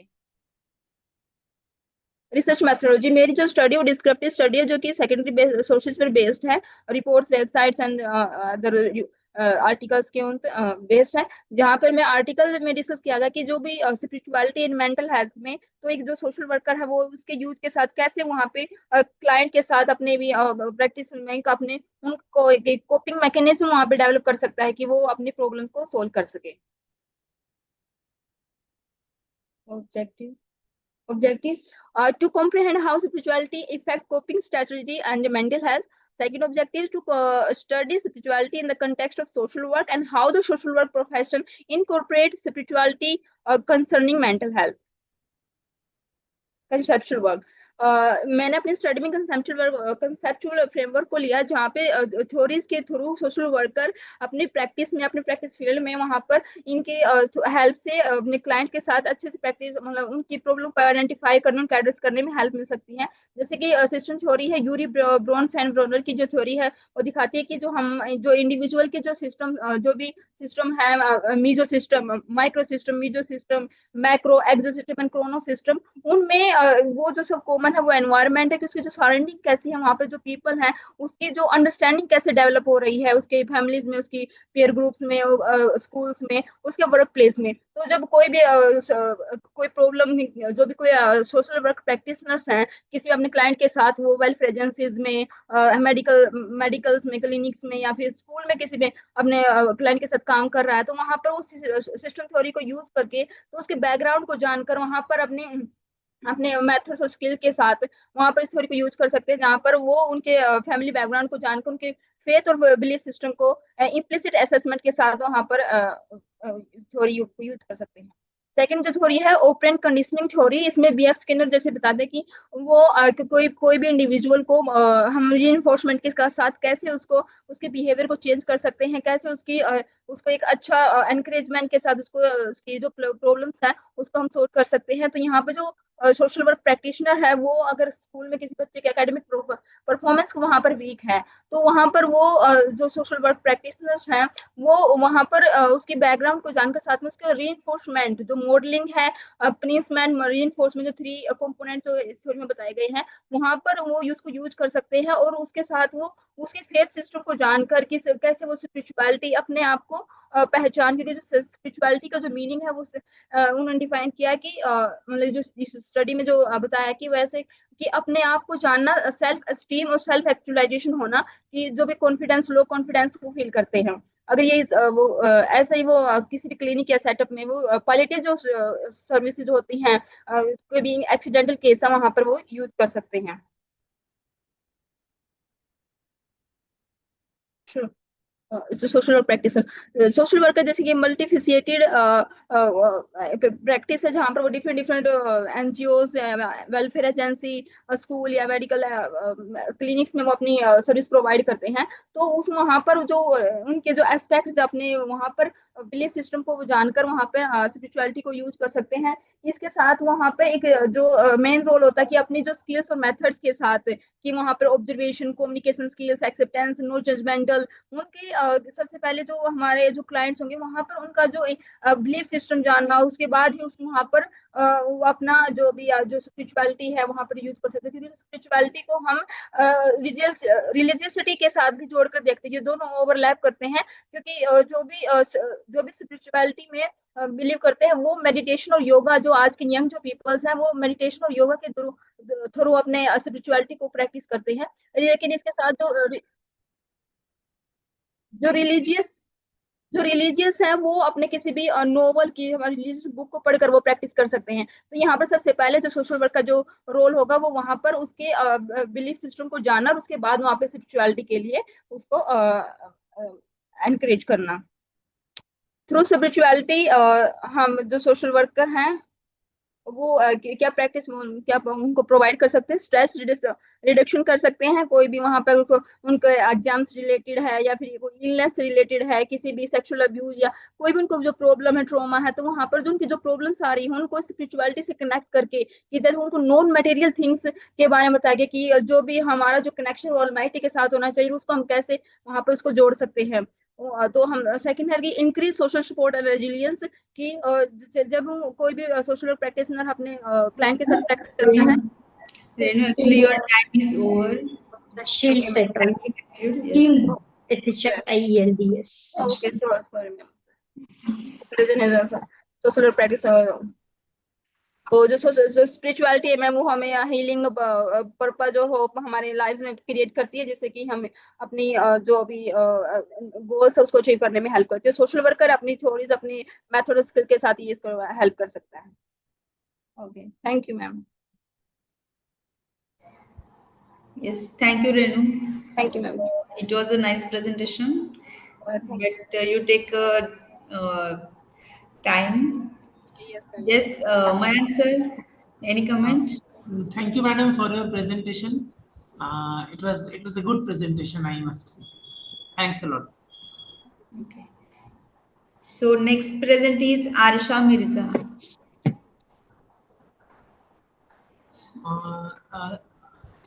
Bhupendra sir. Hello, ma'am. I'm here. Yes, ma'am. Sir, I have some commitments and I have to travel. And No, so, not an issue. Ashwini ma'am would continue. okay, so Thank you so much. so with your kind permission and with the permission of No, Dr. no, no, Ashwini not ma'am an and issue. other Thank you so much for being with presenters, us.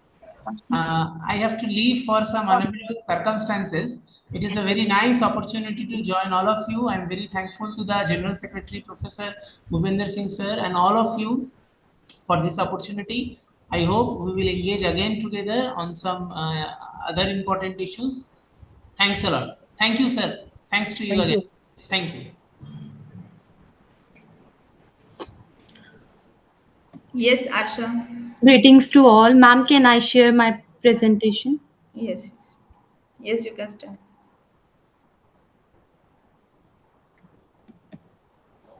Hi, my name is Arsha Mirza. I have completed my MPhil in psychiatric social work from GMC at Chandigarh. Currently, I have started my own private practice in Chandigarh only, and today I am presenting my work on assessment of psychosocial factors in postpartum maternal well-being. The postpartum period, also known as the fourth trimester, is a critical transitional Your phase. slides are not visible. Is visible now? No.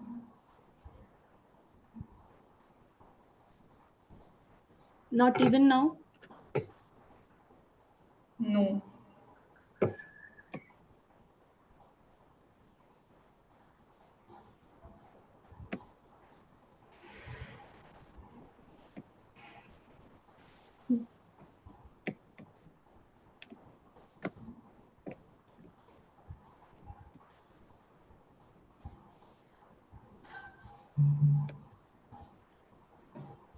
Arsha, please opt the options here. Yes, sir. Now it's visible. Yes, now it is. So my topic is assessment of psychosocial factors in postpartum maternal well-being. Introduction: the postpartum period, also known as the fourth trimester, is a critical transitional phase for mothers involving physical, emotional, and social changes. This period is especially vulnerable for first-time mothers due to the new responsibilities of childcare and recovery from childbirth. Maternal well-being during this phase influences not only the mother's health but also the infant's emotional, cognitive, and physical development. Psychological challenges such as postpartum depression, anxiety, and fear of childbirth reported during this period. The mother-infant bonding formed Arsha, during. slides are not moving. So now it's.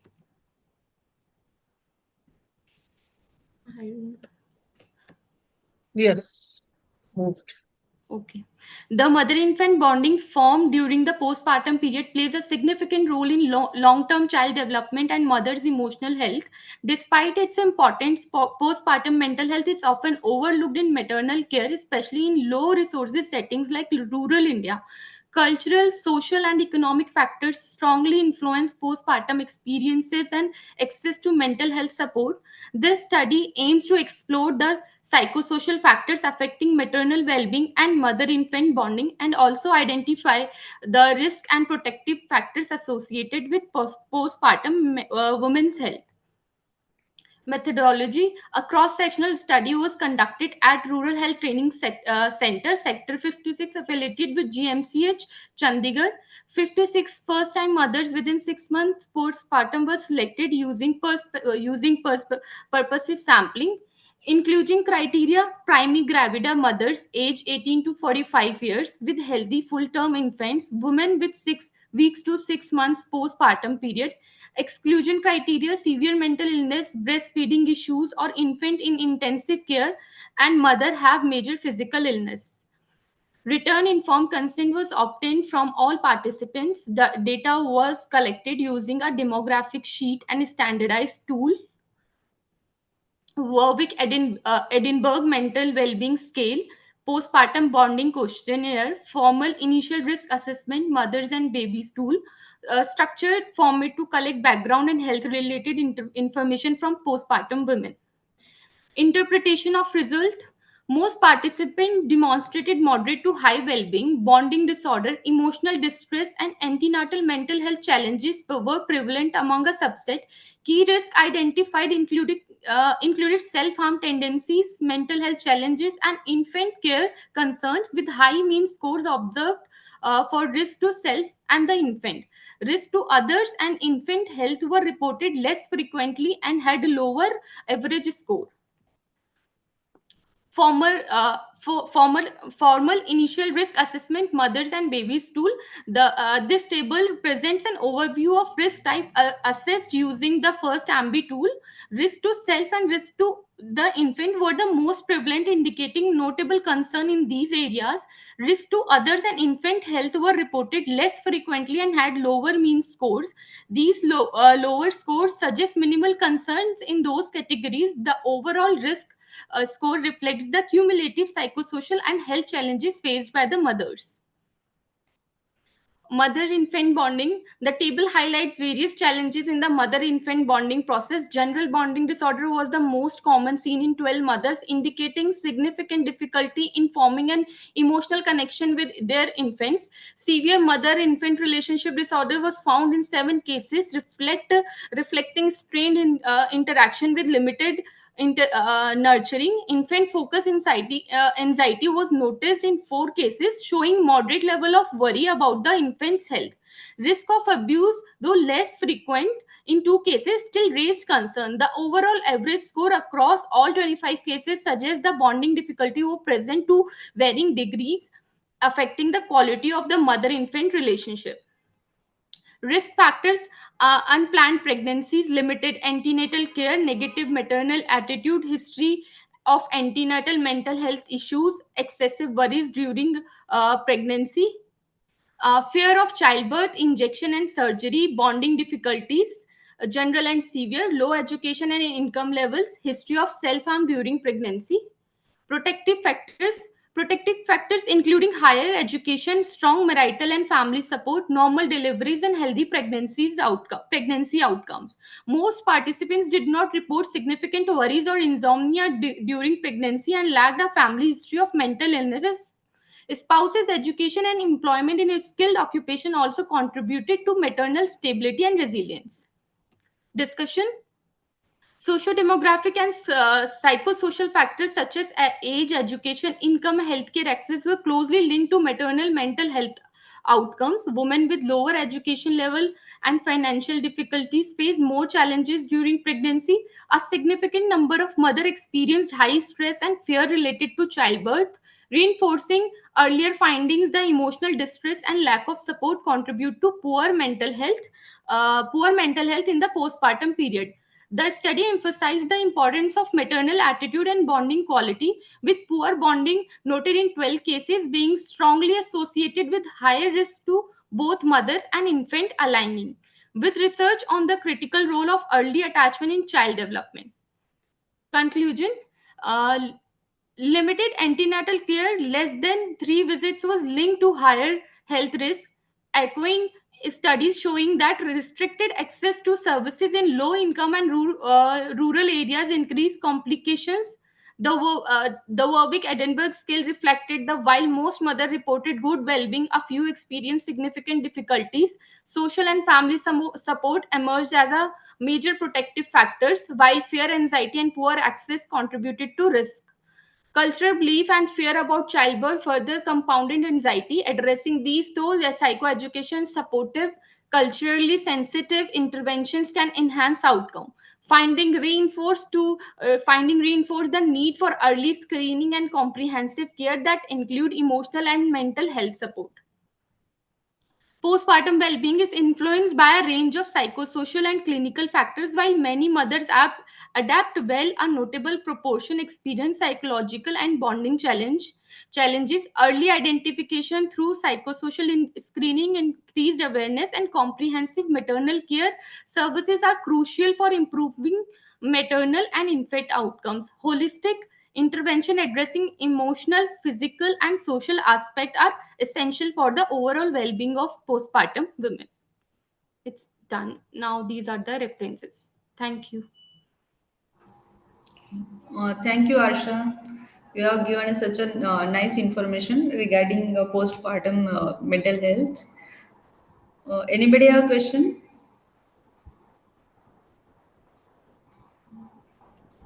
No.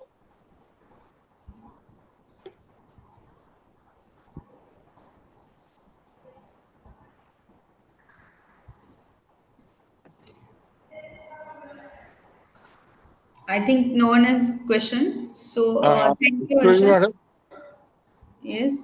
Sampling method कौन सी use की बोला इसमें Purposive sampling method. Okay thank you Thank you.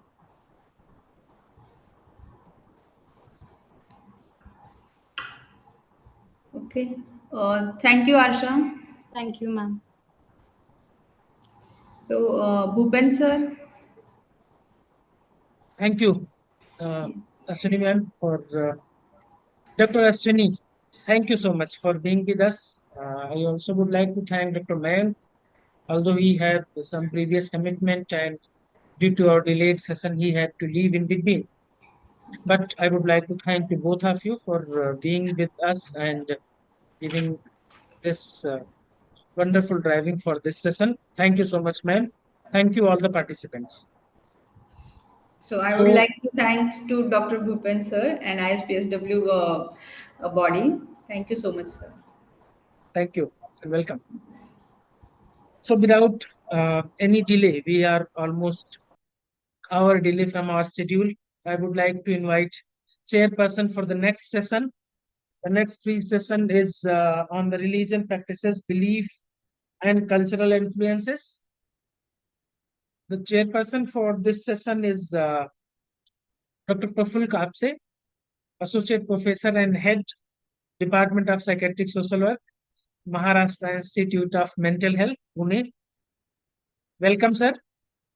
And another Thank you. chairperson for this session, Dr. Sunila Rathi, Associate Professor in non-medical field in the State Drug De-Addiction Center, Drug De-Addiction and Treatment Center, Rohtak, Haryana. Ma'am, are you with us?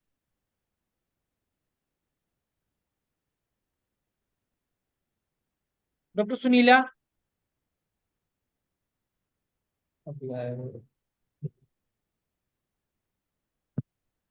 Okay, I can see her in the list. Might be some technical issues. So, Professor, please proceed. I'm presuming that Dr. Sunila is also here with you. We Yes. have 6 papers in this session as well, and expecting that they would finish within the expected time frame. Good afternoon, sir. Am I audible? Yes, ma'am, you are. Yes. Welcome, ma'am. So over to both the chairpersons. Thank you, sir. Yes, thank you, Dr. Bhupendra Singh, for this wonderful opportunity. Now, as I know that the time is already being passing, so without much of the delay, we could start with the today's session as we have 6 presenters today covering the theme of spirituality and related issues, religion, spirituality, and beliefs, cultural influences. So with this, I once again welcome Dr. Sunila and all the participants for this conference. And I hand over to Dr. Sunila for your welcome remarks. Thank you, sir. Good afternoon, everyone. Welcome to this session. Today we have an exciting lineup of presentations that focusing on the religion, spirituality, belief, and mental health. Now, I would like to invite Shruti Kashyap. Shruti Kashyap.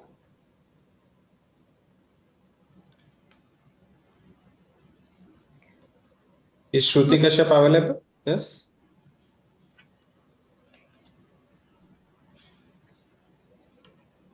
I think she's not there on the list. Then So Rasmita Meher. Yes, sir. Yes. So Rasmita, you can go ahead, share your slides, and you can start presenting.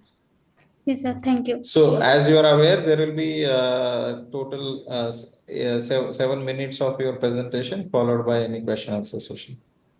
Yes, sir. So you can share your slides.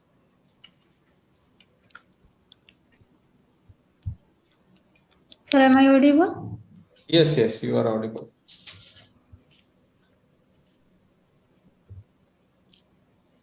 A very good afternoon to all. I am Rasmita Mihir from Department of Psychiatry Social Work, Mental Health Institute, COE SCB Medical College and Hospital. Now I am present a paper, Religious Practice and Mental Health Recovery in India, a systematic review of spiritual intervention.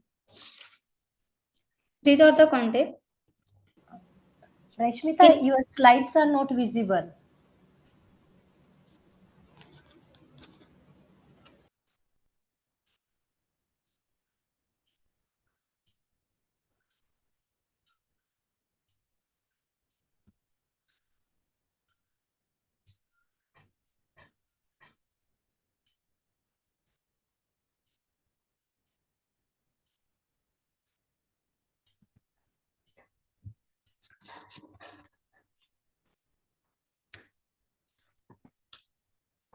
My slide is visible?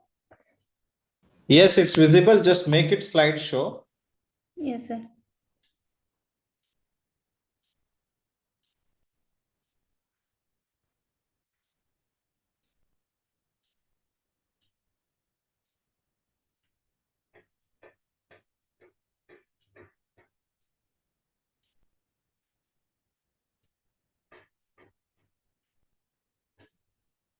Yes, you can start. Now it is visible.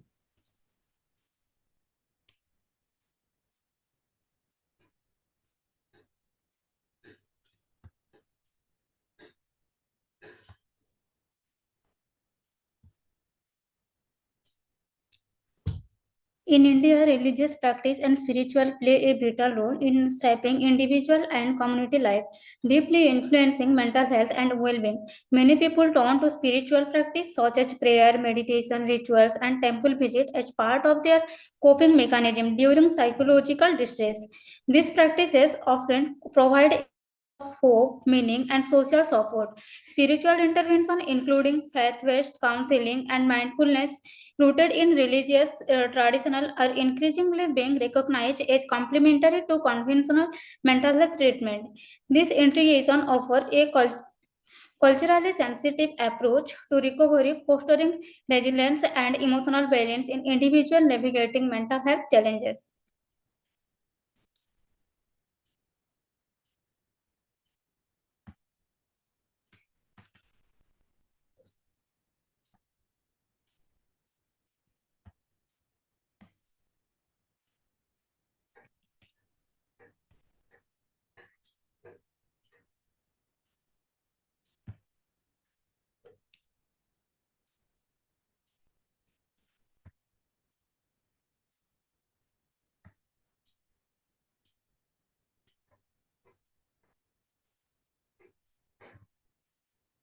Time is running. Rasmita, your screen is not moving. Yes, a slide is not time. So you can present further findings. It's not moving.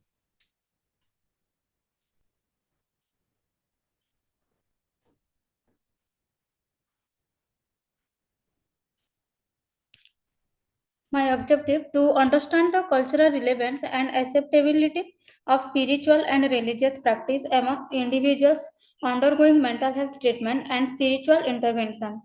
My methodology all system review of literature on religious practice and mental health recovery in India, a systematic review of spiritual intervention.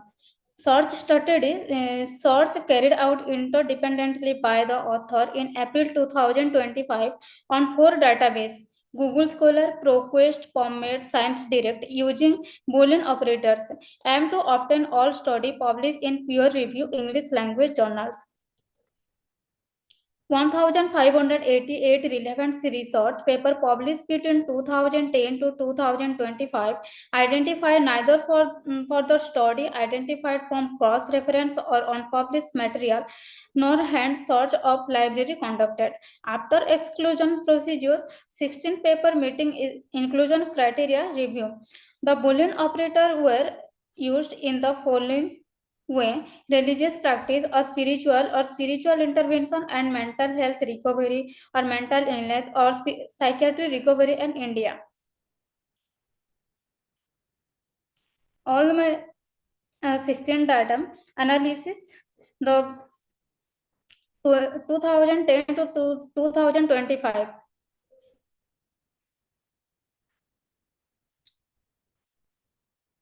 All the data to 16 study, the schizophrenia, depression, suicide, anxiety, bipolar affective disorder, personality disorder, mood disorder, substance use, and mental retardation, and other specific mental illness. In schizophrenia significantly contributes to coping mechanism and quality of life in patients with residual schizophrenia. A consistent correlation is found between higher spiritual engagement and better management of schizophrenic symptoms, especially in long-term cases. Eight studies include in schizophrenia. Depression, suicide, and anxiety. Regular spiritual practice reduce symptoms of anxiety and depression. Spirituality serves as a protective factor, especially among patients with suicidal tendency. In Northern India, spiritual well-being has a preventive role in suicidal ideation, especially in vulnerable population. It includes 5 studies: bipolar affective disorder, mood disorder, and substance use disorder. Use faith healing and cultural beliefs is prevalence in the management of mental disorder. Personality disorder, spiritual beliefs influence mental health and personality traits. One study include mental retardation. Traditional healing is often integrated with modern medicine psychiatry in rural area. These are both practice supplementary and alternative pathway for recovery. 2 studies include other mental illness. The impact of spirituality is significant across age, gender, and socioeconomic strata in India. Studies show very expression of religiosity among individuals with severe mental disorder. Elderly population associates spirituality with well-being and emotional stability. 4 studies include in mental illness, other specified. Now, spiritual interventions, uh, religious practice, supernatural intervention, faith healing, and yoga and meditation. The yoga and meditation include in 11% to study evidence-based structure practice with person. Mental health benefits reduce anxiety and depression, improve emotional regulation. These are typically more popular in urban educated or middle class settings. And religious practices, 22%. 4 study include daily prayer, temple visit, and fasting and rituals. This practice provide emotional stability, meaning, and social connection. Supernatural intervention include 3 studies, 70%. Believe in possession, black magic, evil eye, karma, or divine punishment. People may attribute mental illness to non-medical causes. Faith healing practice in 39%. 7 study include traditional healer rituals or religious figures perceived to have healing power. Visit Baba, Guru, tantric rituals like mantra chanting or holy water use. In my research gap, spiritual and religious practice in mental health recovery in India, most study focus on Hindu-based practice like yoga, while more widely used approaches such as faith healing and supernatural beliefs like empirical evolution, perspective of youth, non-Hindu community, and rural population are underrepresented, and professionals often lack training in spiritual care, highlighting the need for inclusive interdisciplinary research. In my discussion, the role of religious and spiritual practices in mental health recovery in India, where faith healing and ritual are more commonly used than clinical methods like yoga and meditation. Cultural beliefs include supernatural explanation for mental illness, often guide help-seeking behavior, especially in rural areas. While these practices offer emotional support, they can delay clinical intervention and reinforce stigma. The limited use of evidence-based therapy reveals gaps in awareness, access, and cultural alignment. The findings emphasize the need for intricate, culturally sensitive mental health care models that respect spiritual belief while promoting safe, effective psychiatric treatment.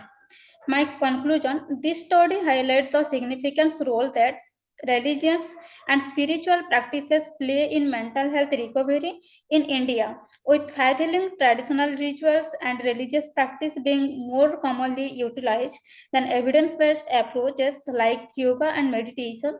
While this practice offer culturally familiarity, emotional support, and sense of meaning, their unregulated use and reliance and supernatural beliefs may also delay clinical intervention and perpetuate stigma. The findings underscore the need for cultural sensitive, integrative mental health models that respect spiritual beliefs while promoting scientifically supported therapy, addressing research gaps such as the lack of outcome based evaluation, underrepresentation of minority faith, and limited training among professionals in supernatural care is essential for developing inclusive and effective mental health strategy, bridging the divide between traditional spirituality and modern psychiatry can enhance mental health outcomes and ensure more holistic, accessible care across India and diverse population. Thank you. Thank you, Rashmita. Thank you for your insightful presentation. Any quick questions from the audience? Praful sir, over to you. Yeah, I think if there are no questions, then we can move on to the other next presenter. Okay. Yeah, Rohit Kumar Gupta.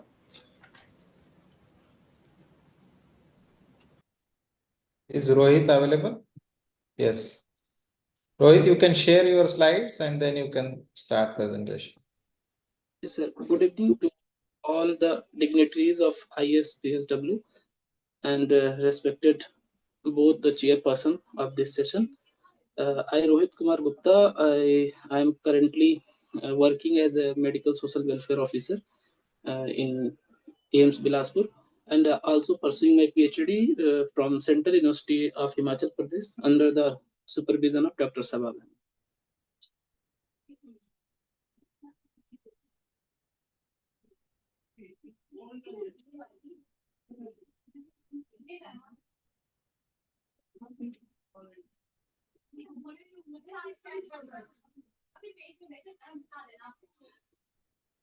Is it visible, sir? Not yet. You please share your slide. Yes, sir. I am sharing my screen. Is it visible or not? No, it is not visible. Okay. Use the share button to upload your slides on this one. Yes. Use the share button.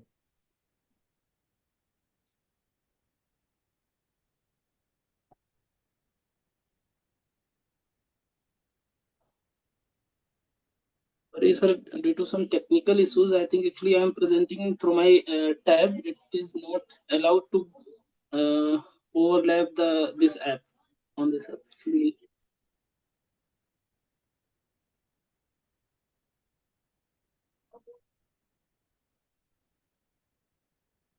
Please allow him without PPTs. Yeah, Rohit, you can start your presenting because otherwise it's out. You can start. so my research title is Role of Religious and Cultural Belief to Overcome Alcohol Dependence, a Meta-Analysis in Indian Context. Alcohol dependence is a significant public health concern in India, contributing to physical, psychological, and socio-economic burdens. Despite advancement in medical and psychological intervention, relapse rates remain high, necessitating alternative approaches for sustained recovery. Religious and cultural beliefs play a very vital role in shaping behaviors and coping mechanism, particularly in a diverse and spiritual rooted society like India. Traditions such as Hinduism, Islam, Sikhism, and indigenous tribal practices often discourage alcohol consumption, promoting abstentionism, and through morally spiritual and community-based sanctions like prayers, satsang, bhakti, and all. Through this meta-analysis, I examines the influences of religious adherence, cultural norms, and faith-based practices in mitigating alcohol dependence among Indian population by synthesizing existing studies to examine the role of religious and cultural beliefs in facilitating alcohol de-addiction in India, synthesize empirical evidence on spiritual practices like prayer, meditation, community rituals, and their impact on recovery, to explore how faith and cultural values contribute to long-term recovery and reduce relapse rates, and to evaluate the integration of belief system into formal treatment models for alcohol dependence. The findings will be helped bridge the gap between clinical approaches and socio-spiritual support system, paving the way for culturally adaptive rehabilitation studies in India. I have reviewed multiple literatures related to the socio-cultural and spiritual aspect in the context of rehabilitation of alcohol dependence treatment, in which I got key insight from these review. Multiple studies highlight the profound intersection of religion, culture, and addiction recovery in India, acting as powerful motivators for behavior change and cessation. The research group, what I find from this review, despite the strong influence of these belief systems, formal rehabilitation programs often underutilize these culturally embedded strengths, underscoring the critical need to integrate religious and cultural frameworks into conventional treatments for enhanced efficacy and relevance. Evidence-based impact, what I get from the review, active religious participation consistently show higher abstinence rates and reduced cravings. Community-based organizations like Brahma Kumaris, ISKCON provide vital spiritual counseling, structured routines, and peer support. Traditional healing practices like Ayurveda, tribal traditions offer holistic recovery pathways addressing spiritual and bodily imbalance. And in the form of cultural dynamics, I found gender-based cultural attitudes, while sometimes stigmatizing, can also motivate treatment seeking. In the context of female, when we listening to any female taking alcohol, so that is considering like a stigma. तो वो एक barrier create करता है to relapse for alcohol.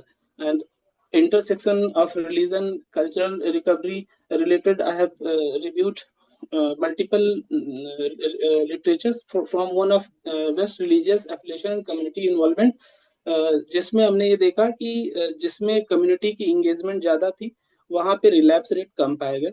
From one of my table, in religious engagement, higher abstinence rate was found, and in quantitative findings and some qualitative insights, spiritual transformation and renewed purposes in community and peer support. Those individuals who have appropriate proper community and peer support, their improved retention and recovery and sense of belongings and accountability was good. In ritual and traditional practices, who engaged, positive adherence in tribal population and emotional catharsis purification rituals were found. In the context of gender and cultural norms, gender-specific relapse patterns was found, and stigma as motivator and barrier found in this literature.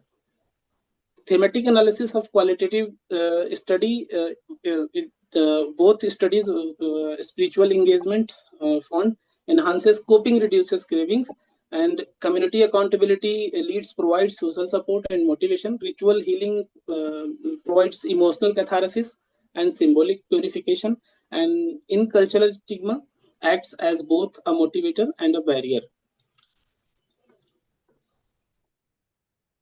So, sir, I have included 25 studies. Out of 25, 15 was quantitative and 10 was qualitative. And these studies has done from 2000 to 2024. This meta-analysis highlights the multifaceted role of religious and cultural beliefs in alcohol addiction within the Indian context. The integration of spiritual engagement with traditional psychosocial support aligns well with India's socio-cultural fabric, suggesting an enhancement over purely biopsychosocial model. Apart from biopsychosocial model, one model is highly important. What I have mentioned in my recommendation, integration of biopsychosocial religious spiritual model of rehabilitation, which could enhance the quality of treatment of a person with alcohol use disorder, and it could be a supportive intervention with motivational enhancement therapy to enhance the motivation of individual to quit alcohol. And also one thing is very important, we should not extremely lenient to psychosocial religious aspect. There is one biological aspect is too much important, because behavioral issues challenge treated should be with multi professional multiple approach.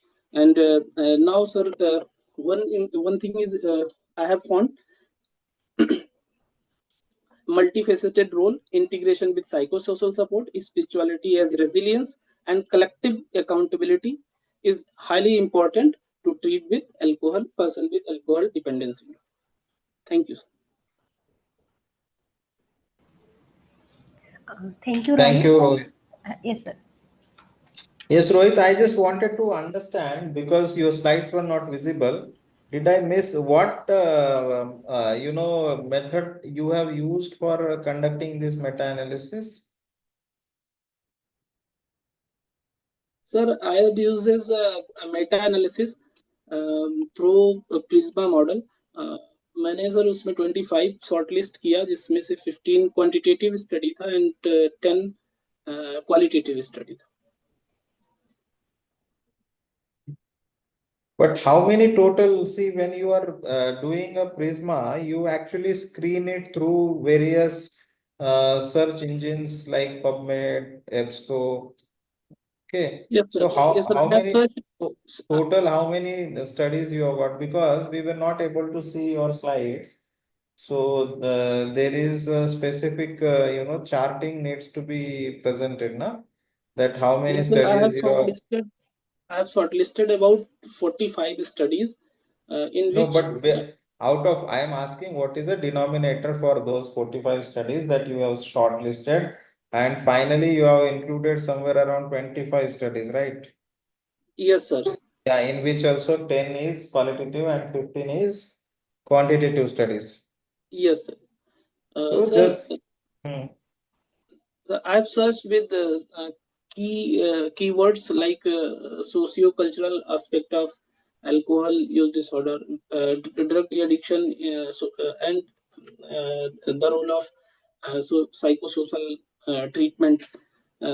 Throughout these keywords, I have searched and find multiple studies on the reservoir, like Google Scholar, PubMed, Web of Science. But I have shortlisted those studies which comes under my inclusion. okay. Yes. Any other questions?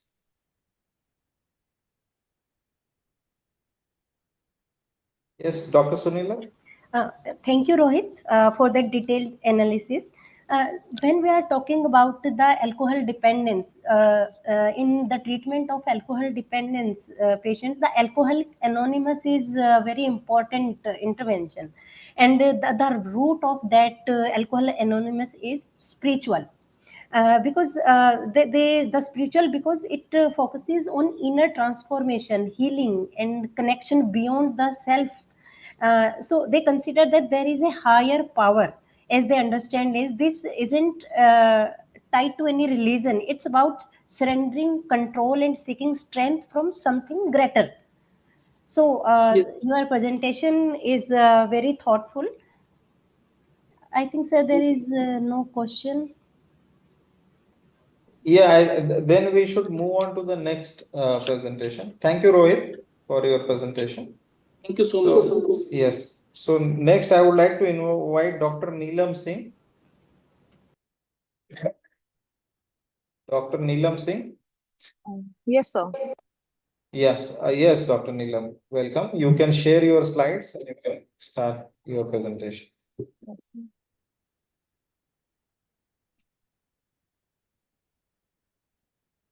sir. Are my slides visible? No, not yet. Your slides are not visible.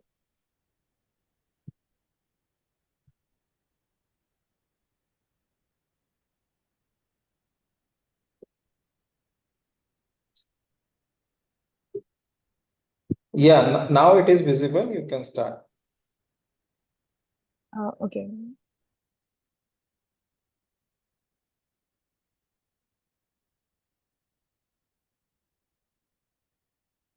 Good evening, everyone. Just give me a second. Just give me a second.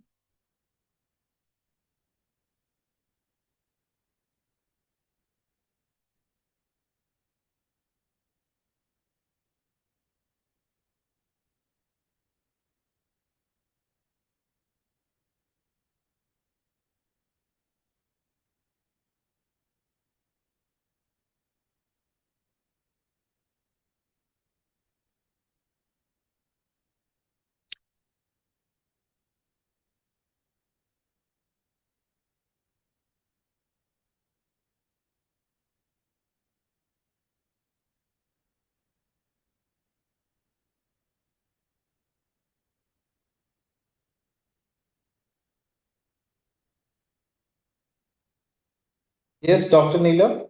Are my slides visible? Yes, your slides are visible. You can start presentation. Just a second. Okay. Good evening, everyone. My name is Dr. Neelam Singh, and I've co-authored this paper with my PI, Dr. Arif Ali. The title of today's presentation is Religion and Recovery Among Individuals Experiencing Homelessness, a Narrative Review.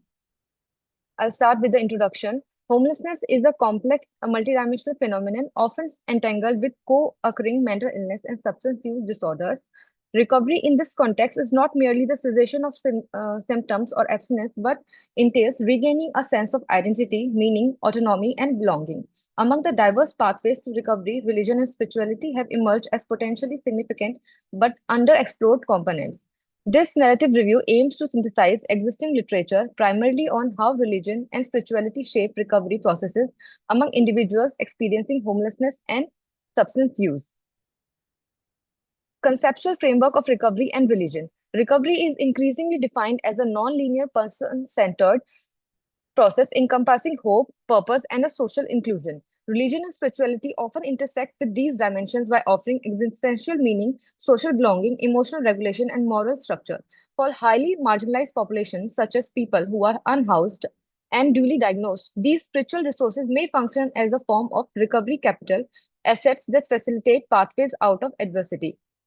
Methodology. This review employed a narrative synthesis approach to examine and integrate empirical findings on the role of religion and spirituality in the recovery of individuals experiencing homelessness and SMI, that is severe mental illness. The narrative review format was chosen to accommodate the heterogeneity in study designs, populations, interventions, and outcomes across the literature and to enable a thematic synthesis of complex psychosocial and cultural variables. A comprehensive literature search was conducted across four major academic databases: Medline, Embase, PsycInfo, and Web of Science. The search focused on peer-reviewed studies published from 2000 to 2024. This time frame was selected to ensure inclusion of both foundational and contemporary research reflecting evolving understandings of homelessness, mental illness, and spiritual recovery paradigm. Search items were developed iteratively and included both subject headings and free text keywords. Key search combinations included homeless and mental illness or severe mental illness or SMI, and religion or spirituality or faith-based organizations, faith-based and homelessness, and among others. Boolean operators were used to expand or refine search results as appropriate. This slide presents my inclusion and exclusion criteria. Empirical research studies, including quantitative, qualitative, or mixed methods, were included, who were done on adults experiencing homelessness or housing instability. Participants were diagnosed with severe mental illness, or the paper has addressed the role of religion, spirituality, or faith-based services in the context of recovery. Studies which were excluded were those which solely focused on substance use disorders without assessing comorbid SMIs, were commentaries, editorials, dissertations, or theoretical papers without original empirical data, and which examined general homelessness without focus on either SMI or religion or spirituality, and which did not report any outcome or narrative related to recovery process or psychosocial outcomes. Study selection. The study selection process followed a two-stage screening procedure. First, title and abstracts were independently screened by two reviewers, that is myself and my PI, to assess preliminary eligibility. Second, full text of potentially relevant articles were retrieved and assessed for inclusion. Disagreements at either stage were resolved through discussions. A data extraction form was developed to systematically collect key information from each included study. Extracted data included author, publication year and study location, research aims and study design, sample characteristics, SMI and SUD status, description of religious or spiritual components, recovery-related outcomes, key findings, and conclusion. A thematic analysis approach was used to synthesize the extracted findings. Studies were grouped by methodological type, and emerging themes were identified through iterative reading. Now coming to themes.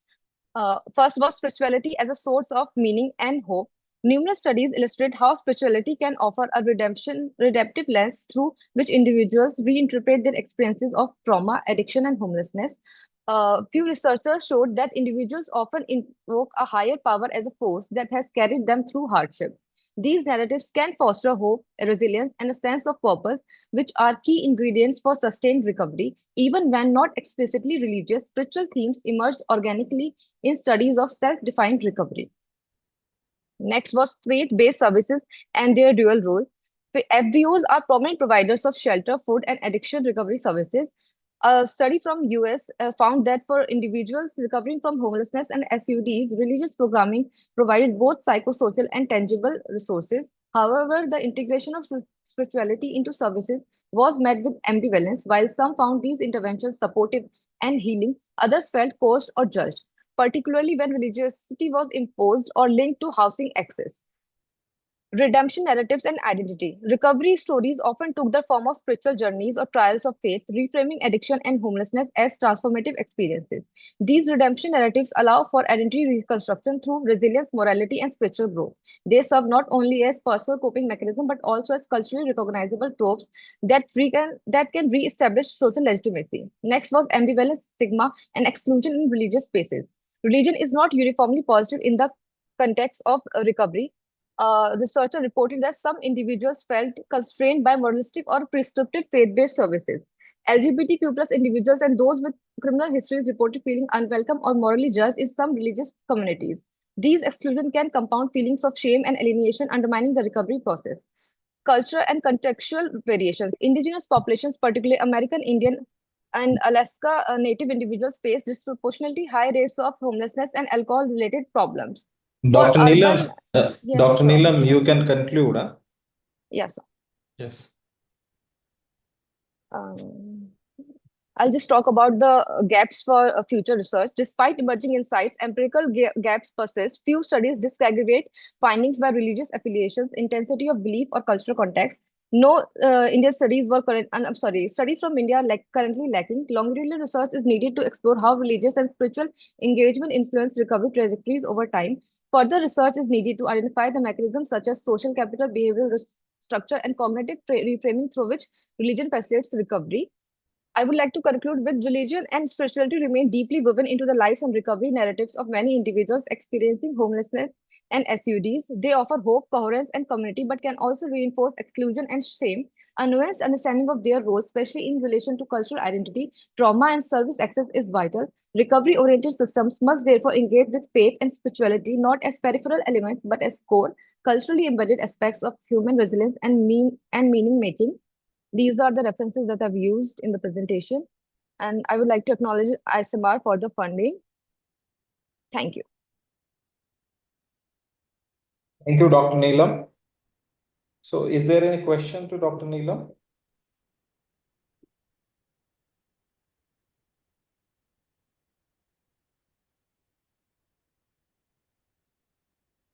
So, Neelam, I have one query that because you're saying these are some of the findings of your studies, but how does your program helps in terms of understanding the the difficulties faced at a street or the places where these people are living? Is there any findings related to that in your review of the literature, and what are the actual findings on the ground? So,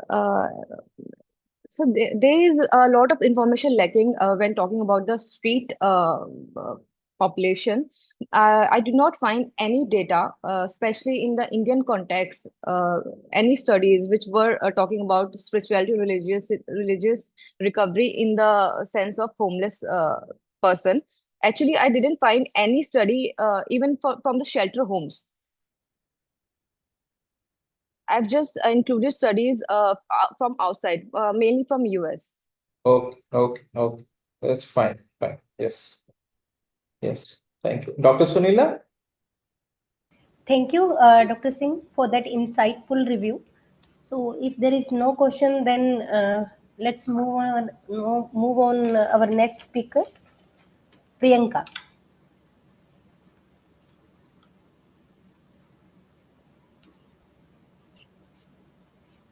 Is Priyanka available? Yes, sir. Yes, you can share your slide.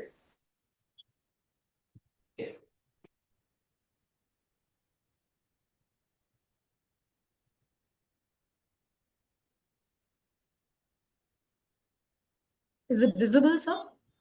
Yes, it is visible. Just make it slideshow mode. So it's slideshow already. I hope it's Okay. playing, sir. Yeah. Then you can start presenting. Yes. Namaskar and good evening to everyone present here. It's truly an honor to present at the 43rd Annual National Conference of ISPSW. I'm Priyanka Bora, a PhD scholar from the Department of Social Work, Mizoram University, and today I'll be presenting my paper titled Faith, the Human Body and the Final Gift, a conceptual framework on religious and spiritual influences on organ and tissue donation in Assam. The work is co-authored by Dr. Henry Zorindiana Pachuao. He is an associate professor of the same department. Before I begin, I would like to share a simple yet powerful verse from the Bhagavad Gita. Na hanyate hanyamane sharire. The soul is never destroyed, even when the body is. It means when we donate our organs, we don't lose anything eternal. We simply allow life to continue beyond us. Introduction and context. Organ and tissue donation is widely recognized as a medical miracle, a way to save or enhance lives. However, in states like Assam, more so in the northeastern part of India, where religious diversity and spiritual beliefs guide many life decisions, the question of donating one's body or a part of it after death becomes more than just a medical concern. Despite legal frameworks like the Transplantation of Human Organs and Tissues Act, deceased organ donation has not yet begun in this region.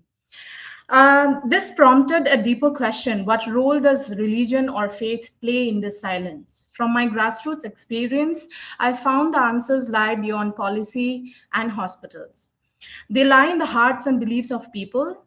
Religious values, spiritual fears, rituals surrounding death, all shape decisions around donating one's Priyanka, body. Yes, sorry to ma'am. interrupt. Your slides are not moving. It's moving in my end. I guess there's some problem. Should I stop sharing and do it again?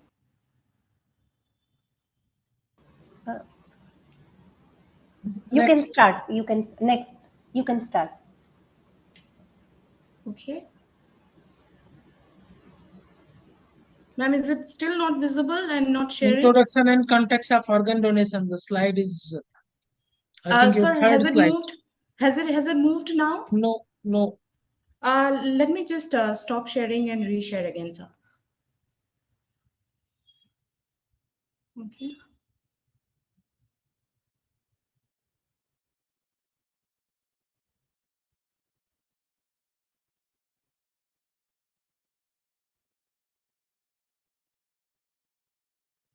It's not showing now.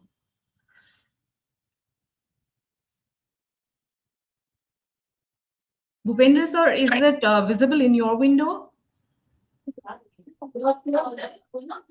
No.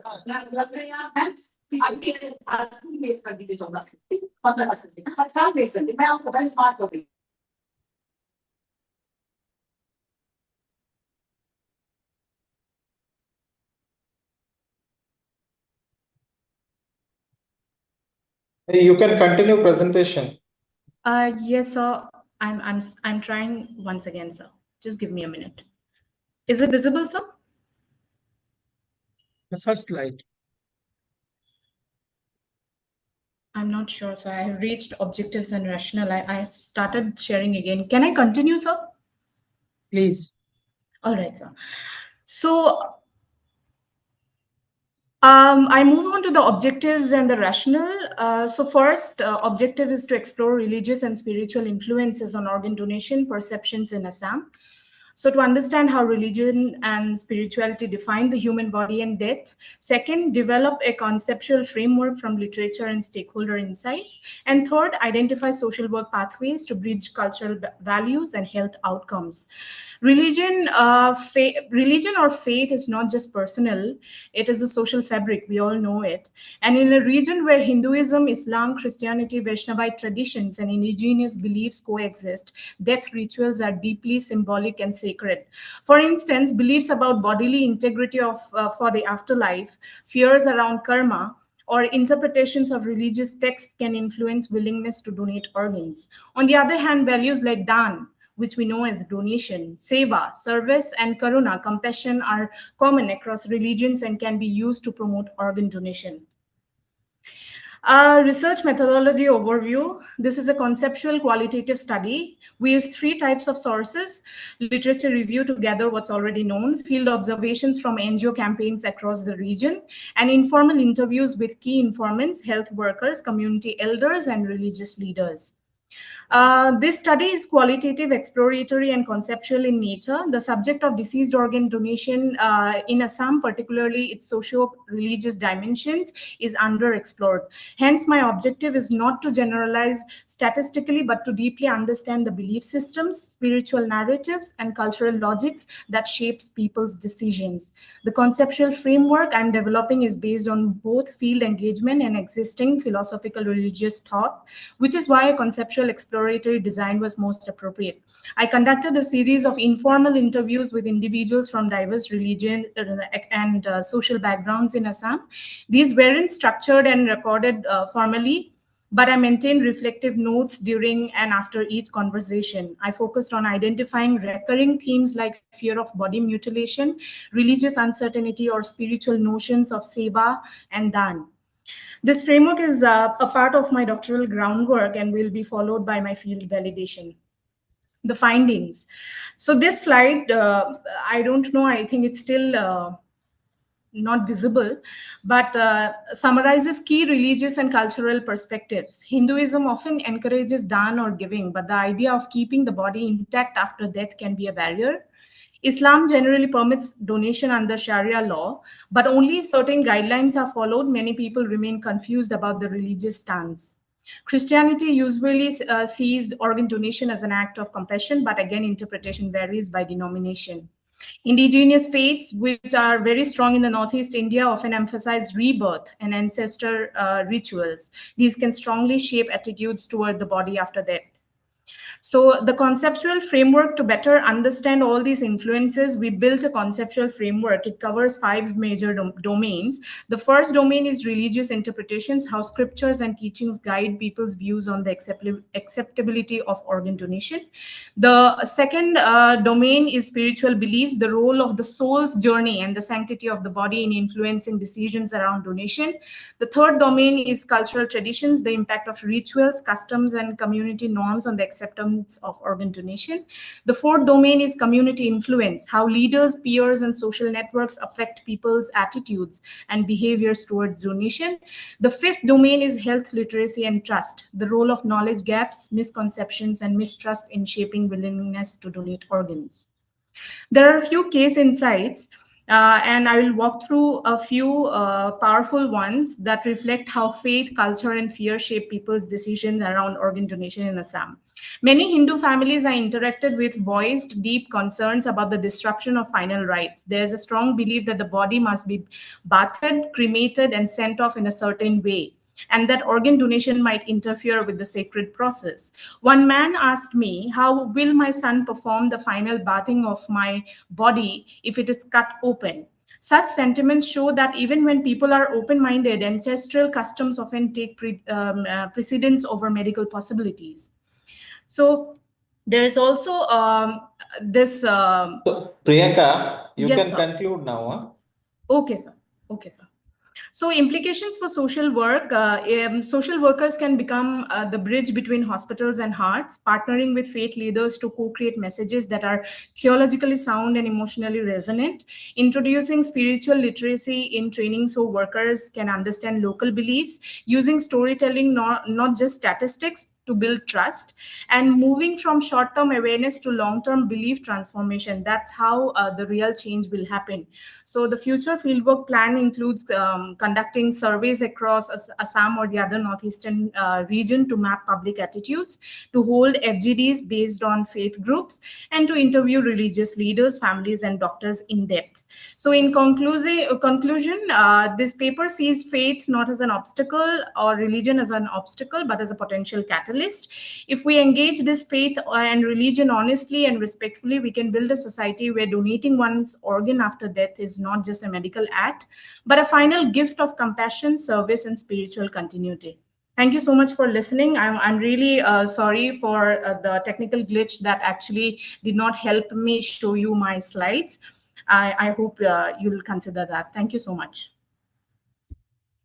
Thank you, Priyanka. This is, I think, very interesting and very useful research domain because what we have seen in our clinical practices, people do have significant amount of religious and spiritual influence on taking such decision.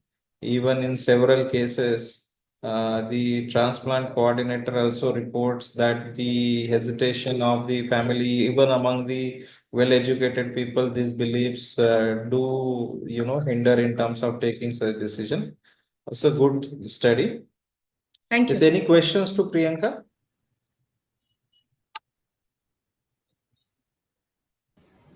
Yes. Dr. Sunila?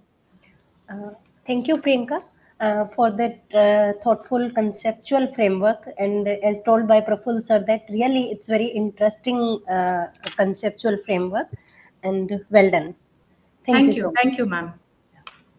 Now move to our next presentation. Akshay Sharmao.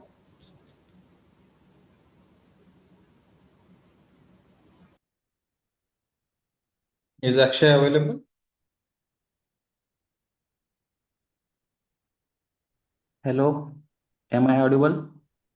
Yes, Akshay, you can share your slide.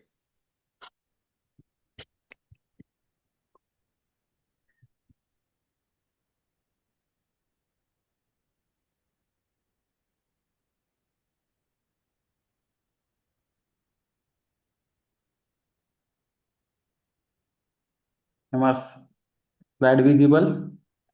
Yes, Akshay, you can go ahead.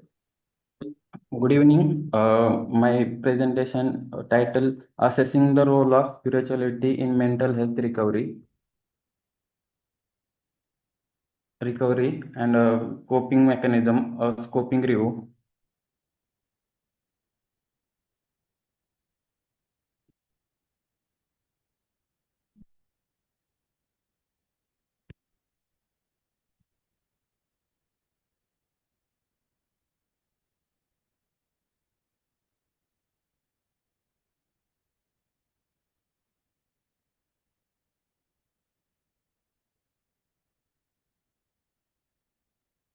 Yes, Akshay, you can go ahead.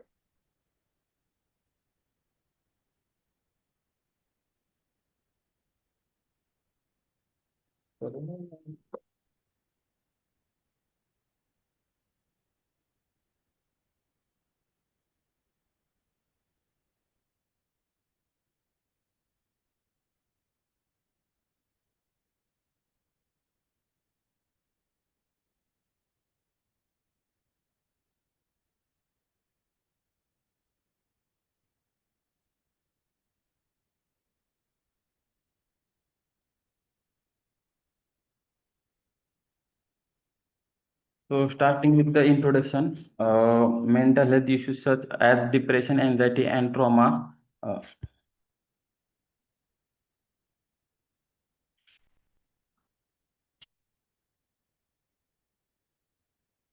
Trauma have become major global health concerns. While conventional treatment are essential, then they often overlook the deeper existential and cultural dimensions of psychological distress. This has led to a growing interest in holistic approaches, particularly the role of spirituality in mental health recovery. Spirituality, encompassing both religious and secular beliefs, involves the search for meaning, purpose, and connection beyond the self. Over the past 2 decades, research has increasingly shown that spiritual practices can enhance emotional resilience, improve well being, and aid in coping with mental illness. In the Indian context,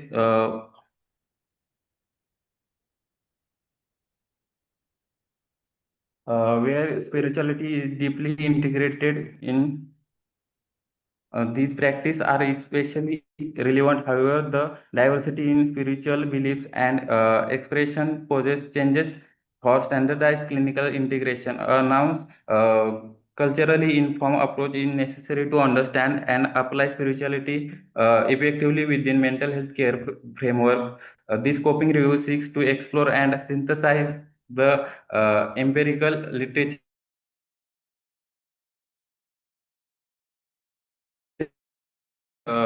key definitions, interventions, and concern, and to inform more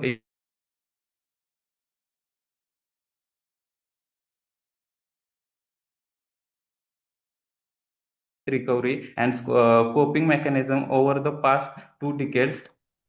Research in coming to the research methodology. Research design or scoping review methodology was used for Prisma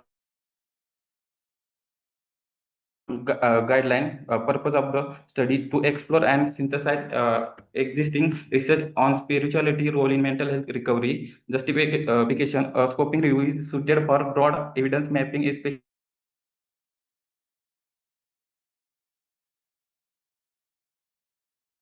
in field with varied conceptual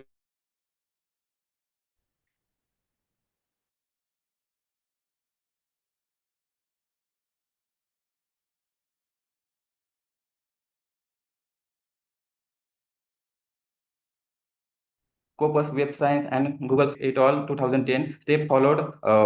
First,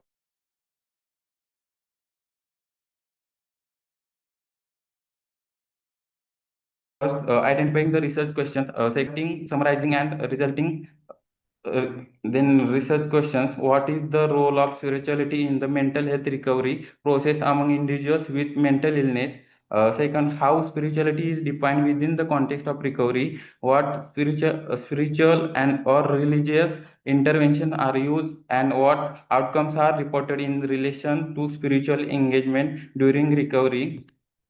The inclusion criteria of research studies had to focus on individuals diagnosed with a mental illness. The content must address spirituality, religion, or faith in relation to recovery. The study must be peer review and empirical, quantitative, qualitative, or mixed method. Only studies published in English language between the year 2000 to 2024 were included. The exclusion criteria: if they focus solely on physical illness, lack a clear definition of spirituality, or were opinion articles without empirical data.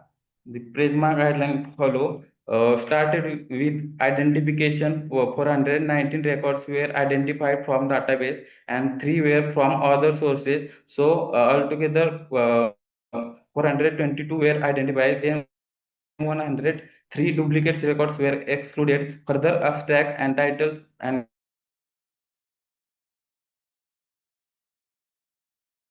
content were screened, and 82 of them were excluded due to lack of clear definition. Some of them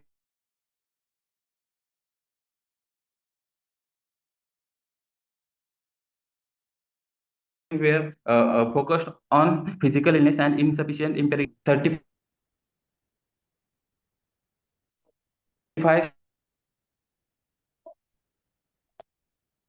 Then coming to the results, spirituality as a core coping mechanism across 35 studies with 1935 participants. Spirituality consistently function as a key coping resources for individuals with mental illness. Is existential and emotional support. Spiritual belief provided existential meaning and emotional comfort, particularly among individuals experiencing psychotic episode, for example schizophrenia.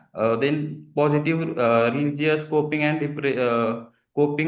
depression. Positive religious coping strategies were significantly linked to lower level of depressive symptoms in outpatient mental health setting. Use of spiritual practices, meditation and prayer were commonly adopted. Spiritual practices used to manage mental health symptoms such as anxiety, depression and PTSD. Then coming to the discussion, the findings from the review 35 studies collectively underscore the profound and multifaceted influence of spirituality on mental health recovery. Spirituality is not a unidimensional concept, but rather encompasses a wide spectrum of beliefs, practices, experiences, and social dimensions that interact to support individuals facing mental health challenges. The main uh, first is spirituality as a coping framework and source of meaning. Help reframe suffering as purposeful, reduce hopelessness and distress. Second, self-soothing practices like prayer, meditation, and rituals aid in emotional regulation, promote mindfulness, and reduce symptoms of anxiety and depression. Then, enhancing treatment engagement. Spiritual beliefs can complement medical treatment. Negative spiritual coping, for example, divine punishment linked to poor adherence and outcomes.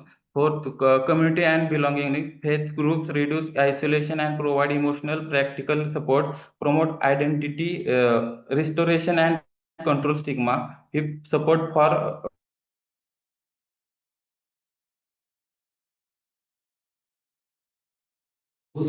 Akshay, you can conclude now. Akshay, you can conclude. Caregivers. Spirituality helps caregivers cope with stress and maintain specific cause for culturally sensitive mental health care that incorporates indigenous and traditional belief systems. Then come to the conclusion.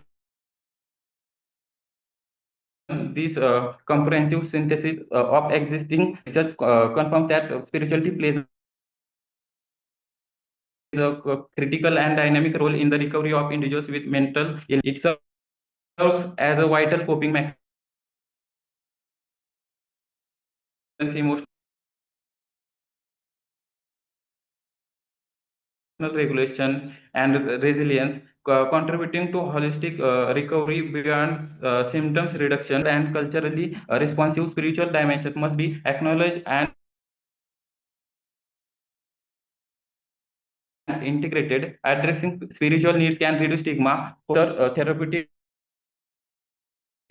alliances, and promote evolve. Spiritual should be recognized not as peripheral but as central to comprehensive recovery models. In some, integrating spirituality within mental health care offers a promo pathway towards more compassionate, effective, and culturally congruent support for individuals living with mental illness. Further efforts should focus on developing evidence-based spiritual interventions, training clinicians in spiritual care, and fostering partnership between mental health and faith communities to optimize recovery outcomes. In limitations of the study, design limitations. I think Akshay, you can stop now. Time is over. Okay, sir. Thank you. Yes. Dr. Sunila, any questions? No, sir. Thank you, Akshay, for ending the session with these valuable insights. And thank you, all you, the ma'am. presenter. Thank you for your valuable contributions and the audience for their attention and engagement. Thank you, Praful sir, and thank you, Bhupendra sir. Yes, thank you, Sunila ma'am. Thank you, Bhupendra sir and ISPSW for the opportunity.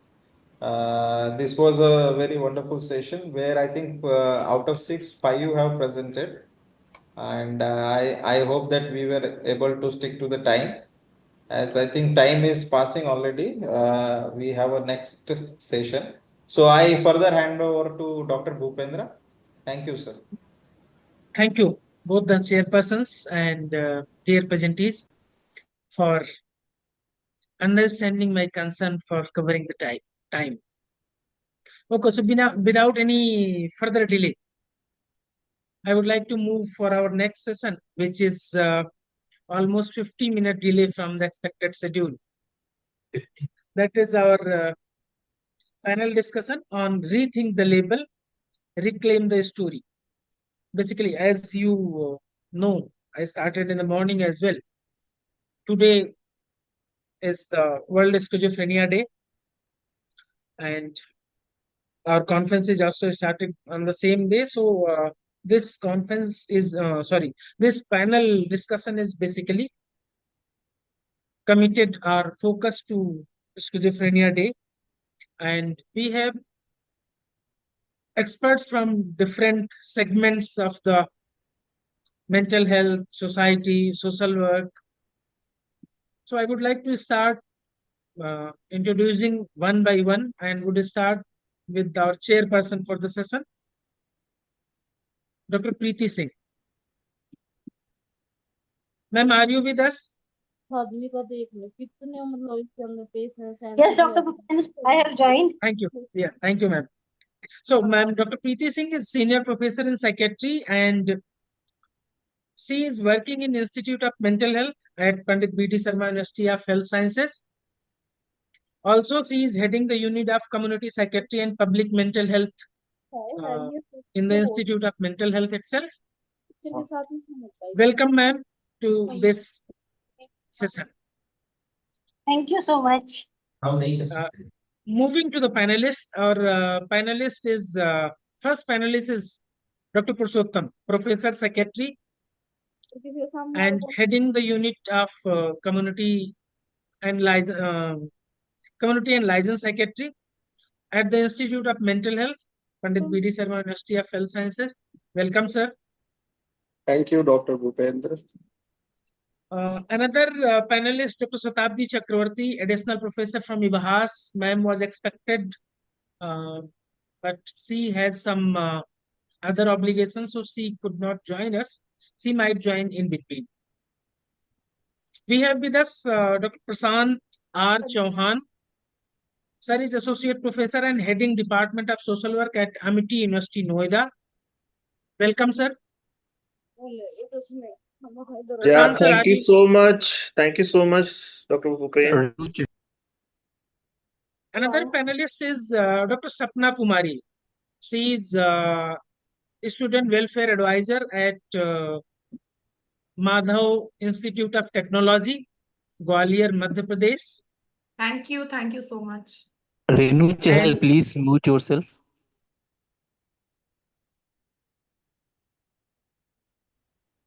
And our last but not the least, Dr. Prasant Srivastav, HOD, Psychiatric Social Work, Central Institute of Psychiatry.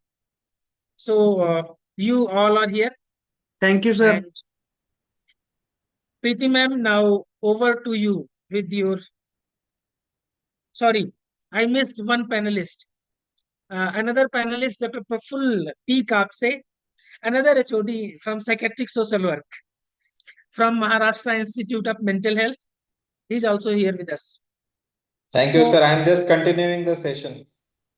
Yes, he's continuing from the past session. He was chairing the past session, and now he is contributing as a panelist in this panel discussion. Preeti ma'am, over to you. Good evening, Preeti ma'am. Thank you. So, welcome all. So, as Dr. Bhupendra has informed, this is World Schizophrenia Day, and we all are working efficiently in the field of schizophrenia. We need to discuss this theme, which is so important. Rethink the level, reclaim the story. So, as we all know, stigma is always attached to F20 schizophrenia, and this stigma is also associated with misinformation, fear, and prejudice, leading to discrimination towards these patients and ultimately exclusion, social exclusion. So we have got wonderful panel. So first of all, I invite Dr. Purushottam. He will be talking about his own experiences pertaining to what the patients face. Dr. Purushottam. Good evening, ma'am. First of all, I would like to. Hello, am Yes, I sir, you are audible? audible. Yes. I would like to thank Dr. Bhupendra Singh, the General Secretary of this professional body, for inviting us on this very important occasion, the World Schizophrenia Day. And the theme for this year, Rethink the Label and Reclaim the Story, is very interesting one. As we know about this illness, it's a severe mental illness, very complex condition, and often misdiagnosed. And as Madam told, that there is a lot of stigma about it, prejudice, social exclusion, and lot of misinformation uh, regarding. There are many myths are prevalent in the community, which I think we should know, and we should try to educate regarding the. We should dispel these myths and try to educate our professional colleagues, the general public, various stakeholders like these faith healers. As we know that despite better care available at this time, earlier 50, 60 years back, there was no cure available in terms of pharmacology, psychopharmacology is concerned. So, but we have good care available.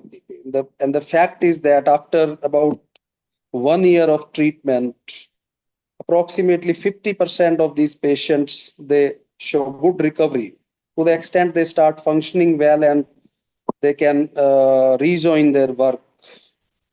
And but there are various other harsh facts also, like 2 out of 3 patients, they do not receive professional help. So that's very interesting data, and only about 10 to 15% of the patients are violent, contrary to the general belief that these patients are highly violent. And there is a lot of therapeutic nihilism on the part of professionals, the medical colleagues, community, caregivers, families. So, but the fact is otherwise. And we know from the recent evidences that early treatment leads to better outcome. And as I am working in the field of consultation liaison psychiatry and with patients having comorbidities, so there is another data that these patients have a 2 to 3 times higher mortality compared to general population, and their lifespan is shorter by 15 to 20 years. So that's huge mainly by the cardiovascular diseases. So, and we know that so what are the possible solutions for that? The integrated comprehensive care for these individuals, continued care and support, which can lead to better outcome, and exclusive care doesn't help.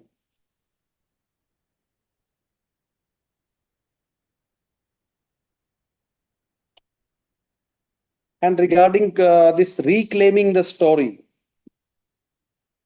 I think we need to focus on the individual's life journey, not only on his illness, that is a psychiatric patient, but he is a human being first. We need to understand the individual affected with schizophrenia in terms of what are his strengths, what are his hobbies, what is the current level of functioning that is doing. We need to assess his resilience and coping, and we need to focus on the recovery part. So as of now, I can say that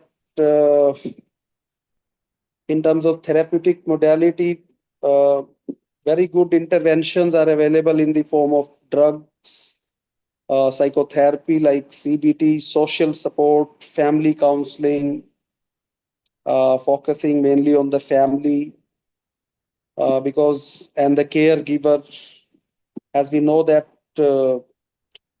if the caregiver burden is particularly very high in these individuals, as it is a chronic illness and frequently leads to burden of care. So we need to address those issues as well. Not only the patient who is suffering from schizophrenia, and we need to focus on stigma part, prejudice, discrimination practices, and social isolation practices, which are highly prevalent in the society, because of which the 2 out of 3 patients, they do not receive professional help.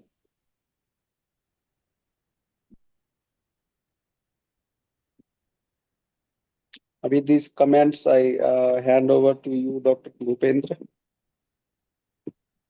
Chairperson. Dr. Preeti Singh, ma'am. Yes. Thank you, Sorry. Dr. Chotam. So now I invite Dr. Prashant R. Chauhan for his valuable comments. Dr. Prashant. Dr. Prashant Chauhan.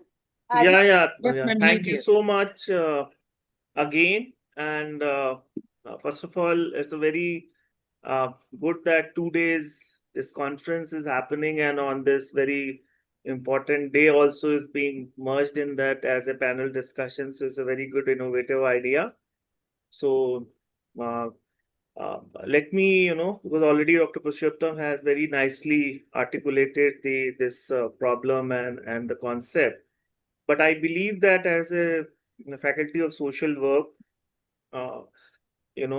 first of all, this theme, which the title of this panel is something which is very creative and very innovative, in a sense that rethink the label and reclaim the story. We can say that when we have this fieldwork exposure, or when we work with individuals and communities, so especially when we are focusing on the mental health challenges, so a label is something which definitely is one thing which sometimes plays a different role. And I want to stress on that, basically, as per the session's panel's title. So definitely when we are talking about this, and as per the theme of this conference also, if I relate, the reclaiming the dignity, depth, or spiritual voice, if we say, for those who live in the in diagnostic categories. So how social workers can play important role in that, and in various aspects. It can be lived experience, it can be cultural context, or in spiritual meaning. So moving further, if we say that something is labeled like schizophrenic or bipolar or addict, so definitely these clinical terms are very useful, but somehow they are also, affecting in a different manner uh, to whom we are dealing with.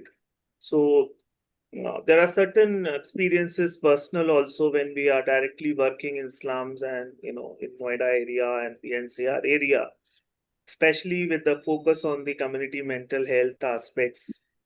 So we have seen that certain terms are there which are being labeled and when you talk to them, different people, those who are facing that, well, they just share their personal concepts, stories. So a kind of hallucinations or maybe some certain aspects which are being, we realize that which is not heard, especially.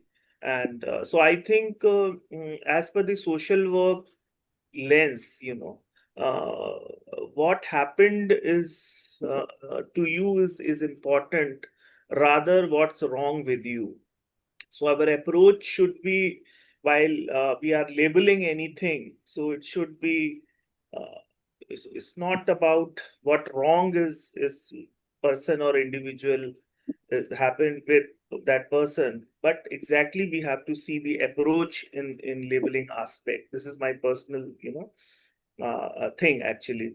And otherwise, if you see that, definitely, when you are working in the community setting and narrating work in the, in social work especially, so definitely each one has its own language and they are rooted with their own mm, different aspects, either it is related with the spiritual aspects or the cultural aspects.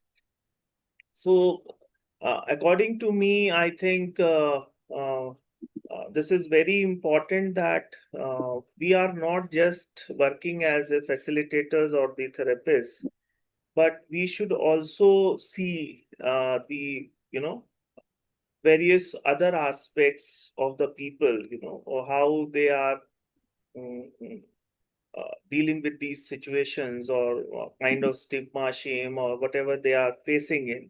So we should carefully deal with that in the community aspect.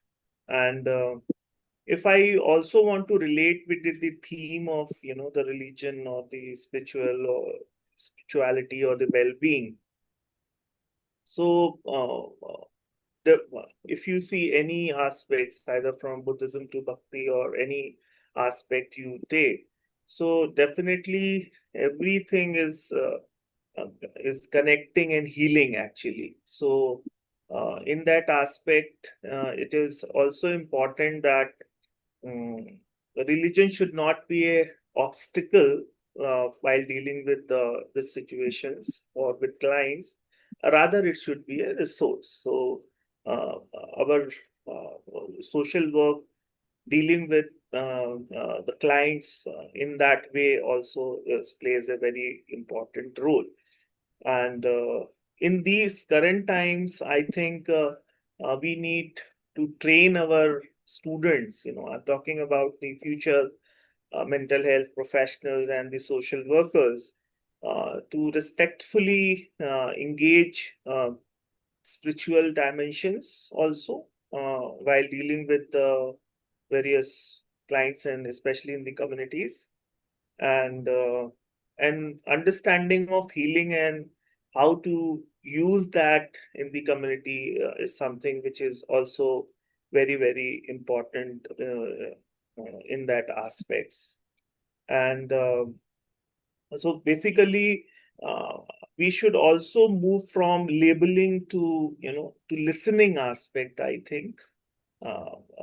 Rather ki we are putting something, so we should listen, we should understand, and then we can also see one another aspect that we are, talking about from stigma to storytelling. That aspect also we can say that a transformation from stigma to the storytelling and from hierarchy to humanity. So I think there are certain things where changing dimensions of social work at the grassroots level is important.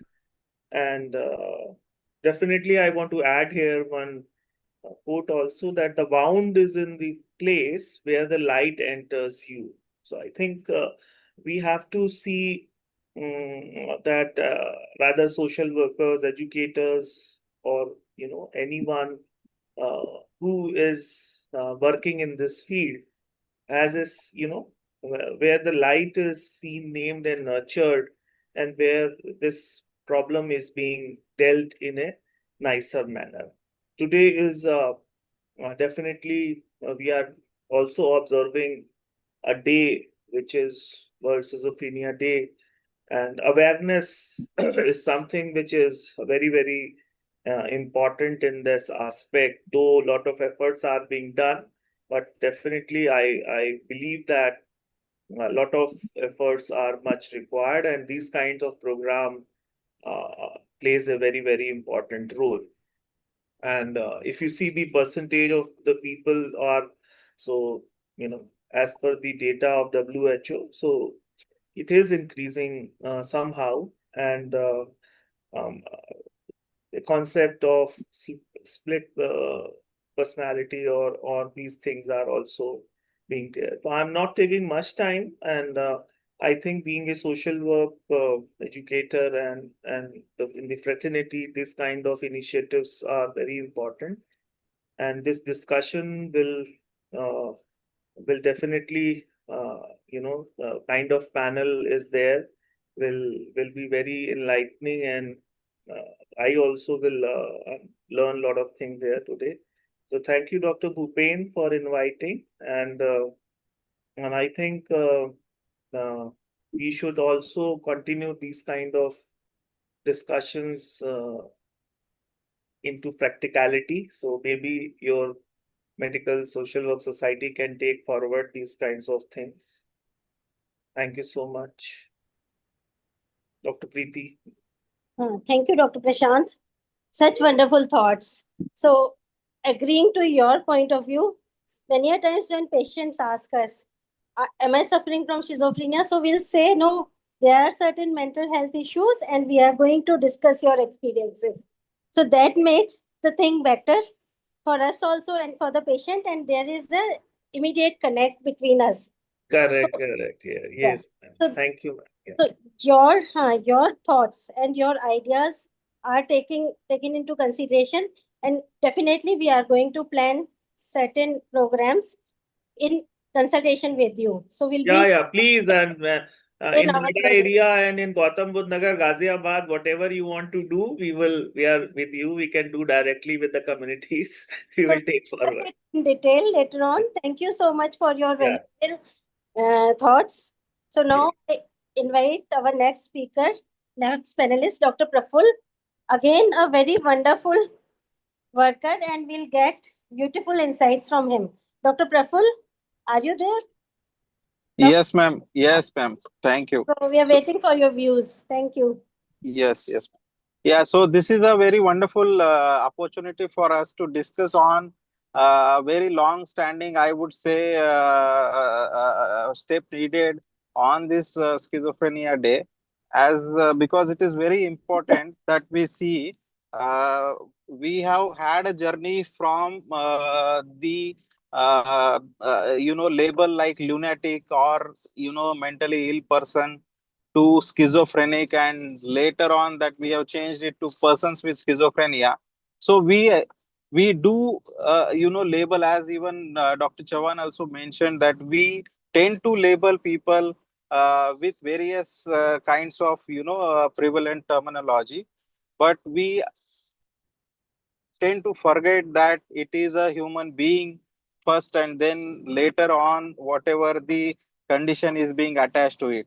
So, and this is a very welcome step for all the professionals, that we are considering that we should really need to rethink about it, how we can change, how can we make it more humanistic, so that the end consumer also feels confident about dealing with the issues and the deficits that happens because of this.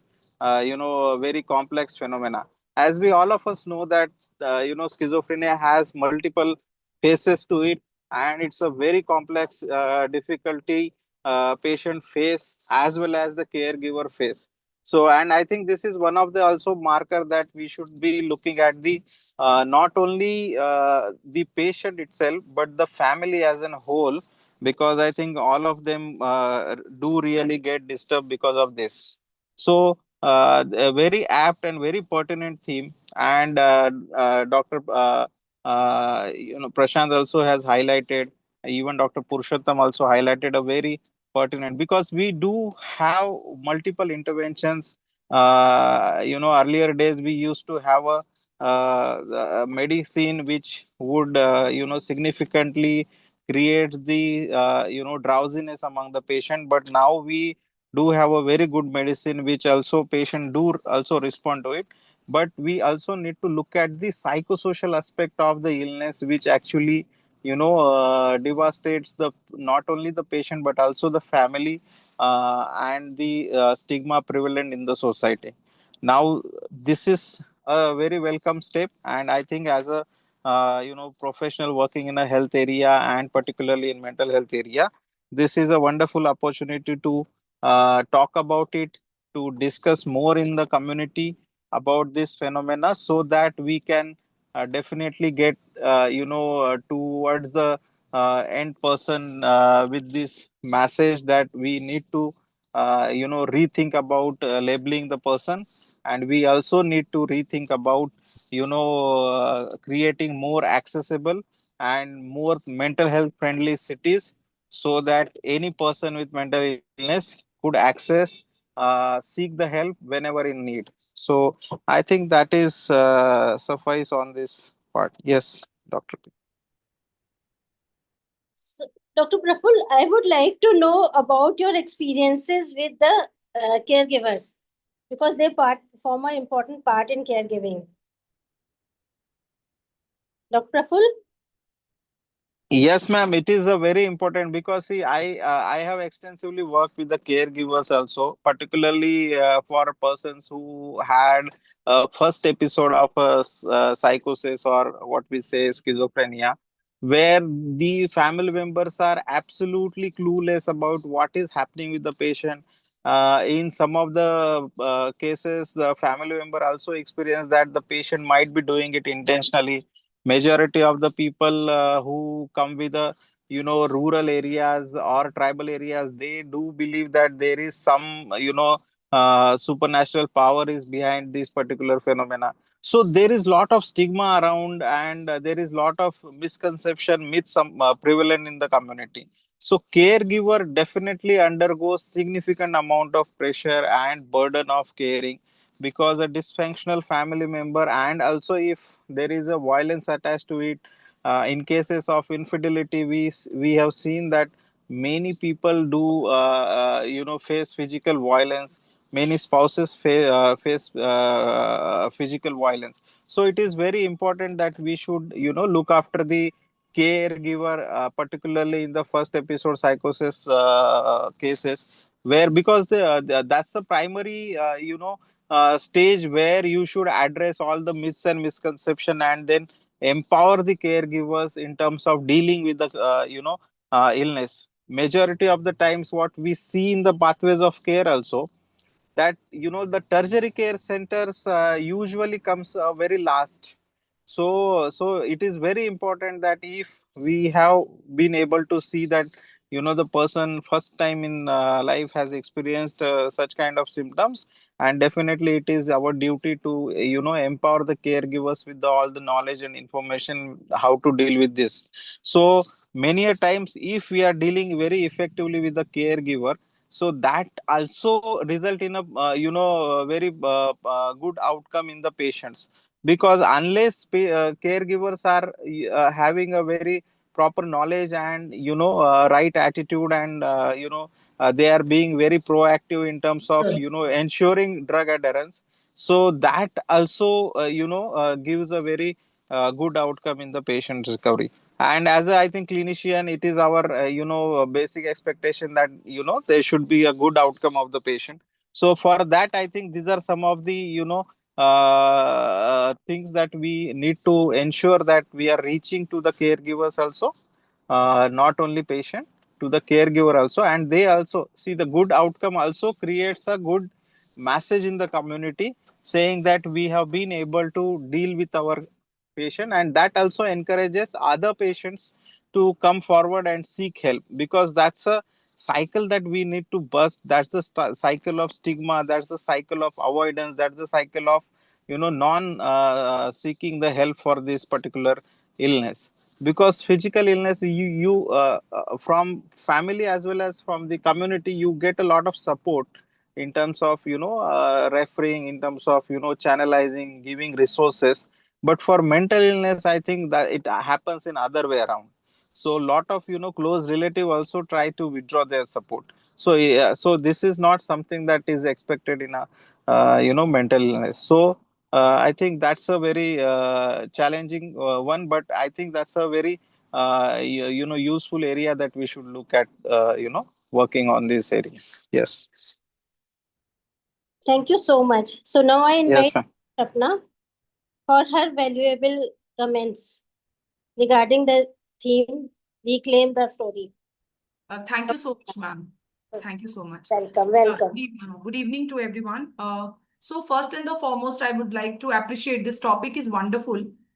Why? Because it's very thoughtful. Even if you listen about the topic, it always comes in our mind why to tag somebody like this. Because I sometimes feel that giving some name or tag to somebody is already creating stigma.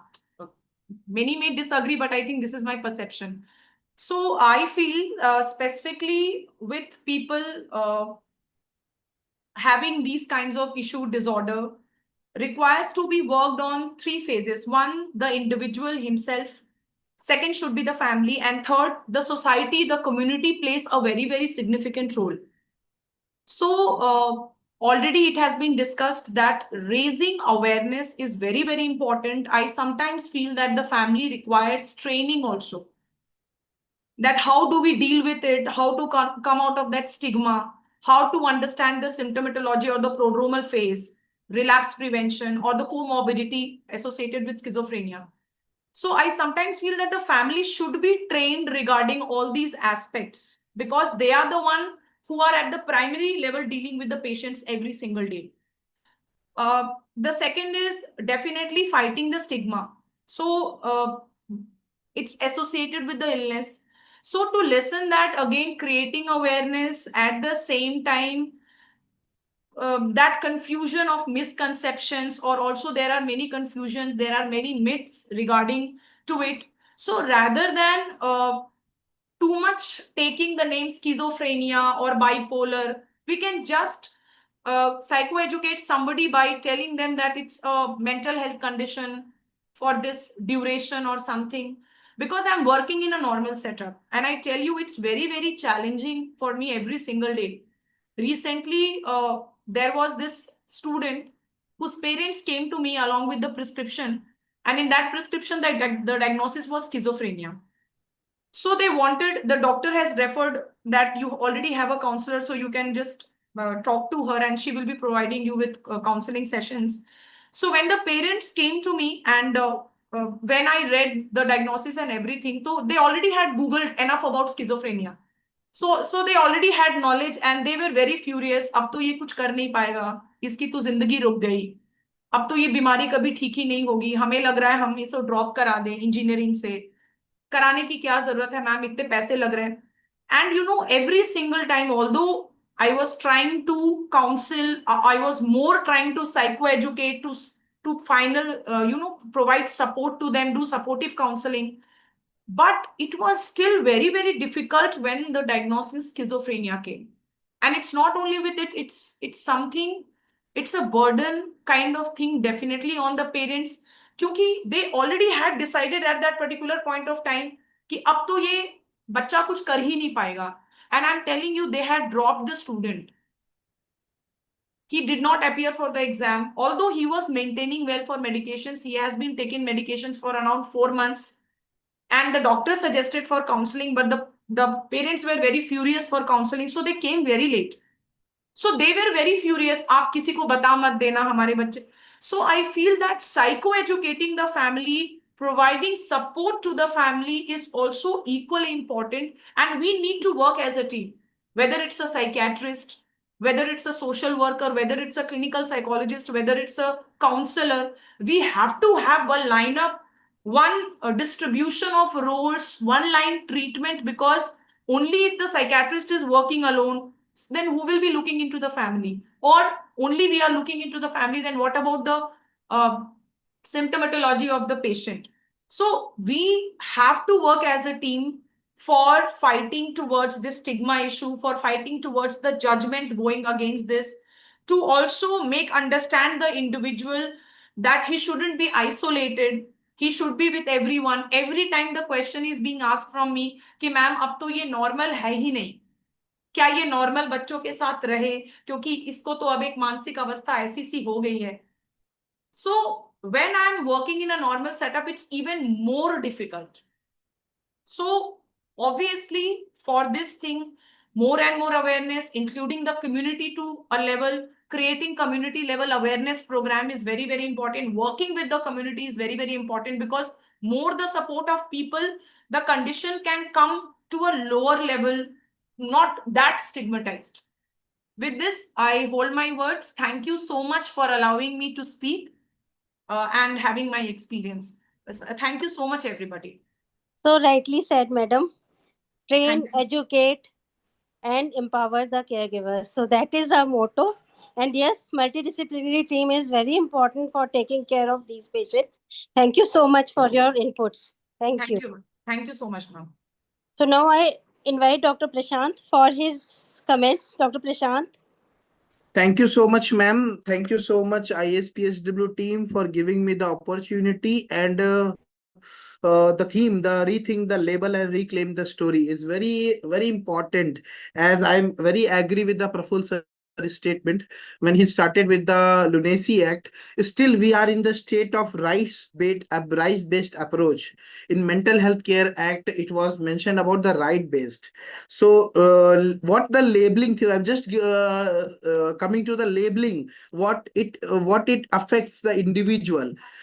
When we talk about the labeling theory, it suggests that the societal and personal reaction to diagnose and label the mental illness can impact the individual self-perception and behavior.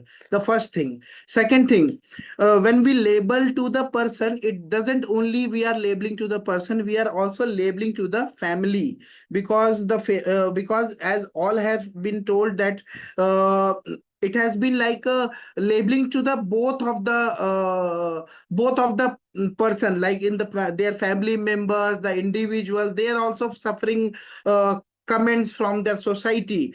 So we have to work with on that line. We have to go with the psychoeducation model. We have to say कि what is the course and the progress of the illness, हमें कैसे उसको proceed करना है. We have to work on the thing which was left, like we have to work on some compliance things. Labeling means again the patient is coming to the OPD, coming to the hospital, so we have to work on the compliance is very important. Whether the family members are aware about that, कि हमें how to go after the hospitalization, how to maintain the condition. The compliance is very important. Second thing, uh, as the theme of this conference is the integration between the religion, spirituality, and well-being. So the practical thing what we can do in the society, when the as a practical experience, I have seen that the family when they came, तो उन्हें कैसे हम council कर सकते हैं the thing, क्योंकि वो उनको हर जगह से बताया जाता है, हर जगह they have been informed that your patient is suffering with schizophrenia, and these are the methods, some psychosocial methods, some pharmacological methods are there you have to do. But what are the welfare benefits we are giving to the patient? So might be the people, the family members not aware about the what are the welfare benefits. So we have to give that idea of welfare, like ideas, we have to counsel the family members to go for the ideas. Just ask with their consultant, with ask with their doctor, ask with their team that I want the some ideas evaluation so that I can get some welfare benefits. That will be also help the patient and their family members in terms of their reducing the stigma, reducing the expressed emotion, reducing the burden, like financial burden is there, social burden is there, care burden is there. So definitely this is the practical thing. If they will get the some if they will get some penny amount for that, like as a pension, then might be a family perspective will change. Because the family members think कि हम कैसे इसका इलाज करें, because उनको है कि ये तो लंबा बीमारी है और हमारा सारा इलाज में पैसा जा रहा है, तो समटाइम्स वो रिलैप्स का कंडीशन इट्स क्रिएट. सो हमें उन्हें गाइड करना है कि apart from the medications there are something कि आप उसको एक जो आइडियाज के थ्रू हम डिसेबिलिटी बेनिफिट्स दे सकते हैं. अब secondary in CIP we see क्यों रिलैप्स कंडीशंस होती हैं, because they don't want to travel from such a long distance. उनके लिए वो भी एक बहुत टफ है. So referring to nearest DMHP is also very important. So again, reclaiming or redefining the story, these welfare things are very important. We have to inculcate these all practical things also when we are coming out from the labeling thing. Because एक बार उन्हें वो benefits start हो गया, then definitely the story will be a change. So हमें उस line पे भी काम करना है. Early identification, we have to work on the early identification, because when the patient came to the hospital, we see that they are in the chronic conditions. So हमें उस time पर we have to very keen when the first time patient came to us or somewhere, कि वहां पे हमारा जो proper early identification है कि proper उनका monitoring, उनका proper follow up हो रहा है कि नहीं, why they are getting more and more relapse, तो हमें वहां पर भी काम करने की जरूरत है definitely. And family role is very important, as everyone has suggested कि हमें family counseling, family psycho education schizophrenia में हमें करना, apart from many therapies. So I think it's a very important, we have to be in an eclectic approach. This is not a task of only psychiatrists, this is not a task of only psychiatric social worker or clinical psychologist. We have to go in the society. Many times we have to go for the home visit to identify the environmental condition. What are the environmental conditions? कई बार ऐसा है कि वहां पर societal जो उनके influences हैं उन्हें भी हमें काफी टारगेट करना पड़ता है. We have to work with that only.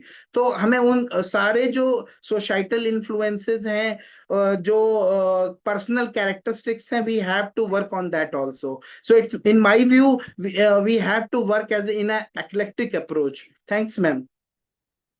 Thank you so much. So you have talked about psychoeducation, which is so important for persons living with schizophrenia. Along with, you have talked about the disability benefits, which definitely help the persons and they help in reintegrating them to the society. So all this discussion has led to a common consensus that yes, we should psychoeducate so that the stigma can be removed. We should empower the families and the patients. So I will make my last comment by saying that all of you must have listened about Dr. Vidyasagar. So Vidyasagar जी वो पहले व्यक्ति थे. Doctor प्रशांत की बात से मुझे बहुत ज्यादा उनकी याद आ रही है कि वो क्या करते थे, फैमिलीज को right from the very beginning ही used to involve the families. उन्होंने कैंप अप्रोच शुरू करा जिसमें कि पेशेंट्स की फैमिलीज उनके साथ रहती थी. तो वहां पर काफी सारे पेशेंट्स अपनी अपनी फैमिलीज के साथ रहते थे. तो it was a positive community. वो पेशेंट को आने जाने का खर्चा प्रोवाइड करते थे, महीने महीने की दवाइयाँ प्रोवाइड करते थे. अगर गवर्नमेंट सप्लाई में नहीं होती थी तो वैसे अपने पास से प्रोवाइड करते थे. And this has help to retain those patients for a long term follow up, जो कि अब शायद नहीं हो पा रहा है. The patients from his follow up used to come till their death, कि उन्हें पता था डॉक्टर साहब ने कहा है दवाइयाँ लगातार खानी है और कोई टेंशन नहीं लेना है. So this is what should be done with the patients to reinstitute them into the community. So with this comment, I hand over to Ma'am, just I can want to add something if you give permission. Okay. In CIP, we find many patients with these problems. Actually, they come to the CIP and the relapse will happen. They doesn't came out again due to these problems. Many times we have the discussion with patient, why you are not coming to CIP. They say they say that ये तो पागल है, ये ठीक ही नहीं हो सकता, and हम इस पे खर्चा क्यों करें. So I think the labeling is very much connected with these parameters. So as a solution in the discussion, we just say that sometimes in the CIP when we are not able to provide the medications, instead the treatment is free, we just counsel the patient to connect with the DMHP or connect here in the that RINPAS is there. They are providing the medications. So connecting with those institutions or other agencies so that they can at least get the benefit. और उसका impact ये है कि the labeling will reduce, the stress is reduced, and now the thing we are again वो patient हमारे पास आते हैं, वो many times they are telling कि ये हमारा right है, हमें दवा मिलनी चाहिए, और हम वो they say the solutions also. So I think that is a very important connection when we talk in terms of labeling and reclaiming the story. That is very important, ma'am. Yes, agreed 100%. So I was talking about past. Dr. Vidyasagar was at that time there were no services.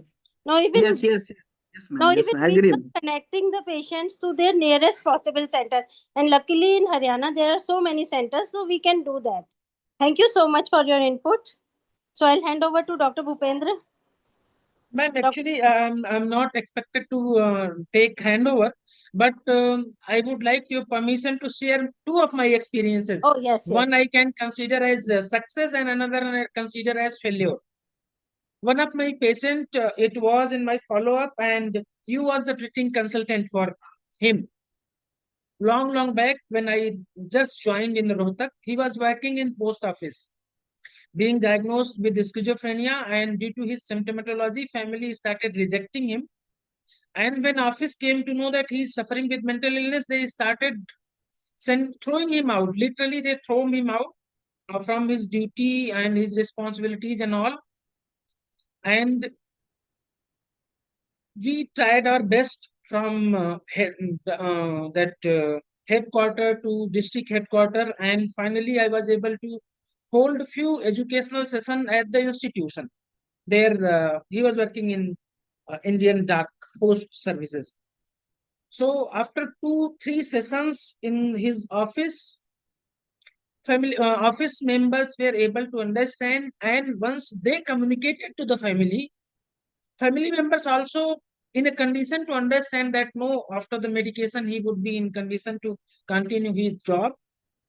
And although nowadays I could not see him in my follow-up, but when I worked it almost 5-6 years, he was maintaining his job, doing his duty. His wife usually comes with him for the follow-up, and everything goes well.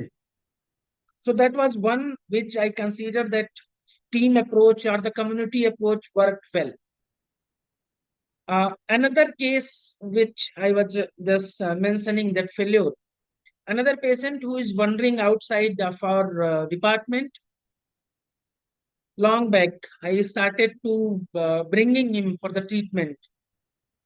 You people might have seen him, or you might be aware my efforts, because I tried to approach Dr. Purushottam also for the same patient to start his treatment or to send him under the custody of any state and institutions. But system and the other facilities,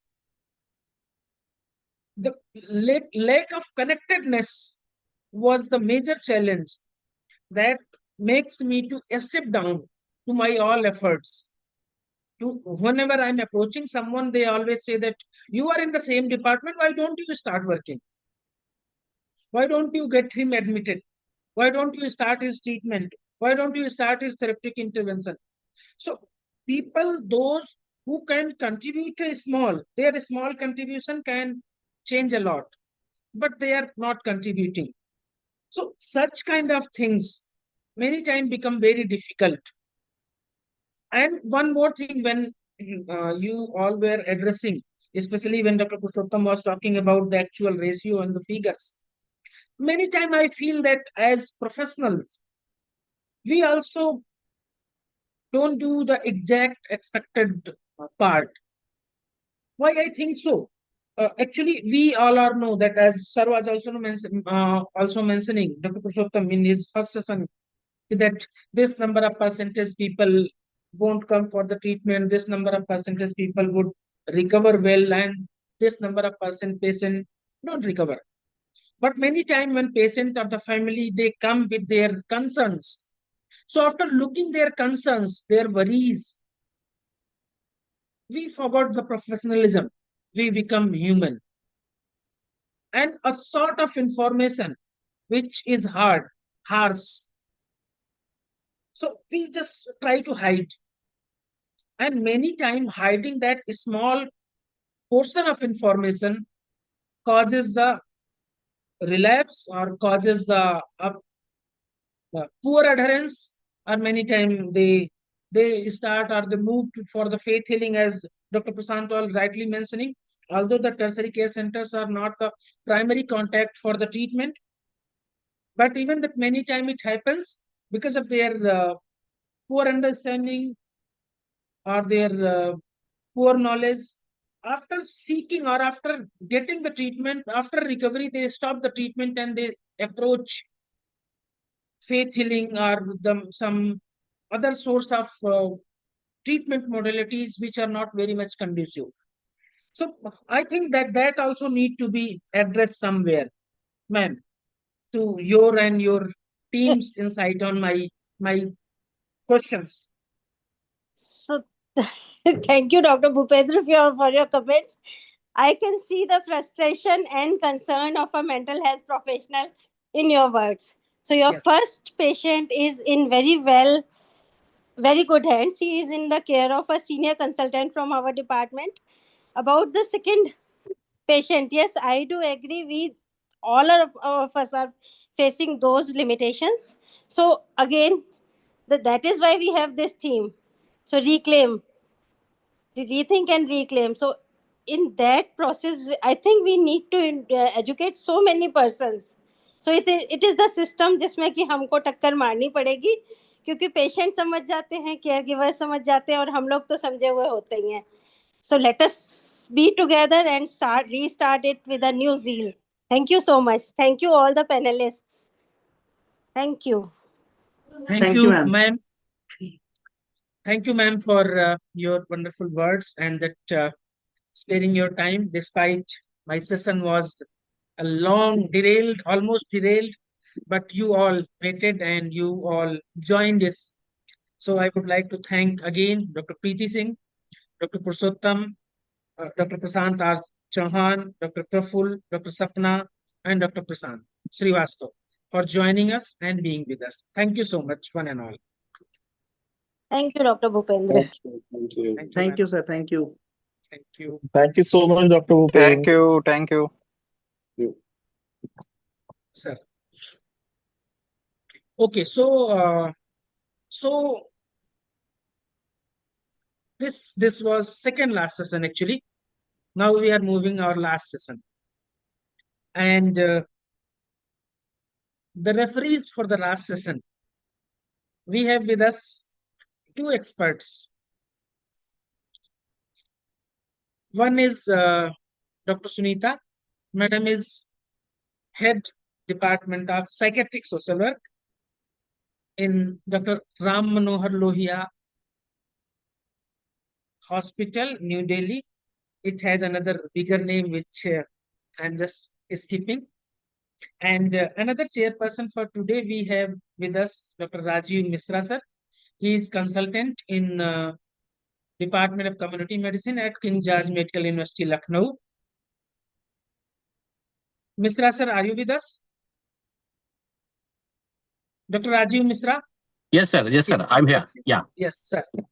So in this last session, we have some total 5 papers to be read, and I hope that presentees are ready with their presentation and slides. So over to both of you. Okay. First of all, from my side, I would like to thank to Dr. Bhupendra to giving me such wonderful opportunity to discuss and involve such type of important topic. And I think we have two person to lead this session. So I think now we moving ahead.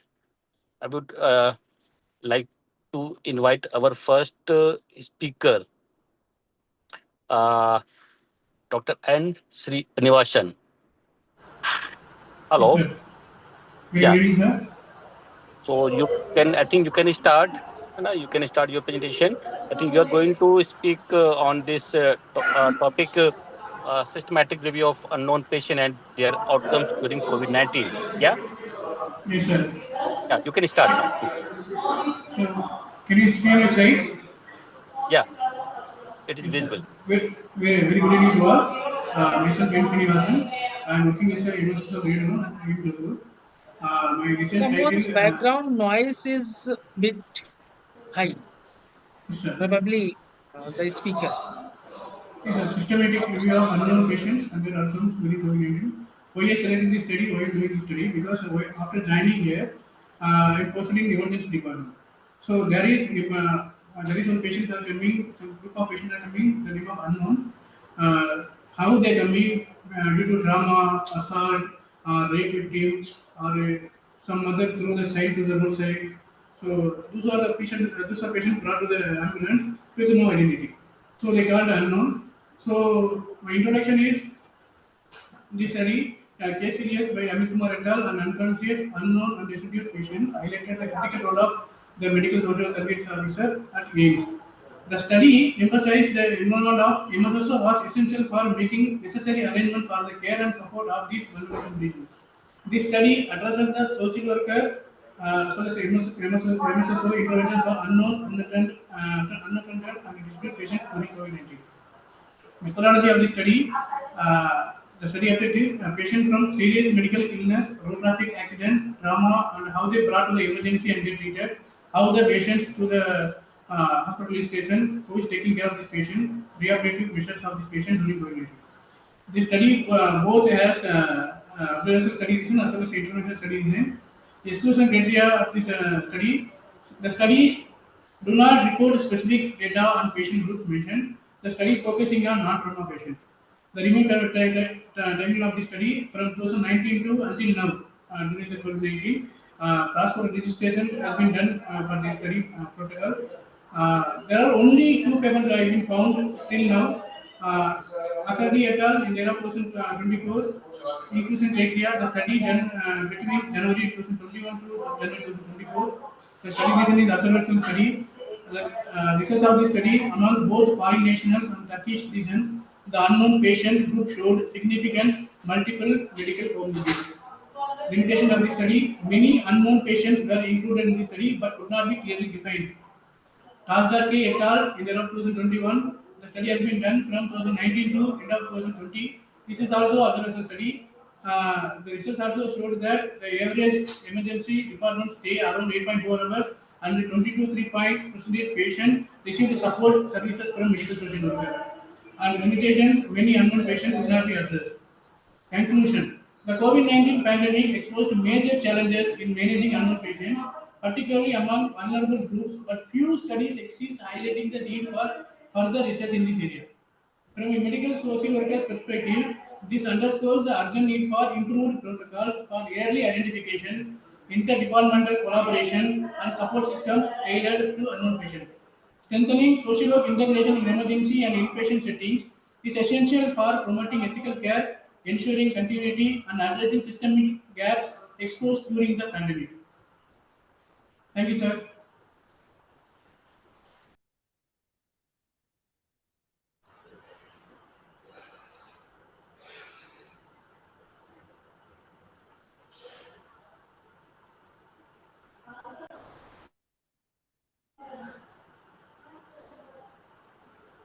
Thank you, sir. Chairperson's presentation is over. Yeah. I think it's a very good the presentation, because first time you are discussing the role of MSSO in the management, or like how we can use their expertise for managing this disease or issues. I think one of our next chairperson, Dr. Sunita, do you have any query you want to ask? Dr. Sunita? So my question was how you collected what was the process of this research topic? What are the procedure of your Srinivasan? Yes, ma'am. My question is, what was the procedure of your study? Can you explain little more? Yes, actually, after coming here, I came to know there is an unknown group. So, doing systematic studies, we have to register for a Prospero. So the Prospero also help us to register protocols during the COVID-19 studies. So I selected this study with this group. How many studies has been published during this interval COVID-19, and I have found till now there are only 2 studies I have been able to find. Apart from that, there is no intervention study has been done with the social worker yet. So there are only one study has been published in the what is the role of need of MSSO in the emergency area. But according to the methodology, the study has not been included. So I didn't mention this study. Okay.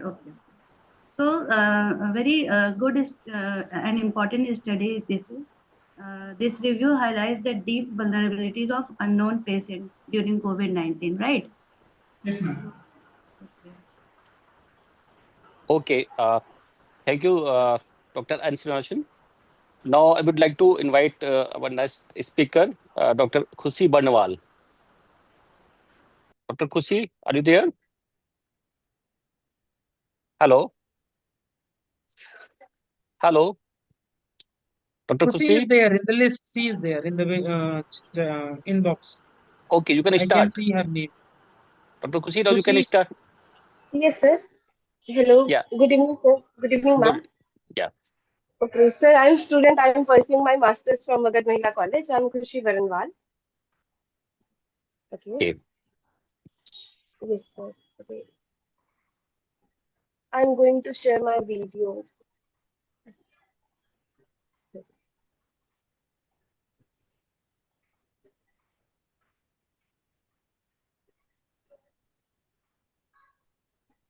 Okay.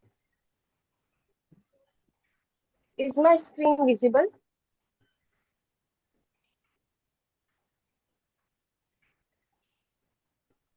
Not yet. It's showing. Yes, it is. Okay. Okay. So uh, my topic was attitude and perception towards sexting, a study on digital intimacy among youth. I had done this dissertation under Dr. Nidhi Singh. Sexting, this term was coined first by Daily Telegraph in 2005, and this term gained official recognition in 2009.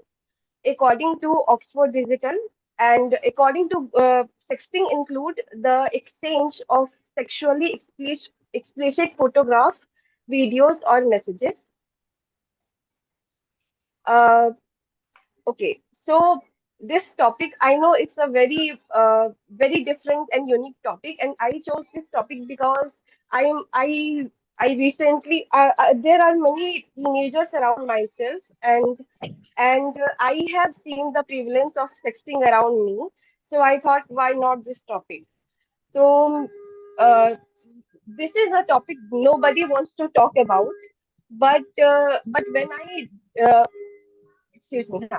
So when I sent my questionnaire to people around me, many teenagers came forward and told their experiences. According to many researches, 14.8% of youth had sent text and 27.8% had received it, which means there are more teenagers who are receiving sex than the teenagers who are sending it. So mainly there are three types of sexting. One is experimental sexting, another is risky or aggravated sexting, and third is emotional sexting. Experimental sexting involves the exchange of sexual material within a relationship just to explore their sexuality. But the risky or aggravated sexting includes the exchange of uh, sexually explicit materials which with strangers online. There is no boundaries maintained or there is no safety protocols used. And the emotional sexting is the one which occurs when people are emotionally involved or they are emotionally manipulated.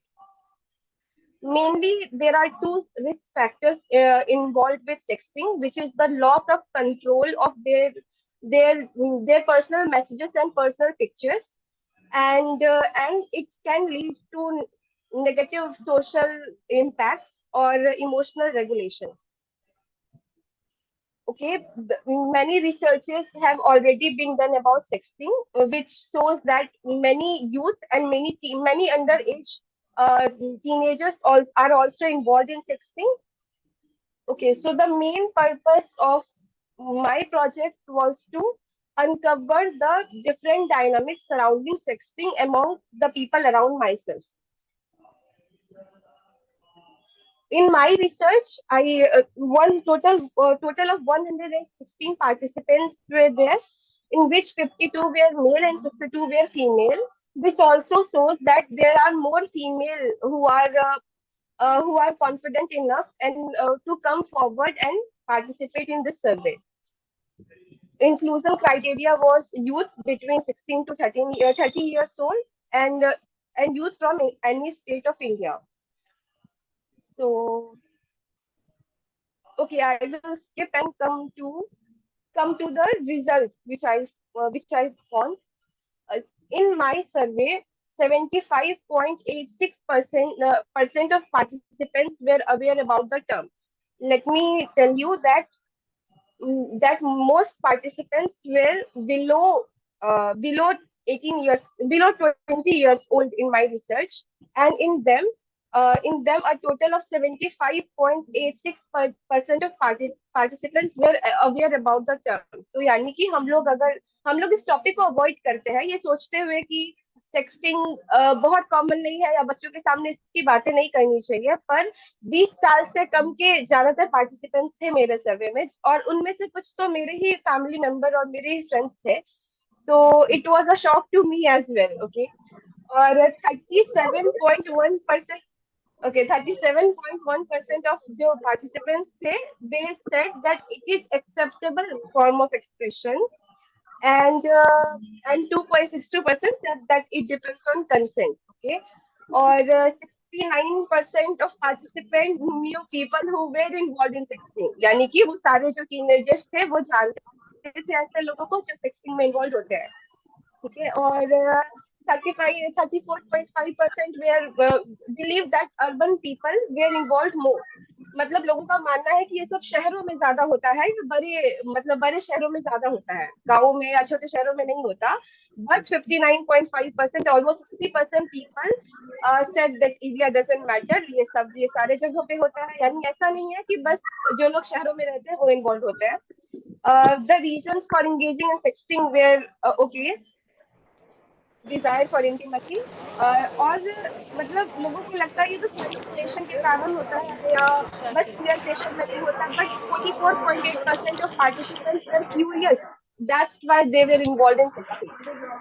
तो so it means कि अगर हम लोग सही तरीके से उन तक इंफॉर्मेशन पहुंचाए तो they will not go towards the wrong और towards the insecure methods to to fulfill their curiosity. Or 62.1% participants said that they are not comfortable to ask support from their parents or guardian. 73 participants said that that this research was, they appreciated this research and they wanted more such researchers to be around them. Um, okay. और एक दो और चीज मैं add करना चाहूंगी कि इसमें कुछ ऐसे पार्टिसिपेंट्स भी थे जिन्होंने अपने एक्सपीरियंस शेयर किए, जिसमें कि अ, जिन्होंने पहली बार इस सर्वे में आके अपना एक्सपीरियंस बताया कि कैसे उन्हें ब्लैकमेलिंग का भी सामना करना पड़ा सेक्सिंग के सामने। और इनमें से जो जिसको मैक्सिमम सेक्सिंग, जिन्होंने सेक्स रिसीव किए थे, वो उनके मेंटर के थ्रू था, या फिर वो उनके नोन, उनके गार्जियन के या फिर फैमिली मेंबर के थ्रू था। तो it was a very strange thing, या it was a very, I mean, this is the thing that we all know, but we don't want to accept this reality which is going around ourselves. Okay. So Now, yes, ma'am. Oh, okay. Yeah, ma'am. Please, you can continue. Yeah, you can ask. So, Khushi, you have done your presentation or something else you want to present? Okay, no, ma'am, I have almost done it. So, from my side, this is very important and very comprehensive study. You have done very good study, and it should be done in a very vast level also, not only survey. So, this study offers very valuable insight into how the youth navigate intimacy through sexting, revealing mix of curiosity and sometimes peer pressure. So this is very nice, a very important impact study, and you highlighted that sex education is very important so that they can open up with their parent, teacher, and maybe some relatives. So for my side, this is a very good study, and it is unique also. Very good. Well done. Yeah, yeah, Dr. Kusi, undoubtedly it's a very novel idea. You have like started, you have completed your this job in a different way. I have some query, like, is there any uh, recommendation from your side and how we can use this information to promote some other educational program? Third, like, can we also add the use of different contraceptive methods? I mean, at least they should know what is the different types of contraceptive methods we have currently. So, like, do you have any idea, or do you are planning to start some other study on this? Okay, sir. Actually, this research was done by me in graduation, in my graduation program. So yes, I would like to continue this research in my master's as well, and to take it to a mass level, to a mass scale of. In this research, there were 116 people 116 participants. So I would like to take it to a large scale of, I guess, 500 plus participants or something like that. So, Yeah, yes. you can plan, and also some more like a question, like Okay. regarding any uh, health issues, or like any problem, how many times they have conceived or not, and what about the contraceptive methods, like, and also we can correlate the other infection, HIV and all. So it shows Yes, sir. because Actually, I am peer educator in my college as well. So through Sehat Kendra and BSEX, I have taken participate in many such programs in which they tell us about the about contraceptive methods as well. So yeah, yes, I have learned about them, because like and I. I am from medical institute. So that's why, like, it's important for committee. They should know the different types of contraceptive method, because like now because of this social media and all. So I think everyone like used to, and they know the all terms and the things. So, but how we can protect them and how we can reduce the chances of the any infection, right? Yes, sir. Yes, sir. Okay, Totally. okay, okay. All the best. Thank you, sir. Now, I would like to invite our next speaker, Dr. Simran Kumari. Dr. Simran, Yes, sir. yeah. Very Now you good can, evening. Yes, sir. yeah, you can, Very good evening, sir. Sir, a small correction. I'm not doctor yet. I am just a student. I'm from Magad Mahila College, and I'm currently pursuing masters from psychology, and I'm in my SEM 2. And I will be sharing my presentation. Is it visible, sir? Yeah, it's visible. Okay. So my research is on the topic impact of emotional intelligence on well-being among young adults. As I have already introduced myself, let's dive into the research. So, emotional intelligence is also understood as EQ, and it is the ability to understand, manage, and regulate one's emotion effectively. And it's not just about understanding our own emotion, but also being aware of the emotion of others, understanding emotions of those in front of us, and using this awareness. To navigate relationships, form better social connection, and challenges that we face in our day-to-day life. Well-being, on the other hand, is a state of feeling good and functioning effectively, encompassing both positive emotions and the ability to cope with challenges, and achieving one's personal potential and personal goal of life. These are some literature review of literature that supported my research work. These are all related to well-being and emotional maturity. These review of literature also suggest that there is a relationship between emotional well-being and emotional maturity and well-being.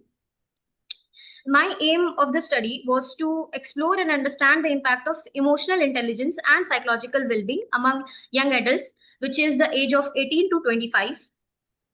The objective of my study was to assess emotional intelligence and psychological well-being of young adults, and to study the relationship between emotional intelligence and psychological well-being in young adults. There were three hypotheses that I formulated. Hypothesis 1 was that there would be a significant relationship between emotional intelligence and well-being of young adults. Hypothesis 2 suggested that there will be significant difference in well-being of young adults in relation to the high and low level of emotional intelligence. And for hypothesis 3, I suggested that there will be significant difference in emotional intelligence in relation to high, moderate, and low level of psychological well-being. So the methodologies that I used during the research was a purposive sampling method. I used it for selecting and evaluating the samples. There were only 20 subjects in my study, ranging from the age of 18 to 25. The research design that I used was survey method, and qualitative approach was used and applied in the study. There are three variables that are present in the study. Independent variable like emotional intelligence, and dependent variable like psychological well-being and young adults. And inclusive criteria for my study was individuals above 18 and below 25. And also my participants were all from different states of India. And exclusive criteria was below 18 and above 25.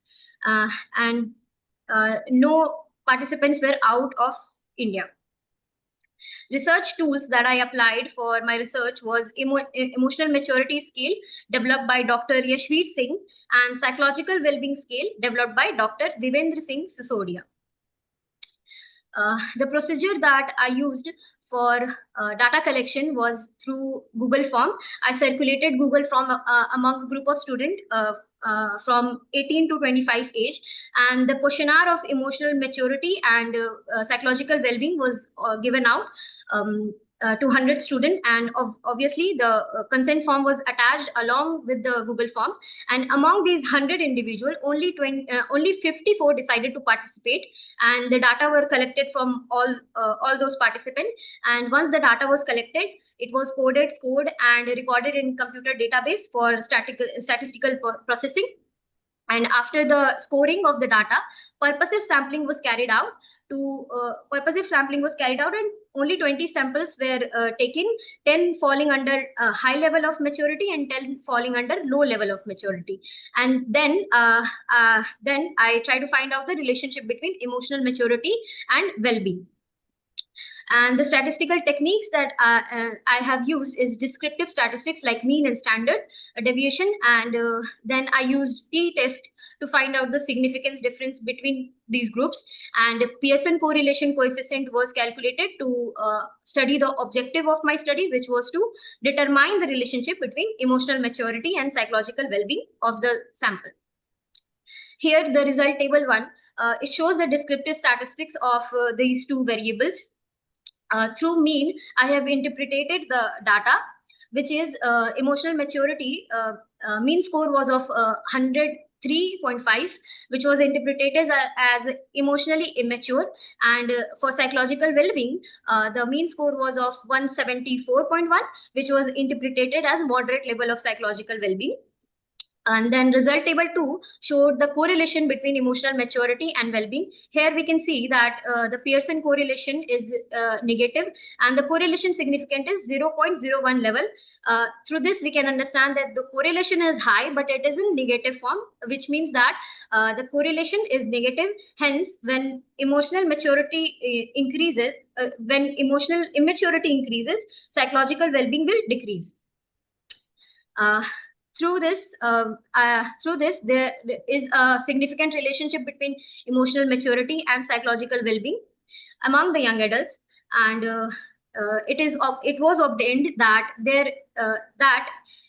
increase in emotional immaturity decreases the psychological well-being of young adults. There were some limitations in my research, and I would like to discuss them for future directions. For example, my study only had 20 samples. A greater number of sample would provide a better research and better finding. And the samples were selected using purposive sampling. Probability sampling should be used, and demographic likes socio-economic status, type of family size were not discussed, and hence it should be included for further studies. And general based in between group study would enhance and increase the generalization and understanding of these findings. Also, collecting and analyzing data on of participant according to their geographical locations, that is state and city, can benefit to explore potential regional variations, and it will also enhance the generalizability again of the findings. Thank you. Okay, thank you, Dr. Ashimran. Once again, I can address you as a doctor. Right. So I think you have chosen a very good topic, but I think from my side, I have some question. First of Yes, all, please. uh, scale what you have used. So you have validated or not that scale? Yes, sir. The scales that I have used were provided by the college itself, and they were well-developed scales. I had manuals for it, and I calculated those interpretation through those manuals. And in the manual itself, there was the Simran, Yes, sir. Simran, actually, that scale which you use, that is validate constructed scale. So just simply you have to say that it Yeah. is validate a scale. That's Okay, it. okay, yes, Yeah. sir. Okay, sir. Second thing, the status of the ethical clearance, because you have taken, Yes, sir. what is the status of the ethical? Sir, can you elaborate your question? Do you have ethical clearance of this project or proposal? Okay, no, sir. Sir, I tried for it, but then the participants were too low, and then when I was calculating the scores, I found out there were so many errors in the form that the participant filled. Simran, And Simran, Yes or no sorry, only? I have to interrupt in between. See, Yeah. sir, probably she is just entered in the Yeah, masters, yeah, and that's she fine. might not be aware. Okay, Actually, okay. the ethical clearance is something when Yes. you are conducting a research, On then human sub. your institute or any ethical agency must validate or must say that your research is ethically right. Yeah. That is ethical clearance. Sir, That is so not I was something to gain from participants. It is something to gain from. Ideally, your research Okay. must be ethically cleared by your college, Yeah. or in your university. Yes, Yeah. now I it's understand the question now, sir. uh, Sir, actually, this was my undergraduation dissertation, and I was under a professor named Vinita Tripathi ma'am. She is no more. Sadly, she has passed away. But she was guiding me throughout this dissertation, and Okay, obviously, I okay, did okay. I receive. think so, it means so you obviously dissertation must be approved by departmental research committee or departmental review board. So yes, definitely it has ethical clearance. yeah. So Yes. that was the answer, that it was a part of your dissertation. That's it. Sorry, Third, sir, I did not understand the okay, question. No, it's okay. That okay. is You are in okay. your learning stage and you must learn. Yeah, exactly. Need not Thank to you, sir. apologize for that. My third point, like why you have not added the executive function. Like if you are like assessing the emotional, then you should like you can plan the impact and effect on the executive function. Hmm?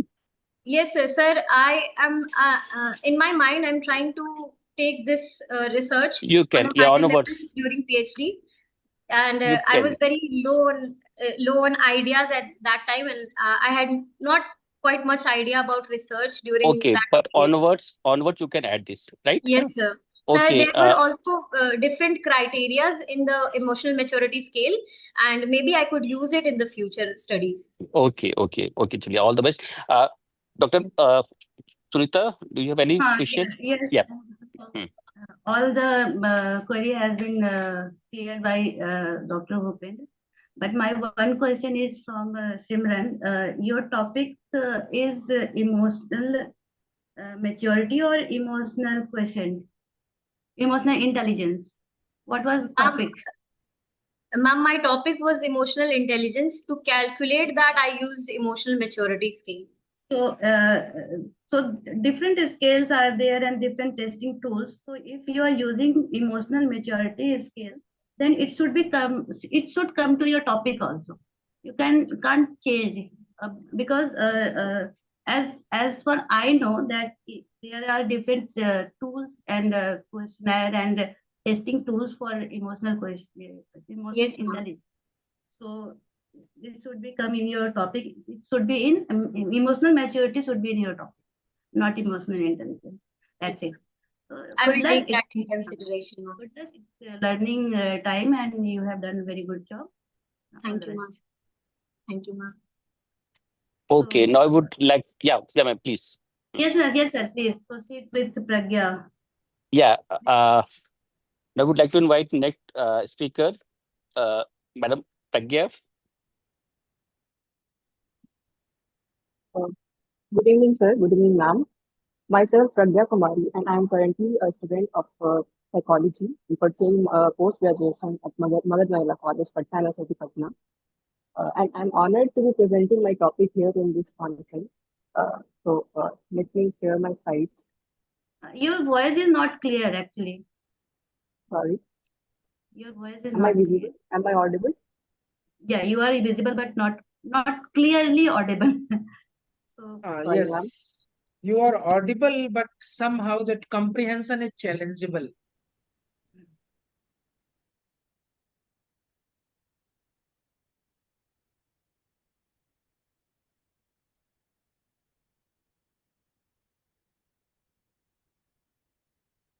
Am I audible now?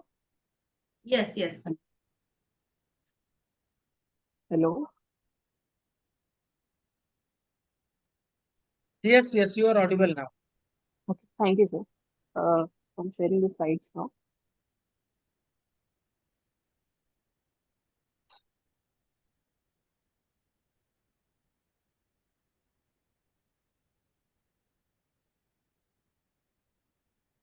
Okay. So my topic is to exploring selfie editing and selfie posting behavior of contemporary youth. As we all know, social medias are interactive and allows individuals to create their own personal profiles and share information and photos with users on social media. Uh, the excessive demand of smartphones and social media platform have given rise to cultural phenomena called selfie. Selfie जो कि अभी के time में काफी ज्यादा popular and famous हो चुका है सभी लोग सेल्फी प्रैक्टिसेस में इन्वॉल्व हैं selfie is an image that include one self offering their another person or part of group. मतलब कि कोई एक पर्सन हो या फिर ग्रुप हो, काफी लोग सेल्फीज लेते हैं।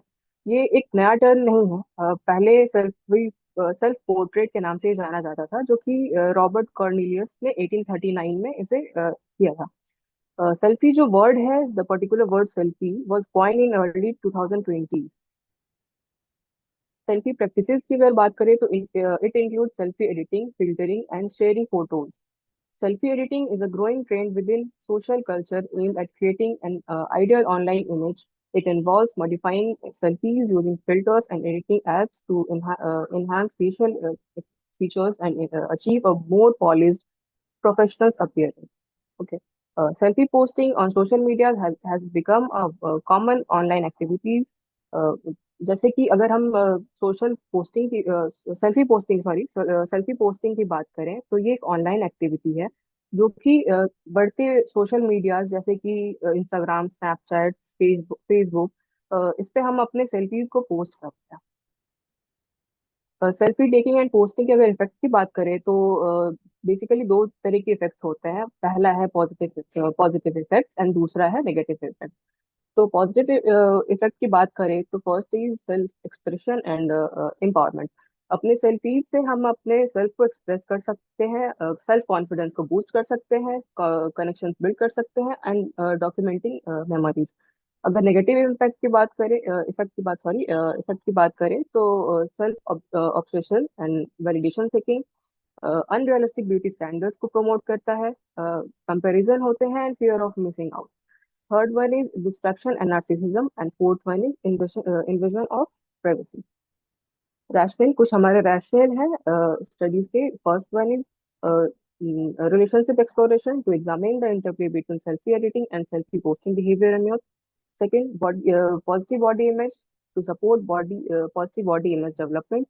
Prevalence of selfie culture, address the growing prevalence of selfie culture. The fourth one is correlation investigation. Explore how frequent engagement in selfie editing and posting correlates with various outcomes. And the last one is mitigating negative consequences. Provide insights to guide efforts in mitigating potential negative consequences associated with excessive selfie culture and social media use. तो हमारे research के methodology जो है वो अगर M की बात करें तो to explore selfie posting and editing behaviour among contemporary youth.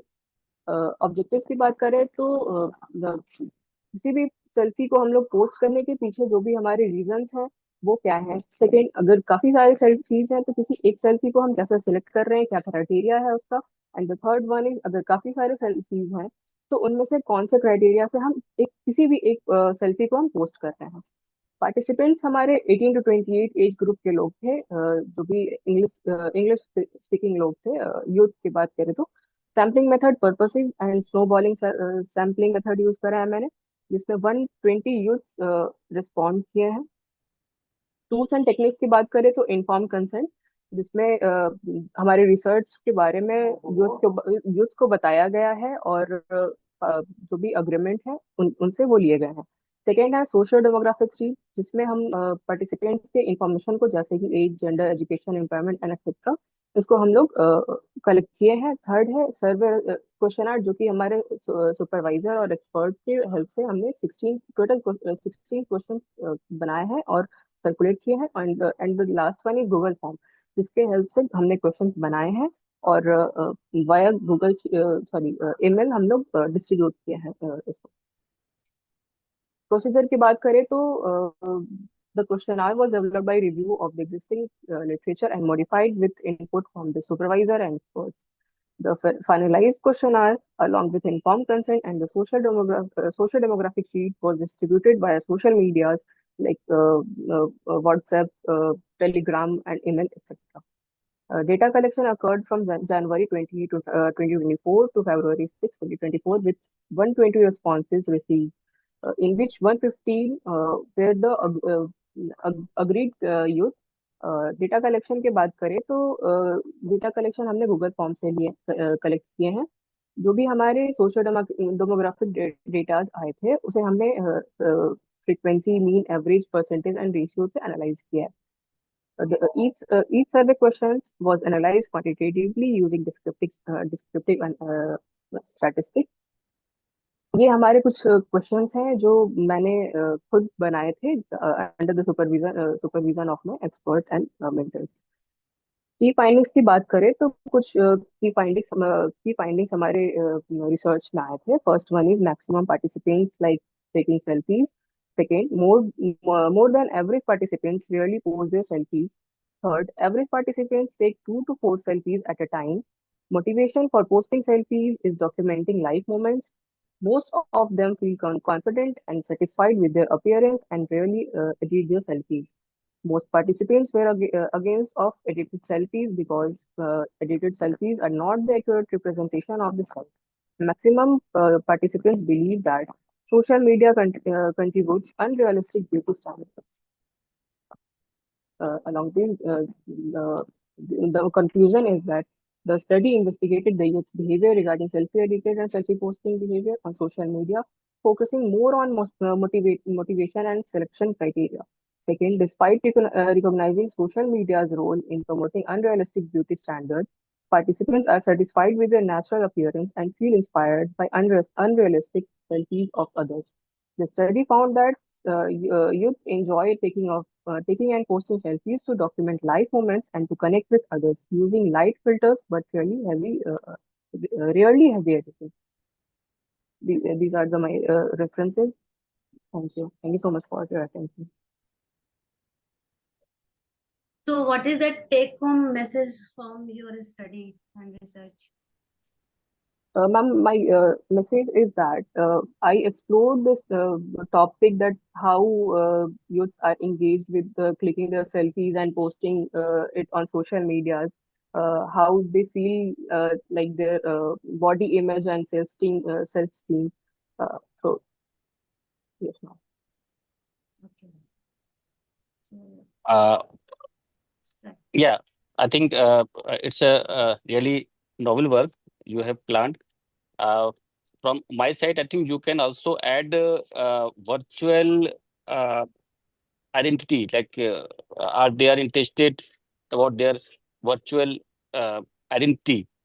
Second, how many platforms they are using, like Insta, Facebook, uh, Twitter and all. So like are they are like as their practice, so which platform they are using uh, frequently, and how much time they spend on this type of activity. So their performance level, positive or negative. You can also add such points or such a question. Hmm? Yes, sir. Yes, sir. Okay, okay. Thank you so much. Thank you.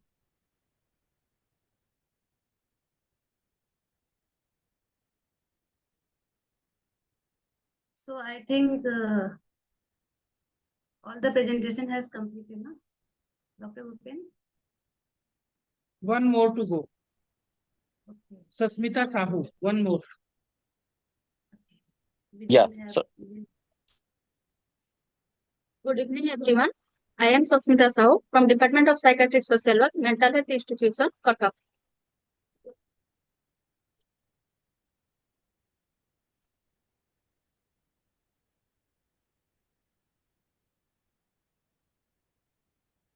I am going to present on gender difference of psychological well-being among spouses of patients with schizophrenia under the guidance of Mamta Rani Swai and me, Ranjan Naik.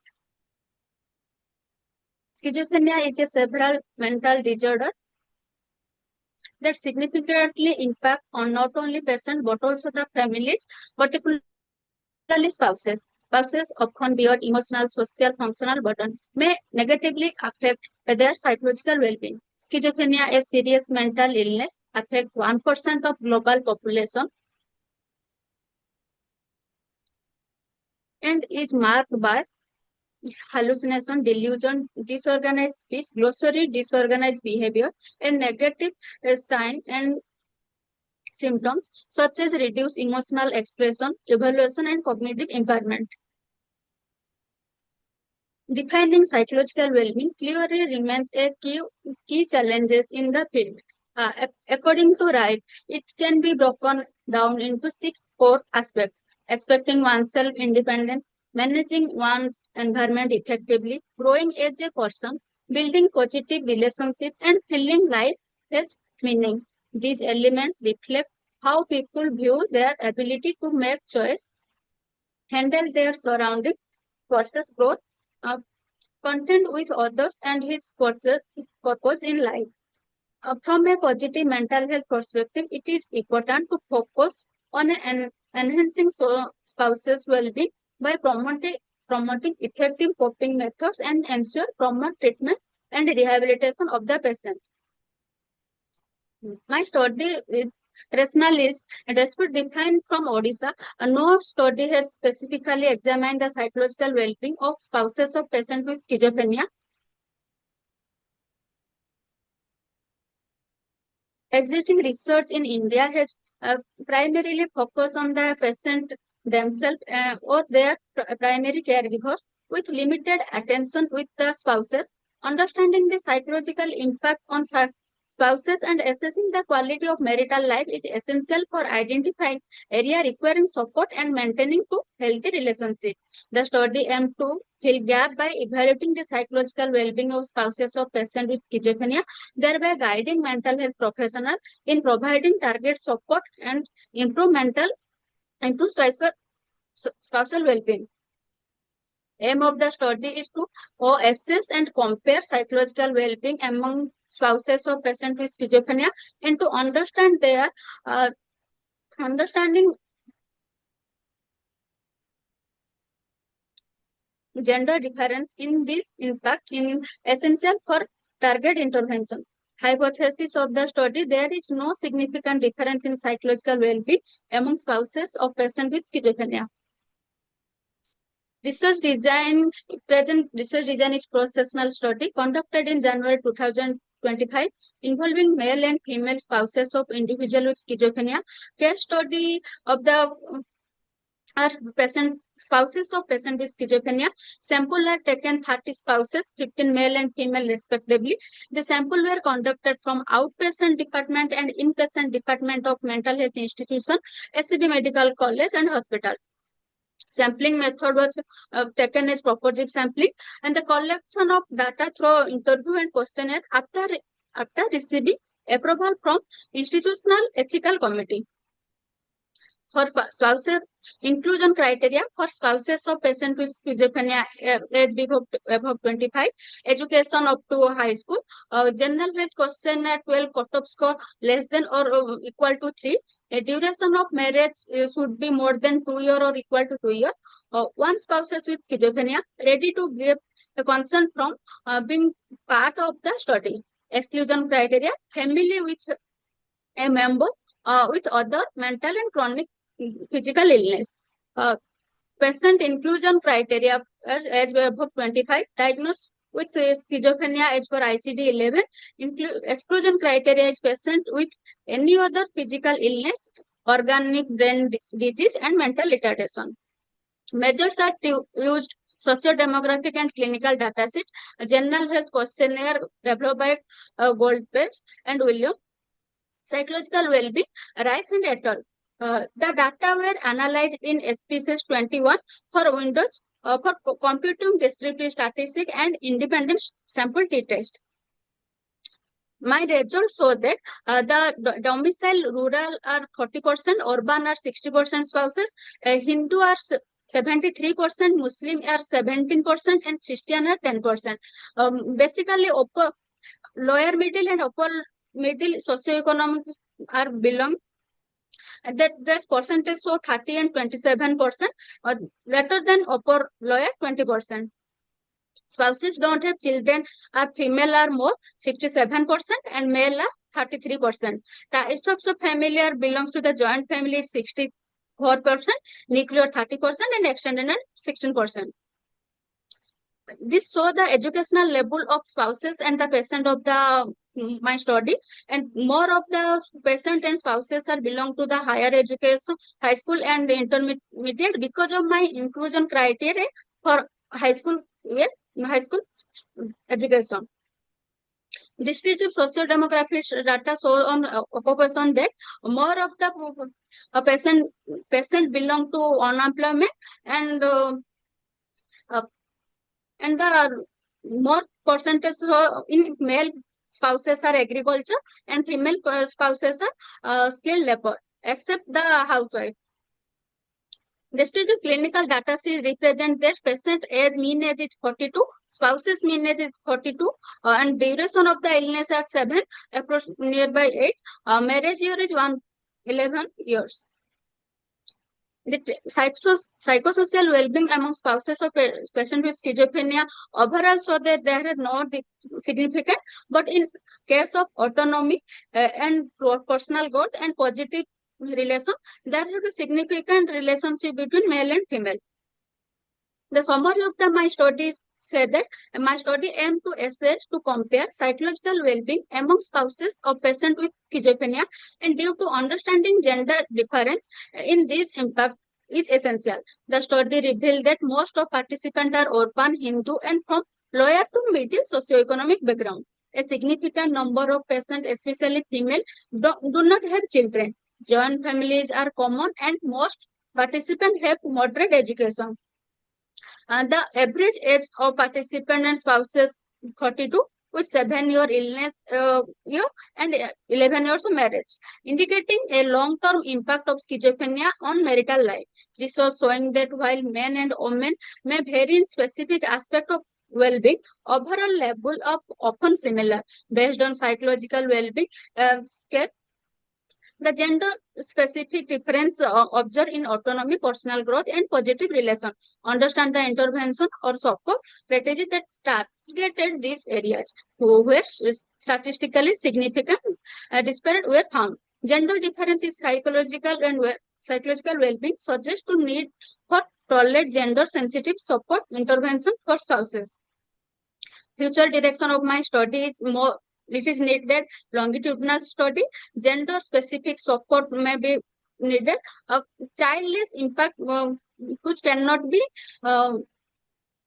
ignorance. Limitation of the study is first is assess cross-sectional design, which limits the ability to assess change over time. Second is data were collected from a tertiary care setting, which may not reflect the broader community experience. The sample size restricted to 30. The generality of these findings.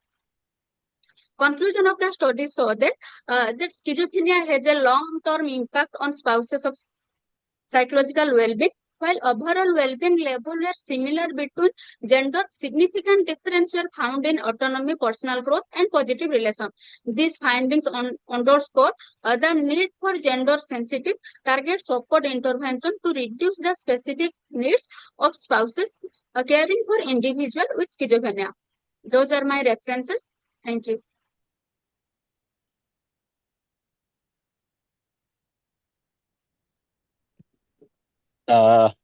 Yeah, it's a really a good PPT, and you have done a very great job.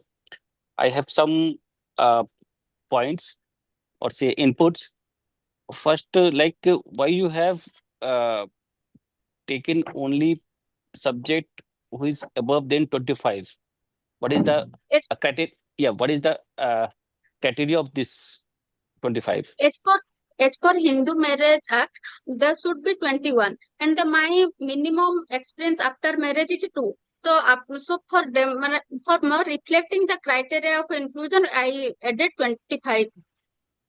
And a second thing, what is the criteria of this high school only? Why you have opted this? Why you are including only those who have completed 10th?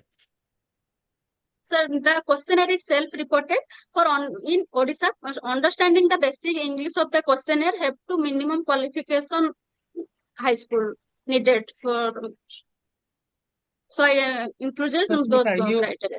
Susmita, you want to say that your questionnaire was in English? Yes, sir. So you decided to have at least this cutoff so that participants would be able to understand the questionnaire. Yes, sir. Okay. I think third and important point, what is the status of the income of the family, like earning member, one or two or more than one, and total income, because it's also affect the psychological well-being of any spouses. So, like, what is the you have included or not? You have taken the I data. taken the data from okay, Kupuswamy socio-economic status. It's for whole family members data, and one whole family members an economic status, the head of the family education, and the head of the family members occupation, but not the comparison between doing the any impact or not. That not showing my result. Okay, okay, right. Any question from Dr. Sunita side? Dr. Sunita? Just my question Yes. was also why you have taken class 10th for inclusion criteria, but you explained that the questionnaire was in English. That's why you decided to keep educated like so. And the questionnaire Why also self-reported. And the questionnaire also question was self-reported. so you could have translate it, okay? Because your conclusion will impact your result will impact due to this. Yeah. This is my So dissertation topic. you could have Topic translate. of my. So this is my dissertation topic of my study, and in the small period of time, it is not validated. So Okay. So this is your limitation also, because yes, coping with stress and all this impact of schizophrenia is varied due to education level also. So this is your limitation of study. You must okay. You could have search any Hindi questionnaire or Odia questionnaire. So this is limitation of your study. It should not. Exactly, ma'am. Exactly. You can't exclude those who don't know the English language. Exactly, ma'am. So all the best. Thank you, ma'am. So Dr. Bhupendra, I think all the presentation have done. Yes, five scheduled, and five have presented. And I must say that this session was the most interesting session, third session, and out of these three, it was the most interesting. Due to time shortage, chairpersons didn't allow anyone, including me, to interact. Otherwise, I have a lot to discuss. Although when I felt that the presentees are not having not getting question, or they were not able to address the question, I interrupted in between without the permission of the chairpersons. But I must say that all the papers, when Dr. N. Srinivasan was presenting, I was getting myself in the loop. One of the patient who was diagnosed as psychosis NOS and was referred to us during COVID-19, and it takes us 8 months to reintegrate in the society. So I was just trying to calculate my own challenges while he was presenting. Later, we were able to publish our difficulty of journey in the National Journal of Social Work, which is published by Tata Institute of Social Sciences. When Khushi was presenting that, she was telling that this much percentage of people are aware, this much people are aware, and I was thinking that I was not aware. This term was very new for me. Even I heard first time. When she submitted her abstract, I was going through, but I was not aware. I didn't read in the detail and all. Similarly, when the Simran was presenting the young adults and their concepts and all, so I always feel to jump in, but I control my emotion. But at least at the end, I could not able to resist myself, so I just ended. Similarly, that selfie point and the texting and the terminology and all. And very similarly, Sasmita also have presented a very good and interesting study. Here, I would like to just cross one comment put from the chairperson to considering this scale for the validation. Yes, it is a good idea, and that could be a dissertation topic itself. to translating, and that would help other researchers in the future as well. So yes, it can be considered, but again, many times dissertation need to be approved by ethical committee or the board of departmental board, so students don't have much freedom to decide what to do and what to not. So that is not the only research limitation, that is the somewhere limitation of our system as well, and the students are the presentees as well, that we have to consider.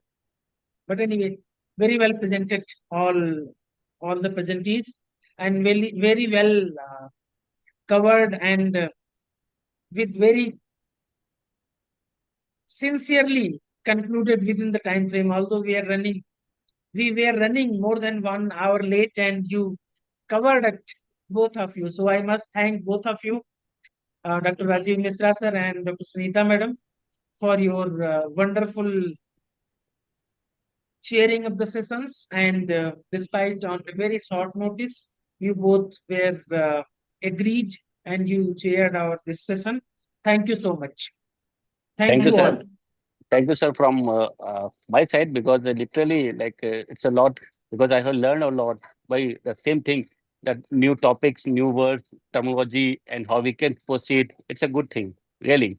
Thank you. Thank you so much for it. And this session Thank is you. really very interesting session because you have covered all the youth and gender related problems, sex sitting and all the selfie new words for me also. So thank you for giving me chance to share this interesting session. Thank you very much. Thank you, ma'am. Okay, so now it is time to call it day. So I would like to thank again all the members, those who are here with me from the very beginning to till now, without naming Kamlesh sir, Ravi sir, Dr. Abhijit, and all other my friends, those who are here. Professor Kumaran S, Rasmi Singh, they all are with us from the very beginning, from the first session to till now. So I would like to thank you all, and just let's stop here. And tomorrow we will start again at 8 a.m. with our free paper, followed by our invited lecture on loneliness and uh, on older adults. Thank you so much, one and all, for today. We will meet tomorrow at 8.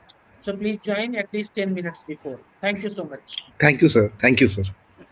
Thank you.